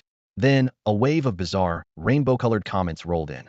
Winter is such a cold season, but the moment I see you, I feel warm all over. Li Wu, my beloved. I'm fainting. How can someone this amazing appear on my screen? The comment quickly sparked a flurry of similar replies, sending the chat into a frenzy. Do you know why dinosaurs went extinct? Their arms were too short to clap for your intelligence. I just got yelled at by my downstairs neighbor. She said my balcony watering keeps soaking her laundry, but only I know those aren't water droplets that are the tears I shed every day because I miss you. Even more outrageous compliments followed. Li Wu just kept eating, her responses growing more and more nonchalant. Let me introduce myself, another viewer chimed in. I've been breathing independently since childhood, can eat 3 meals a day, know to come inside when it rains, don't pick up random stuff off the ground, can use a smartphone, have a great temper, 0 violent tendencies, and a promising future. I hope you'll consider me for your next partner, sending virtual flowers and hearts. These ridiculous confessions kept coming, each one more over the top than the last. Li Wu, don't get hung up on gender, does it have to be a guy? I'm fine with monogamy, joked another, sending the chat into laughter. Small waist, long legs, easy to tip over, but my heart belongs to you. The comments only got wilder. Oops, accidentally posted my workout photo. 63, 200 pounds, 20 years old, can cook, can warm the bed, and I smell like a dog. Li Wu, are you satisfied? At this point, Li Wu kept a straight face, watching the barrage of comments scroll by. She could only pretend not to see them and went on with her routine. She only responded to the more serious questions from the live comments, ignoring the idle chatter. Soon, these focused questions flooded in, quickly drowning out the rest. Li Wu efficiently put away the dishes, her expression sharpening with determination. All right, we need to get moving, she said calmly, her voice resolute. If we run into any other mutants, we'll deal with them. If not, let's focus on finding a way out. The land of darkness was even stranger than other contaminated zones, and there were still people at the entrance waiting for her update. Li Wu had a clear understanding of her own abilities, confident, but never arrogant. The surroundings remained shrouded in oppressive darkness. Through her special glasses, she could just barely make out the vague outlines of objects. Without them, the world would plunge into absolute, impenetrable blackness. Walking alone in such an environment required immense courage and willpower with every step. No wonder some people lose their minds here before even encountering a mutant, Li Wu muttered to herself, feeling how the darkness slowly chipped away at one's sanity. The comments kept rolling in. Li Wu, you should really find the exit soon. This place is just too dangerous. Who was reckless enough to attack her in broad daylight? And using a little girl as an excuse? That's disgusting. People like that deserve whatever's coming to them. Li Wu suspects either Li Jie or the Empire, probably someone from the Empire. There must be some misunderstanding between Li Wu and the Li family head. I've met him a few times, and he seemed pretty gentle. In the end, it's all about Li Wu's real identity being exposed. Now she's just lashing out. I don't care what she does, I can't stand her. Yeah, no matter what, they did raise her. Her actions are just too much. The debate quickly escalated. What do you even know? Are you serious? It was General Li and General Shun who supported the whole Li family. When did it all become about Li Shuyuan? Exactly. I've been meaning to say, some people in the East District are way too brainwashed by Li Shuyuan. Without the two generals' achievements, the Li family wouldn't be where it is today. The generals have only been missing for a short time, and now Li Shuyuan calls all the shots? Just because Li Wu said something doesn't mean it's baseless. I trust what I see with my own eyes. Counter-arguments quickly followed. You're all just a bunch of hypocrites. We've all seen what the Li family head is like. He risked his life searching the battlefield for the two generals, and now he spends most of the year in the hospital because of his genetic illness. But the moment Li Wu achieves something, you're all desperate to suck up to her? Disgusting. Someone tried to calm things down. Stop fighting. Maybe there's been a misunderstanding. But the accusations only grew sharper. Some people aren't as innocent as you think. Yesterday, she cut out Li Ziyuan's young son's tongue and nearly beat him to death. Wait, what? Can you explain that? Weren't they the ones who released their spirit beasts to attack Li Wu? Spirit beasts can kill if they go too far. It's against the rules to fight with spirit beasts in the safe zone, so they broke the rules first. How do we know Li Wu didn't start it? The chat was in total chaos. Li Wu glanced at the arguments with a cold eye, then suddenly spoke up. Li Heping? Yes, that was me. Her tone was flat, as if discussing something trivial. Why? Someone pressed. He deserved it. Li Wu replied without hesitation. When I get out of here, I'll make sure he's taken to the interstellar court myself. She paused, a cold smile tugging at her lips. And as for Li Shuyuan, he'll be waiting for you and Li Heping to come apologize in person. Her words set off another explosion in the livestream. But Li Wu ignored the comments now, focusing on collecting plants in the contaminated zone. In this polluted land, normal flora and fauna could barely survive. Some creatures mutated into monsters, while others simply withered away, losing all their vitality. As long as you take proper precautions, you can harvest these unmutated, contaminated plants and sell them to research institutes. Everyone knows research institutes are the richest organizations around, no contest. Aside from the crystals and materials produced by mutated creatures, these plants are the most valuable resources in the contaminated zones. Li Wu crouched down, carefully putting on her special gloves, her eyes fixed on the faintly glowing plant before her. The corners of her lips curled up as she calculated in her mind. There's no way I'm passing up such a good chance to make money. Her movements were quick and practiced, expertly pulling up plant after plant and placing them into a specially designed storage bag. The more, the better, she murmured to herself, beads of sweat forming on her forehead. Not even money can stop me from wanting to earn more. Plans for what she'd do once she got back were already taking shape in Li Wu's mind. She had so many things she needed money for. After this trip, she was determined to take over the plant cultivation and awakening ritual businesses from Li Shuyuan. Now that she had both S-135 and Lingrong on her side, what could Li Shuyuan do to compete? Not to mention, she was still waiting for him to come and apologize. Fueled by these thoughts, Li Wu's motivation soared, and her harvesting grew even faster. Her fingers moved nimbly through the soil. Every time she found a valuable plant, a simple, genuine smile spread across her face. She moved from spot to spot, her mood growing lighter with every addition to her haul. The Darklands were almost entirely unexplored, and the resources here were even richer than Li Wu had imagined. In her livestream, the heated arguments in the chat began to die down. To be honest, watching Wuji's streams is the most relaxing. Nothing ever seems to faze her. LOL, just look at what she brings along. Most people pack weapons, self-defense gear, camping supplies, but when she opens her storage bag, it's all pots and pans. Ha ha ha, Li Wu even digs up the roots. Li Wu held up a thick root to the camera and said, "This looks like kudzu root, contaminated but still a medicinal herb. Should fetch about 500 crystal coins." The chat exploded. What? Wujia, step aside, I'm not afraid of contamination. No wonder some people risk heading into contaminated zones even without an awakening. Just finding one or two of these could support a family of 3 for years. Yeah, but it's a death sentence for most people. In a level and above contamination zones, even awakened ones aren't guaranteed to make it back. If only we could go back to before the Great Contamination. That last comment brought a heavy silence to most of the viewers. It was what ordinary people longed for most. They hadn't seen blue skies or white clouds in a long, long time. Li Wu's excited exclamation broke the quiet. Wow, another medicinal herb. This one should go for at least 700. She started digging without hesitation. They'll take them all, every single one. She scanned her surroundings keenly, not letting any possible treasure slip by. There's a trace of contamination on this rock. Wonder if the Institute would want it? They'll bring it along just in case. Li Wu crouched down and picked up a white object. Looks like some kind of animal bone, pretty big too. They'll take this as well. Her lively voice drew the viewers back to reality. Suddenly, Li Wu's eyes lit up. She had discovered a whole patch of unmutated contaminated plants. Like a bandit raiding a village, she was just short of digging up the entire turf to take with her. Take it all, everything goes. Thriftiness is a virtue, Li Wu declared, missing nothing as she darted around, collecting with quick hands and a focused, excited expression so full of life. Most of the viewers watching couldn't help but smile knowingly at the sight of Li Wu. There was another reason they loved tuning into her streams. She seemed to radiate a vibrant energy. Seeing her was like watching the sun rise. Unlike their numb acceptance, she carried a vitality they themselves lacked. Inside the Imperial Palace conference room, a heavy silence had lingered for nearly 30 minutes. Ever since Li Wu finished her battle and calmly ate in front of the cameras, no one dared to break the oppressive stillness. The senior officials stared grimly at the screen, their thoughts in turmoil. Previously, Li Wu's plant-based weapons had mostly focused on single-target attacks. Aside from the corn shooter's ultimate move, which offered some crowd control, her other abilities were relatively limited. But this time, using just 2 small plants, she managed to achieve both crowd control and area damage simultaneously, shattering their previous understanding. The final move from the little mushroom was especially terrifying. It sent a chill through even the battle-hardened generals in the room. Silently, they wondered, if they faced Li Wu in her domain, meeting her spirit heathen, what chance would they have? These high-ranking officials, who prided themselves on their strong mental powers, had to admit that the gap between them and Li Wu was glaringly obvious. What unsettled them even more was that Li Wu was still fighting under restrictions. The Darklands, a map meticulously designed to counter her, had been so easily overcome.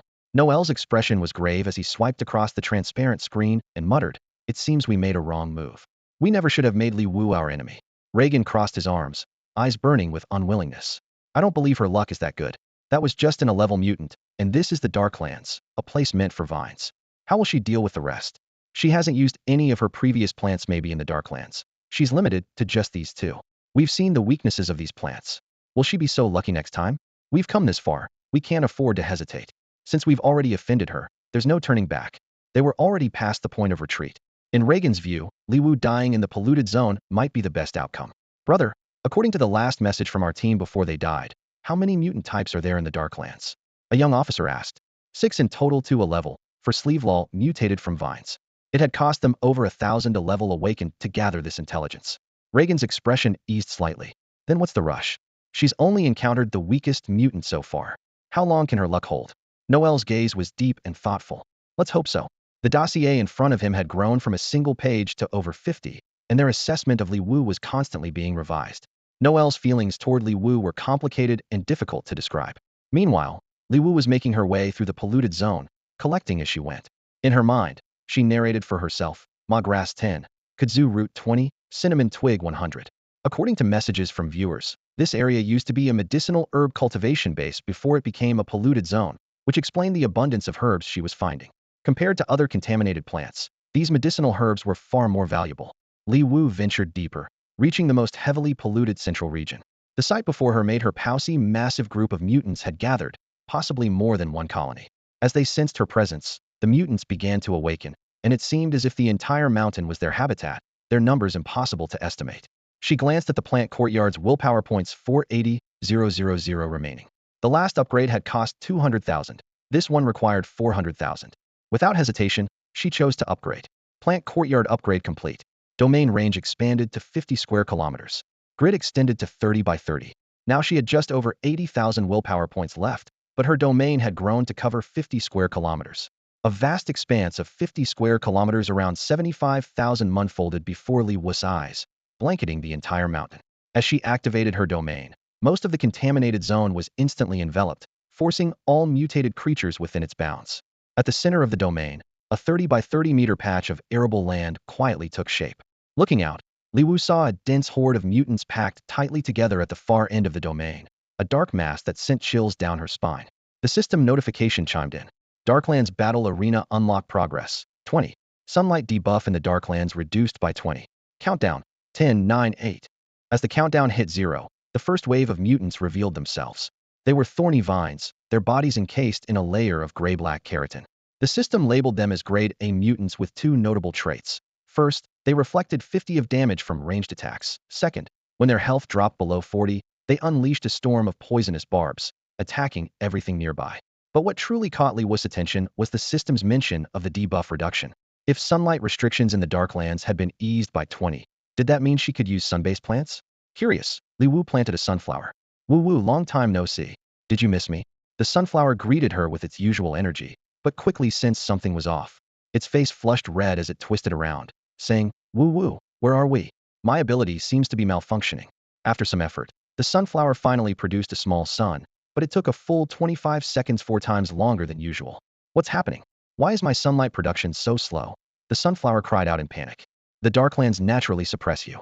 The fact that you can produce any sunlight at all is impressive, Li Wu reassured it, gently patting its head. Staring at the surging wave of mutants in the distance, the sunflower was on the verge of tears.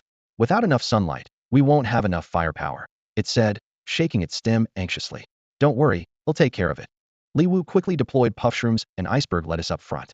But the slow sunflower production was a real problem. What used to take 5 seconds per sunflower now took 25. Even planting the first row took nearly 10 minutes. Fortunately, her domain drastically slowed the mutants' advance each step. The thorny vines cost them a full minute while Li Wu herself remained agile.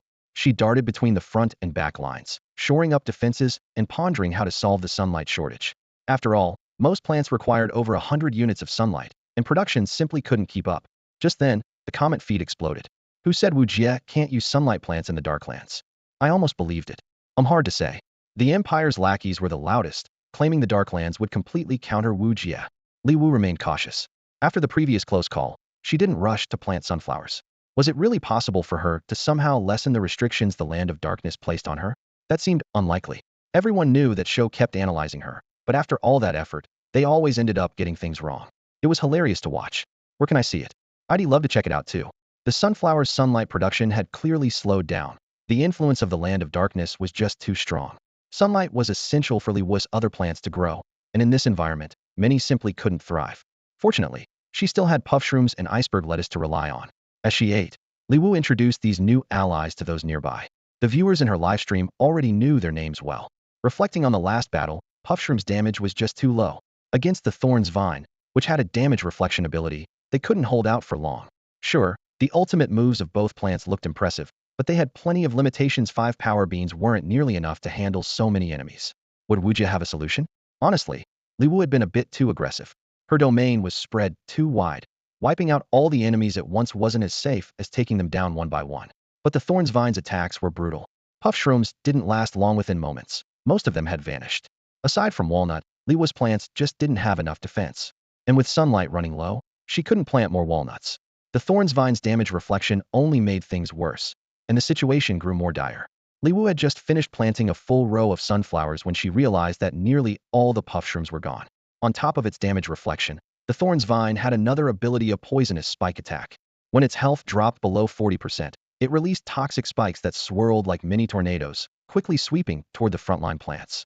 The puff shrooms were instantly wiped out by the poison. The toxic storm raged through the field for over 10 seconds, and no plant in its path survived. Even as it died, the last puff shroom called out with its watery eyes, "We're the best." The Thorn's Vine raised its tendrils and suddenly noticed a gap on the right. Those pesky plants were gone. Ahead, there was only a patch of bare earth, a few lonely sunflowers, and Li Wu standing in front of them.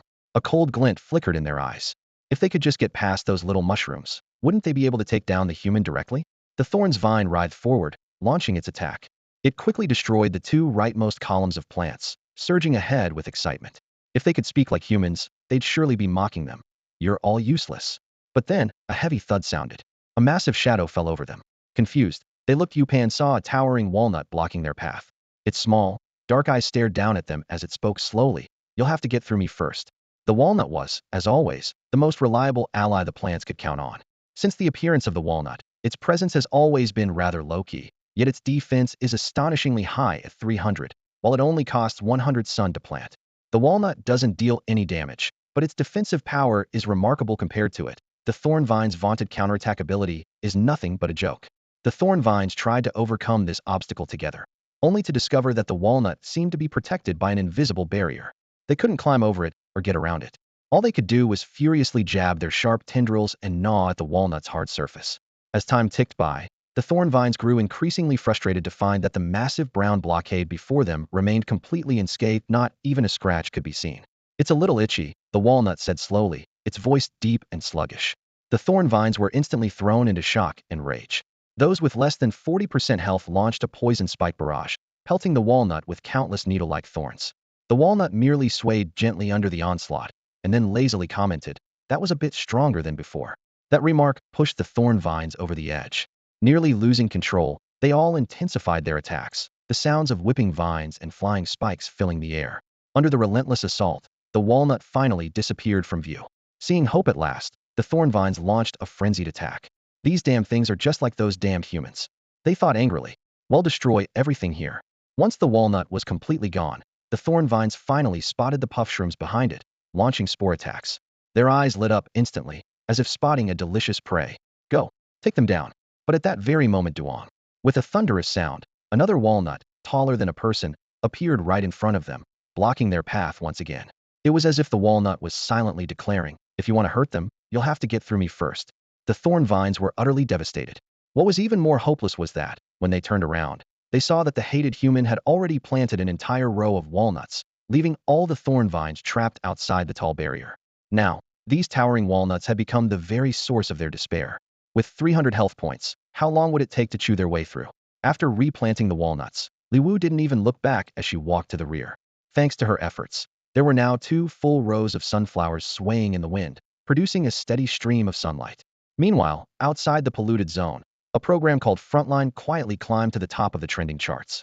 The show focused on the battles between awakened humans and the aberrants, and had been hugely popular in its early years.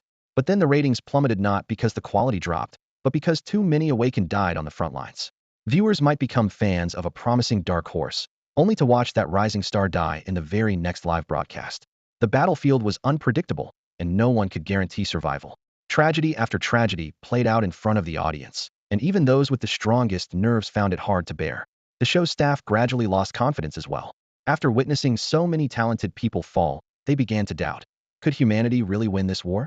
The number of aberrants kept growing, their powers ever stronger and more bizarre, while humanity seemed stuck in place. As a result, the show's ratings steadily dropped until they met Li Wu.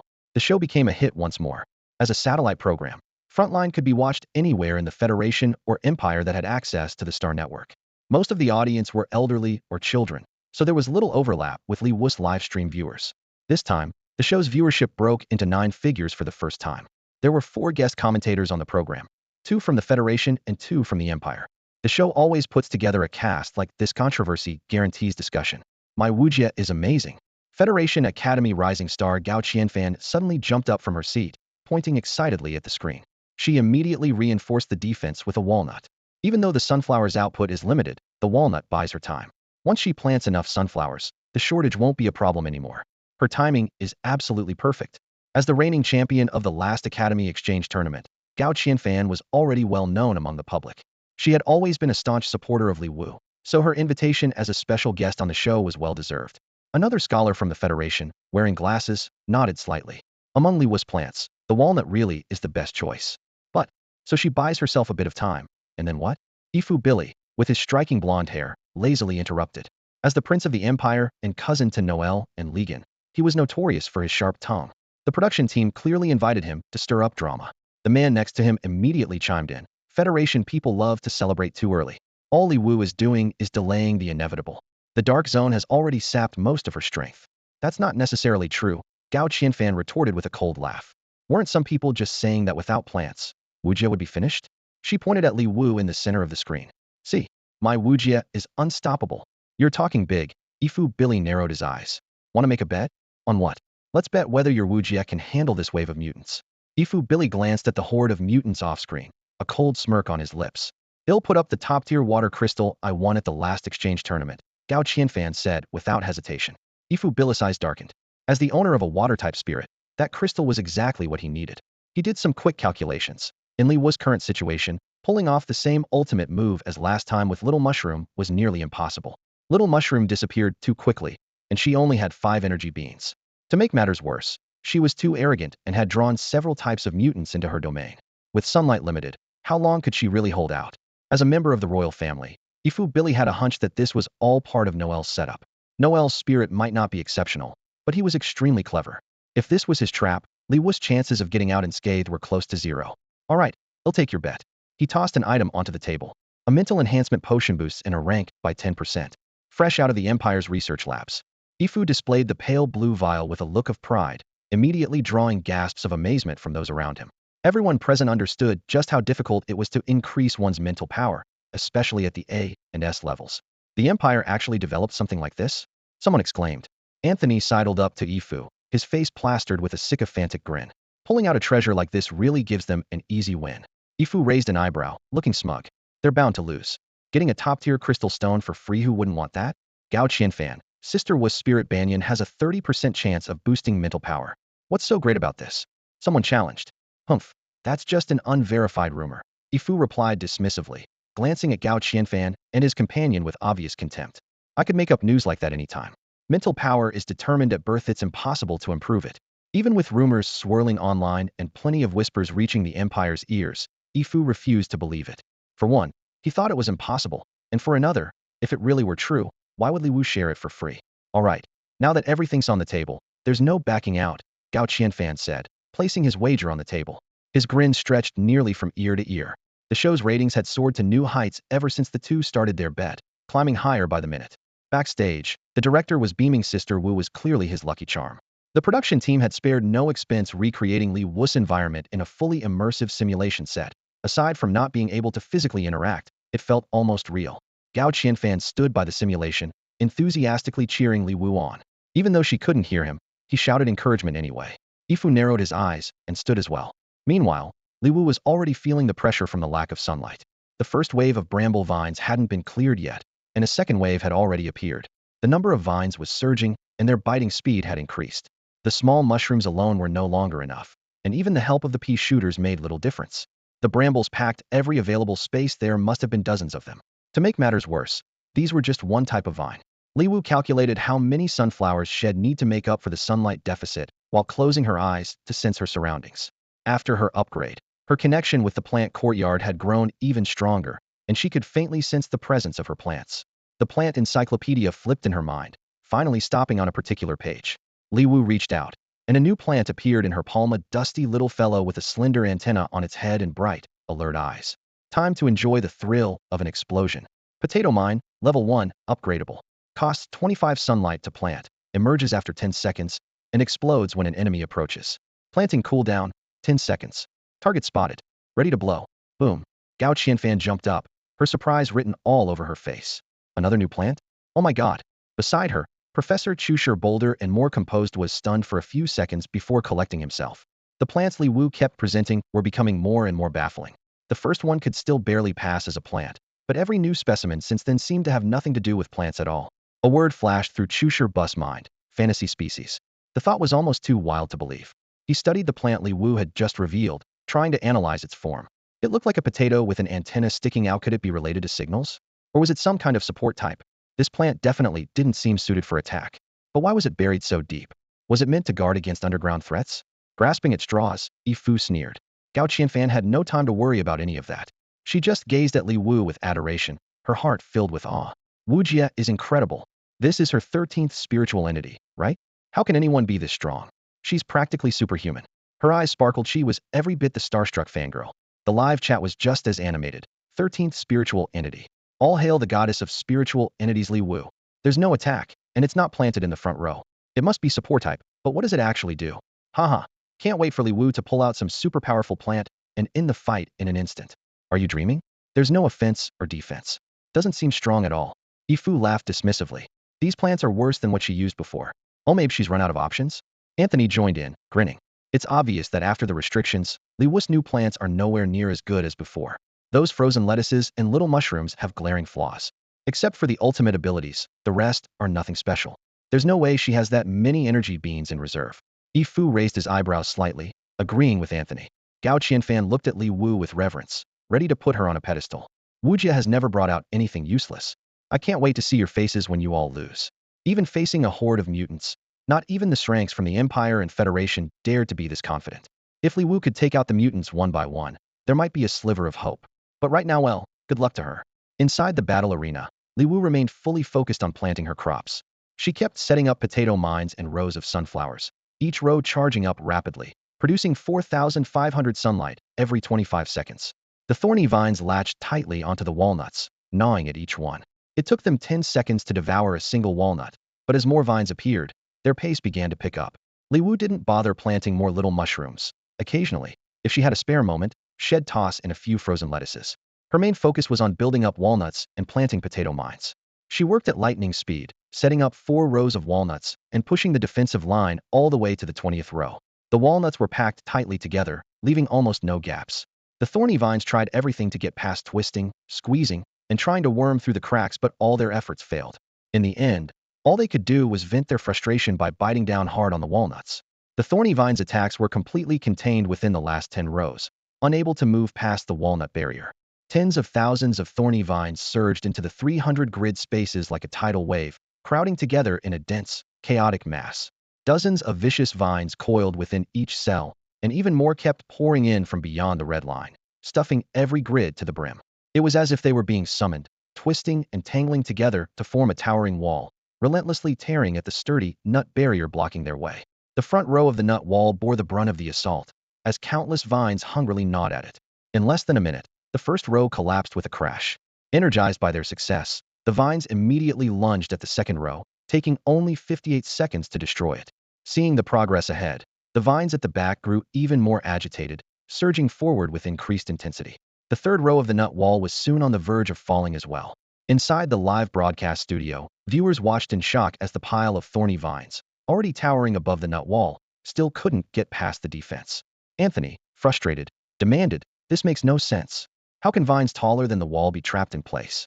Chu Shibu's eyes lit up as he explained. This is the forced command of Li Wu's domaino climbing, no bypassing. Her domain's rules apparently override all other species, and no one has ever managed to break them. Under her absolute control, regardless of level or type, all variants have to obey. The nut wall skill is to block enemies from the front, which here means nothing can climb over or burrow under. They must defeat the wall heated to advance. We really underestimated this seemingly ordinary nut wall, Gao Qianfan sighed. Li Wu deserves some serious respect. However, the assault from the vines grew fiercer, and Li Wu no longer had time to patch the gaps in her defenses. In just 2 minutes, the front line was pushed back by 2 rows. Watching this unfold, Eve commented casually, she might hold out for a while, but for how long? She's not even planting offensive plants. Isn't she just waiting to lose? The excitement faded from Gao Qianfan's face. The vines were advancing too quickly. Even with plenty of sunlight, Li Wu couldn't replace the nut walls fast enough. Once a gap appeared, the vines in the back became even more frenzied, and within moments, another 3 rows of defenses were devoured. Chu Shibu frowned, deep in thought. New plants cost about 25 sunlight each. Logically, Li Wu should have saved up some by now. Why isn't she planting anything else? Is it because of the restrictions of the Darklands? Eve sneered and pointed out the key issue. A lack of sunlight is holding Li Wu back.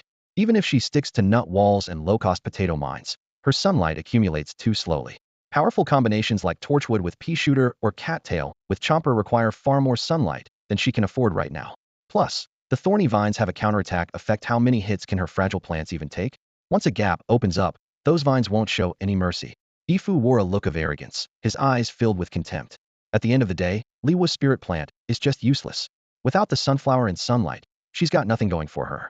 Gao Qianfan, we still don't know what effect that new spirit plant has. I don't believe Wujia would plant something useless at such a crucial moment. Are you still not ready to admit defeat? Gao Qianfan ignored Yifu's taunts, her eyes fixed on the screen, watching the new plant with just a bit of its head and antennae showing. Admit defeat? I think it's you who should start worrying. Still talking tough, even with defeat staring you in the face. Ifu shrugged. He'll be taking that top-grade crystal of yours. No sooner had he finished speaking than the thorny vines on the screen finally broke through the last wall of walnuts. As they climbed over the massive barriers, the way ahead suddenly opened up. With nothing left to block them, the thorny vines turned wild, surging forward like a tidal wave toward the next square. Just then, the fuses atop the potato mines began to flash an ominous red, revealing their vicious, toothy grins.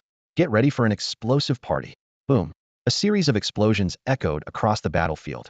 Every vine that rushed into the potato mine's range was instantly blown to bits, leaving a whole row of empty space where the dense tangle of vines had just been. The thorny vines had no time to react, or perhaps there was nowhere to run. All they could do was charge helplessly into the second row of potato mines. Boom, boom, boom. Even more powerful explosions followed in quick succession. We are the potato mines. Taste despair, you mutants. Li Wu had already laid out 13 rows of potato mines, each one lying in wait for its prey, fuses flickering overhead. The wish energy in the garden skyrocketed. Wish energy 10, wish energy 10. The thorny vines snapped out of their panic and desperately tried to fight back. But their prized counterattack ability was useless against instant explosions. The poison sting storm could only be triggered if their health fell below 40, but they'd reached the walnut walls unscathed, still at full health, so they couldn't use their skill at all. They were like fish on a chopping block, forced to watch as they marched step by step toward their own destruction. Amid the explosions, there wasn't even time to cry out. The thorny vines on the battlefield vanished at a pace visible to the naked eye. When every last thorny vine had been reduced to ashes, a full row of potato mines still remained. On the other side of the red line, the vines that had been ready to charge suddenly fell silent, shrinking back and whispering among themselves. The system prompt sounded. The next wave of mutants is about to arrive. Please prepare yourself. In the live stream, Anthony's expression changed instantly, his entire face contorting in shock. Her plants could actually explode? And a single explosion had wiped out hundreds of thorny vines? Those vines were classified as A-level mutants. Almost all A-level and higher mutants were immune to explosions and thermal weapons. How had she managed this? Was it some kind of system glitch? Staring at the seemingly unimpressive bomb that had just obliterated so many mutants in an instant, Anthony grabbed his hair and jumped up and down in frustration, his words firing out like a machine gun. Why? How is this possible? Can someone please tell me? If mutants were really this easy to kill, humanity wouldn't be in such a desperate situation right now. Anthony was indignant, his voice full of confusion and anger.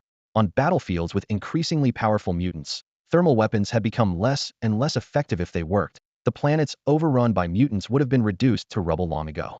But over and over, reality had proven that thermal weapons barely affected mutants. Only the mental powers of awakened individuals could harm them. That was one of the reasons awakened people were held in such high regard. At this moment, Anthony's face was a picture of confusion and rage. He clutched his hair and anxiously demanded, "Why is this happening?" No one in the room could answer him. Everyone else was just as stunned. They simply didn't understand it either. But whenever something happened to Li Wu, somehow, it always seemed a lot more reasonable. Chu Shibu's eyes were wide with incredulity as he analyzed the situation. This new plant is actually an offensive type. But unlike previous attack plants, this one is a single-use explosive. He paused, then explained carefully, the blast affects a single grid. In theory, Any mutant within that area is instantly killed. So, it's the most effective choice against clustered enemies. Li Wu's earlier stalling, in fact, had been to give the enemies time to gather. Chu Shibu couldn't hide his admiration. Li Wu is incredible. Not only does she have such plants, but she's clearly a talented commander as well. Gao Qianfan finally relaxed, unable to hold back a quiet comment. I knew it, Sister Wu is a legend. This plant is insane. She had always believed Li Wu would never use a useless plant, but things had gotten so intense just now that her heart had nearly stopped. Seeing how things had turned out, she breathed a sigh of relief and refocused on the stream. Yifu, however, still looked uneasy. His eyes were cold, and he didn't seem entirely confident about what would happen next. No one knows how this will play out. He let out a cold laugh. Those level mutants seem more intelligent now. They definitely won't repeat the same mistakes. Didn't you see? They're already appearing in separate waves. Suddenly, new mutants appeared on the screen. Chu Shibu's eyes widened. That's mycelium vines, level mutants? How did that type show up? He explained, still sounding a bit stunned. Mycelium vines, level mutants. Their roots contain tiny parasitic spores, and they can coordinate attacks with those spores. Mycelium vines. Gao Qianfan echoed in alarm. Yes, mycelium vines, Chu Shibu repeated, his tone growing even more cautious. Its attacks and damage are both impressive, but what's most dangerous is its ability to parasitize once the underground spores come into contact with anything. There's a 70% chance they'll successfully take hold.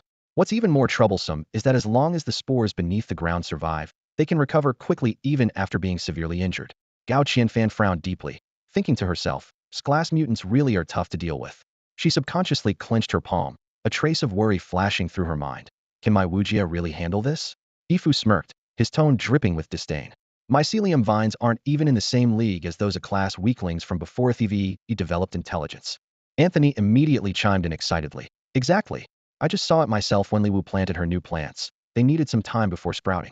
There was one she just planted that hadn't even broken the ground yet, and the mutant ate it right away. Yifu spread his hands, looking completely confident. See? Even Anthony, that idiot, noticed it. The mycelium vines only need to sacrifice a few of their front line to trigger Li Wu's explosives, and she's finished. Zhu Shibu immediately retorted. Li Wu would never just sit and wait for death. She must have anticipated this, which is why she stopped planting new ones. You all got so distracted by the new plant explosions that you forgot one thing: the new plants can explode right after they're planted. My Wujia definitely has a plan. Gao Qianfan rolled her eyes and shot back sarcastically. I've noticed you Empire people love to sneer at everything. Do you all think you're some kind of overbearing CEO? Maybe you should watch fewer dramas and read fewer novels. Yifu's expression darkened. If Li Wu dies out there in the contaminated zone, let's see if you can keep running your mouth. Meanwhile, the number of viewers in the shows and Li Wu's live streams kept soaring, surpassing 500 million. All eyes were on Li Wu. She had always been more popular in the Federation, but thanks to this show, many Empire citizens were now following this rising star. Most Empire viewers who had time to watch the stream were residents of the capital, the staunchest supporters of the royal family. As a royal himself, Yifu in some ways represented their collective attitude. This new Federation prodigy is definitely something else, someone commented. She's got over a dozen spiritual entities: attack, control, support, defense, you name it. She could be a one-person army. Still, there had always been bad blood between Empire citizens and those from the Federation, and most were just waiting to see Li Wu die at the hands of the mutants. The barrage of comments was filled with arrogant analysis. 3 class mutants, all vine types, and I heard they even have combo attacks. TSK, this rookie is really doomed. Even an army made entirely of Sklasses wouldn't be able to hold them back, right? What was she thinking, going in alone against all that? So arrogant. I've watched a few of her streams. She's got some skills, but not much. The Darklands are her natural counter. Let's light a candle for her in advance. What do you think will happen to the Federation crew if Li Wu dies right here? Ha ha ha, the thought is kind of exciting. Federation losers, get ready to mourn your so-called hero. The comments section was flooded with predictions of Li Wu's imminent death.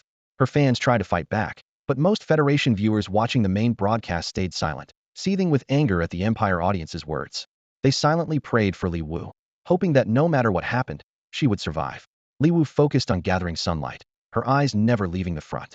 The newly appeared Sklas mycelium vines were clearly much smarter than the previous thorny ones. They no longer rushed forward recklessly, but instead kept a carefully calculated distance, forming a loose yet organized formation.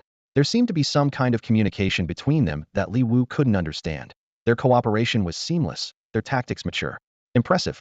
You figured out a countermeasure so quickly, Li Wu genuinely praised, a faint smile tugging at her lips. The mycelium vines felt deeply insulted.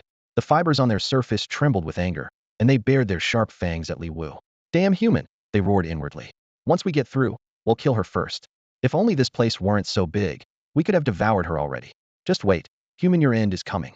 Oh, Li Wu replied, her smile growing even more sincere. They'll be waiting. There were still more than 10 tiles between her and the enemy. Li Wu's hands never stopped moving.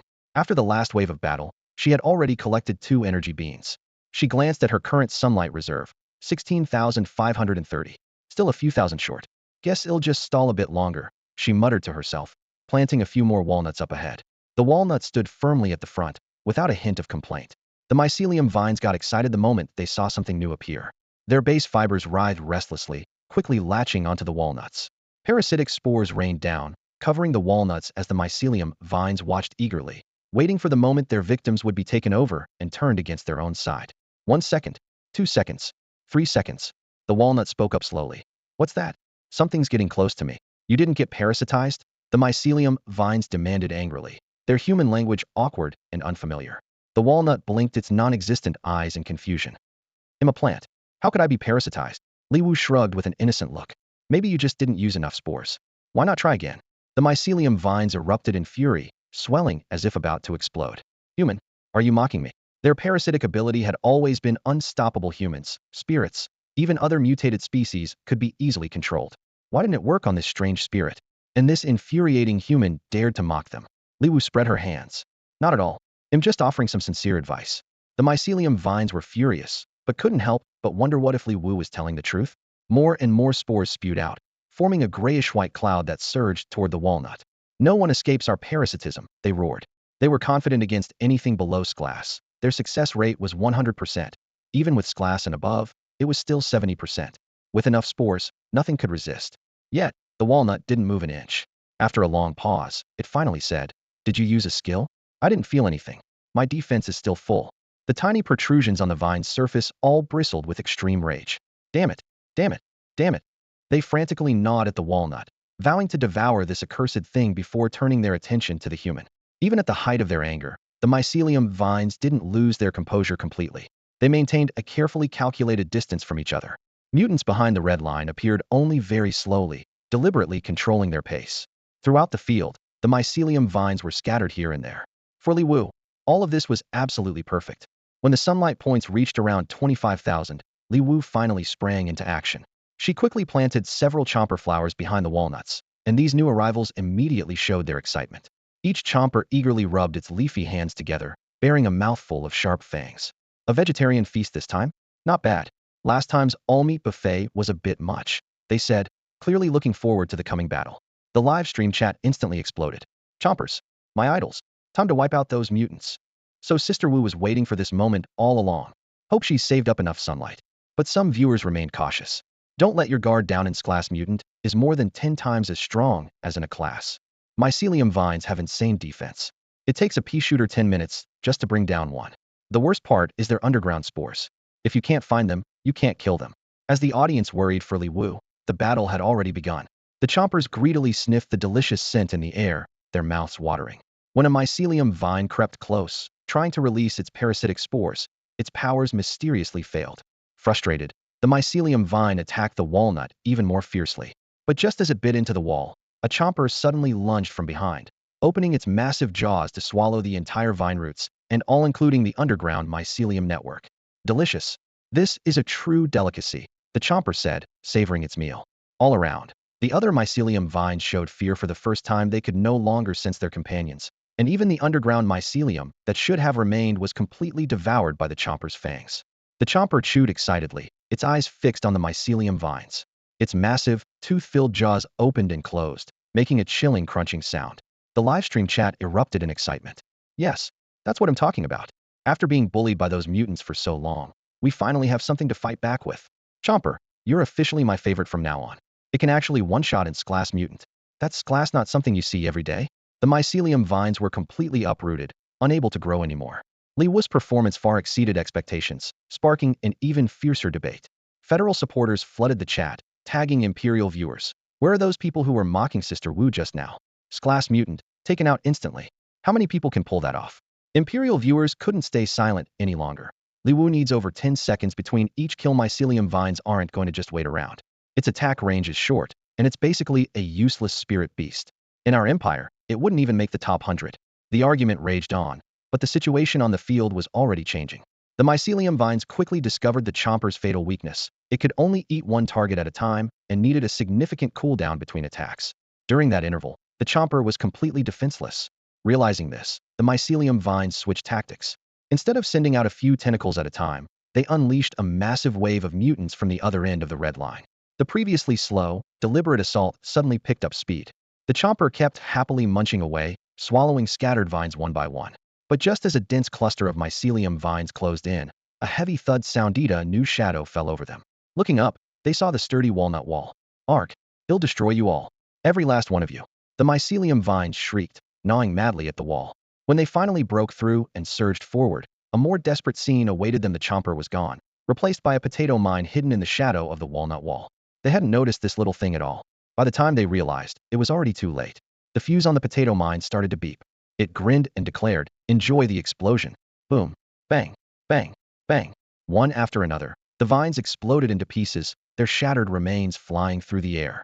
The mycelium vines behind let out sharp, frantic warnings. Fall back. Get back now. It's an explosion. Move back. Imagination is always beautiful, but reality is harsh and unforgiving. At this point, did the vines have any choice left? All they could do was desperately try to slow their advance, but in the end, they were blown to bits along with their companions behind them. There were so many mycelium vines thrown into this battle that, even as they struggled to pace themselves, they inevitably crowded together and became trapped in a tragic cycle of death. There was nothing they could do. Parasitic spores were useless against all the plants here, and the explosions could even destroy the spores at their roots. When this wave of mycelium vines was nearly wiped out, the strange creature's advance slowed once again. The vines could hardly believe it. A few minutes later, the brutal truth became undeniable. After exhausting themselves to finally break through the seemingly unbreakable wall of walnuts, they looked uponly to see that familiar, ugly face reappear. The chomper was back. The chomper bared its sharp fangs, speaking with an oddly polite tone. "Another delivery? Thank you." Then it bit down on a mycelium vine, uprooting it with a crunching sound. As it chewed, it even commented, "A bit too fibrous. Next time you evolve, could you work on the texture?" The desperate mycelium vines were nearly in tears. These things were monsters.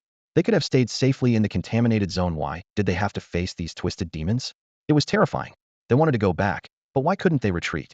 On the other side of the red line, the vines communicated urgently in their own way. Soon, a new wave of mycelium vines gathered, this time mixed with thorny vines to boost their attack power. As they approached the walnut wall, they changed tactics, advancing in scattered groups and using flanking maneuvers. They were gambling. How long could this human hold out? After all, the vines had endless numbers to throw at the fight. But just as the mass of mycelium and thorny vines broke through the walnut wall, they were met with a truly hopeless sight. Rows upon rows of potato mines, perfectly lined up and waiting for them. Where was hope? They saw no chance of victory. Why? Why? That damned, demon-like human. The vines howled in their hearts. Once we break through this line, we'll tear that human apart and make them our nourishment. The fuses on the potato mines started beeping, as if the mines themselves were excited. Welcome to our battlefield. Enjoy the fireworks. Boom. Boom. Explosions erupted one after another, and the newly arrived wave of mutants vanished in sheets of fire. The vines beyond the red line felt as if death itself had appeared before them. They froze in terror, unable to think of any solution. They didn't want to advance. They didn't want to march to their deaths. And yet, the rules of the domain forced them forward at regular intervals. There was only one path: advance, then die at the hands of these bizarre plants. For the first time, the vines felt the urge to run from the battlefield. But did they have any way out? With their newfound intelligence, the class aberrants refused to admit defeat now. They gathered together, discussed their options, and then charged forward with renewed determination. The earlier battles had cost them precious time, but the restrictions that forced them to attack in waves had long been lifted. Admit defeat like this? Impossible. They still had hidden moves to play and would never give up so easily. They were determined to make that damned human pay and avenge their fallen companions. To them, humans had already become nothing more than prey. The aberrants went berserk, swarming together with overwhelming force, pressing forward without hesitation. The scene was terrifying. New types of aberrants appeared that hadn't been seen before: symbiotic vines and thunderstorm vines. There were also a class bramble vines, class mycelium vines, class symbiotic vines, and class thunderstorm vines.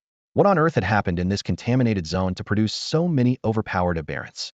The sheer number of high-level threats was chilling. The class thunderstorm vines were especially deadly, able to summon thunderclouds that struck everything on the ground. The symbiotic vines enhanced both their offense and defense. It was over. No one could have expected these two types of aberrants to appear at the end. This situation was a disaster. Could Li Wu withstand such an onslaught? It seemed unlikely. The nut walls offered no protection against attacks from above.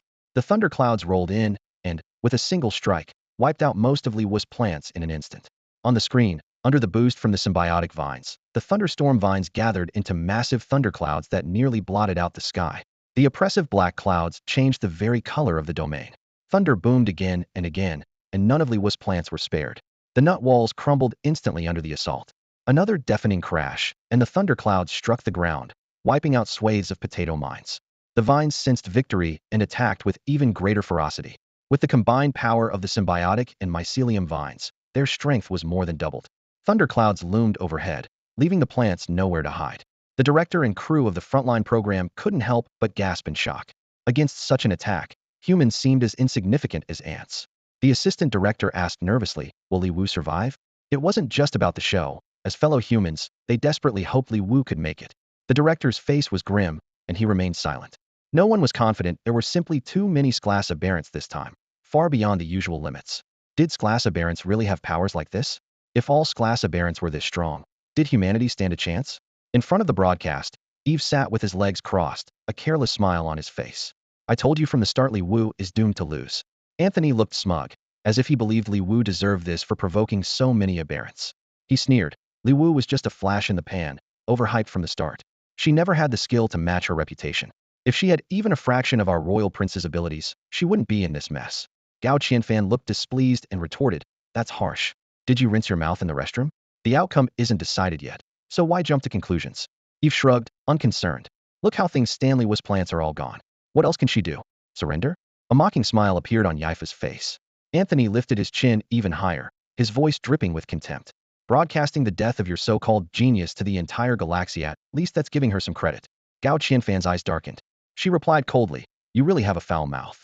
Maybe the restroom is where you two truly belong." In her heart, she swore to send her spirit beast after them both tonight. Chu Sherbu frowned, but his eyes never left the screen.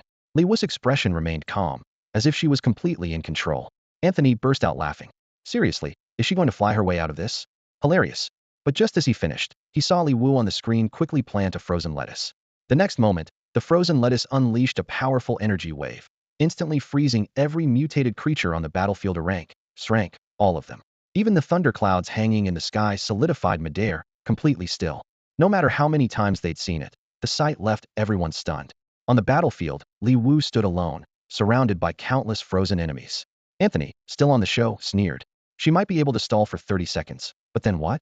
I counted she's only collected 3 energy beans. All she's doing is delaying the inevitable."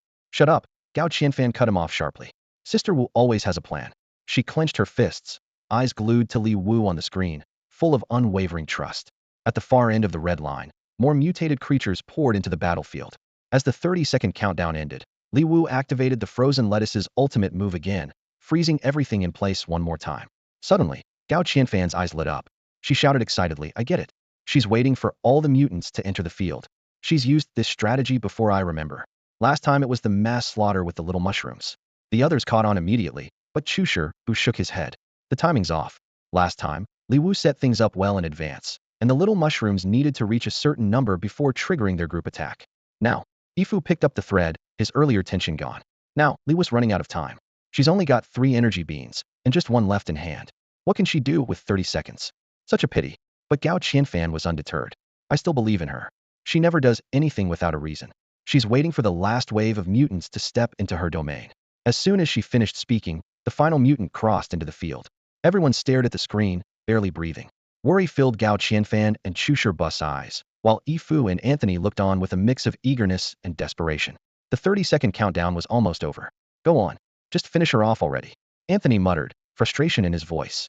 He and Li Wu hadn't been sworn enemies at first. They simply disliked people from the Federation. But ever since the bet, things had spiraled out of control. Losing was not an option. On screen, Li Wu's lips curled into her trademark confident smile. The countdown hit 0. Thunder rumbled overhead, lightning striking the ground in rapid succession. Every mutant surged toward Li Wu at once. Suddenly, all the plants in her domain vanished, leaving her standing alone. A barrage of attacks targeted Li Wu, but she darted nimbly through the storm, dodging each strike. Spotting the perfect spot, she swiftly planted a chomper. Chu Sherbu frowned. baffled once again by her move. She's using a chomper now? He had originally thought that Li Wu would take the opportunity to plant a few more mini-spore mushrooms. Even if she couldn't wipe out every enemy like last time, she could at least thin their numbers and ease her own burden. However, Li Wu's actions took everyone by surprise. No one could predict her next move. Hundreds of millions of viewers watched their screens intently, but still had no idea what Li Wu was planning. Yifu felt a vague sense of dread. Under the gaze of countless spectators, Li Wu fed an energy beam to the Big Mouth Flower. In that instant, the audience suddenly realized they had never seen the Big Mouth Flower's ultimate move, which meant its ability to instantly kill glass monsters was just its normal attack. After swallowing the energy beam, the Big Mouth Flower's already enormous mouth grew even larger, its rows of razor-sharp teeth glinting coldly on camera. Its jaws kept expanding, as if it intended to devour the entire world. I want to eat the whole world. One by one is too much trouble. Let's do it all at once. The Big Mouth Flower unleashed a deafening suction force, stirring up a tornado-like wind that swept up every monster in its path. Uncontrollably, they were dragged forward at breakneck speed. The monsters closest to the flower screamed as they were sucked into its bottomless maw. Ah, humans, humans, we surrender. Please make it stop. No, we give up. Willpower 10, willpower 10, energy beam 1. The Big Mouth Flower's mouth stretched wider still, revealing rows of gleaming teeth and a look of utter satisfaction in its eyes. Only after every monster it had inhaled was completely digested did the flower finally pause, savoring the delicacies it had just devoured. Crunch, crunch, the sound of chewing echoed, accompanied by its casual muttering. As expected, eating them all at once tastes best. Doing it one by one is just too slow. Still chewing, the flower mumbled to Li Wu, "Next time there's a buffet like this, don't forget about me." Li Wu simply smiled, already holding another energy bean in her hand. "Let's go for another round." The Big Mouth Flower let out an excited growl. "Oh, this is fantastic." Li Wu and the Big Mouth Flower, as if they had never left the battlefield, calmly and effortlessly decided the fate of the monsters. Their nightmare was far from over. Why couldn't they run? Why did they have to face this demon? In the past, the monsters had always seen humans as prey and hosts, but now, they were being devoured by a human's pet until nothing was left. The sound of the Big Mouth Flower chewing had become a nightmare they would never forget. Another wave of violent suction followed. The monsters, caught in a tornado, were dragged helplessly toward the flower's gaping mouth. That terrifying maw seemed endless, open wide like a bottomless pit. Crunch, crunch. Only a few monsters remained. The Big Mouth Flower made no attempt to hide its greed, its eyes shining with hunger for the last survivors. It turned to Li Wu, flashing a fawning smile. Li Wu pulled out the final energy bean and said softly, "Go ahead. They're all yours." The Big Mouth Flower bared its gleaming teeth in a satisfied grin. How could its prey possibly escape? Its greatest dream was to have a mouth big enough to swallow the entire world. Gao Qianfan jumped up and down in place, as excited as a child. His voice trembled with enthusiasm. "Did you see that? Did you see it? The Big Mouth Flower. Our true god, the Big Mouth Flower." He waved his arms, his eyes sparkling. A single plant wiped out so many aberrations, most of them glass. Ha! Who would have believed this before Wu Jie appeared? One person, one plant, exterminated thousands upon thousands of aberrations. Ha! She did it. She actually did it. What weakness does Wu Jie even have left? Gao Qianfan was so excited he couldn't stop, his words tumbling out in a rapid-fire stream. Standing beside him, Chu Shirbus' eyes shone with a delighted smile. He quietly agreed. "She's incredible, far beyond anything we ever imagined. I can't wait to see just how far Li Wu can go in the future." The live chat exploded with joy, comments flying like snowflakes, all filled with excitement and cheers. Li Wu, how can she possibly be this powerful? Meanwhile, all the supporters of the Empire had vanished from the chat, and the faces of Eve and Anthony on the show grew dark and tense. Gao Qianfan, brimming with pride, hopped in front of Eve and imitated his earlier tone with mocking exaggeration. "Why aren't you talking now? Keep going." She narrowed her eyes and repeated their previous taunts, word for word. "I've always said Li Wu was bound to lose. She's just a nobody who got lucky for a while, hyped up beyond her abilities. Her skills are nowhere near what people claim. If she had even a fraction of what the Empire's princes have, she wouldn't have ended up like this." Gao Qianfan had a sharp memory and an even sharper sense of revenge. She echoed their words back at them without missing a beat. Leaning in close to Eve, she provoked him. "Does your face hurt? My Wu Jie won. She faced thousands of glass aberrations alone and came out on top. A single plant killed more aberrations than you could count. Want me to record it and send it to your comms so you can watch it over and over?" With hundreds of millions of viewers watching, Gao Qianfan didn't hold back in rubbing it in. Eve and Anthony's faces shifted through a spectrum of colors, first pale, then purple, and finally bright red. Eve, especially, was used to being flattered as a member of the royal family and had never been humiliated so openly. Fury boiled inside him. These people from the Federation are infuriating. Seeing this, Chu Shibu coughed lightly and tugged at Gao Qianfan's sleeve, quietly reminding her, that's enough. After all, with humanity's survival at stake, a few jabs were enough. There was no need to go too far and completely break with the Empire. Gao Qianfan had gotten her fill of mockery and dialed it back, though her tone was still laced with sarcasm. There's always someone better out there. People who stay in their own little world think they own everything. TSK. She then reached out without hesitation and picked up the mental strength enhancer Eve had left on the table, feigning admiration. Still, many thanks to Count Eve for generously donating this. With this mental enhancer, our research institute should be able to develop something similar soon enough. Eve felt like he was about to explode, his face dark as thunder. Is the Federation resorting to theft now? Gao Qianfan's eyes flashed as she immediately countered. What are you talking about? Have you forgotten the treaty between the Federation and the Empire? Everything must be put aside for the survival of humanity. She skillfully elevated the topic to the survival of the human race. Once both Federation and Empire Awakeners have enhanced their mental strength, we'll have an even better chance against the aberrations. Eve's expression grew even darker, regret written all over his face. He clenched his teeth, furious at himself for ever bringing out such a valuable item. The mental enhancer was difficult to produce. He only had one. Had planned to show it off, then sell it at a high price once it officially launched in the Empire. Instead, it had fallen into the Federation's hands. The people of the Federation are shameless. Eve ground out, getting to his feet in anger. Let's go. He silently vowed to himself that Li Wu couldn't be this lucky forever. With a supers class appearing on the front lines, she wouldn't be able to stay arrogant for long. The barrage of comments on the interstellar net scrolled by at lightning speed, reaching a fever pitch of excitement among the Federation citizens. Every user who had ever mocked Li Wu was being called out and ridiculed, with the chat filled with jokes and sarcastic remarks. This is the kind of story we want to see. That giant-mouthed flower devoured so many alien creatures, unbelievable. Great big mouth flower, I was blind before. From now on, am your most devoted follower. The once arrogant supporters of the Empire had collectively fallen silent. Whenever there was an argument with Imperial students at school, all it took was to show them the live stream, and they would slink away in embarrassment. In these past few days, the Empire supporters seemed to have vanished from the interstellar net. Meanwhile, Li Qing had just returned from the contaminated zone. She had single-handedly eliminated an class alien, her skills advancing by leaps and bounds, making her stand out among her peers. This should have been her moment to bask in admiration, but instead, everyone was talking about Li Wu. Wu Jia has awakened a new spirit companion. The big mouth flower is a real legend. Don't forget about the little spore mushroom and the frozen lettuce. Catnip, corn shooter, and pea shooter are all amazing too. Walnut is the most reliable partner. The combo of moonlight flower and shadow pea is absolutely unstoppable. The discussions were endless. Some even bragged about securing a spot at Wuji's Lingrong Awakening Field, drawing waves of envy. Li Qing felt completely overshadowed by the name Li Wu. Whether on the streets, online, or at school, even the teachers couldn't stop talking about Li Wu. Her own feat taking down its class alien on her own barely caused a ripple. The upperclassmen and juniors who once idolized her now had eyes only for Li Wu. What stung the most was the look of disappointment she caught in people's eyes when they learned she had awakened the mythical phoenix, almost as if they pitted her for not having a plant-type spiritual companion like Li Wu. Their reactions were subtle, but Li Qing, acutely sensitive to such things, noticed every detail. She clenched her fists, simmering with frustration. After all, she had awakened the one in a billion phoenix. Why should Li Wu, just a plant-type awakener, be the center of attention? Jealousy threatened to consume Li Qing entirely. What pushed her to the brink was the message from Li Shiyuan. Everything at home had been cleared out by Li Wu. Not only did he have no crystals to send her, but he even hoped she could send something back to help them through this tough time. Li Qing tightened her grip on her communicator. At school, she had always maintained the image of a mysterious heiress with a privileged background and refined demeanor. Losing hundreds of thousands of crystals to Li Wu's deception had already been a painful blow. Now, this situation was just salt in the wound. She clenched her teeth, a cold glint flashing in her eyes. Was Li Shiyuan doing this on purpose?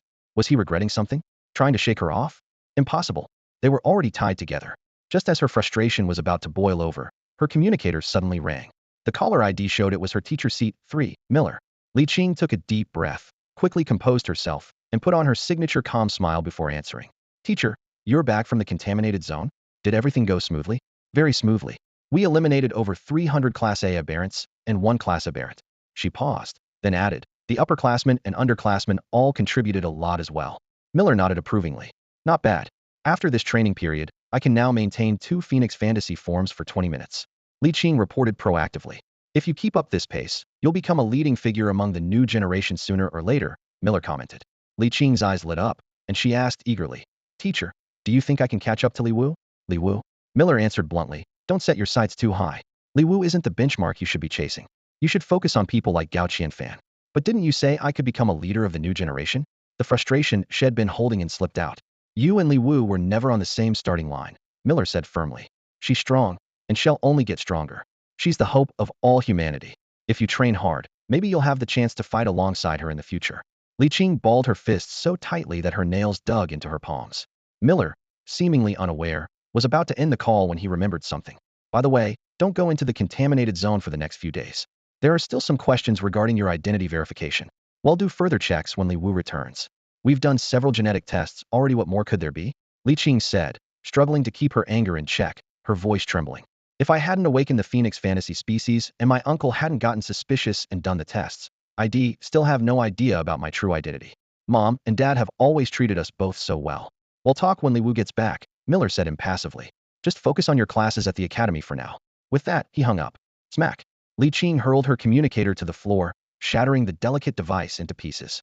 Her face twisted with rage, her eyes burning with deep-seated hatred. Li Wu. No one ever believes in her. She would prove them all wrong. She was the best. She would crush Li Wu beneath her feet. Yifu returned to the palace with a dark expression.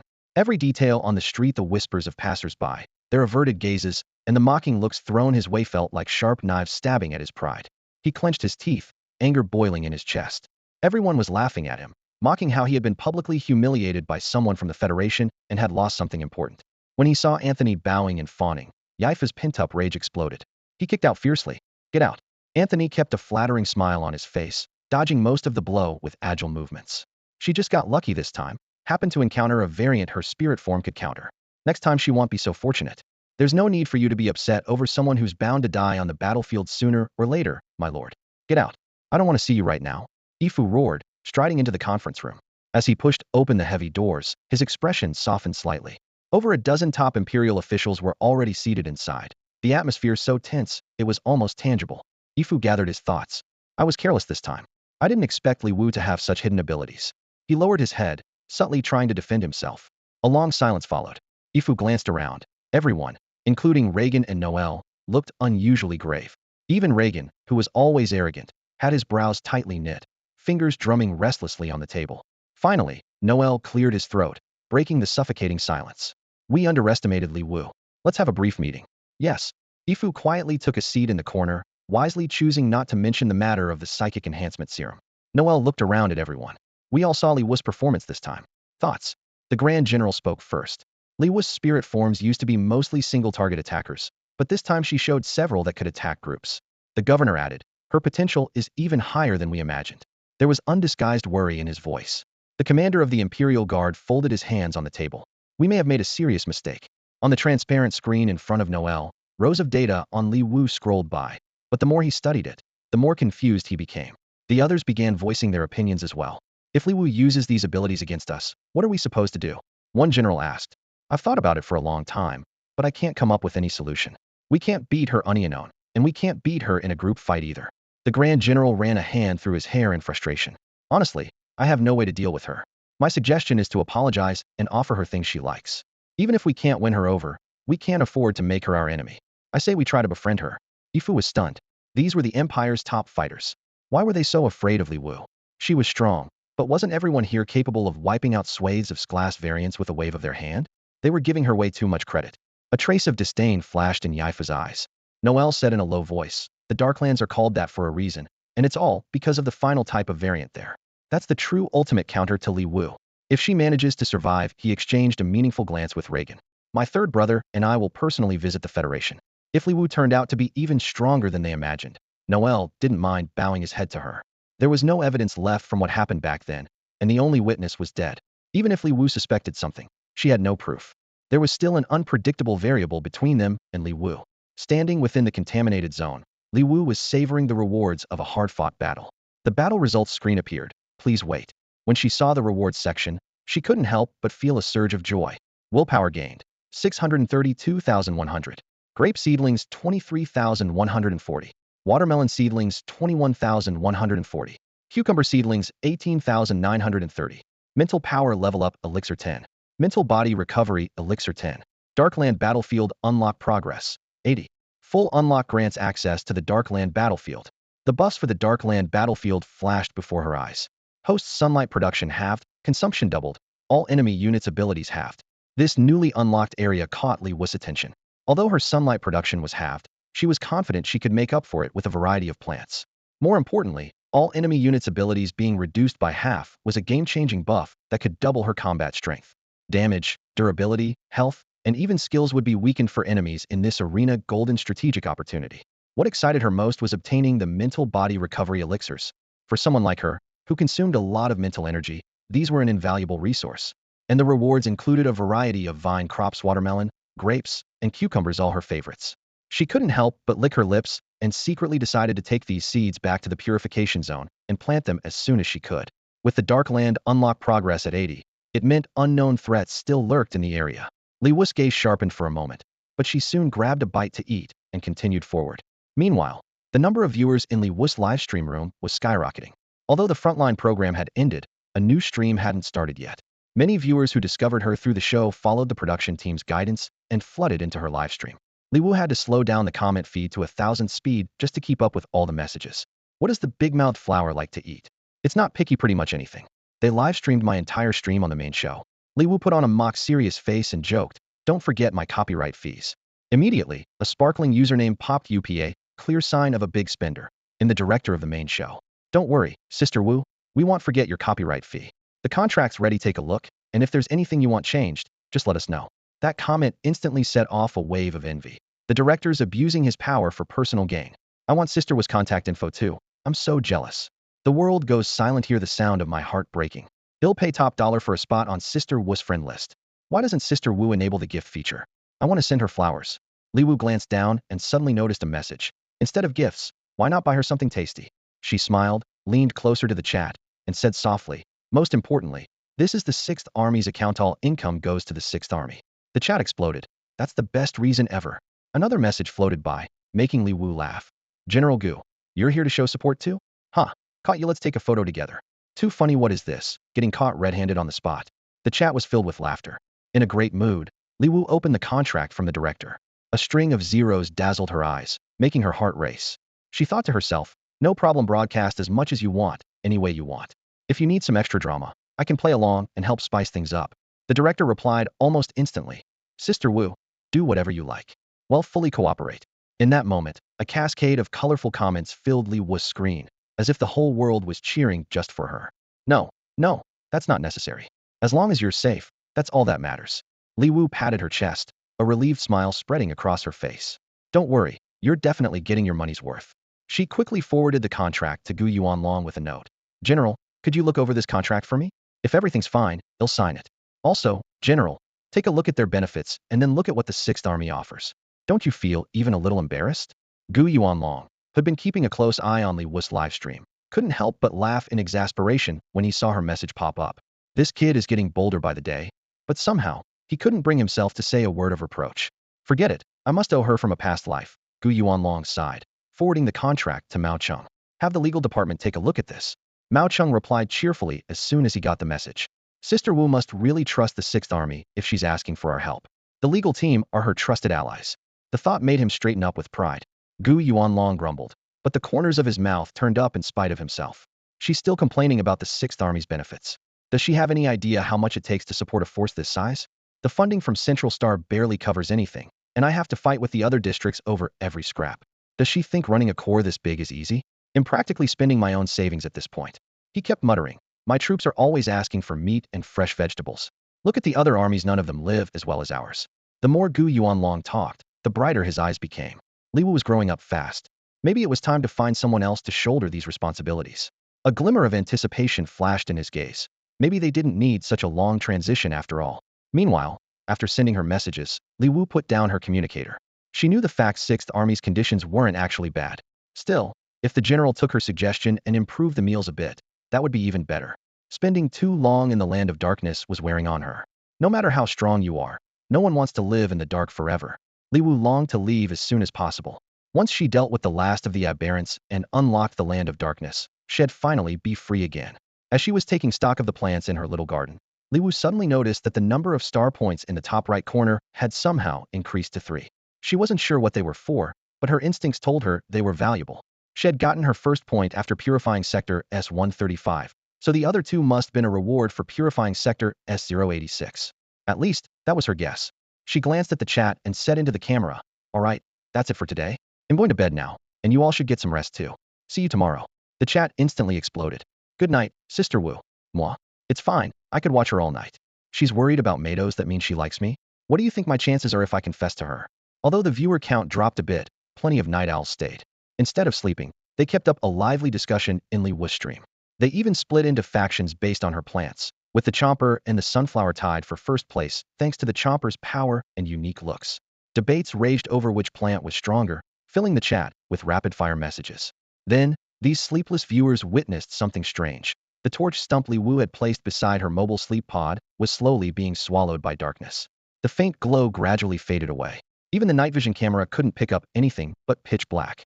That uncanny darkness was creeping closer and closer to the sleeping Li Wu. "Sister Wu, wake up. There's something there." The chat scrolled frantically, but it was already too late. The night was pitch black, with not a single star in the sky. The protective barrier around Zone S-086 was shattered like a fragile eggshell, allowing several groups to slip inside undetected. The purified area was filled with fresh, invigorating air that seemed to seep into every pore, instantly washing away any trace of filth. The intruders eyed each other warily before deciding to split up. News of the Lingrong tree's emergence had already caused a sensation in the outside world. After Li Wu publicly revealed its astonishing powers, countless eyes were drawn to it, each filled with desire.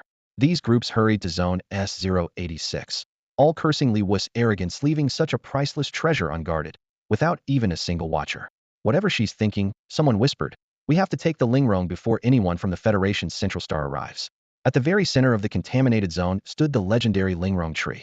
It radiated a gentle aura, and the closer one got, the more fiercely their spiritual power surged.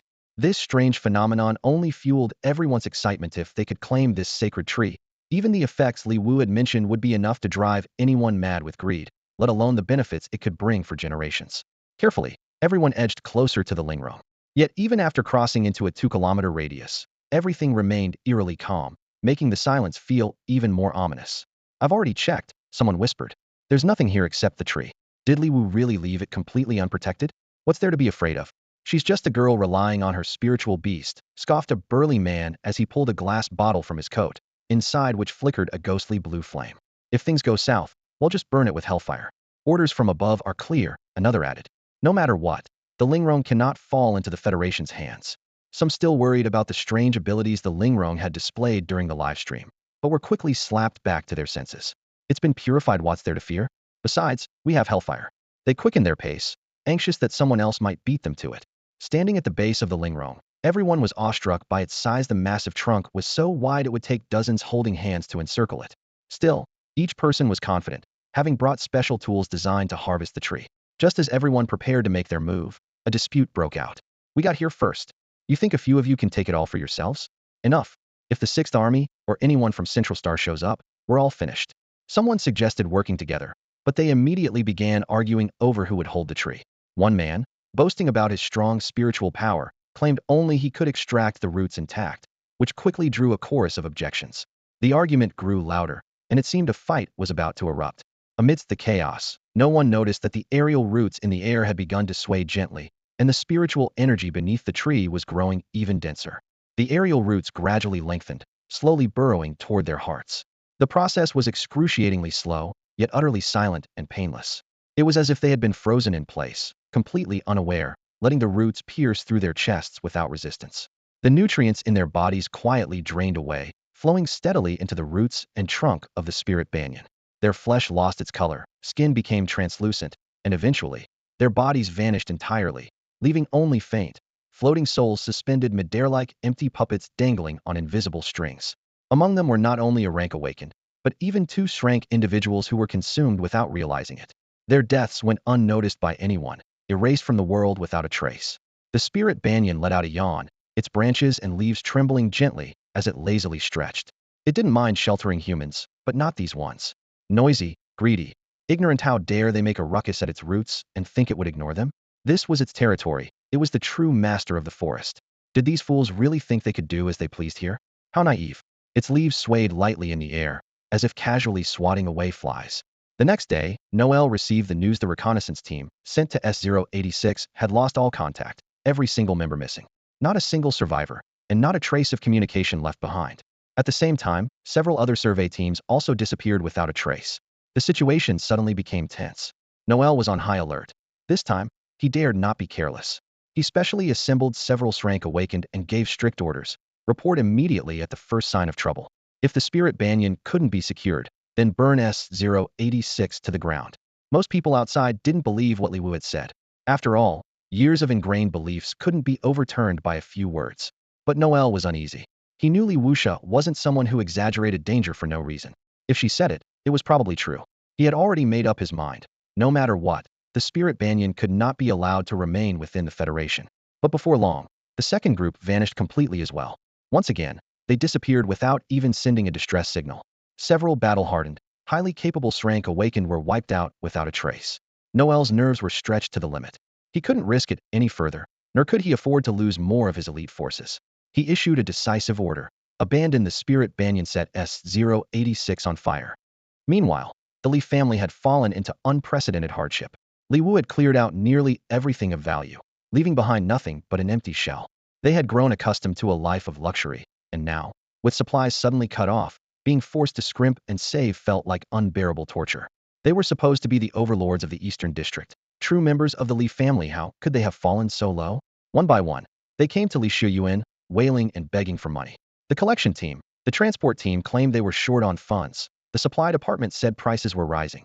Others insisted they needed money to grease the wheels with neighbors or buy daily necessities. The Li family's operations were already massive, and these expenses seemed to swallow funds like a bottomless pit. Li Shiyuan knew full well that most of them were just making excuses to drain his coffers, but had worn the nice guy mask for so long he couldn't take it off, nor did he dare. All he could do was grit his teeth and swallow the bitterness, pouring all his meager private savings into keeping things afloat. These people were still useful for now. He couldn't afford to offend them yet. Forcing a smile, he sent each petitioner away, though in his heart, he added all these debts to Li Wu's account. Li Wu was still alive. She was lucky, but how long could her luck last? Master, the young master still doesn't remember what happened that night, Li Zhen reported, his expression grave. How is he now? Li Shiyuan asked calmly. Not well. The memory extraction did quite a bit of damage to his nerves. Li Ziyuan's face remained cold, as if they weren't discussing his own son. Find someone to take a look at him. After all, he's still my son. Just unbelievably stupid, to be used so easily by Li Wu. Yes, sir. Not long after Li Zhengong left, Li Shiyuan was about to open the live stream to check on Li Wu when the door to his hospital room slid open silently. An unexpected visitor slipped in, and a surge of unusual psychic energy instantly caught his attention. Li Shiyuan quickly adjusted himself, lying back on the bed. In just a few seconds, his face turned as pale as paper. He coughed lightly and glanced toward the door, where a young man in a black uniform was standing. Chief Shi, what brings you here? Li Shiyuan made as if to get up, his voice tinged with surprise and a hint of frailty. Stay put, don't worry about formalities. Chief Shi strode in and reached out to steady Li Ziyuan's shoulder. How have you been lately? Any improvement in your condition? A bitter smile appeared on Li Ziyuan's face, his eyes dim. You all know there's no cure for a genetic disorder. Right now, I'm just taking things one day at a time. He paused, then his voice grew resolute. But as long as I'm alive, the Li family will hold the rear lines of the Eastern District no matter what. Chief Shi gave his arm an approving pat, a hint of satisfaction flickering in his eyes. Good. The Institute has developed a new gene therapy, and I brought it for you personally. Give it a try and see how it works. Li Ziyuan's eyes widened in surprise. I really don't know what to say. You shouldn't have gone to the trouble to bring it yourself. His expression grew somber, but he quickly forced himself to rally. No matter what happens to me, I won't let down the expectations of the chiefs. Chief Shi's expression turned serious, his voice lowering. Patriarchally, there's another matter I need to discuss. What is it? If Central Star has a request, the Li family will do whatever it takes. Li Shiyuan straightened up. It's about Li Wu and Li Qing. At those names, Li Shiyuan let out a deep sigh, his shoulders drooping slightly. I never imagined there would be questions about their origins. Both children grew up right under my nose. No one feels worse about this than I do. He unconsciously rubbed the bedsheet with his fingers. Seeing them drift away from us, night after night, I can't sleep, especially little Wui, haven't seen her in so long. Li Shiyuan discreetly pulled out his communicator, the screen displaying Li Wu's livestream homepage. Regret flickered in his eyes. If only we hadn't done that test in the first place. Chief Shi's expression softened a little, his tone calm as he asked, do you still remember the circumstances of Li Wu and Li Qing's birth? I do. Li Ziyuan's gaze grew distant, as if he were reliving that day. The two of them are the same age, born just moments apart. Back then, Exine Shui went into labor on the battlefield and was rushed to the hospital. By the time Xiaoming and I got there, she had already given birth. He recalled, there were over 70 baby girls born that day. Li Qing and Li Wu were in the same nursery. We never thought a mix-up like this could happen. He looked up at Chief Shi. Why do you ask, Chief Shi? Is there another issue? Chief Shi frowned, his voice low. The genetic test shows that Li Wu has no blood relation to the Li family. Li Ziyuan's face filled with regret, his hands clenching into fists. I never expected such a mistake. Qingqing has had it tough since she was little. Whatever the Federation thinks, well, welcome her home with honor. She deserves nothing less. For now, keep this matter under wraps, Chief Shi said, his tone turning cold and hard. Awakened ones have a sense for their own bloodline. They rarely make mistakes. And you know as well as I do how important Li Wu is to us right now. He stepped forward, his presence looming over Li Shuyuan. There have been a lot of rumors online lately. Patriarchally, you're not going to let us down at a time like this, are you? Though Chief Shi's voice was calm, it carried an unmistakable sense of pressure that lingered in the hospital room. When Li Wu woke up, she learned from the barrage of comments what had happened the night before. Despite her extraordinary mental strength and heightened senses, she had felt nothing unusual this time. Not even the torch stump she had planted nearby had noticed anything amiss. The torch stump tried hard to recall last night's events and vaguely remembered that, for a brief moment, the surrounding light seemed to have dimmed. But why didn't it have a clearer memory? Why hadn't it sensed anything wrong? The unanswered questions left the torch stump puzzled. Meanwhile, the live stream chat was exploding with messages. All your fire was swallowed up by the darkness. It broke out in a cold sweat. The whole world was pitch black. Not a single speck of light. It was suffocating. That was so creepy. How could this happen? Didn't Grandpa Stump sense anything? Was it some kind of mutant? Wujia, we need to get out of here. This is way too weird. Yeah, let's just leave first and figure it out later. The viewers, still shaken, tried to explain. Usually, even in dark zones, the night vision on the stream allowed them to see faint images. But during those few seconds of complete darkness last night, a deep, primal fear was triggered in everyone watching. For those who watched in immersive mode, it felt as if Li Wu was right there with them. So they experienced the suffocating darkness firsthand, barely able to breathe. In contrast, Li Wu remained unusually calm in the face of their panic. Her attitude was simple. Since she was already here, she might as well continue. Besides, if that thing really had its sights set on her, it wouldn't let her leave so easily. So, she decided to keep moving in her original direction. An entire day passed without incident. Li Wu carried on as usual, gathering supplies, eating, traveling. Nothing out of the ordinary happened. But the viewers stayed on edge all day, growing more anxious as Li Wu prepared to rest again. Their nerves stretched to the limit. They watched the screen with wide eyes, scrutinizing every detail. Li Wu, completely unworried, lay down and quickly fell into a deep sleep. At that moment, in a shadowy corner, a dark shadow quietly took root. This shadowy creature, not native to their world, buried itself underground, leaving only a pair of glowing eyes peeking out. In the middle of the night, just as the viewers started to drift off, that strange darkness descended again. The grayish scene visible through night vision was instantly swallowed by pitch black. The chat exploded. Wujia, it's happening again. Wake up. I told you not to sleep, but you just wouldn't listen. This is driving me crazy. Why didn't she leave? Wujia. In the darkness, Li Wu opened her eyes. All light had been devoured, as if she were the only one left in the world.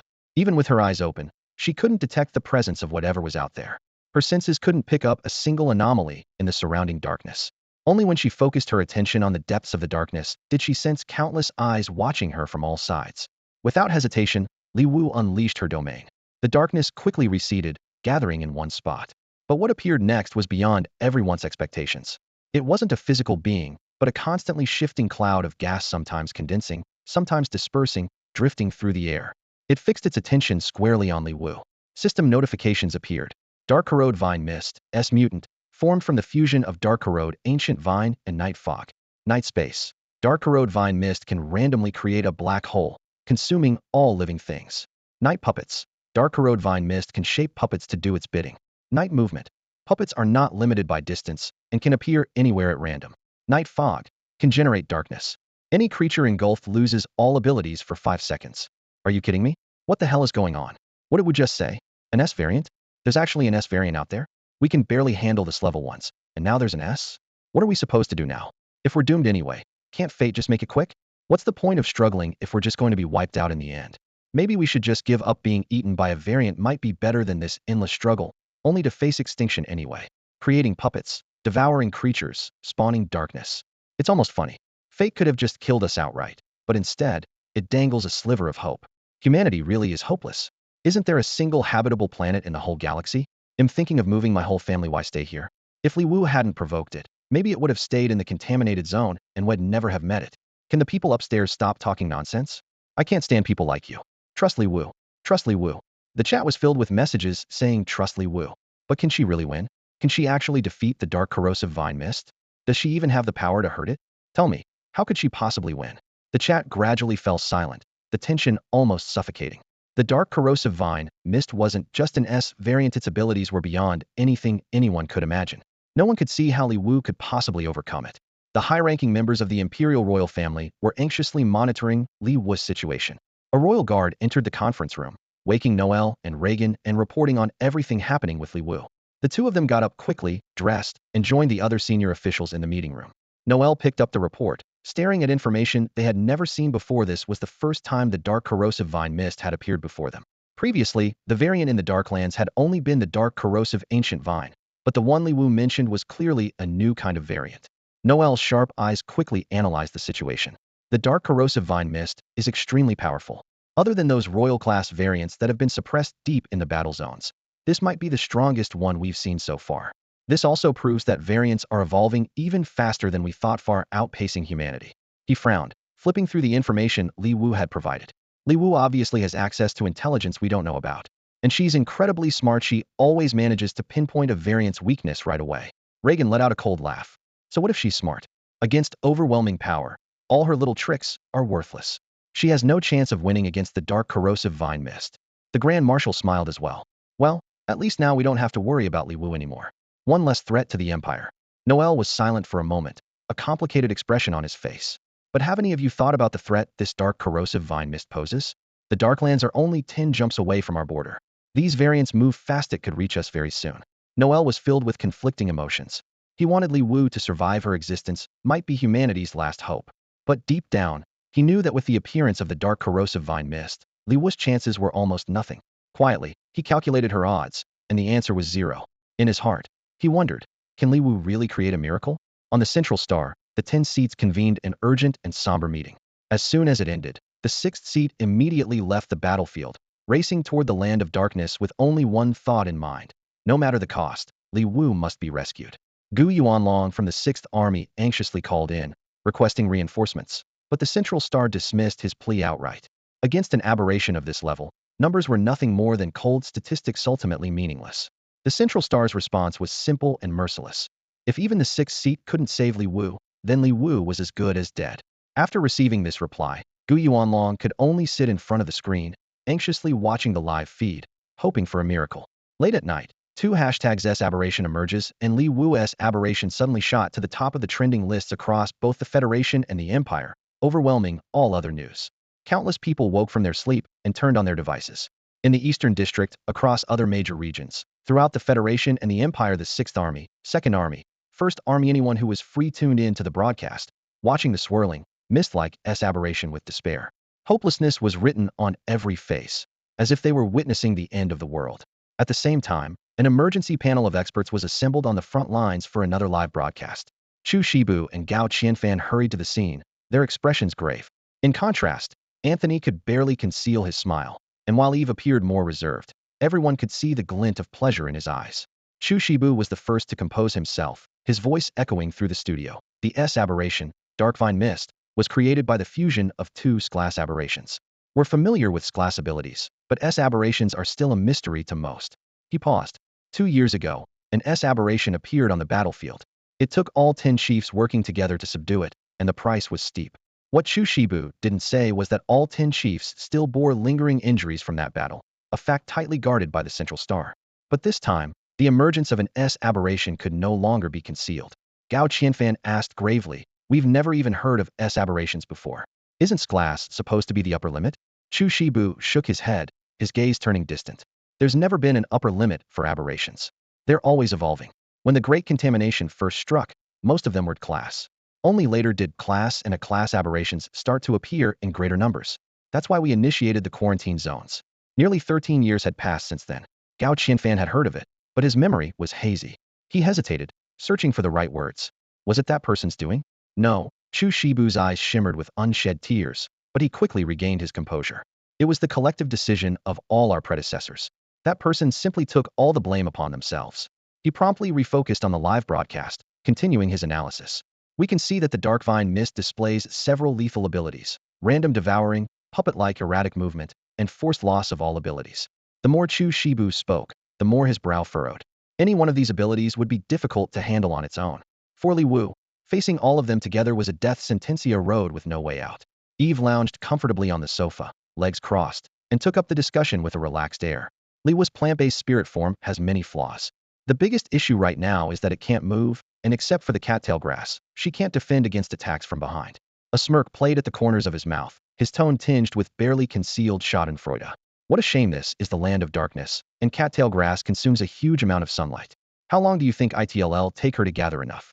Anthony chimed in with a mocking tone. The worst part is, after all that effort to grow a cattail, it got swallowed up in an instant. Ifu stood off to the side, a cold smirk tugging at his lips. I wonder how our so-called genius is going to handle this one. Those two cousins and the senior members of the Senate really are cowards scared out of their wits by just one Li Wu. If I had their abilities, I would have taken care of Li Wu quietly a long time ago. His voice was tinged with regret. Too bad fate wasn't kind enough to give me a strong spirit form. Chu Shibu and Gao Qianfan looked grim, but they had to admit Ifu was right. With the plants Li Wu currently controlled, there was no way to deal with the bizarre mist form of the dark erosion vine mist. Big Sister Wu will figure something out. She can handle this. I believe in her. She won't let us down, Gao Qianfan muttered, as if trying to reassure himself. Should we set up a shrine for you so you can pray right here? Ifu mocked. Gao Qianfan's eyes lit up. Could we? Ifu rolled his eyes. You're nuts. Everyone in the Federation has a screw loose. Since they were on a live broadcast, Gao Qianfan's suggestion never came to pass. At that moment, the entire audience was tensely focused on Li Wu. As usual, Li Wu started by planting sunflowers. With 80% of the Darkland now unlocked, the restrictions on the sunflowers had been greatly reduced. Li Wu's sunflowers are producing sunlight much faster now, Chu Shibu said excitedly. It's gone from over 20 seconds down to just 6 or 7. That's a huge improvement. She couldn't use sunlight at all at first, but now the suppression from the Darkland is almost gone. Her progress is incredible. With enough sunlight, there's still hope for this battle. Maybe the cattail can handle those sudden mutant threats, Chu Shibu said, his voice trembling slightly. I knew it. She always finds a way. Gao Qianfan clenched his fist. But Ifu gave a mocking smile to the camera. Take another look, none of her plant's attacks are working. Ha. I told you she's doomed. The dark erosion vine mist is gaseous before the projectiles even get close. It just disperses. How is she supposed to fight that? Anthony cackled. Chu Shibu and Gao Qianfan ignored their taunts, their eyes glued to the screen. Li Wu kept trying different plants, testing their effects. After crossing the red line, the dark erosion vine mist hovered in the air. Whenever Li Wu launched an attack, it would instantly scatter, only to regroup moments later. Its presence was everywhere, impossible to pin down. Human, you've stepped into the domain of darkness, the dark erosion vine mist said in a playful, childlike voice. Give in to the dark. Before the words had even faded, black holes appeared beneath several attacking plants, swallowing them up in an instant. Only a few sunflowers in the back row were left swaying in the darkness. Human, are you ready to surrender? The dark erosion vine mist asked cheerfully. You could always become my little minion. There was a hint of mockery in Yaifa's eyes. Tell your genius to surrender. If she gives in, she only loses half. Bow to the abnormals, who knows? Maybe they'll let her go. His words were cold, full of provocation. Gao Qianfan's voice was firm and unwavering. Sister Wu would never surrender. She shot Ifu a cold glance, her tone edged with contempt. You're still hung up on this Federation versus Empire nonsense? I honestly feel sorry for your people. Standing off to the side, Chu Shibu, the official representative of the Federation, found it difficult to join this conversation. But Gao Qianfan showed no fear. She was just about to graduate, but in a moment like this, what was there to be afraid of? Yaifa's expression darkened instantly. So now we can't even speak the truth? Is everyone only allowed to say what others want to hear? He stood up, and tension flooded the room. Gao Qianfan, I'm just stating facts. I pity the commoners struggling to survive in your empire. Yaifa's tone grew even colder, his status undeniably a count, soon to inherit his father's title of prince. How dare a mere student lecture him? Chu Shibu couldn't bear to speak up and could only sigh. Kids say what they think, that's all. Qianfan is 10 years younger than Count Ifu. Surely, Count Ifu won't take offense at a young girl's words? He tried awkwardly to ease the atmosphere. After all, Ifu represented the imperial family. How could he afford to lose composure in public? Ifu pulled his lips into a mocking smile. Someone has to play the villain. Not everyone can be the good guy. But truth-tellers are never welcome, I suppose.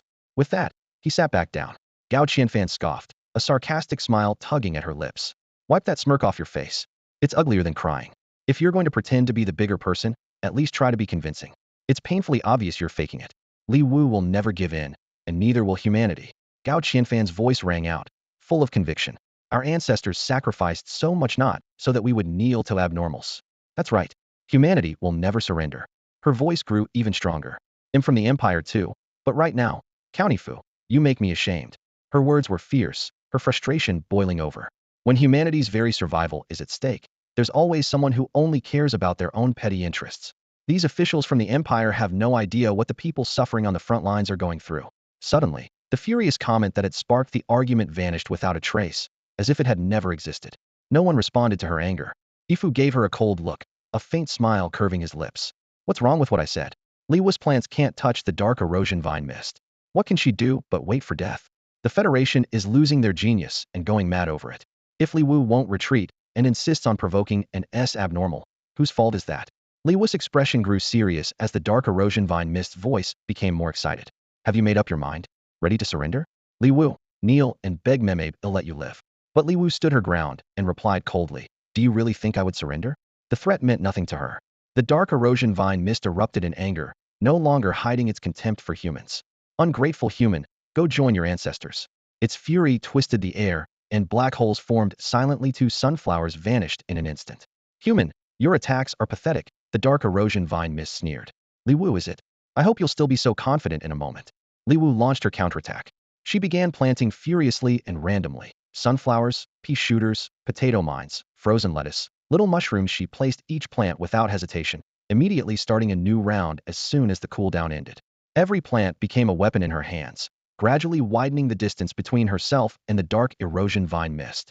Li Wu sprang into action, immediately prioritizing the planting of sunflowers across the field.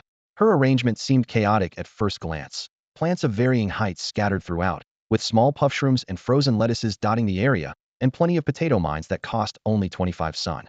None of the chosen plants required more than 100 sun to deploy. This seemingly disorganized setup left most of the spectators baffled, and even Darkvine Mist sneered in disdain. In its eyes, this was nothing more than a desperate struggle before death, just like all the futile resistance it had seen before. What is Sister Wu doing? Gao Qianfan was deep in thought when Chusher Bus' eyes suddenly lit up. She's stockpiling sun.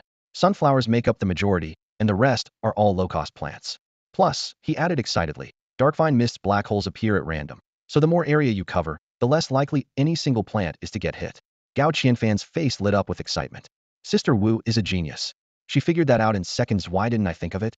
Anthony laughed mockingly. What's the point of saving up sun? Is she planning to die with a pile of sunlight by her side?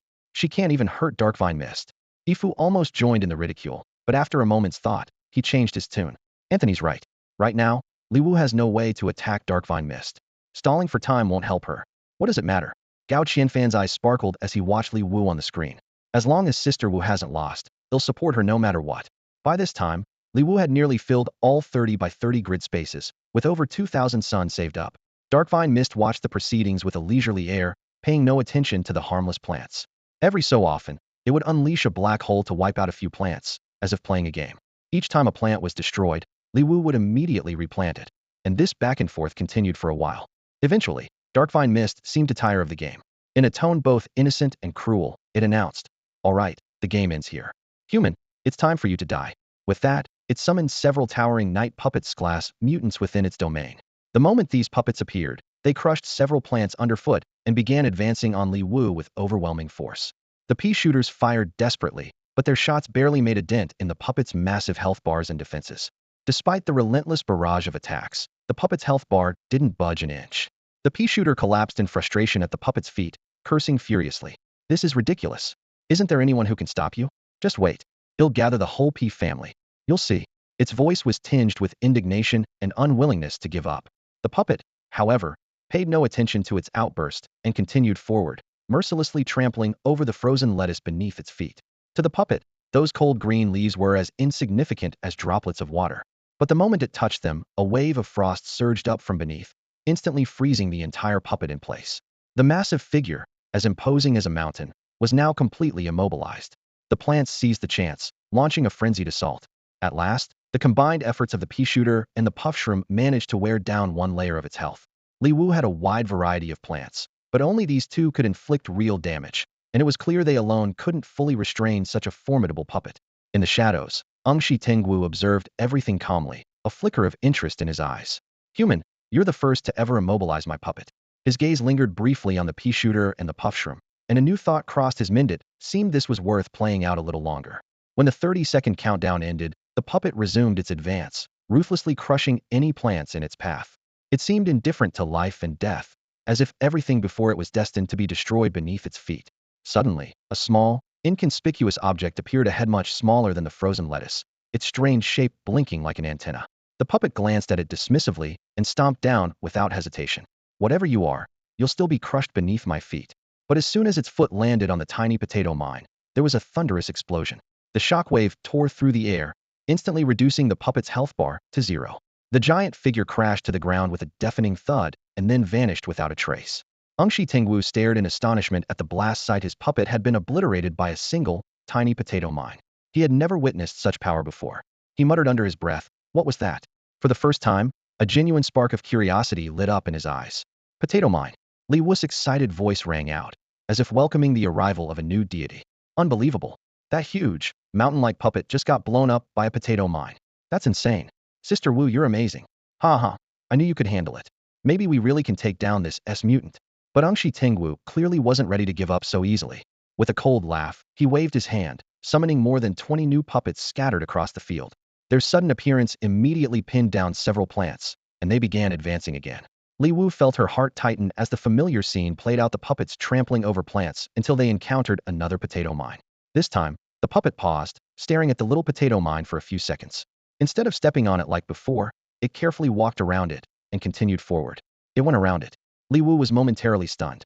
Shi Tingwu's voice echoed from nearby, laced with mockery. "See, my puppets can sidestep. What can you do now?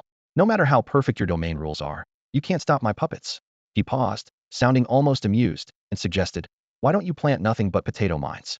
Maybe that'll slow them down a little." Li Wu replied coldly, "Shut up. You're too noisy." Everyone could see the crisis Li Wu was facing. For the first time, they all felt truly out of their depth, watching helplessly as Li Wu became trapped in a dire situation.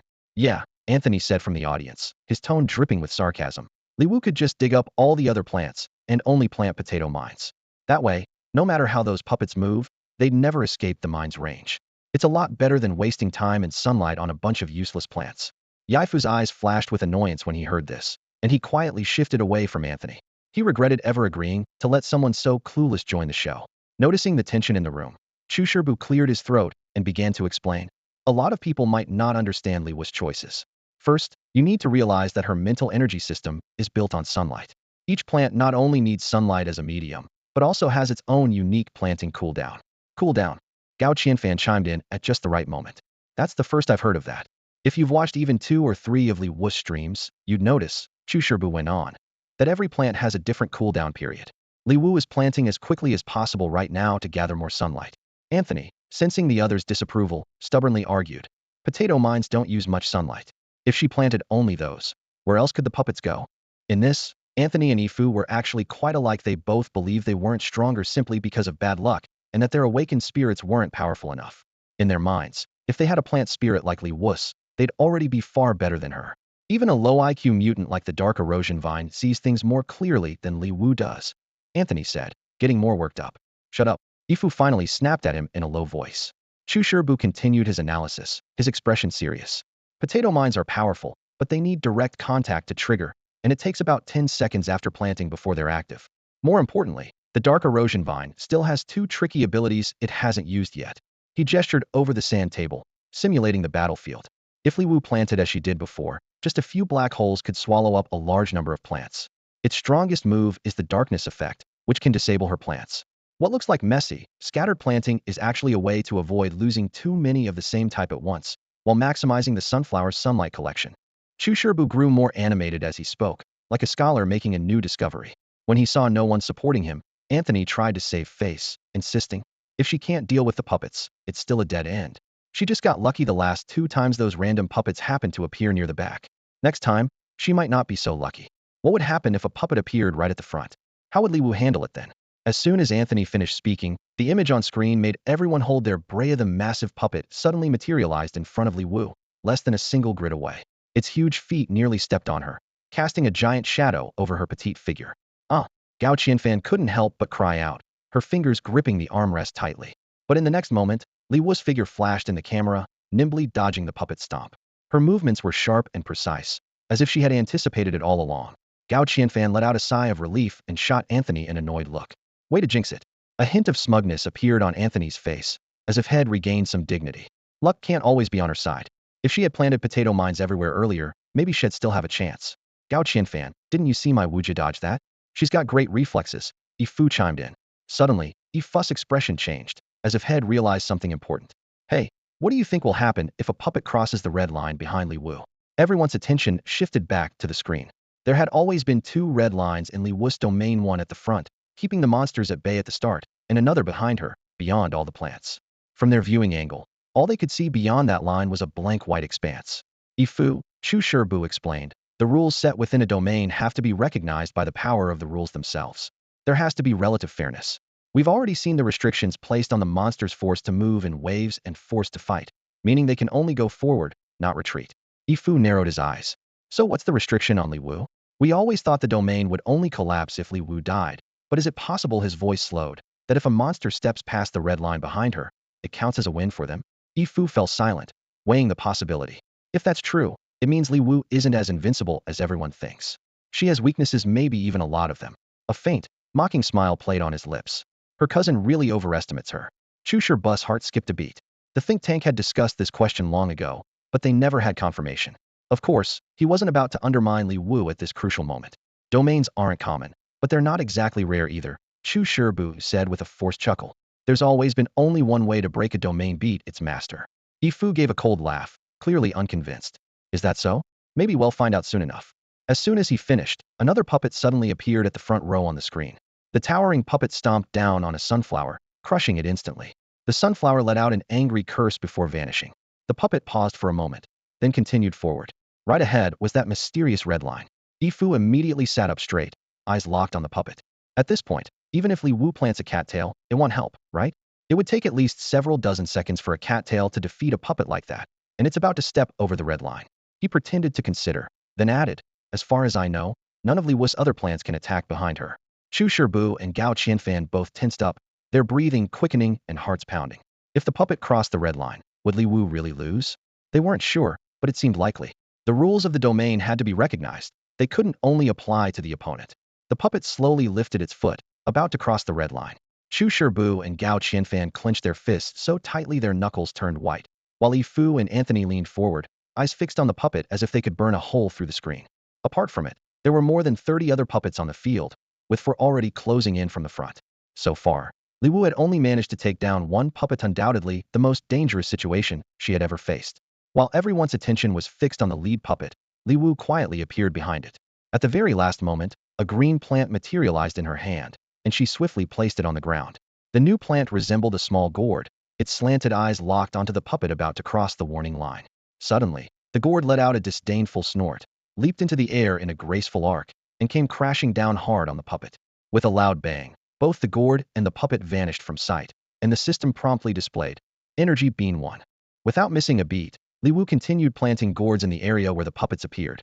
Chu Shibu and Gao Qianfan watched in disbelief, cold sweat running down their faces as they took in the scene. The plants can move now?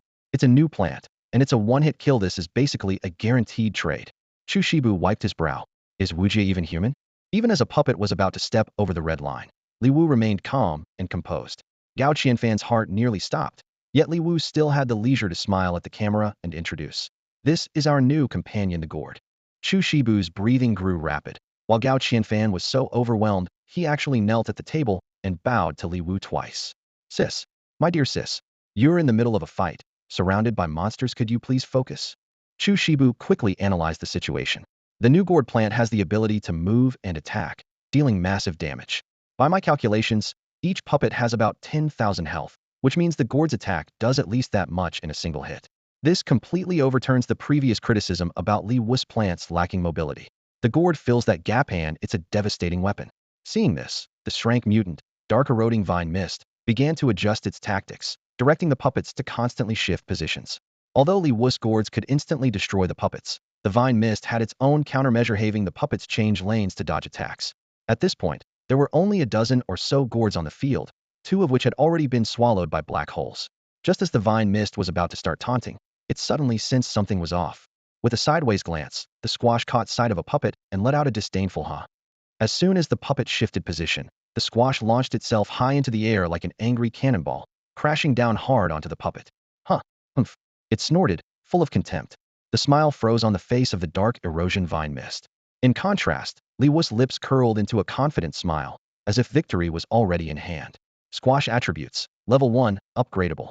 Costs 50 sunlight to plant, 30-second cooldown. Attacks any enemy in the adjacent front, back, left, or right square, then disappears. Feature. Short tempered who dares to meet its gaze is in for trouble. The dark erosion vine mist's voice grew heavy. Is that all?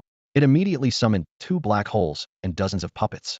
Each black hole could swallow 9 plants, and one of them appeared right where the squash was. Li Wu had already taken note of the black hole's positions, and as soon as a plant disappeared, she quickly replanted it. This time, the puppets had nowhere to run. Potato mines and squashes formed a deadly trap. Li Wu's planting seemed casual, but it was carefully calculated. No matter which way the puppets moved, only death awaited them. Boom, boom. Explosions rang out one after another. You looking at me? Huh. Humph. The squash's angry roar echoed through the chaos. Energy beams kept accumulating, and the scene was filled with instant knockouts. The darkness on the vine mist's body gradually faded as it burned through a massive amount of mist energy to maintain its skills and puppets. Gone was its earlier composure. Now, it shouted irritably, "Do you really think you can win like this? I'm a fusion of 2 top-tier class mutants and S-mutant." Most of the darkness on its body had dissipated, and suddenly, hundreds of puppets appeared, swarming the battlefield. The domain seemed overrun by the puppet army. Some collided with potato mines and exploded on the spot, while those who got close to the squash were smashed to pieces. After this wave, almost all the potato mines and squashes on the field were spent. Human, is this your limit? I'm just getting started. The vine mist summoned another 100 puppets. Looks like your limit isn't much better, Li Wu replied calmly. The vine mist was furious. You arrogant human. Black holes reappeared, swallowing many plants. Less than 20 plants capable of instantly defeating the puppets remained. The puppet horde advanced like a mountain, kicking up clouds of dust. At that moment, Li Wu planted a squash in front. The squash eyed her sideways, but when Li Wu took out an energy beam, its attitude softened a little and it grunted quietly. After consuming the energy beam, the squash began to glow with dazzling light. Humph, what are you staring at? Looking for a fight? The squash leapt several spaces, smashing into a distant puppet. This time, it didn't disappear, but turned to another puppet on the left. You looking at me? Huh. Humph. Another heavy blow. Then, it swept its gaze over the remaining puppets. What are you staring at? Within its domain, once it locked onto a target, it could leap forward with explosive force, pounce, and crush its prey with pinpoint accuracy. Taking advantage of the dark vine mist's delayed reaction, Li Wu quickly planted a kabocha and continued infusing it with energy beams. The surrounding kabochas let out taunting noises. What are you looking at? Want to fight? Huh. Humph. Huh. Humph. The air was thick with provocation. The puppets wore expressions of grievance, but they paid no real attention to these strange plants. Did the kabochas care, though? Clearly not. Gao Qianfan jumped up again, unable to hide her excitement, and let out a sigh. Was she forced herself to swallow the rest of her words? Not only could the kabocha move freely in all 4 directions, but after unleashing its ultimate move, its abilities were no longer limited by distance. The scene before them was astonishing. 13 puppets had been crushed in succession. A single kabocha had simultaneously struck down 13 puppets from all directions. The kabocha was practically legendary, and it was Wuji's trump card truly formidable. The more excited Gao Qianfan became, the more she couldn't help but laugh and cry at the same time. Can anyone keep count of how many plant spirits Wuji has summoned this time? There are so many now, I've lost track. As she spoke, she cast a smug glance at Fu and Anthony. Having too many spirits was almost a nuisance, but that was a problem the Federation could only dream of. Chu Shibu quietly clenched his fist, covering his mouth as he coughed lightly, unable to hide a trace of a smile. If I'm not mistaken, this is the 14th spirit. He continued his analysis. We've studied the kabocha's ultimate ability and traits before, and now, it's clear that its power is on par with any other plant. The only unknown is how long it can last, and where its limits lie. At this point, the kabocha is absolutely a top-tier spirit. Chu Shibu focused on the floating dark vine mist above, his voice low and serious. Every time the dark vine mist creates puppets, darkness, or black holes, it consumes its own energy. You can see its color has faded. It started out as an inky black, impenetrable by any light, but now, it looks diluted, like watered-down ink. There was a hint of concern in his eyes. The dark vine mist hasn't unleashed its true ultimate move yet. Let's hope Li Wu can handle whatever comes next. A spark of hope lit up in Gao Qianfan's eyes. Wu Jie will definitely defeat it. She's managed to overcome that S variant. It's unbelievable. Not even the Federation's strongest could do that, but she did. Still, Chu Shibu remained calm. Don't celebrate too soon. The Darkvine Mist's final move hasn't been revealed. There's only one Li Wu, and she's only just awakened her powers less than a month ago. His words carried a note of unease. The Kabocha's ultimate move lasted a full 30 seconds. During that time, each strike landed with earth-shaking force, relentless and wild, like a warrior in a frenzy. The two Kabocha's ultimates devastated everything in their path, giving the puppets nowhere to hide. At last, the Darkvine Mist recovered. Its scream tore through the air. What did you do? How could a human destroy so many puppets in such a short time? Damn it! Its dark power quickly gathered, and a mass of black energy flowed out, engulfing the moving Kabochas and nearby plants. The darkness forcibly immobilized them for 5 seconds, instantly stripping away all their abilities. During those 5 seconds, the Kabochas were frozen in place, and the puppets seized the opportunity, trampling the plants and crushing many of them. When the countdown ended, the Kabocha's ultimate move finished as well, but even then, one last Kabocha struck down the final puppet with incredible speed, vanishing from the air with a heavy thud. Even with this outcome, the tension lingered no matter what. The battle was still full of uncertainty.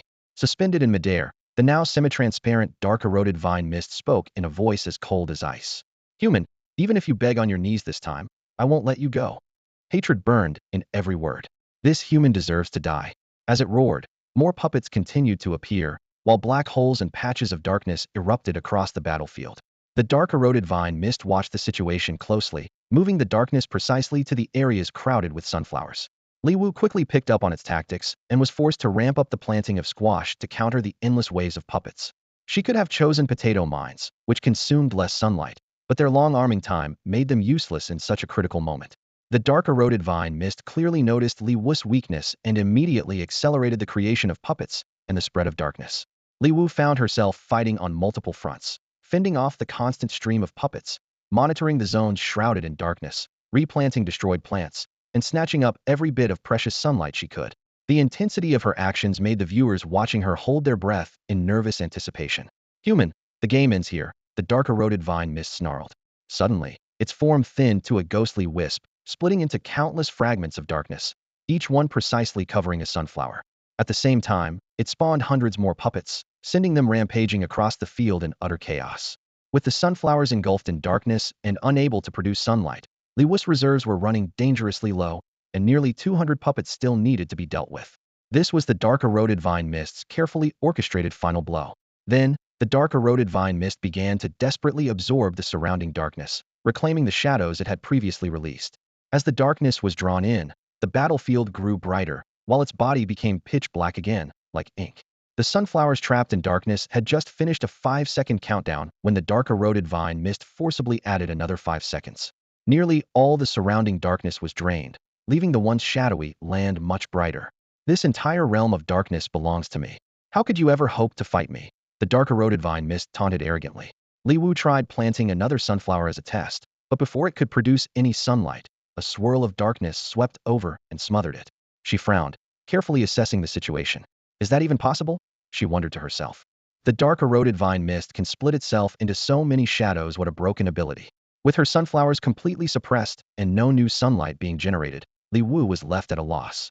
The darkness covering this land was all released by the dark-eroded vine mist, which meant it had an endless supply to outlast Li Wu, while her own sunlight reserves were stretched to the limit.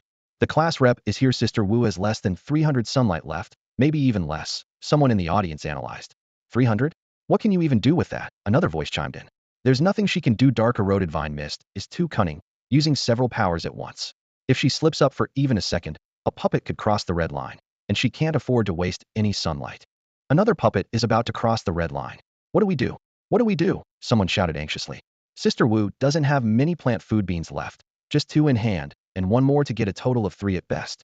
That's nowhere near enough to handle so many enemies. There's no way out of this, a defeated voice concluded. Honestly, even if she had sunlight, with so many puppets and black holes popping up everywhere, it would still be almost impossible to win. Chu Shibu's eyes were filled with tension as he stared intently at the battlefield, his voice low. The dark-eroding vine mist is even smarter than we thought. It's figured out Li Wu's intentions, so it's forcing the sunflowers to stop working with everything it's got. Gao Qianfan pointed at the gradually fading black mist and added, but this move is costing it a lot, too. Look, the black mist covering the sunflowers is almost invisible now. Still, it can absorb the darkness around it to keep going. He paused for a moment. So that's why this place is called the Land of Darkness. The pollution here in S113 is all because of the dark eroding vine mist. It's been unconsciously releasing darkness, turning this area into the infamous pollution zone. Looking around, a glimmer of hope flashed in Gao Qianfan's eyes. But it's not hopeless. The Land of Darkness is a lot brighter than before. Energy can't just appear or disappear out of nowhere. The dark eroding vine mist can't keep this up for long. Chusherbu, all we can do now is wait it out. Gao Qianfan, Li Wu's sunflowers have been forced out of action. She doesn't have much sunlight left. If this drags on, it'll be bad for her, Chu Sherbu said, his expression grim and his brow furrowed. Anthony was about to gloat, but a sharp look from Ifu stopped him. Even so, both of them wore smug, mocking expressions, their eyes full of disdain. Li Wu is finished. Without sunlight, she's useless. Sensing the mood was getting too heavy, Chu Sherbu quickly shared some good news. It takes a huge amount of energy for the dark eroding vine mist to generate darkness. Every 5 seconds, if it wants to keep covering all the sunflowers, it needs a massive energy boost. If we can just hold out a little longer, Li Wu still has a chance. On the battlefield, Li Wu had only 280 sunlight points left. The dark eroding vine mist sensed her predicament, and a smug voice echoed from the black mist. Human, I told you this time, you're finished. You think these little tricks can beat me? Li Wu's expression remained calm, her voice steady. You burn through energy every 5 seconds. Isn't it you who's struggling now? If you're so powerful, why not cover all my plants at once? Although the dark eroding vine mist was irritated, it ignored her taunt. Generating darkness was draining too much energy, and its puppets were already close to the front 2 or 3 rows. There was no need to waste words with this human now. Seeing her provocation had failed, Li Wu didn't mind. She quickly moved on to her second plan. In her hand appeared a small, bright yellow mushroom, round and cheerful, with big, sparkling eyes. She swiftly planted this new species in an empty spot. Sunshroom, level 1, cannot be upgraded. Costs 100 sunlight to plant. Growth type plant with 3 stages, advances every 10 seconds. In stage 1, produces 10 sunlight every 5 seconds. Stage 2, 20 sunlight every 5 seconds. Stage 3, 100 sunlight every 5 seconds. Sunshroom thrives in darkness. Sunlight production doubles in the dark. Planting cooldown, 10 seconds. Born in darkness, but always seeks the light. It produces sunlight, too. The dark eroding vine mist noticed Li Wu's move and hesitated at the sight of this unfamiliar plant, ultimately deciding not to interfere. The sunflowers had already drained much of its energy, and it didn't have the capacity to deal with the squash on the field, let alone this strange new plant. It was convinced that as long as it kept the sunflowers under control, Li Wu's sunlight would eventually run out. Taking advantage of this opening, Li Wu acted swiftly, taking out 3 puppets that were about to cross the red line. She had only 30 units of sunlight left, not enough for the plants to grow. The dark erosion vine mist seemed to sense this and excitedly spawned another batch of puppets. This time there were just over 20, but to it, that was more than enough to deal with Li Wu. In the early stages, sunshrooms grew slowly, producing sunlight so tiny it was barely noticeable, smaller than a thumb. Silently, Li Wu reached out and collected these minuscule rays of sunlight. A new plant. Wuji's got a new plan up her sleeve. One of the spectators shouted excitedly. We're saved. There's always a way out. Wujia has so many tricks, it's dazzling. But isn't the biggest problem that there's no sunlight left? Another voice questioned. Wujia can't even plant a squash anymore. 2 puppets were already closing in on the front line. Li Wu had stood motionless for several seconds, clearly out of sunlight. The spectators were so tense, they didn't even dare leave for the bathroom. Li Wu, at least try to fight back. What's the point of just standing there? Wait, I think I saw something tiny and yellow appear on top of the new plant. Zoom in, it kind of looks like sunlight. Where? I didn't see anything. Me neither, but I did notice that new plant is a little bigger now. No way. It really grew. Do plant spirits have a growth attribute now? No idea. Someone else answer. No clue here either. The dark erosion vine mist let out a sharp laugh. So all you can do is wait for death? Once I've locked down your sunflowers, your entire spirit is useless. Huh. Humans really are pathetic. Li Wu remained calm. She subtly waved her hand over the 2 sunshrooms, quietly harvesting their sunlight. The motion was so discreet that the vine mist didn't notice a thing. In the darkness, the 2 second-tier sunshrooms produced 80 units of sunlight, bringing Li Wu's total to 110. She immediately planted a squash and fed it an energy beam. The squash glanced sideways at the puppets about to cross the red line, then suddenly leapt high and slammed down hard on them. 1, 2, 3. In just 30 seconds, the squash crushed 23 puppets, wiping out the immediate threat. Energy beam 1. Li Wu, why don't you laugh now? What else have you got? The vine mist's voice turned icy. As soon as it finished speaking, the 2 sunshrooms beside Li Wu stretched and grew even bigger. Li Wu timed it perfectly, sweeping her hand over them just as sunlight appeared, collecting it all. Sunlight 400. In the darkness, the sunshroom's sunlight output doubled. Each third-tier sunshroom could generate 200 units of sunlight every 5 seconds. A smile grew in Li Wu's eyes as she calmly planted 4 more sunshrooms, unhurriedly watching the puppets approach. The puppets moved slowly, taking almost 10 seconds to cross a single grid, plenty of time for Li Wu to react. Meanwhile, the vine mist had to use a burst of dark fog every 5 seconds to keep Li Wu's sunflower suppressed, a massive drain on its power. Even though it kept absorbing dark energy from the surroundings, its form was visibly fading. Determined to wear Li Wu down, it stopped creating black holes and new puppets. As far as it was concerned, as long as it kept the sunflowers under control, that wretched human would be helpless. But why did the human in its domain look so calm? Wasn't she afraid? The vine mist's expression began to twist. Li Wu stood quietly, patiently waiting for the sunshrooms to grow. At this moment, she seemed particularly at ease, since the puppets were still far away and the shadow vine mist was fully focused on restraining the sunflowers. Woo woo, aren't I your favorite plant anymore? Kue drooped its head, gazing at Li Wu with a hint of grievance. Be good, I'll avenge you soon, Li Wu said, gently stroking its head, a mysterious smile playing at her lips. She guarded the cluster of sunshrooms, eyes fixed on them, ready to collect the sunlight they were about to produce at any moment. Gao Qianfan suddenly widened her eyes. I saw it. There's really a tiny sun, about the size of a fingernail, she exclaimed excitedly. Wu Jia always manages to collect the sunlight from new plants at the perfect moment. The production team immediately zoomed in and played the footage in slow motion. Under the extreme slow-mo, everyone could finally see it clearly. As soon as a fingernail-sized sun appeared, Li Wu snatched it away with a speed almost too fast to catch. When the new plant grew to the height of Li Wu's calf, the sunlight it produced returned to its normal size. New plants can produce sunlight too, Gao Qianfan blurted out in surprise. Even if the sunflowers are restrained, we have a backup plan. Chu Shibu analyzed excitedly. Li Wu has broken the limitation of relying on a single source of sunlight for the psychic system. Even when facing a restrictive opponent like the Shadow Vine Mist, she now has a countermeasure. What was even more shocking was that Gao Qianfan noticed another change. 200 sunlight. In the program's slow-motion replay, everyone could clearly see. Within just 5 seconds, the new plant produced 2 small suns, equivalent to a gain of 200 sunlight. Meanwhile, on screen, the Shadow Vine Mist was still tirelessly focused on restricting the sunflowers, completely unaware that Li Wu had already found a way out. She collected sunlight at her leisure, planted sunshrooms, and occasionally placed a couple of squash near any puppets about to cross the line, crushing them instantly. The whole scene looked utterly surreal. The Shadow Vine Mist, the first publicly revealed S-level variant in human history whose abilities alone were enough to drive anyone to despair now, seemed like nothing more than a plaything in Li Wu's hands. As unbelievable as it sounded, the reality on screen proved Li Wu was, in fact, toying with this powerful variant. Ancient Wu watched as the puppet was about to cross the red line. Victory seemed within reach. Just when it thought it had won, a squash suddenly fell from nowhere and struck the puppet. Then another squash appeared. One after another, squashes rained down, each one freezing Enlisting was triumphant grin, which would then quickly vanish. This happened over and over until it finally realized it had been caught in a carefully orchestrated game. The humans were toying with it. There was no way Li Wu's sunshroom could have lasted this long. It had to be her yellow mushroom causing trouble. Fury erupted within Ancient Wu. Its entire form trembled, thick mist spreading like a festering wound before rapidly gathering back together. Rage and malice filled the air. Humans. Damn humans. Blinded by anger, it lost all composure. It frantically absorbed every bit of darkness around it, determined to create a night of its own.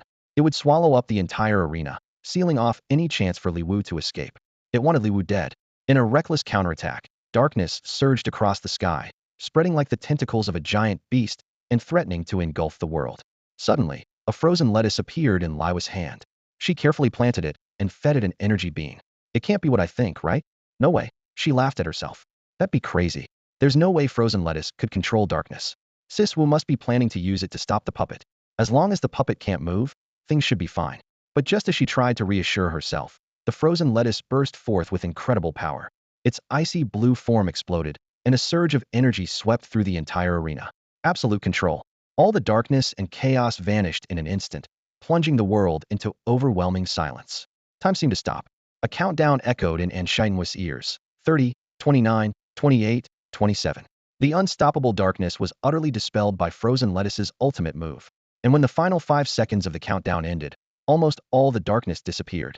The sunflowers and sunshrooms before Li Wu suddenly shone with dazzling light, turning the entire arena as bright as day. And Enlisting's mist quivered violently, as if electrocuted. It stared in disbelief, unable to comprehend how it could be controlled. It was just a mass of black mist. How could it be restrained? Li Wu strolled calmly through the sunlight as the glow from the sunshrooms and sunflowers faded at her fingertips. She began planting squash after squash. This time, the puppet could no longer stop her, as she now had enough sunlight and a powerful army of plants. Wu couldn't even create a basic black hole anymore. Still under control, it watched helplessly as death drew closer. Li Wu gently fed the last energy beam to a sunflower and waved with a smile. Well then, goodbye. In the livestream chat, Gao Qianfan nearly jumped out of her seat. Oh my god. Oh my god. I can't believe it. Sister Wu actually controlled the S variant Wu. She ran around the studio in excitement as if she'd discovered a new continent, practically jumping in front of Yifu and pointing at the camera, shouting, "Did you see that? Sister Wu just beat an S variant. She did it. She took down the first S variant." Then she darted over to Anthony, grinning smugly. "Did you see that? This is the first public S variant. And my sister Wu handled it with ease. Haha. From today on, frozen lettuce officially became my new favorite, pushing Big Mouth Flower down to second place for now." Gao Qianfan was so excited she was almost hysterical, but no one blamed her after all. This hard-won victory meant everything to them.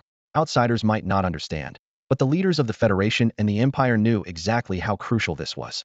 The battlefield had already seen threats beyond glass several times, and despite their best efforts, all they could do was contain them. Now, Li Wu had resolved it all. Chu Shibu watched Li Wu on the screen, his face brimming with pride.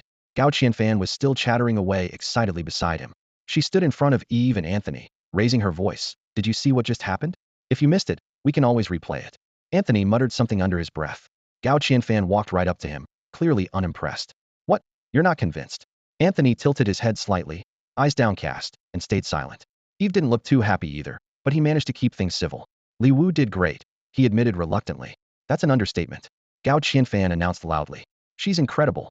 As Gao Qianfan sang her praises, the discussion on the broadcast only grew more heated. Across the galaxy, talk about Li Wu was just beginning. When the S variant first appeared, everyone was gripped by fear, as if the end of the world was coming. No one believed Li Wu could defeat it after all. She had only just awakened her abilities, and even the top 10 from Central Star working together might not be able to handle the dark corrosion vine mist. Yet now, not only had Li Wu won, but she did it beautifully and decisively. She even toyed with the S variant on the battlefield, showing the full extent of her power. This time, Li Wu's name truly swept across the entire galaxy.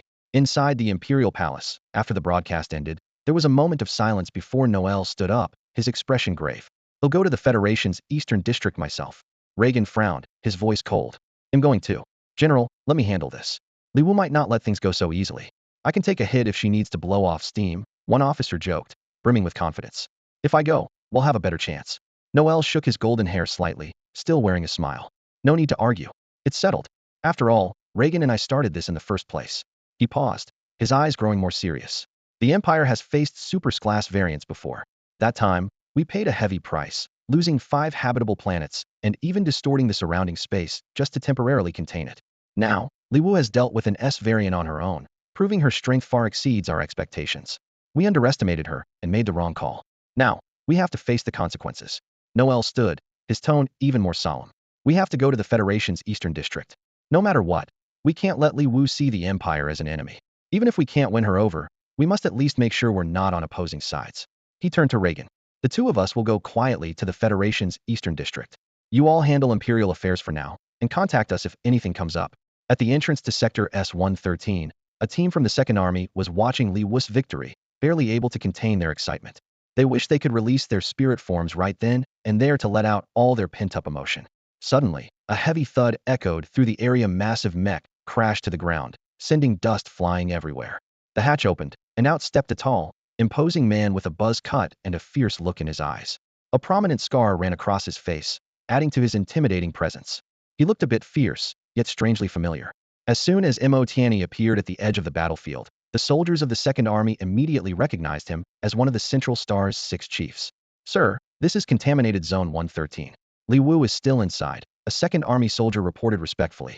Before the words had even faded, Tianyi's spirit mech had already materialized, its silver armor gleaming as it covered him from head to toe. "Evacuate everyone. I'm clearing out this contamination zone today," he declared, his tone leaving no room for argument. "Wait, sir. Wu Jie already launches coming out any second." The Second Army soldiers hurried after him, trying to explain, but Tianyi, already in combat mode, ignored them completely. as in Skla's awakened arsenal of fantasy weapons. Emotiani could manifest any weapon he wished at will. His spirit weapons dealt double damage to any aberration above a class, making him the most formidable among the Central Star's 10 chiefs. He had once single-handedly wiped out all the aberrations on an entire planeta record that struck fear into many. With a deafening roar, Emotiani bulldozed through the contamination zone, leveling everything in his path. It wasn't until he came face to face with Li Wu, who was just emerging from her domain, that the momentum finally halted. The two locked eyes, tension crackling in the air. Emotiani's weapon was aimed straight at Li Wu, and she nearly activated her domain in response. Emotiani retracted his mech and sized up the girl before him. You're Li Wu? Where's the S-class Darkvine Mist? Dead. Not even a trace left, Li Wu replied calmly, her eyes studying the man who gave her an overwhelming sense of danger. Not even facing the Darkvine Mist had she felt such a threat. You took down an S-class aberration? Emotiani asked in disbelief. Why? Think I couldn't?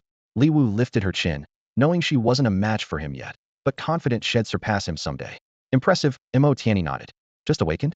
Interested in joining Central Star? No thanks, I'm happy with the 6th Army, Li Wu refused outright. She didn't know much about him, but she finally felt she had enough standing to negotiate with one of Central Star's chiefs. Suddenly, Emotiani's communicator buzzed. He glanced at it and said, I've got something else to take care of. He'll be off. Maybe we'll spar next time. Before his words had fully faded, his mech reappeared and, with a few spatial jumps, he vanished from sight.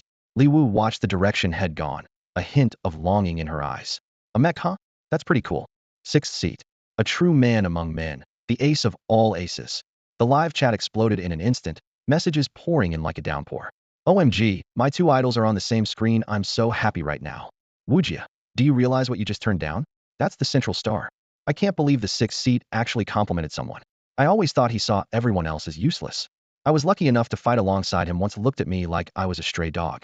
Don't say that, you're insulting dogs. For all you know, he probably finds dogs cuter than you. Dog head emoji. I'm crying. The chat kept rolling, and the discussion got even more heated. Who do you think would win if Wujia and the 6th seat really sparred?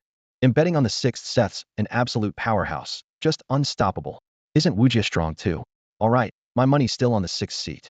Ha ha, Wujia, you're amazing, but I'm still going with the 6th seat. I hope I get to see Wujia and the 6th seat battle one day.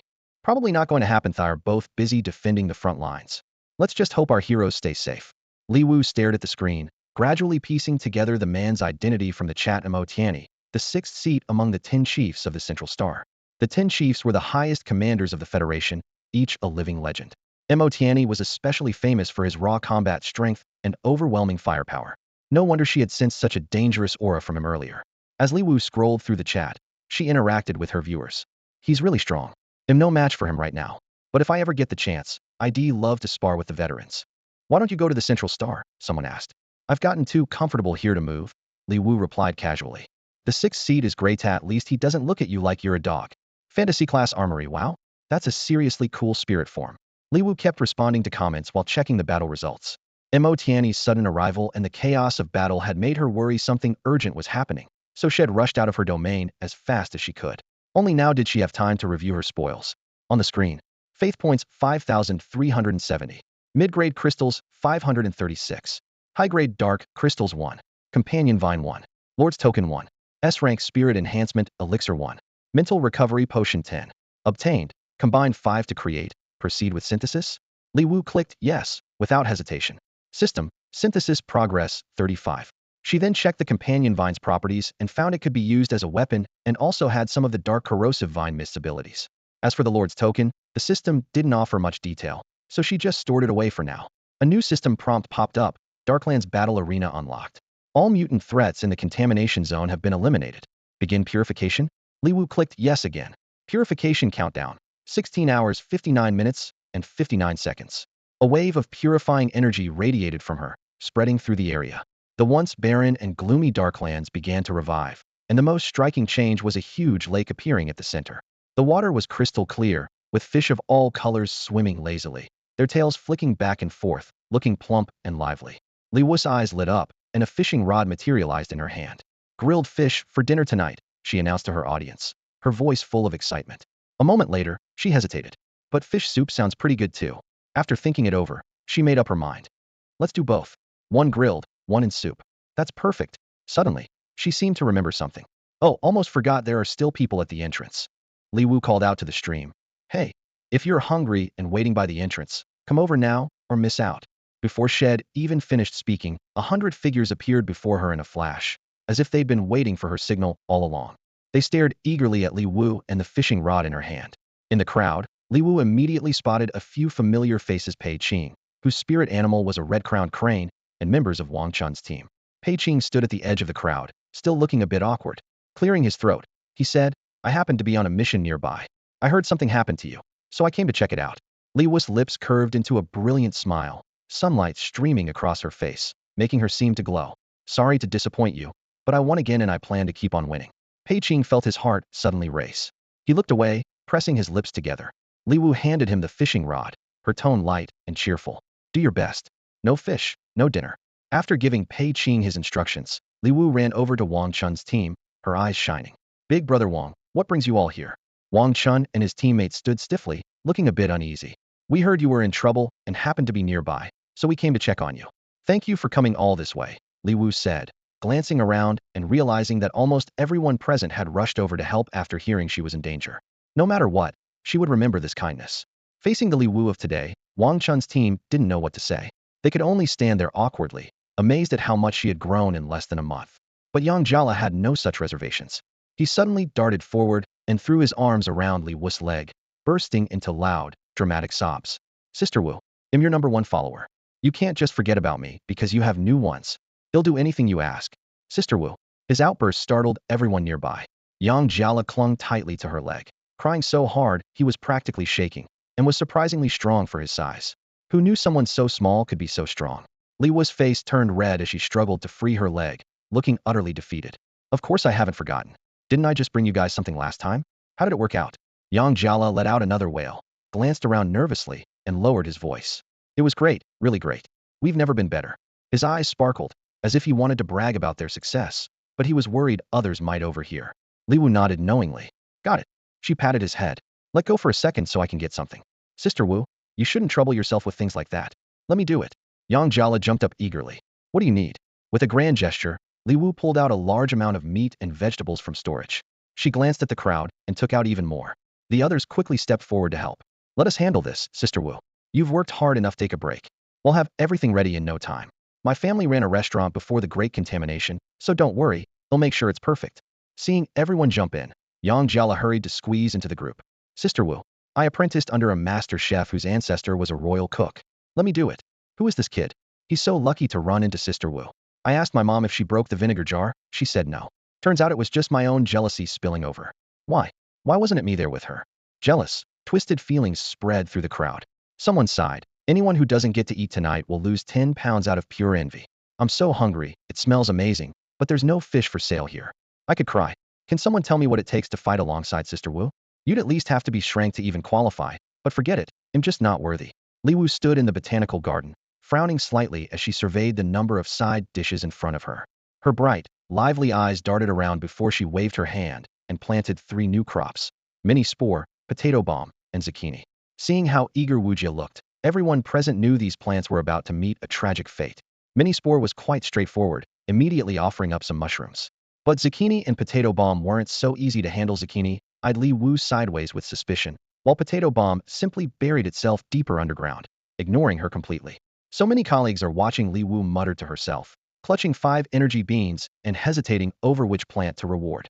Just then, the situation suddenly took a turn. Zucchini dropped its disdainful look, and potato bomb poked its head out from the soil. "It's just potatoes, I can make as many as you want." Potato bomb grinned, instantly producing a shower of potatoes. Not to be outdone, zucchini quietly started pumping out large quantities of fruit, its eyes seeming to ask, "Is this enough?" Li Wu beamed with delight. "That's plenty, more than enough." Her co-workers couldn't help but start their usual round of banter. "Why couldn't I have awakened a plant-based ability?" Don't be fooled. Not all plant wielders are like Wujia. On the battlefield, Wujia is ruthless. These plants are so naive they don't even have a kindergarten diploma. While netizens argued online about whether potato bomb or zucchini deserved more rights, Li Wu was already seated at the dining table, enjoying Yang Jiale's special potato and beef stew. The aroma was far richer than anything she remembered from her previous life. The potatoes were soft and creamy, the beef tender and juicy, and the fragrance filled the air. Yang Jiala hovered around her like a kid showing off his treasures, fussing over every detail. "Wujia, the timing's just right. Careful, it's hot. Try it with this sauce, it's even better. He skillfully edged everyone else out of the way, glancing around with pride as if to declare that he was Wuji's #1 right-hand man. The contaminated area has been fully purified. Stardust points 3. As Li Wu watched the system notification appear before her, she saw that her Stardust points in the system space had now increased to 6. This time, the message was even more detailed. Stardust points originate from a mysterious cosmic force and can inspire extraordinary changes in plants. This made her even more excited for the future of her plant nursery. Before leaving, Li Wu took a mental restoration potion from her backpack and handed it to Wang Chun, whose mental strength had suffered the most. Brother Wang, this will help you recover. Wang Chun looked up sharply, his lips trembling. I can't accept this. You've already given us so much. What you gave us last time was a huge help. As a veteran from the front lines, he knew just how precious these potions were. He had never even seen one at the front, so their supply must be extremely limited. He and the others felt uneasy, believing they hadn't contributed much, yet were being rewarded so generously. Li Wu simply pressed the potion into his hand, her eyes warm with a smile. Do you remember those crystals you gave me back then? Don't be so formal with me. You helped me when I needed it most. Can't I return the favor now? She added cheerfully. I have to go, but I'll come back to see you when I have time. Yang Jiale's eyes brimmed with tears. Sister Wu, don't forget me. They'll be waiting for you back on Blue Star. Li Wu waved goodbye to everyone and boarded her starship. When her ship landed at the 6th Army's training grounds, the off-duty soldiers had already gathered to welcome her. Sister Wu, you're amazing. The deafening cheers nearly shook the sky as they lifted Li Wu high and passed her through the crowd. Gu Yuanlong and Mao Cheng watched from a distance. These kids, all of them, are getting extra training tonight, Gu Yuanlong said with a laugh in his voice. Mao Cheng sighed. They've been waiting too long. So have we. Just when humanity was on the brink of despair, we finally have hope that can defeat S-level mutants. When the excitement died down, Gu Yuanlong raised his voice. Have you all finished today's training? Reporting, General, all finished. He Peng Chao called out first, and the others quickly followed in unison. Reporting, General, all finished. On the training grounds, Gu Yuanlong's voice rang out with authority. Those who just finished answering, double your training, immediate LIGO. Yes, General, came the unified reply. In the next moment, everyone on the field scattered, leaving the space empty. Gu Yuanlong turned to Li Wu. Come to the conference room. Yes, General. Li Wu followed without hesitation. Inside the conference room, Li Wu wore a relaxed smile. General, you asked for me? Gu Yuanlong had intended to reprimand her, but seeing Li Wu's impeccable demeanor, the stern lines on his face unconsciously softened. Sit. There are a few things we need to discuss. Li Wu obediently took a seat across from him. Secretly relieved, she had escaped a scolding. The Third Army will come tomorrow to bring their fallen soldiers home, Gu Yuanlong began.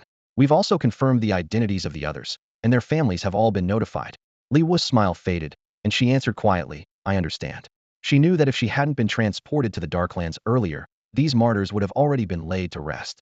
The second thing, Gu Yuanlong continued, there's an issue with your genetic report. It says I'm not a child of the Li family? Li Wu asked calmly. Gu Yuanlong frowned. You knew? I suspected, Li Wu explained. Li Xiuyuan is always thorough. When he decided to drive us out, he must have made sure everything was covered. The Phoenix Spirit was just the first step. A genetic test was the second. But the test was personally conducted by the 10 seats. Li Xiuyuan shouldn't have been able to interfere.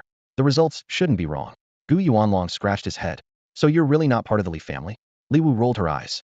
My parents aren't so careless that they wouldn't recognize their own child. Awakened ones have a natural sense of their own bloodline. The two of them fell into thoughtful silence. The abnormal genetic results were perplexing. Li Xiuyuan's schemes were tightly woven, confusing Li Wu's identity with Li Qing's, hoping Li Wu would die, but having a backup plan if she survived. Unfortunately for him, this time Head met his match. Central Star has suppressed the news for now, Gu Yuanlong said. You'll need to do another test once you're back. Li Wu doubted the repeat test would yield a different result, but she nodded in agreement. In her mind, she wondered, what trick did Li Xiuyuan pull? Was Li Qing's successful awakening of the legendary Phoenix really just a coincidence? When is Li Xiuyuan coming to apologize to me? Li Wu suddenly asked. What's the rush? Gu Yuanlong chuckled. You just got back, and he actually fainted in the hospital a few days ago. Only woke up yesterday. Li Wu rolled her eyes dramatically. I don't care. I've suffered serious physical and emotional damage. It's going to take a long time to recover. Li Xiuyuan, Li Heping, and the whole Li family ganged up on me. Besides, the Empire offered me such generous benefits. I need to think it over carefully. Don't worry, Gu Yuanlong said, half amused, half exasperated. You'll get what you deserve. Central Star is still discussing the rewards for your recent battles, but the 6th Army's reward has already been deposited into your account. You can check it yourself. Li Wu's eyes lit up instantly. Can I have a few matches? The same kind as the ones the 10 seats use would be great. The weapons that Mo Tiany's spirit form could manifest were all real, an existing model set was so impressive. Li Wu couldn't help but feel a pang of envy, wishing she could have a mecha like that herself. Hearing her, Gu Yuanlong was so exasperated he almost laughed out loud. Teasing her, he said, "You really don't ask for much, do you? The first thing you want is a double-class combat mecha. Do you even know how many of those exist in the entire Federation?" Li Wu paused, curiosity piqued. "How many are there?" Gu Yuanlong looked at her in disbelief. "There are only 3 in the whole Federation." Li Wu blinked and smiled nonchalantly. "Well, even if there was just one, I wouldn't mind having it." A vein throbbed on Gu Yuanlong's forehead. He felt utterly helpless. "Talking to you makes me feel like I'm losing years off my life." He rubbed his temples, thinking this kid really just saw him as an endless ATM. "All right, I'll see what I can do, but I'm telling you now, there's no guarantee." Li Wu's eyes lit up. She nodded eagerly, clutching her chest dramatically. "Wow, General, you're the best. I always knew you were the most capable. You were the anchor of the 6th Army. Nothing's impossible with you around. I'm so lucky to have met a general like you." Gu Yuanlong almost couldn't hold back a smile. He coughed twice to compose himself. "Enough with the flattery. Really, there's no guarantee. Where did you even learn to talk like that? You never pick up anything good, just this nonsense." Li Wu's eyes curved into crescent moons as she grinned. "I mean every word." She joked. "I picked it up from the comment section, haha." She seemed rather pleased with herself, thinking Gu Yuanlong clearly liked this kind of banter and making a mental note to use it again in the future. Gu Yuanlong's expression grew complicated. He nearly lost his train of thought because of her. It took him a moment to get back on track. "I've talked it over with the leaders from Central Star and a few other regions. From now on, any area you purify will be yours. You'll have full ownership." Li Wu was taken aback, a warm feeling swelling in her chest. Such a simple statement from Gu Yuanlong carried an immense amount of effort behind it. The value of a purified zone was self-evident. Everyone understood what was at stake. Even if she was the one who purified it, the tangled web of interests, original territorial claims, stationed personnel, divisions between legions and factions meant everyone wanted a share. For Gu Yuanlong to secure this for her was clearly no easy feat. Li Wu couldn't help but look at Gu Yuanlong, her gaze warm and full of gratitude. He, however, was a bit uncomfortable under her look and quickly lowered his head, awkwardly saying, "Don't look at me like that. Central Star did most of the heavy lifting. It's really not such a big deal. Just take it." Li Wu beamed, showing all her teeth, clearly delighted. "Got it. Thank you, General." Gu Yuanlong paused, raising an eyebrow as if hesitating for a moment, but quickly changed the subject. "One last thing, your squad is too small. You'll need to pick your own team members." Li Wu looked a little lost. This wasn't something she was familiar with. Gu Yuanlong cleared his throat and continued, "The students from the top 10 military academies are about to graduate. Their final exams are happening in the next few days. Most of the future talent for our military districts will come from these students. There are a few promising ones in this batch. Also, the position of chief commander is still vacant, and none of us can leave our posts right now." He glanced at Li Wu, his tone hinting at something. Li Wu caught on immediately, her eyes lighting up. "Is their final exam going to be held in the contaminated zone?" Gu Yuanlong smiled faintly. "The location and content of the final exam are decided by the chief commander." Another week had passed without seeing the 2 little ones, and as soon as they spotted Li Wu, they became incredibly clingy. Each of them grabbed onto one of her legs, calling out in soft, sweet voices, "Sister, sister, we missed you so much." Li Wu bent down and scooped them both up, one in each arm. After just a few days, the kids seemed healthier, noticeably heavier thanks to better nutrition. She weighed them in her arms and smiled. "You 2 little piggies have grown taller, haven't you?" Ping Ping and Ainen nestled warmly against her. Ping Ping was quiet and cuddly, while Ainen immediately launched into a stream of chatter. "We watched your live stream, sister. You were amazing," Ainen said excitedly. "You're a real hero, beating up all those monsters. I want to be a hero like you when I grow up. The plants were awesome too. Our friends love them so much. Our teachers taught us some ways to exercise, and the other kids are super jealous of us." The kids' conversation jumped from one topic to another, but Li Wu just kept smiling gently, responding patiently to everything Ainen said. After they'd walked for a while, Ping Ping suddenly noticed something and turned to her, asking, "Aren't we going home? This isn't the way we usually go." Li Wu praised her. "You have such a good memory, Ping Ping. You remembered the way after just 2 times." Not to be outdone, Ainen chimed in. "I remembered too." She snuggled even closer to Li Wu, a proud little smile on her face. "You're amazing too, Ainen," Li Wu said softly, then explained, "We've moved to a new house. From now on, we'll have a home of our own." Once the funding came through, the construction team worked much faster than Li Wu had expected. She had been notified that morning that the house was finished and ready for inspection. Since she was already picking up the kids, she brought them along. Right across from the old Li family residence, a grand new house had sprung up, almost an exact replica of the original, inside and out, as if it had been copy-pasted. From the start of construction, people had been gossiping, wondering who would dare build something so ostentatious right by the Li family's gate. But once they learned it was for Li Wu, everyone fell silent. To outsiders, the relationship between Li Wu and the Li family was complicated. The Li family had produced a hero who protected the Eastern District, but some members used that status to throw their weight around. Now, Li Wu herself was a hero, but she was at odds with the family. No one quite knew what to make of it. Recently, the Li family had kept a low profile. Only a few within the family knew the house had been emptied. With the gates tightly shut, no one could tell from the outside how deserted it had become. Wow. Sister, this is our house. Ping Ping and Ainan's eyes sparkled with excitement as they stared at the building that looked exactly like the one in their memories. Li Wu set them down, and they immediately ran to the pillars by the entrance, their small hands tracing the familiar patterns. Even the two little stone lions next to the big stone lions at the gate had been recreated exactly gifts their parents had carved for them from crystal, later accidentally broken by some of the Li family's other children. Each of them picked up one of the little stone lions, and tears began to fall. They could no longer remember exactly what their parents looked like, but they still remembered how much their parents had loved them, even if they had always been so busy. Busy all year round, they barely saw each other twice. Seeing the two little ones with red-rimmed eyes, Li Wu felt a pang of heartache. She scooped them up, one in each arm. Come on, aren't you going to take a look inside? As soon as the door opened, the twins instantly forgot their tears and longing. Everything before them left them wide-eyed with amazement. The placement of every piece of furniture, every painting on the wall, was exactly like the home they remembered. Wow, Ping Ping exclaimed, pointing excitedly at a vase. Look, my teeth marks are still here. And this chip is still there too. Ainan traced the broken edge of the vase, his eyes sparkling. The two children wandered around like country kids visiting the city for the first time, peering around in wonder and letting out cries of excitement. Compared to the grand Li family house across the street, this place felt much more like the warm little home with mom and dad from their memories. Big sister, you're amazing. The twins hugged Li Wu's legs tightly, looking up at her in awe. How did you do it? Li Wu just smiled, saying nothing. Anyone who saw the setup next door would know how she managed to recreate their childhood home here. Go check out your rooms. Ping Ping and Ainan cheered and dashed upstairs, with Li Wu following behind.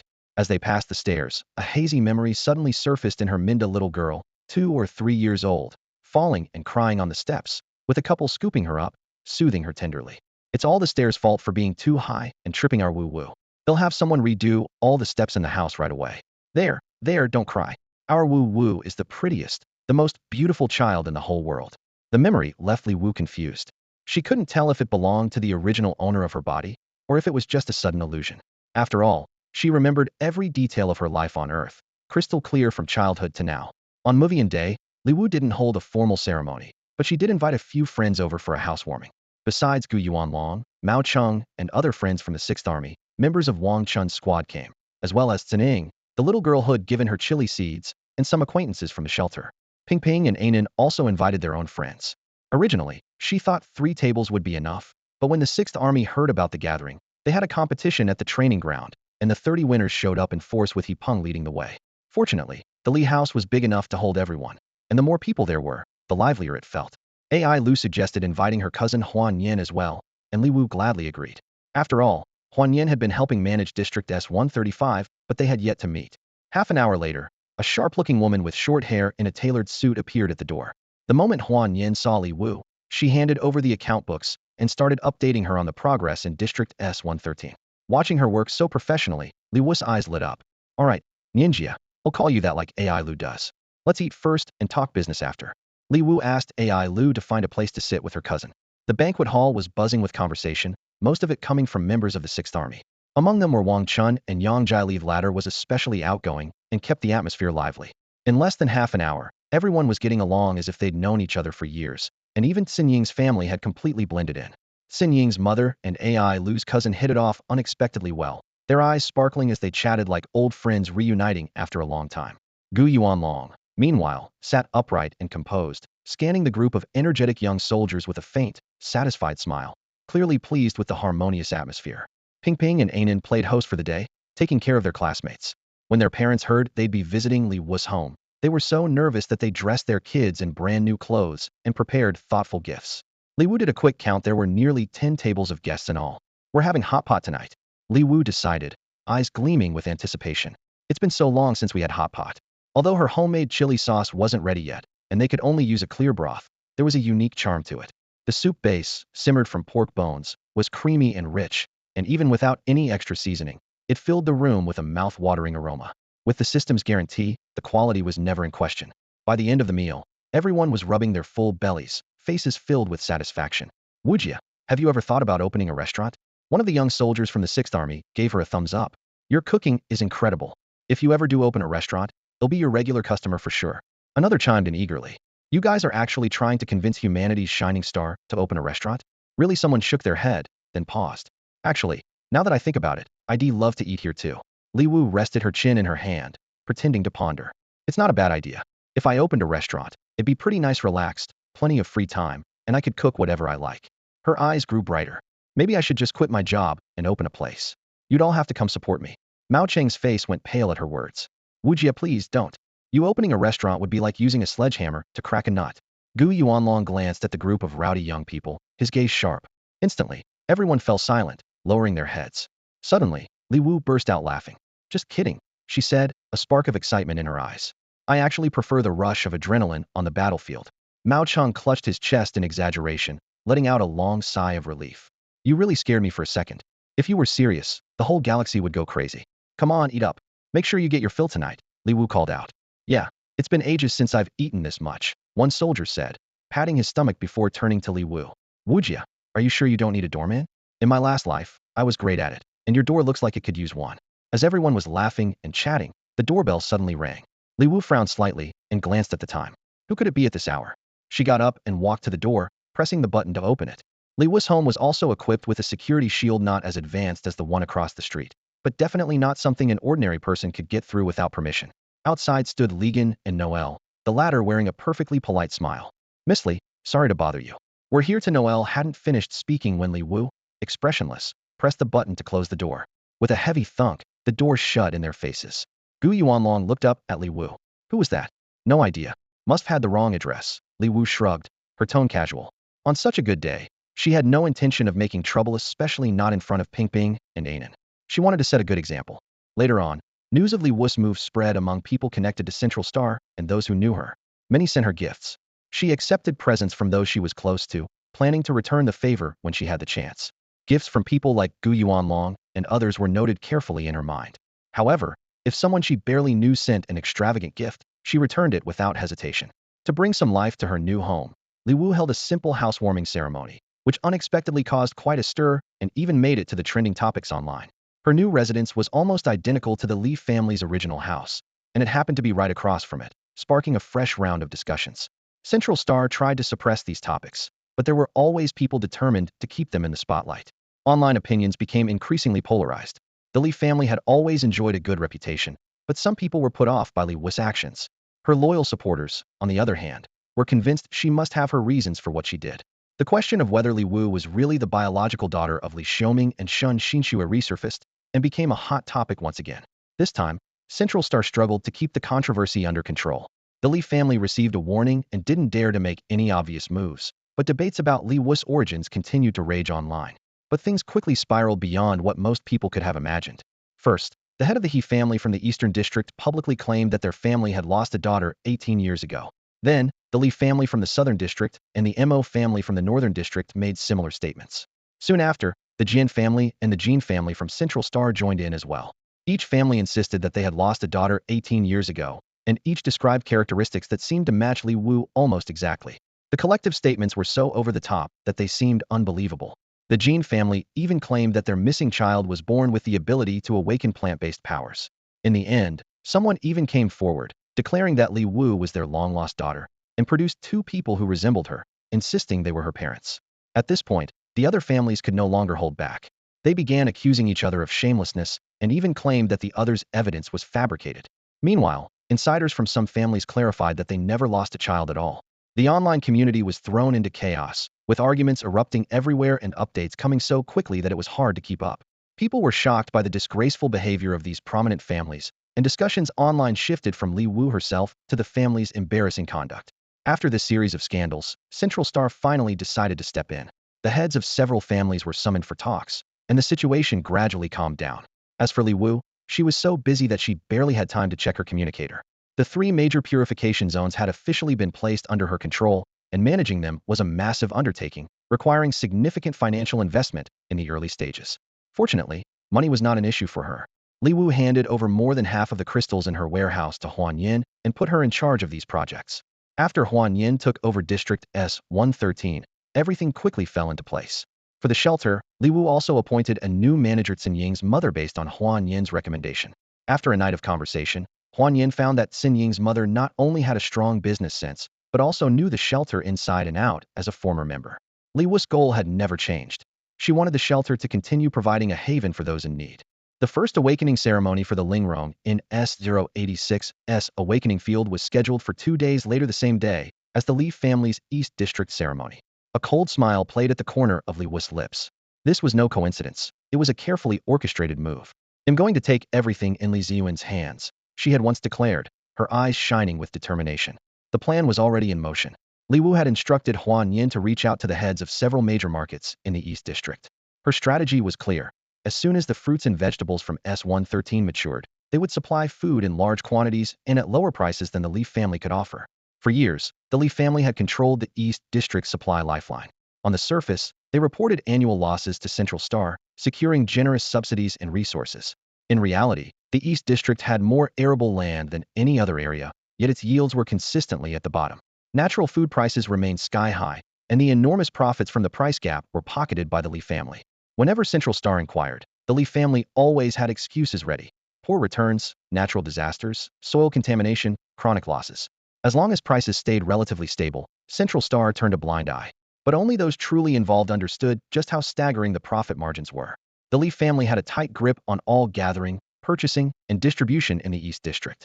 Anyone who wanted to do business had to go through them. Without their approval, your doors would stay shut. This was the very control Li Wu was determined to seize. After hearing Li Wu's plan, a spark lit up in Huan Yin's eyes as countless strategies formed in her mind. Although she still had some reservations about the Li family, Li Wu's words reassured her.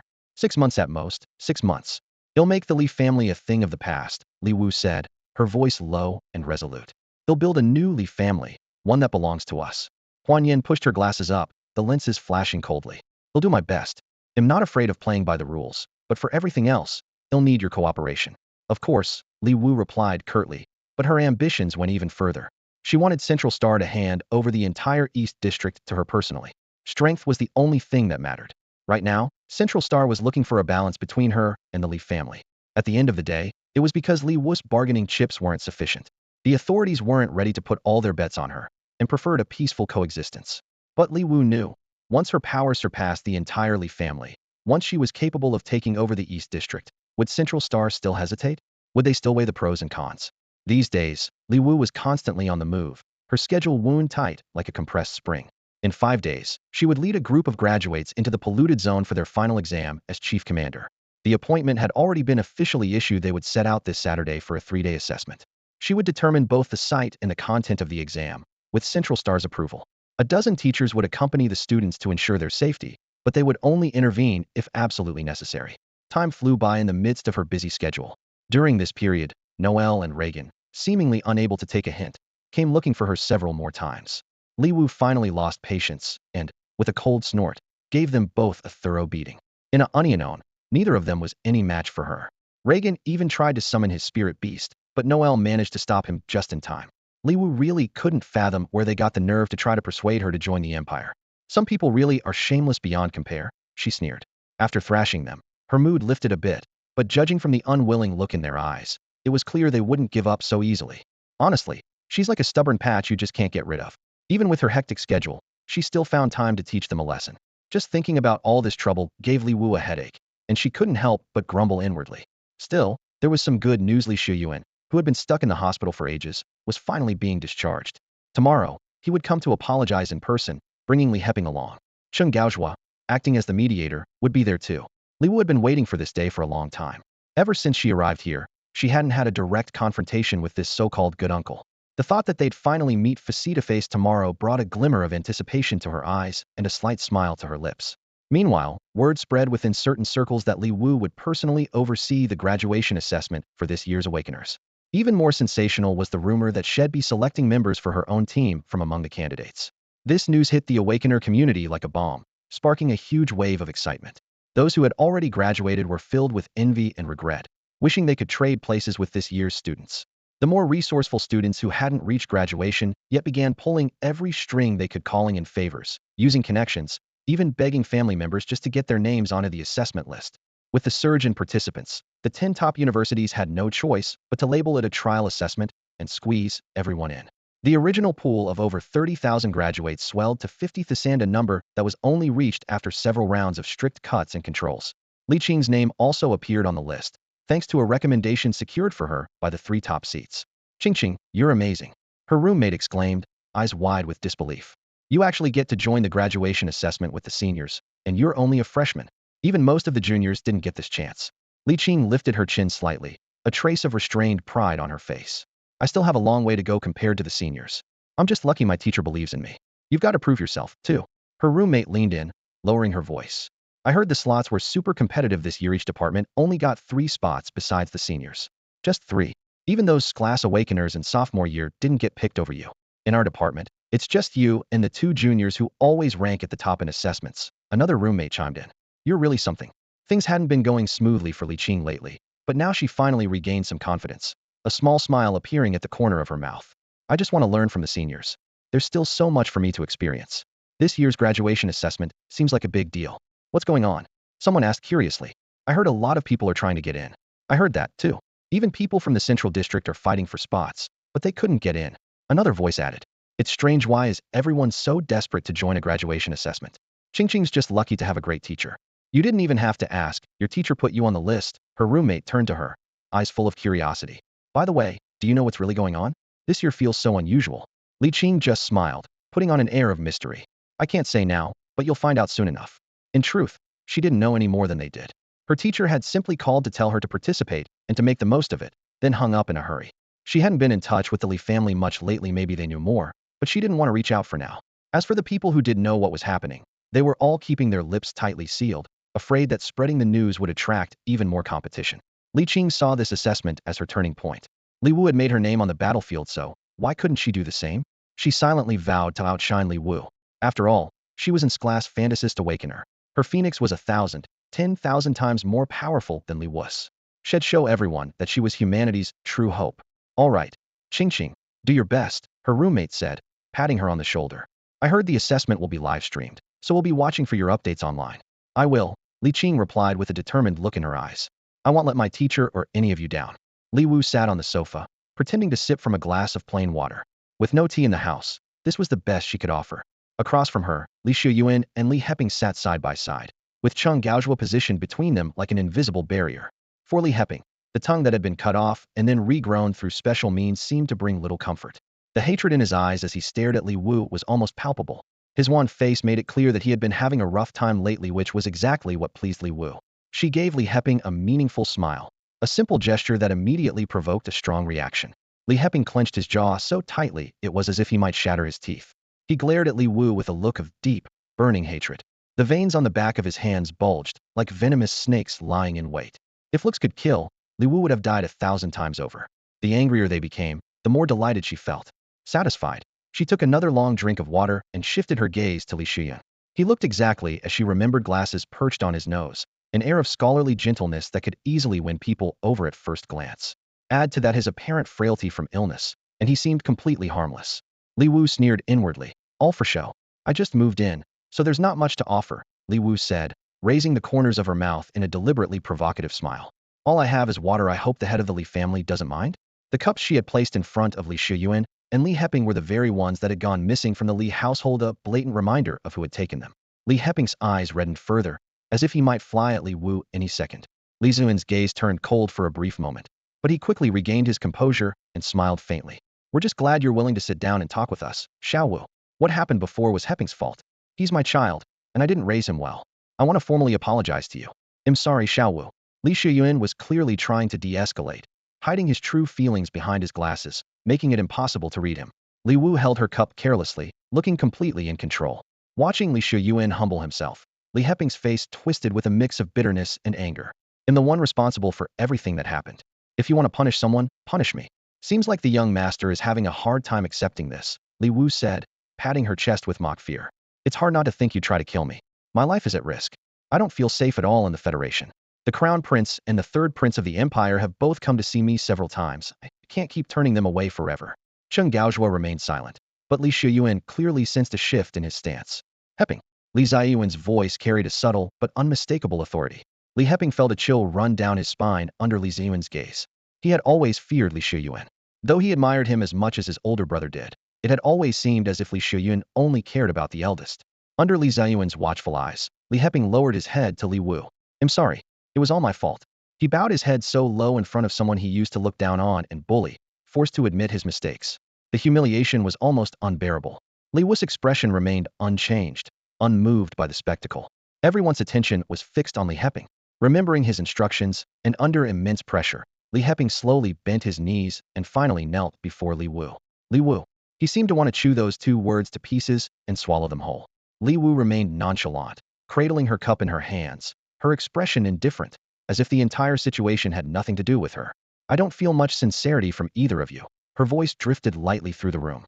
"Are you really here to apologize, or are you just trying to force me to accept it?" Li Wu's gaze lingered on the liquid in her cup, as if she was studying the patterns within, never once looking at Li Heping or Li Shiyuan sitting across from her. Li Shiyuan clutched at his chest, a trace of exhaustion flickering in his eyes. "I haven't slept well for days because of this." She lifted her eyelids and suddenly said coldly, in broad daylight, under the open sky, someone actually dared to use a mental projection. Li Heping frowned slightly, his face clouded with displeasure. "They say the Eastern District is ruled by the Li family, and now it seems that's not an exaggeration." He let out a self-deprecating laugh, his anger barely concealed. Li Shiyuan looked up, his eyes filled with complex emotions and frustration. "This has nothing to do with my father. He knows nothing about it." Then, in a low voice, he added, "Li Ziyuan, this is my failure to discipline properly." He stood up and gave a deep bow, his tone heavy. "It's all my fault." Li Heping's eyes were full of disbelief. He had never seen his son act this way, not even in front of the chief of Central Star. In his mind, Li Shiyuan had always been towering and undefeatable, but now he was forced to lower his head and apologize to Li Wu, something Li Heping could hardly accept. "Why should we?" Li Heping ground out, his gaze as sharp as a blade fixed on Li Wu. She barely lifted her eyelids, giving him no response at all, still holding her cup, her attention focused on the faint lines in the liquid as if nothing else in the world mattered. Li Shiyan remained standing in front of her, the atmosphere so tense it felt like the air had frozen. No one could guess what he was thinking at that moment. Cheng Gaozhua cleared his throat, breaking the silence. He glanced at Li Wu, looking slightly uneasy. "Master Li, what are you doing? Please, have a seat, and let your son sit too. This doesn't look like you're accepting an apology, it looks more like you're bullying us." Li Wu finally looked away from her cup, her expression calm but her tone icy. "You do seem sincere, I'll give you that." Li Shiyan straightened abruptly and gave Li Wu a long, searching look, then sat back down, his brows tightly knit, saying nothing. Li Heping stood up, unable to hold back his anger. "But I'm injured. Surely the head of the Li family won't just let this go? I've never suffered such a serious wound, not even on the battlefield." Li Wu lightly shook her slender fingers, tilting her cup with an air of indifference. "An injury? It looks like nothing more than a scratch. Injuries like that heal in a few days. If you're still making a fuss, then something's really off." She looked at Li Heping with a faint, mocking smile. "What do you want?" Li Wu suddenly turned to them, her lips curling into a hint of sarcasm, her voice low but clear to everyone in the room. "It's not about what I want. You're the ones who came here to apologize. Naturally, I need to see how sincere you are." Li Heping's jaw was clenched so tight his teeth nearly cracked, his face a mix of pain and anger. Li Wu had already taken so much from them, what more did she want? Was she still not satisfied? Li Shiyuan closed his eyes for a moment, fatigue written between his brows. He looked toward Cheng Gaozhua, who sat on the sidelines, completely unmoved by the proceedings. Li Shiyuan knew that if they couldn't satisfy Li Wu today, this apology would never reach its end. At last, Li Shiyuan lowered his voice, dropping the coldness from before. "We're willing to offer 100,000 crystals as an apology for the harm we caused you." As soon as he spoke, a hint of pain and resignation appeared on his face. Li Wu frowned, clearly unimpressed by the number. 100,000 crystals? After all you've taken, you're really being stingy. She shot Li Shiyuan a cold, mocking glance. "I know," Li Shiyuan paused, sounding resigned. "Because of your background, you probably resent us. But the Li family has always acted with a clear conscience, both to Central Star and to the people of the Eastern District." Li Wu lifted her gaze to the window. The sky outside was bright and clear, sunlight streaming in, but all she felt was a chill. Heaven must be blind, there's not even a clap of thunder. Her eyes flickered, her tone light as ever. A muscle jumped in Li Ziyuan's brow, cold sweat breaking out on his forehead. He had never faced an opponent like Li Wu before. Even when dealing with the most powerful figures on Central Star, he could remain collected, but now he felt a pressure that left him struggling to breathe. He upped the offer, his voice growing even more sincere. "Xiao Wu, I have a clear conscience. What is it that you really want?" Li Wu rested her head on one hand and said, "Lately I've been thinking about starting a small business. But I've heard the entire market in the Eastern District is monopolized by people loyal to the Li family head. That's why I haven't made any progress. Li Xiaoyuan had a bad feeling Li Wu was finally showing her true intentions. Li Wu grinned, showing a few teeth. If my people can't secure the rights to operate in the Eastern District, I'll have to handle it myself. If that happens, I'm afraid I won't be able to take part in any future battles. What a shame. She spread her hands, feigning innocence. Li Xiaoyuan almost lost his composure. Li Wu's appetite was simply too big. She was asking for the entire market rights to the Eastern District. Had invested so much effort to win those rights, and now she wanted him to just hand them over? Absolutely impossible. His expression turned cold. I've worked tirelessly in the Eastern District for years and poured my heart into its development. If Central Star really believes they can hand the market over to an inexperienced newcomer, then the Li family will fully withdraw. His people were everywhere in the Eastern District. He refused to believe Li Wu could take control so easily. As the negotiation was about to fall apart, Cheng Gaozhua grew increasingly anxious, glancing between Li Wu and Li Xiaoyuan. In the end, he sent a message to the chief.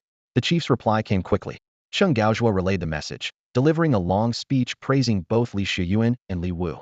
The gist of it was that each party would be responsible for a portion of the market. Li Xiaoyuan's expression grew even darker. On the surface, Central Star offered the Li family some compensation, but compared to the market rights, it was practically nothing. Li Wu spoke up first. I want the rights to operate in food and pharmaceuticals. With just a few words, she claimed the two most important sectors. She sat calmly on the sofa, no longer looking at her cup, but instead studying her own hands. Noel and the others are still in the Eastern District, and they've shown plenty of goodwill. If I really wanted to push for more, it wouldn't just be a piece of the market. She left it at that, playing with her fingers. Absent-mindedly, she opened a file Noel had sent her. It was filled with promised benefits, some of which she had already received, though the others didn't know that. Li Xiaoyuan's heart sank as he looked at Cheng Gaozhua. He knew the outcome was pretty much set. There was no way Central Star would let Li Wu go to the Empire. Years of hard work were being overshadowed by a few of Li Wu's battles. His fingertips dug into his palm, drawing blood that dripped onto the floor. If that's how it was going to be, he wouldn't hold back. Both sides reached a temporary agreement on the matter. Li Xiaoyuan's expression was far from pleasant as he left, casting a deep look at Li Wu. Some things, even if you get them, you still have to be able to hold on to them. Li Wu smiled cheerfully. No need for the Li family head to worry about that. Better focus on your own family. Sure enough, when she first suggested opening a window, no one agreed. But when she threatened to tear down the whole house, suddenly opening a window seemed acceptable. Negotiation is all about technique. From the start, all Li Wu really wanted were the rights to food and pharmaceuticals, the two most important sectors. Li Heping glared at her with undisguised hatred. As if suddenly remembering something, Li Wu drawled, "By the way, I've already submitted some information about Li Heping to the interstellar court." She smiled. It's every citizen's duty to stand up for justice. No need to thank me. Li Wu emerged as the clear victor in her first direct confrontation with Li Xiaoyuan. Standing by the floor-to-ceiling windows of the conference room, she allowed herself a faint smile, savoring the sweetness of her triumph. But Li Xiaoyuan was not someone who accepted defeat easily. Soon enough, he began laying a series of traps for Li Wu from the shadows. On the surface, both maintained an appearance of calm, but beneath it, their battle was relentless, every move laced with hidden danger. At this point, the people Li Wu had helped in the past became invaluable assets. Many key figures from several major regions and the Central Star had already added her as a contact. On their communicators, her name was marked as important contact. Countless others were eager to align themselves with her. Though she was new to the scene, her live streams had already proven her capabilities. She now controlled the resources of 3 entire Purification Zonisa bargaining chip that could sway even the most indifferent. For the sake of these 3 zones alone, many were willing to do her a favor. These people, previously anxious for a way to connect with Li Wu, seized the opportunity to help her without hesitation. With her growing influence and network, Huanyan Company was able to expand rapidly, holding its own against Li Xiaoyuan's faction. The Li family's financial chain began to falter, and Li Wu had already carved out a share of their most lucrative operations. Li Heping was taken away by officials from the interstellar court, his head bowed, the restraints on his wrists glinting coldly in the sunlight. The entire Li household was overshadowed by a looming sense of crisis. Even in such dire straits, Li Xiaoyuan had no choice but to grit his teeth and agree to another round of genetic testing with Li Wu and Li Qing. His expression was dark, but his eyes shone with confidence. He was certain the test results would be in his favor. So confident, in fact, that he insisted on overseeing the process himself. The moment Li Wu saw Li Xiaoyuan enter the lab, she knew things wouldn't go smoothly. Tapping her fingers lightly on the table, she braced herself for what was to come. As expected, under strict protocols, Li Wu's DNA was compared with samples from Li Xiaoyuan, Li Xiaoming, and Shun Xinxue stored in the gene bank. To ensure accuracy, cross-tests were also conducted between Li Xiaoyuan and Li Xiaoming. Li Qing and Li Xiuyuan, and Li Qing with Li Xiuming and Xin Xinxue. The results flashed clearly on the large screen. There was no blood relation between Li Wu and the others. Li Qing, however, was confirmed as the biological daughter of Li Xiuming and Xin Xinxue. After days of suspicion, the truth was finally laid bare. Li Wu showed little surprise. She fixed Li Xiuyuan with a cold, sharp gaze, wondering what tricks he had played. Over the past days, as she stayed in the familiar family home, more memories had resurfaced. She was certain she was the real daughter of Li Xiuming and Xin Xinxue. Li Qing covered her mouth in an exaggerated gesture, tears streaming down her face. I really don't know how this happened. I never knew my mom and dad. Her voice broke, and her shoulders shook with emotion. Li Xiuyuan immediately stepped forward, pulling Li Qing into his arms and gently patting her back, his voice full of sympathy. You've suffered, child. I'm sorry for everything you've been through. Their performance was flawless, their emotions perfectly measured. Turning to the sternly uniformed 10th seat, Li Xiuyuan spoke with the pride of a victor. 10th seat. This proves Li Qing is truly Xiuming and Xingxi's child. I want to take her home. I can't let their flesh and blood be left out in the cold. 10th seat's expression was unreadable. His gaze lingered on Li Wu for a moment before quickly shifting away. Throughout it all, Li Wu remained remarkably composed, her face betraying no emotion. 10th seat studied her quietly, his mind racing. Li Xiuyuan continued, You've suffered, child. I will make sure you return home in honor. His words made it clear intended to formally expel Li Wu from the family. Li Qing's voice trembled, her eyes brimming with tears. Uncle. Suddenly, 10th seat spoke up. Would like you all to wait a little longer on this matter. Li Qing almost lost control of her expression, but quickly forced herself to look pitifully at 10th seat. As the youngest among the 10 chiefs, 10th seat was not yet 30. In her previous life, he had remained in his position until her death. Li Qing thought to herself that someone like him was worthy of her. She asked softly, Do I not even have the right to go home? Li Qing sobbed quietly, her eyes flickering surreptitiously toward Li Wu, as if silently accusing her of being the cause of all this. Her shoulders trembled slightly, and tears slid down her cheeks. 10th seat. The situation on the battlefield is tense. This isn't the right time for an announcement. 10th seat's voice was calm but carried an undeniable authority, though the excuse sounded a bit perfunctory. Li Xiuyuan straightened up, his stance unusually firm this time. No matter what, I'm taking Qingqing home. I want her to return to her rightful place, openly and honorably. His voice held a note of determination that brooked no argument. 10th seat's gaze lingered on Li Xiuyuan and Li Qing for a moment before speaking slowly. The 1st seat and 5th seat have gone near the 3rd segment of the front line. They'll make the announcement themselves when they return. Li Xiuyuan frowned, a sense of alarm rising within him. No matter how serious family matters got, they would never warrant the personal involvement of the 1st seat. If it was about Li Wu, there might still be an explanation, but now that it's been proven Li Wu isn't of Li family blood, why would the 1st seat step in herself? A sense of unease spread through him. In stark contrast to Li Xiuyuan's anxiety, excitement flickered across Li Qing's face, barely concealed. The 1st seat, the most powerful woman since the founding of the Federation. In her last life, she alone held off the entire army for 3 months and ultimately died on the battlefield. Her followers avenged her, sacrificing themselves until the ground was filled with bones. Her reputation among the people was unmatched. With a single call, countless would answer. For such a figure to announce her identity in person, Li Qing's eyes shone with uncontrollable joy, and she had to work hard not to let her smile show. Seeing Li Xiuyuan remain silent, Li Qing put on a gracious front. It's fine. Compared to the threat from the others, our little family issue is nothing. Humanity's survival is what really matters. The 1st seat is busy, so she can make the announcement when she has time. I'm in no hurry. She thought these words made her sound composed and magnanimous. But everyone present was sharp enough to see through Li Qing's act. Now that even the 1st seat had been brought into it, Li Xiuyuan truly had no room to refuse. His expression darkened as he led Li Qing away. Fortunately, he had made several contingency plans, but he never imagined Li Wu would rise so high that a simple issue of parentage would draw the 1st seat's attention. His plans had been thorough, but Li Wu was the unpredictable variable. If she hadn't awakened those unique plant-type spirit entities, she would have died in the shelter long ago. A cold glint flashed in Li Xiuyuan's eyes. Just as Li Wu was about to leave, 10th seat suddenly called out to her. Wait. 10th seat's gaze was calm and steady. Don't you have anything you want to ask? Li Wu paused, surprised. Did 10th seat know about their schemes? Recently, she had brushed up on the distribution of power in the Federation and learned about 10th seat's exploits. Anyone who could rise to the Central Star's top 10 seats wasn't simple. Any one of them had enough achievements to fill a book. They had made great contributions to the Federation, which had made Li Wu view 10th seat in a better light. 10th seat, are you so sure about your own origins? Both your spirit entity and the genetic test show you are not the child of Li Xiuming and Xin Xinxue. 10th seat looked Li Wu directly in the eyes.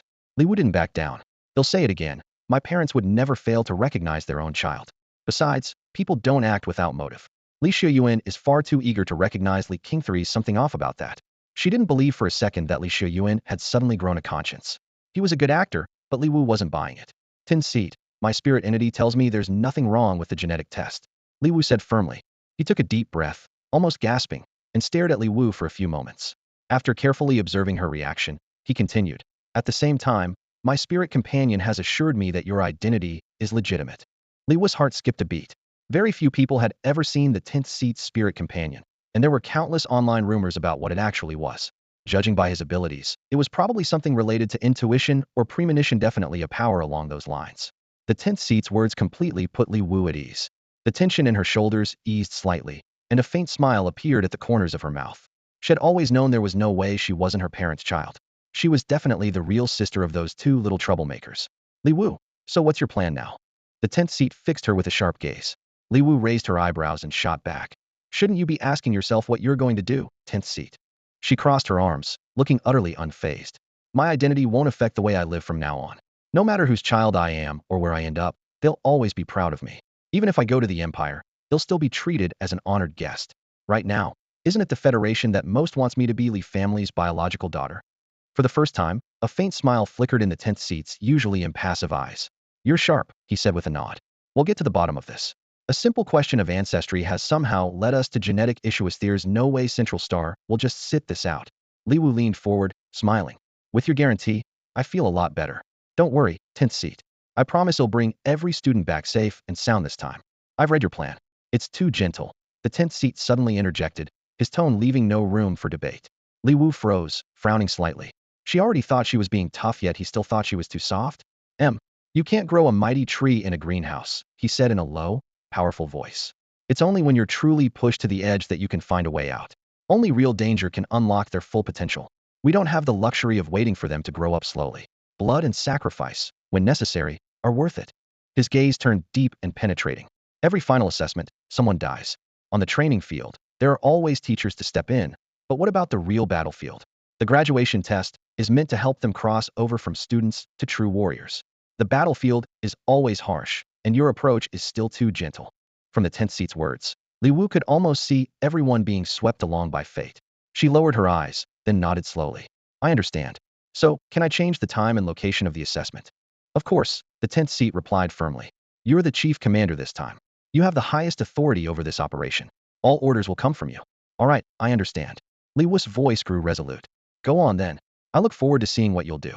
With that, the 10th seat disappeared as quickly as he had arrived, leaving Li Wu alone. She stood there, turning his words over in her mind. Being tough on them now was to give them a better chance of surviving on the battlefield. Her eyes hardened with determination, and she immediately began to revise the entire plan. Exercising her authority as chief commander, she issued a new order. Everyone was to assemble at 6 o'clock the next morning. The destination was changed to the infamous S-055 contamination zone Sky City. It was said that hardly anyone had ever made it out of there alive. With the new orders in place, everyone involved sprang into action. Early in the morning, why are the live streams of all 10 major military academies open? In front of the screen, a viewer rubbed their sleepy eyes, fingers sliding across their light brain. The live feeds from the 10 academies lit up at the same time, drawing in countless viewers. So tired, I can barely keep my eyes open, the viewer yawned. The graduation assessment is around this time, right? My brother is graduating this year. He mentioned it a few days ago. This year's assessment started a bit earlier than usual. In the public chat, messages flew by like raindrops. Rumor has it there's a major overhaul to the graduation exam this year. Even the teachers in charge of safety don't know the details. Wow, I see several top contenders. Min Ligua and GM Ohan from Canaan, Zhong Mei from Sifong, Shi Yuqing from Central Academy, plus Wu Xing and Bai Mu. The quality of this year's graduates is really high. One message scrolled past. Why do I see some sophomores and juniors mixed in? Rumor is, the chief commander for this year's assessment is a big shot, so students from other grades are here for them. Where are these rumors coming from? Be more specific. No idea. Everyone's being super secretive about it, making it all the more mysterious. This year, there are special trial slots for freshmen to juniors, dozens for each school, split among all the departments. Our school went crazy fighting for those spots. The discussions in the channel grew even more heated. So who exactly is acting as chief commander? Secretary Liu, go find out for me. Could it be one of the 10 big names from Central Star? I can't think of anyone else who'd cause such a stir. No way. The front lines are really tense. Even the top brass have been deployed. There's no way they'd come back for a graduation assessment. Ugh, these damn variants just never give us a break. One viewer analyzed. I went through the list of federal bigwigs, either they're busy or at the front lines, no time for this. But Wujia hasn't been heard from lately. Do you think it could be her? Keep dreaming, that's unlikely. Realistically, even though Wujia is incredibly strong, she's still really young and has no command experience. Central Star probably wouldn't consider her. I almost forgot, Wujia is only 18 this year. An 18-year-old prodigy, absolutely terrifying. Didn't Central Star have another genius with dual mental abilities? Whatever happened to them? If Wujia really is the chief commander, forget the others, I'd want to go too. Who wouldn't want to see those overpowered plants in action? Enough dreaming, Wujia is probably busy as well. On the live stream, students from the 10 academies were already gathered at the entrance of the contamination zone. They had been brought directly here, without any prior knowledge of the assessment location. Each school's students stood behind their respective leaders, alertly observing their surroundings. There were no teachers, no commanders on site, only students waiting for their assessment. Some were investigating the area, others whispered to each other. Traditionally, the rules and grading standards would be announced before the assessment began, so they were all waiting for the chief commander's appearance. What they didn't know was that the assessment had already started. Invisible cameras hovered in the air, recording their every move. Li Wu and a dozen teachers sat in an observation room high above, watching the students below through surveillance screens. This was Li Wu's first time observing students from this angle, and it felt refreshingly novel. She noticed that Shi Yuqing was performing well. The students from Central Academy listened to him, and it seemed they were already sensing something was off. Ji Mohan was also impressive, though a bit too independent, was used to working alone, which isn't necessarily a good habit on the battlefield. Suddenly, Li Wu's attention was drawn to someone. Hey, isn't that the newly emerged S-class fantasy-type awakener this year? The awakened form is the Phoenix. What's her name again? I think it's Li Qing. She's a disciple of the third seat, and I've heard she's quite impressive. In the control room, several teachers sat around the monitoring screens, speaking in low voices. One of them leaned forward slightly, pointing to a figure on the screen. This year is going to be lively. All the notable students are showing up, another teacher laughed, his gaze sweeping over the young faces on the screens. They were subtly introducing the Academy's top talents to Li Wu. Every teacher present understood that Li Wu's visit wasn't just to oversee the assessment, she had a more important goal: choosing members for her own squad. Although it was only a small team for now, Li Wu's strength and accomplishments were well recognized. Especially after she was granted her own territory, the veteran teachers could sense the intentions of Central Star. It had been years since Central Star recruited any newcomers, and Li Wu's squad was still only a handful of people. The students selected this time would become her personal guards. No one understood the significance of this better than these teachers. Those who got wind of the news were desperate to get their most talented juniors into the selection, eager for this rare opportunity. Li Wu sat calmly in the commander's seat, her slender fingers flipping through student profiles on her tablet. Several names with outstanding records and spiritual forms came up repeatedly in the teachers' discussions. Her gaze paused on Li Qing's file, her expression composed, betraying no particular emotion. Li Qing had earned her spot in this assessment entirely on her own merit. Meanwhile, at the entrance to the contaminated zone, Min Ligua from Canaan Academy was already making his move. As the top-ranked of the 10 military academies, Canaan's students were not to be underestimated. Min Ligua first sent scouts to survey the area, then led his team into the contaminated zone. Students from the other academies followed closely behind, entering one after another. Suddenly, a beam of white light enveloped the entire contaminated zone and everyone inside. The students from the 10 military academies instinctively clustered around Canaan's team, gathering to discuss their next steps. I don't see any teachers, and our spirit forms haven't detected anyone else either, one student said nervously, glancing around. They said the rules for this assessment were changing, but they wouldn't really just throw us in here to fend for ourselves, would they? Min Ligua frowned. This isn't looking good. We might not have any outside support this time. No way they wouldn't just abandon thousands of us here, right? Someone asked in disbelief. Zhong Mei shrugged. What can we do? We'll just have to figure it out for ourselves. Either way, an assessment in a contaminated zone always means dealing with aberrations. First, let's figure out which zone this is. She paused, a sharp glint in her eye. And this time, she's the one behind it. It's bound to be different. Zhong Mei turned to Min Ligua, tilting her chin in challenge. Min, I'm not holding back this time.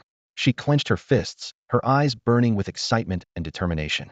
In her heart, she was resolved. She had to make it into Wuji's squad. Wujia was counting on her. Just then, a gentle voice joined the discussion. My Phoenix can use its divine sense to scan the entire contaminated zone and check the situation. No one had noticed when Li Qing had stepped forward, but now she stood beside the leaders of the 10 military academies. She offered her suggestion with a graceful, calm demeanor. Zhong Mei glanced up at her, clearly wary. You're the new S-class fantasy-type awakener from the Eastern District? Li Qing nodded, her smile warm as ever. Senior Zhong, I watched your last fight, it was impressive. Zhou replied coolly. Oh. She thought to herself, there are already too many people, and my chances of being chosen by Wujia are getting slimmer. Now even these underclassmen want a piece of the action, how annoying. Li Qing's eyes sparkled as she turned her gaze to Min Ligua. As a Canaan student, Min Ligua was the top graduate this year, while GMO Han stood out among the third-year students. The two enjoyed equal prestige within their school. Jima Han's coldness and independence had caused Li Qing to be turned away more than once, so she shifted her attention to Min Ligua, who was known for being helpful to both underclassmen and peers. Thank you for your help, Min Ligua replied politely with a smile. A hint of joy flashed in Li Qing's eyes. It's no trouble at all. I'm honored to be able to assist you. As soon as she finished speaking, the phoenix spirit behind her spread its wings and let out a long cry, soaring into the air.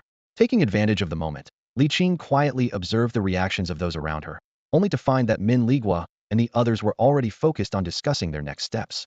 Since the final assessment didn't allow them to bring food or weapons, they would have to rely on themselves from here on out. Facing the unknown, everyone agreed to stick together. In the stands, the audience was abuzz with discussion. A phoenix spirit, it's been a long time since we've seen one. I remember General Shen's phoenix once turned an entire battlefield into a sea of flames. Isn't that Li General's adopted daughter? What exactly is her relationship with Sister Wu? They never did resolve that fight over the child. The gossip feels so unsatisfying. To be honest, Li Qing gives off a strange vibe. The academy has a dedicated scouting team, but she seems too eager to prove herself. But at least she's trying to help. Technically, she's not doing anything wrong.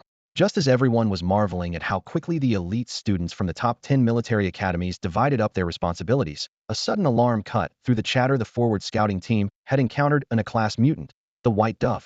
White Dove? Isn't that only found in Sky City? Who decided on this location for the assessment? Are they trying to get the students killed? They've barely seen real combat. This assessment is completely unreasonable. Ground-based spirit entities can't even reach targets in the sky. There's definitely something shady going on. There's a real problem with this assessment. We can't just let these kids be sacrificed. Bring them back now. We're done with this test. Is the Federation trying to wipe out the entire new generation? Who's the chief commander? I'm taking this to the Interstellar Court. The livestream chat exploded with tags to the Interstellar Court, Central Star, Enforcement Team, and Canaan official, with relentless accusations. Is the chief commander an Imperial spy or something? The broadcast slowly panned up, settling on the center of the command room. Sitting there was Li Wu, her strikingly beautiful face calm and reassuring, looking straight into the camera with a gentle smile. Don't worry, they will grow into true warriors. Instantly, the chat fell silent. Soon, the live chat exploded like a tidal wave, with cries of Li Wu and Sister Wu flooding the screen. The audience went from shock to excitement, and then to regret, their emotions swinging wildly. Our commander is my Sister Wu. Why did I turn down the chance to join the assessment back then? No wonder all those second-generation kids fought so hard to get in. Some comments showed absolute confidence in Li Wu's abilities, while others offered rational analysis. A few reminded everyone that this was just an S-level contamination zone, which shouldn't be a problem for Li Wu. Others pointed out that the Federation had sent over a dozen accompanying instructors, clearly not about to let the students face danger alone. The discussion about Li Wu grew even more heated. The youngest among them, she should have just been a college freshman, yet she was already standing in the role of chief commander. With her actions, she had proven her strength, having already purified 3 contamination zones. Her presence was like an anchor, giving everyone a sense of security. But the battle had only just begun. The first reports from the scouting teams were shocking. Every spirit sent out had suffered heavy damage. Even Li Qing's phoenix was not spared. The variants disguised as white doves caught her off guard with a surprise attack. Fortunately, the phoenix was powerful enough to break free after incinerating the surrounding enemies. Li Qing received the message from her spirit, her voice trembling with fear. It's Sky City. This is the Sky City contamination zone. Her eyes were filled with disbelief. This is insane, truly insane. Blood and sacrifice were inevitable on the battlefield, and this assessment would witness the students' transformation from inexperience to maturity. But as Li Wu looked at these cautious yet inexperienced students, she smiled softly. The real challenge was only just beginning. In her previous life, when the riot broke out in Sky City, 2/3 of the people in the southern district perished. Those mutated creatures weren't something humans could fight against. How could they dare? How could they choose Sky City as the assessment site this time? Nothing like this had ever happened before. Everything was starting to diverge from Li Qing's memories. Her mind was a chaotic mess, like ink spilled and stirred beyond recognition. She was going to die. She was certain she would die in Sky City. Why did they have to hold the assessment here? She didn't want to stay. She didn't want to just wait for death. Fear surged up uncontrollably from deep within her, and the urge to run flickered through her mind, quickly swelling into an almost irresistible impulse. Her panic didn't go unnoticed. People nearby heard her voice, trembling and on the verge of tears. They froze for a moment, but quickly regained their composure. In Sky City, most of the mutated creatures were airborne. Teams had to be organized for combat. Each group needed at least one or two awakened with flight abilities, and controllers and healers had to be evenly distributed. Minligua and the others quickly coordinated, their plan precise and clear. But the mutated creatures weren't going to wait for them to finish organizing. Suddenly, a shadow swooped down from the sky at a terrifying speed. Someone had just turned their head, eyes still fixed on that blurred streak above, and the next second, their breath was cut short. There was no time to react. A piercing scream tore through the air. The first wave of attacks came without warning, instantly claiming nearly 10 lives. Chaos erupted, bodies collapsed to the ground, eyes wide open in shock and terror. Shi Yuqing reacted swiftly, throwing up a pale blue shield that enveloped those nearby. Several nearly invisible shapes crashed into the barrier, making eerie, soft sounds. Minligua shouted, "A class mutation white dove. They can camouflage and blend into the environment. Use thermal imaging, lock them in now." The squads responded immediately, launching a counterattack. Among the tens of thousands of candidates, each was an elite awakened, and even in the face of a sudden assault, they didn't completely lose their nerve. Formations spread out rapidly, striking back at the white dove mutants as they swooped down from above. The creatures, shaped like white doves, dived in flocks, their wings carrying deadly speed and power. A single peck was enough to kill. Even among awakened, human bodies were no match for the sheer strength of these creatures. Not only were they numerous, but they were also merciless and cold-blooded born killers. Most of the awakened present had already reached a class, but even they struggled against such a horde of A-class mutants. The white dove flock descended from all directions, blotting out the sky. The battlefield was instantly torn apart, psychic energy clashing in the air, sending out countless invisible ripples. "Move, watch out. Where are the healers? Someone get over here now. Damn it. That hurts like hell. If I'm going to die, I'm taking a few of them with me. I'm the strongest awakened in my hometown. I can't die here. Damn these monsters. Bring it on. Stay calm. Don't panic. Don't self-destruct, or there's no coming back. Where are the instructors? Are they just going to watch us die? The distress signal isn't working. No one's coming to save us. We're finished. We're all finished. Why are you standing there? Fight back. Did we train all these years just to die in the final exam? I can't accept this. I refuse to die like this." In the midst of desperation, some people's psychic power surged violently, their bodies bursting into dazzling light, a sign of breaking through. But the carnage on the battlefield was beyond imagination. Just this flock of A-class white dove mutants had already caused over 1,000 casualties. The bodies of their comrades lay scattered, blood soaking into the ground, staining the hope beneath their feet. Death and blood became the most direct motivation. More and more people, eyes red with fury, flung themselves at the creatures, even if victory seemed impossible. On the high platform above, Li Wu stared intently at the live footage on the screen below, brow furrowed, pen scribbling rapidly across her chart as she recorded every piece of data and performance. The teachers around her were already growing restless. "Commander Li, a lot of students have pressed the rescue button." Someone finally couldn't hold back, their voice uneasy and questioning. "Are we really not going to help them?" The casualties this time far exceeded everyone's expectations. In just half an hour, over 3,000 trainees had fallen on the battlefield. On the monitoring screens in the command room, young bodies lay scattered across the field, their faces still frozen in expressions of fear and unwillingness. At this rate, it seemed unlikely that even a tenth of the participants would survive the final assessment. The teachers watched with deep sorrow in their eyes. These were the future stars the Federation had carefully nurtured. While they hoped real combat experience would help the trainees grow into capable warriors, they had never intended for it to come at such a brutal cost.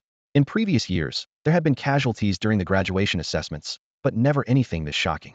Li Wu, the chief commander, observed the battlefield with a calm expression.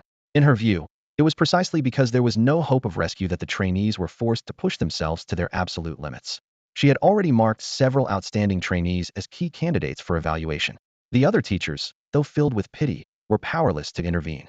As chief commander, Li Wu's decisions were not to be questioned. For the first time, these students were facing the battlefield entirely on their own. No support from the Corps, no protection from their instructors. They had only themselves to rely on. Outside the command room, angry parents had gathered. "Where's Li Wu? Is this what she calls protecting the students?" "Xiaoming, my child," one mother cried, collapsing to the ground, her voice hoarse with grief. "He was so happy when he left this morning, saying he wanted the whole family to see him shine. Li Wu, give me back my son. Why did she choose Sky City, a place as deadly as this? She must have done it on purpose. She must be removed from her position immediately." In the midst of the chaos, something shocking happened. On the open ground outside the command room, a large number of trainees who had previously died suddenly reappeared. They touched the spots where their fatal wounds had been, only to find themselves completely unharmed. The memory of the excruciating pain of being torn apart by the alien creatures was still fresh, yet now they could feel their hearts beating steadily in their chests. The scene left not only the resurrected trainees confused and bewildered, but also stunned everyone watching the live broadcast. They had all witnessed these young people die with their own eyes, so how were they now standing here, perfectly fine? What on earth was going on? What's going on? I remember dying. Why am I here again? A student asked, looking around in panic, hands trembling as he touched his own body. I distinctly remember those monsters tearing me apart. They'll never forget that feeling as long as I live. The students around him exchanged confused glances, the same question mirrored on every face. Their memories were clear. They had all died in the contaminated zone. Pinch me, will you? I feel like I'm dreaming, one student said to the person next to him. Ow, that hurts. The pinched student cried out, frowning deeply. Where are we, anyway? Gradually, they realized that everyone who died in the contaminated zone had been transported to this mysterious space. No one explained what was happening, and no answers were given. They couldn't help but wonder, were they truly dead, or still somehow alive?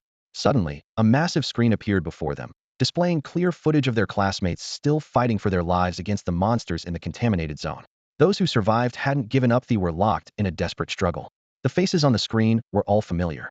Some even shouted, "We have to avenge them." Even as their bodies were torn apart and their spirits wounded, they kept fighting, never backing down. A heavy silence fell over the watching students. Regret hung thick in the air. If only they'd been more careful, tried a little harder, maybe they'd be out there fighting alongside their friends instead of being forced to watch this final battle. We were just too weak, one student murmured, full of self-blame. If we go to the front lines like this, we'll only drag everyone down. All they could do now was watch, powerless, as their friends struggled in agony. As time passed, more and more students appeared in this strange place as they died. What is this, really? A newly arrived student asked in confusion. What's going on? I don't get it. We saw them die in the contaminated zone with our own eyes. How can they be here? Another student wondered, brows furrowed. Liwu, someone suddenly said. What did Liwu do? I have a wild guess, a student started hesitantly, but it's so crazy, I don't even want to say it. Don't bother, someone cut in. Even if you say it, I'm not sure I want to hear it. I've got a wild guess of my own. Oh, come on.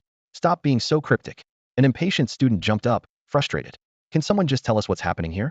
The scene quickly shifted to the command center. More than a dozen teachers from different schools stared in disbelief at Li Wu, seated at the highest position. As the chief commander and person in charge of the assessment, Li Wu had planned everything. Only a few from Central Star knew her plan. Everyone else was left in the dark. The teachers had also witnessed the students' deaths firsthand.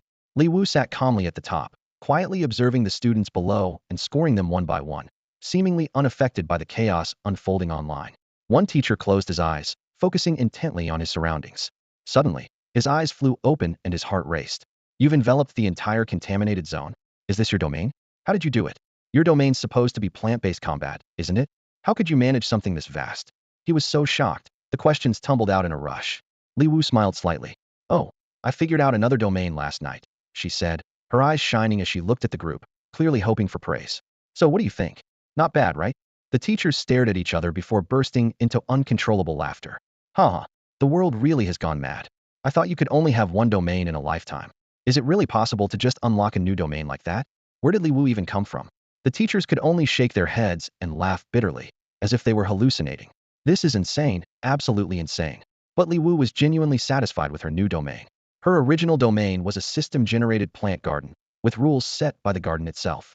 Ever since unlocking the Darklands arena, Li Wu seemed to have grasped a bit of the rules governing domains. As a result, she managed to create one of her own. Standing at the center of the contaminated zone, Li Wu closed her eyes, a fine sheen of sweat forming on her forehead. Her spiritual power surged out like a tide, constructing an invisible boundary for her domain. Activating it required her own spiritual energy, and covering such a vast contaminated area demanded an almost unimaginable amount. Her spiritual reservoir, usually as expansive as the ocean, was nearly drained at this moment. Every second the domain operated, it devoured her strength like a colossal machine. Her face paled, but her eyes remained resolute. Good thing I have this. Li Wu took a clear, crystalline vial from her pocket and quickly drank it. This was a spiritual energy recovery potion granted by the system. While it couldn't increase her maximum capacity, it could instantly restore most of what she'd spent. The moment the potion slid down her throat, she felt a cool energy spreading through her body, quickly replenishing her reserves. I've got plenty more. Where that came from, she murmured, gently patting her pocket with a confident smile. This should be more than enough to get me through the assessment.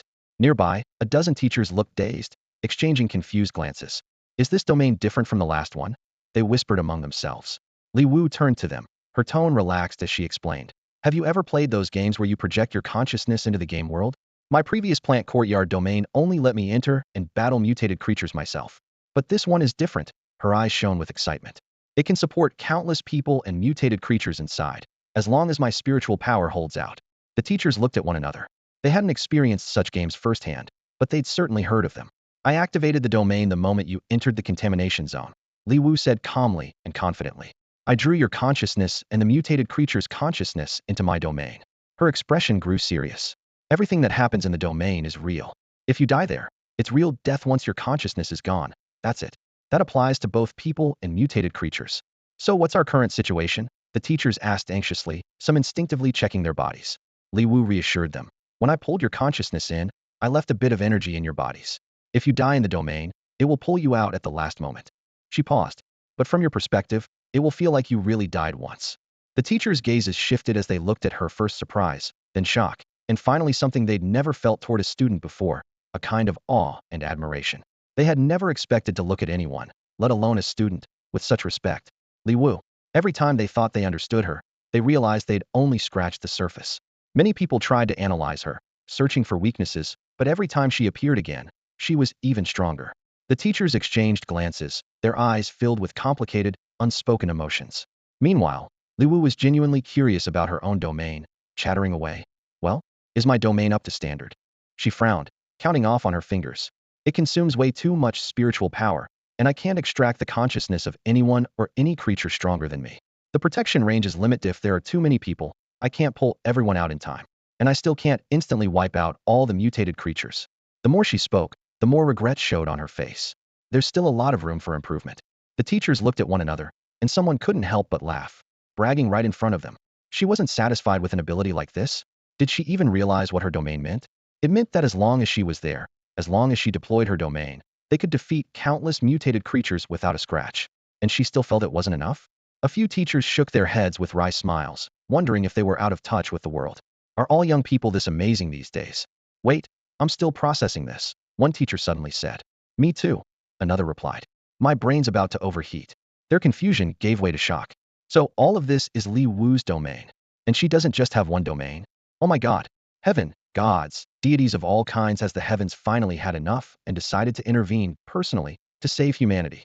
A domain that can hold tens of thousands of people and instantly defeat abnormal creatures without a scratch.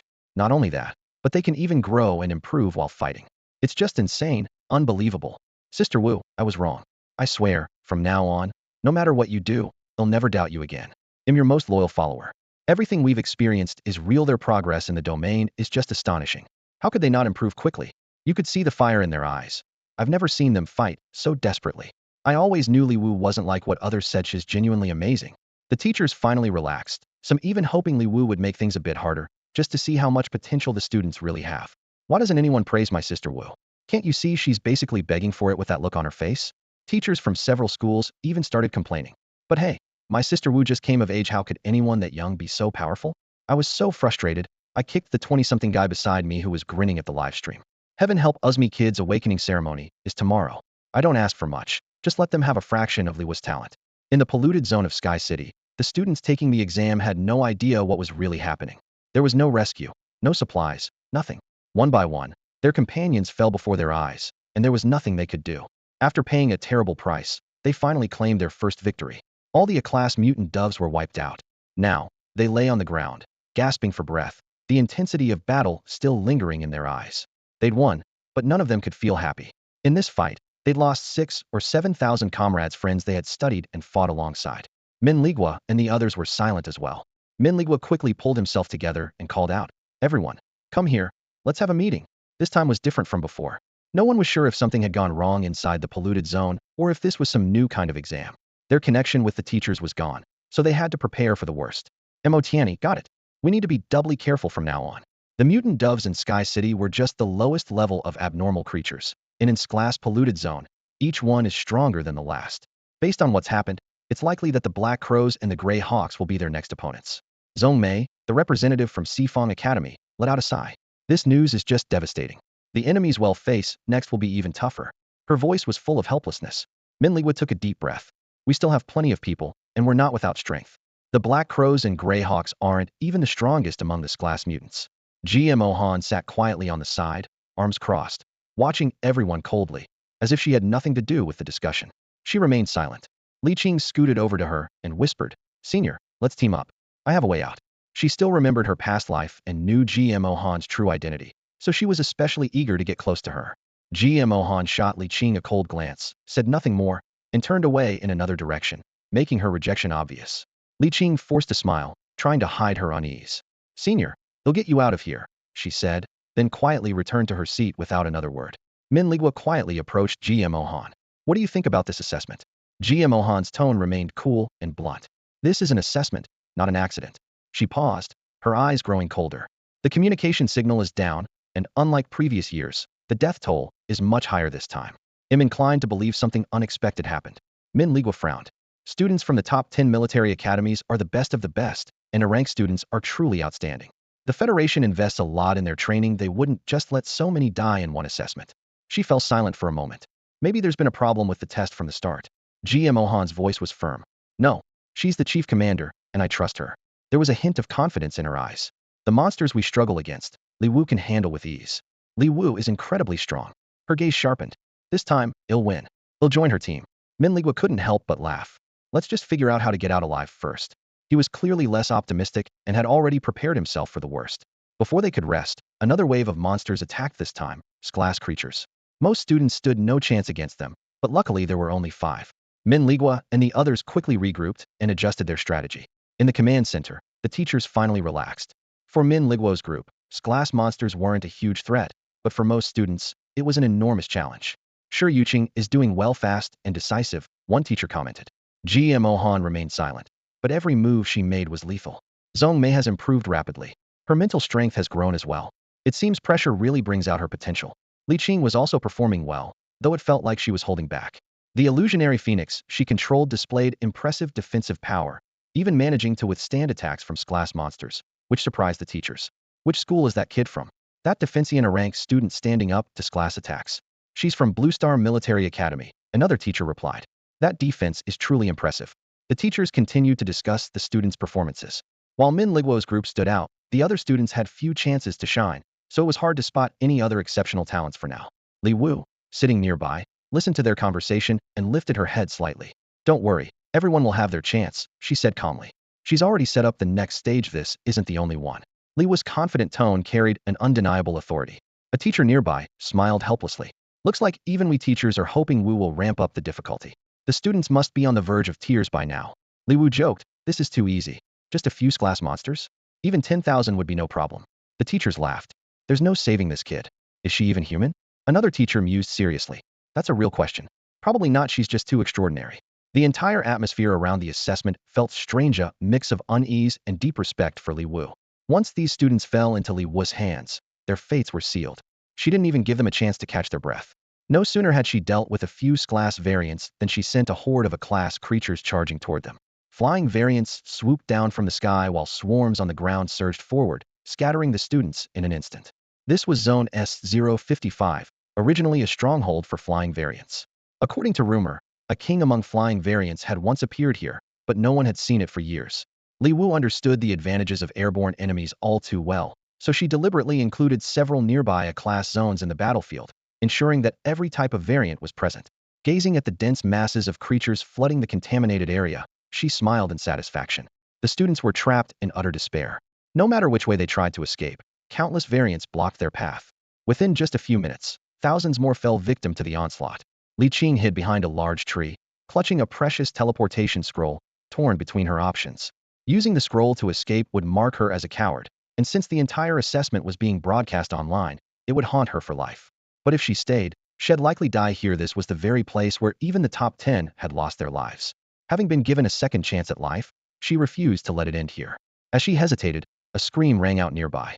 A student, surrounded by variants, fought desperately but couldn't escape death. His body was devoured in seconds, vanishing without a trace. Li Qing's eyes widened as she noticed something strange. The corpse seemed to blur for a moment as it was being eaten. Then she saw the same phenomenon with another body. The variants consumed their prey with terrifying speed, devouring flesh and bone in just a second or two. Amid the chaos, with more creatures than students, everyone was too busy fighting for survival to notice these details. Li Qing's heart pounded faster and faster as a realization dawned on her. This was a special assessment unlike any before. There might be hidden cameras everywhere, recording everyone's most genuine reactions. Without hesitation, she put away the teleportation scroll and charged into the swarm. The spirit of a phoenix flickered behind her, spreading its wings and soaring upward. "Hurry! This way!" she shouted. "He'll save you." Flames erupted from the phoenix's beak, incinerating the surrounding variants. The spectators watching the broadcast quickly changed their opinion of her. Those who had wanted to accuse her of hiding now realized she had been gathering her strength to rescue others. Still, they knew that even though this talented girl from the Li family possessed an class fantasy species the phoenix, she could barely tap into a fraction of its true power. If General Shun and the others were still around, things might be different. But no one compared these students to Li Wu. In everyone's eyes, Li Wu had already surpassed the limits of humanity. Li Wu watched the top contenders on the field. She could clearly sense how quickly they were progressing, especially in terms of their mental strength, which was almost visibly improving. Min Ligua and Zhong Mei could now summon 6 spirit entities, and GMO Han and Shi Yuqing were only half a step away from reaching that milestone. As the leading students in the group, they possessed not only formidable mental power, but also exceptional combat abilities. In just a few hours, they had gone from panicked responses to handling class aberrations with ease. Li Wu held these promising young people in high regard, particularly admiring how they performed under pressure and how rapidly they grew. However, geniuses should never become complacent. The thought struck Li Wu, and she decided to give them an extra challenge. After all, the path of the gifted is always tougher, as they shoulder greater expectations. She exchanged a few quick words with a dozen teachers, then let her consciousness enter the domain. Not wanting to disturb the team members currently battling aberrations, she chose an open area to serve as the final test site. Raising her hand, she planted a sunflower. It immediately began swaying cheerfully by her side, calling out happily, "Wu Wu, it's been so long. I missed you so much." Li Wu reached out and gently patted the sunflower's head, smiling. "I missed you all too." The sunflower bashfully covered its face with its large leaves, then peeked at Li Wu after a moment. "Wu Wu, where are we? This place feels strange. It's not like the plant courtyard, and it's not like the outside world either." "This is my domain," Li Wu replied with a gentle smile. "I have something very important for you to do." The sunflower nodded eagerly. "What can we do to help?" Li Wu leaned in and whispered a few words in its ear. As she finished, the sunflower's eyes lit up.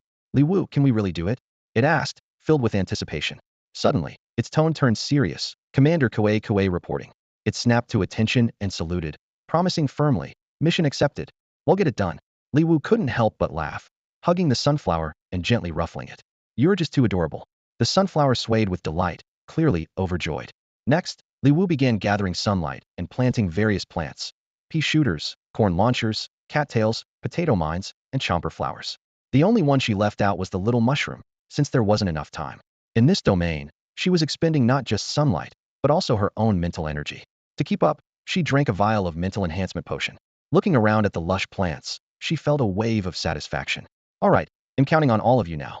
Behind her, the lone sunflower called out the loudest, "Don't worry. We've got this." The sunflower lifted a leaf and glanced slyly at the nearby corn launcher, a mischievous glint in its eyes.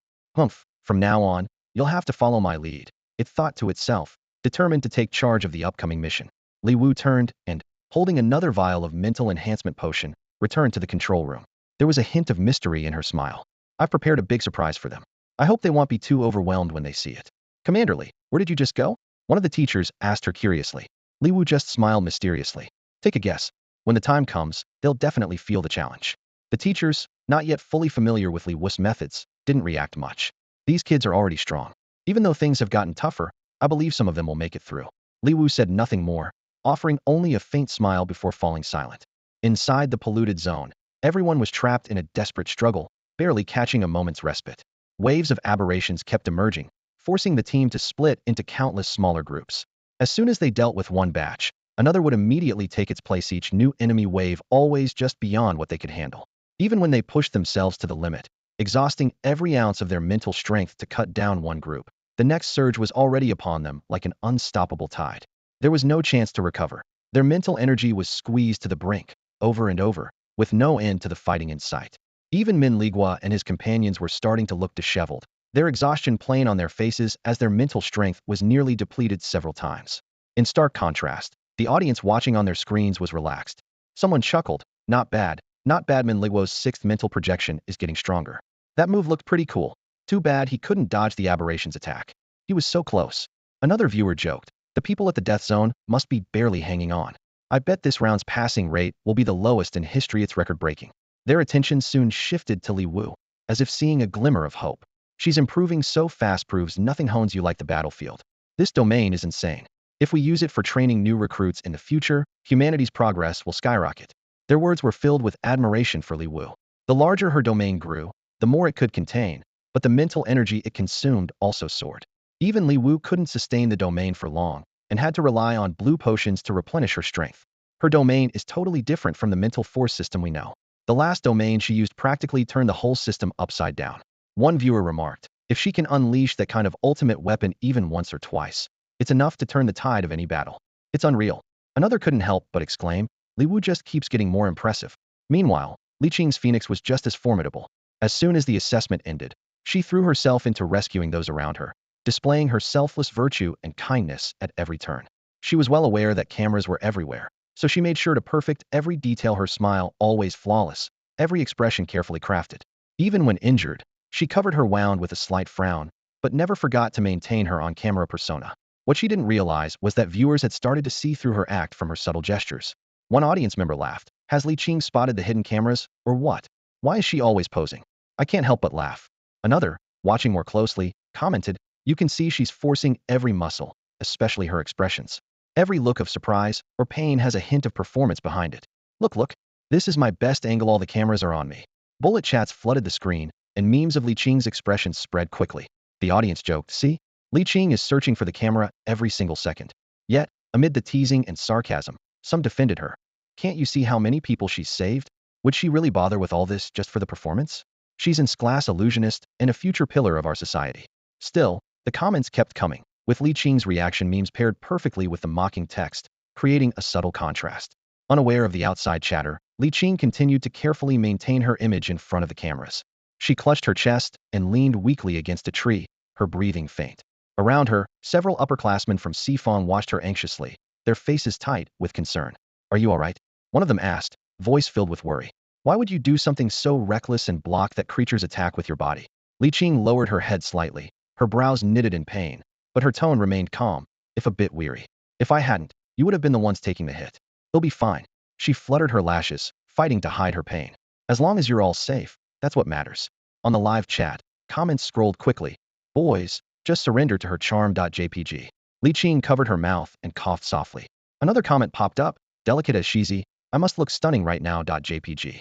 One of the upperclassmen managed to smile. I'm from the healing division. Let me take a look, I should be able to help. Li Qing shook her head, managing a weak smile. Don't waste your energy on me. We still have a long way to go. I just need a bit of rest. The chat kept rolling. You think you can see through my act? No way.jpg. Try another angle, me right side is even prettier.jpg. Goose. Who let the geese out? Huh. Everyone in the chat is a real comedian. Li Qing let out a soft sigh and met the worried gazes of her seniors. In the end, she joined them as they set off again. The creatures they faced weren't the most powerful, and together, they barely managed to overcome them, but some were still injured along the way, and they ended up losing another teammate. After another hard-won victory, the group collapsed onto the ground, gasping for breath, completely spent. I never imagined class creatures would be this tough, one of the seniors coughed. Just one of them nearly wiped us out. Now I realize the gap between us and class is huge. Li Qing bit her lip, her expression troubled. She spoke quietly, it's my fault. I've used up too much of my mental energy. If not for that, things wouldn't have been this difficult. How can you blame yourself, Qing? Another senior sighed. If it weren't for you, we wouldn't have made it this far. We can barely handle a single class creature. Sister Wu could probably take down 10,000 of them on her own. We're really not on her level. Sister Wu? Li Qing's face changed the moment she heard the name. She frowned slightly. You know Li Wu too? You didn't know? The senior sounded surprised. She's the overall commander this time. I heard she'll be picking people for her team during this assessment, so everyone from our school is fighting to get noticed. If we weren't about to graduate, there's no way we'd have gotten these spots. Honestly, I'd be happy just to meet her, let alone join her team. Li Qing's heart was in turmoil. How could the overall commander be Li Wu? She's so young, how could she be entrusted with such an important role? Had everyone lost their minds? Or was there something she didn't know? Why was Li Wu being held in such high regard? And why would the Central Star give her so much responsibility? Was this assessment really all about Li Wu? Seeing her confusion, another senior tried to reassure her. Don't sell yourself short. You're in class fantasy type, and you earned your spot as a freshman. That's already impressive. Who knows? Maybe Sister Wu has her eye on you. Li Qing's emotions surged, impossible to calm, though outwardly she remained composed. Still, there was no hiding the storm in her eyes. Li Qing stood rooted to the spot, her heart surging with uncontrollable anger as she took in the scene before her. That girl actually wanted to take the assessment and join Li Wu's team? It felt like a slap in the face, mocking everything Li Qing had done. As the true phoenix among the fantastical species, she could only watch as everyone flocked around Li Wu, a mere plant type. So many people died in the Sky City incident. Shouldn't Li Wu, as the chief commander, be held fully responsible? Li Qing sneered. Who's going to speak up for our fallen comrades? Her words cast a heavy silence over the crowd. The people around her looked down, clearly remembering those who would never return. It's not Wuji's fault. Someone finally broke the silence. From the moment we awakened, we knew our fate was to fight the aberrants to the bitter end. No matter what command is given, we follow it without question. Well, a mocking voice chimed in from the side. Isn't this the infamous fake heiress who tried to compete with Wujia? You put on a good act before can keep it up anymore? Don't be so quick to judge. Someone else laughed. I haven't even finished making my reaction memes yet. Meanwhile, in the command room, Li Wu was chatting and joking with several instructors, though her gaze never left the monitor tracking Li Qing's every move. In her eyes, some people were simply too foolish to bother targeting. Giving class fantastical species abilities to someone like that was a waste. Although the teachers knew about the feud between Li Wu and the Li family, they were wise enough not to pry. Soon, the surveillance feed switched to other areas. Night fell, cloaking the quarantine zone in darkness. Some naive students still thought this was just a routine assessment and tried to rest under cover of night. But the real danger was only just beginning. Nighttime was when the aberrants hunted. The exhausted students, who barely had time to catch their breath all day, were once again plunged into a desperate struggle to survive. The quarantine zone was filled with cursed the aberrants, the school, the command center, the Federation, and even Central Star. No one was spared. Back in the command room, Li Wu's smile grew brighter. The teachers nodded in agreement. Their vigilance is way too low. They didn't even secure their mobile sleep pods. Some tried to take turns keeping watch, but their too weak class aberrant could wipe them all out. Are there too few class aberrants? Someone asked. The current difficulty is just right, another instructor replied. Most of them are only a class. Let's take it slow. Exactly, someone else agreed. Give them a bit of hope, and then crush it bit by bit. That's much more entertaining. The teachers' smiles were even more sinister than any villains as they turned to Li Wu. Commander Li, what surprise have you prepared for them? Don't give them too many supplies. It's about time these kids learn there's always someone stronger out there. Li Wu's smile became even more radiant. Don't worry, the real surprise is still to come, the gift they've been hoping and waiting for the most. That's all for today. Thank you so much for watching. I hope you guys enjoyed. If you wish to have another part of this recap, please give us at least 1,000 likes. Please don't forget to comment and subscribe to our channel for more content like this. Until next time.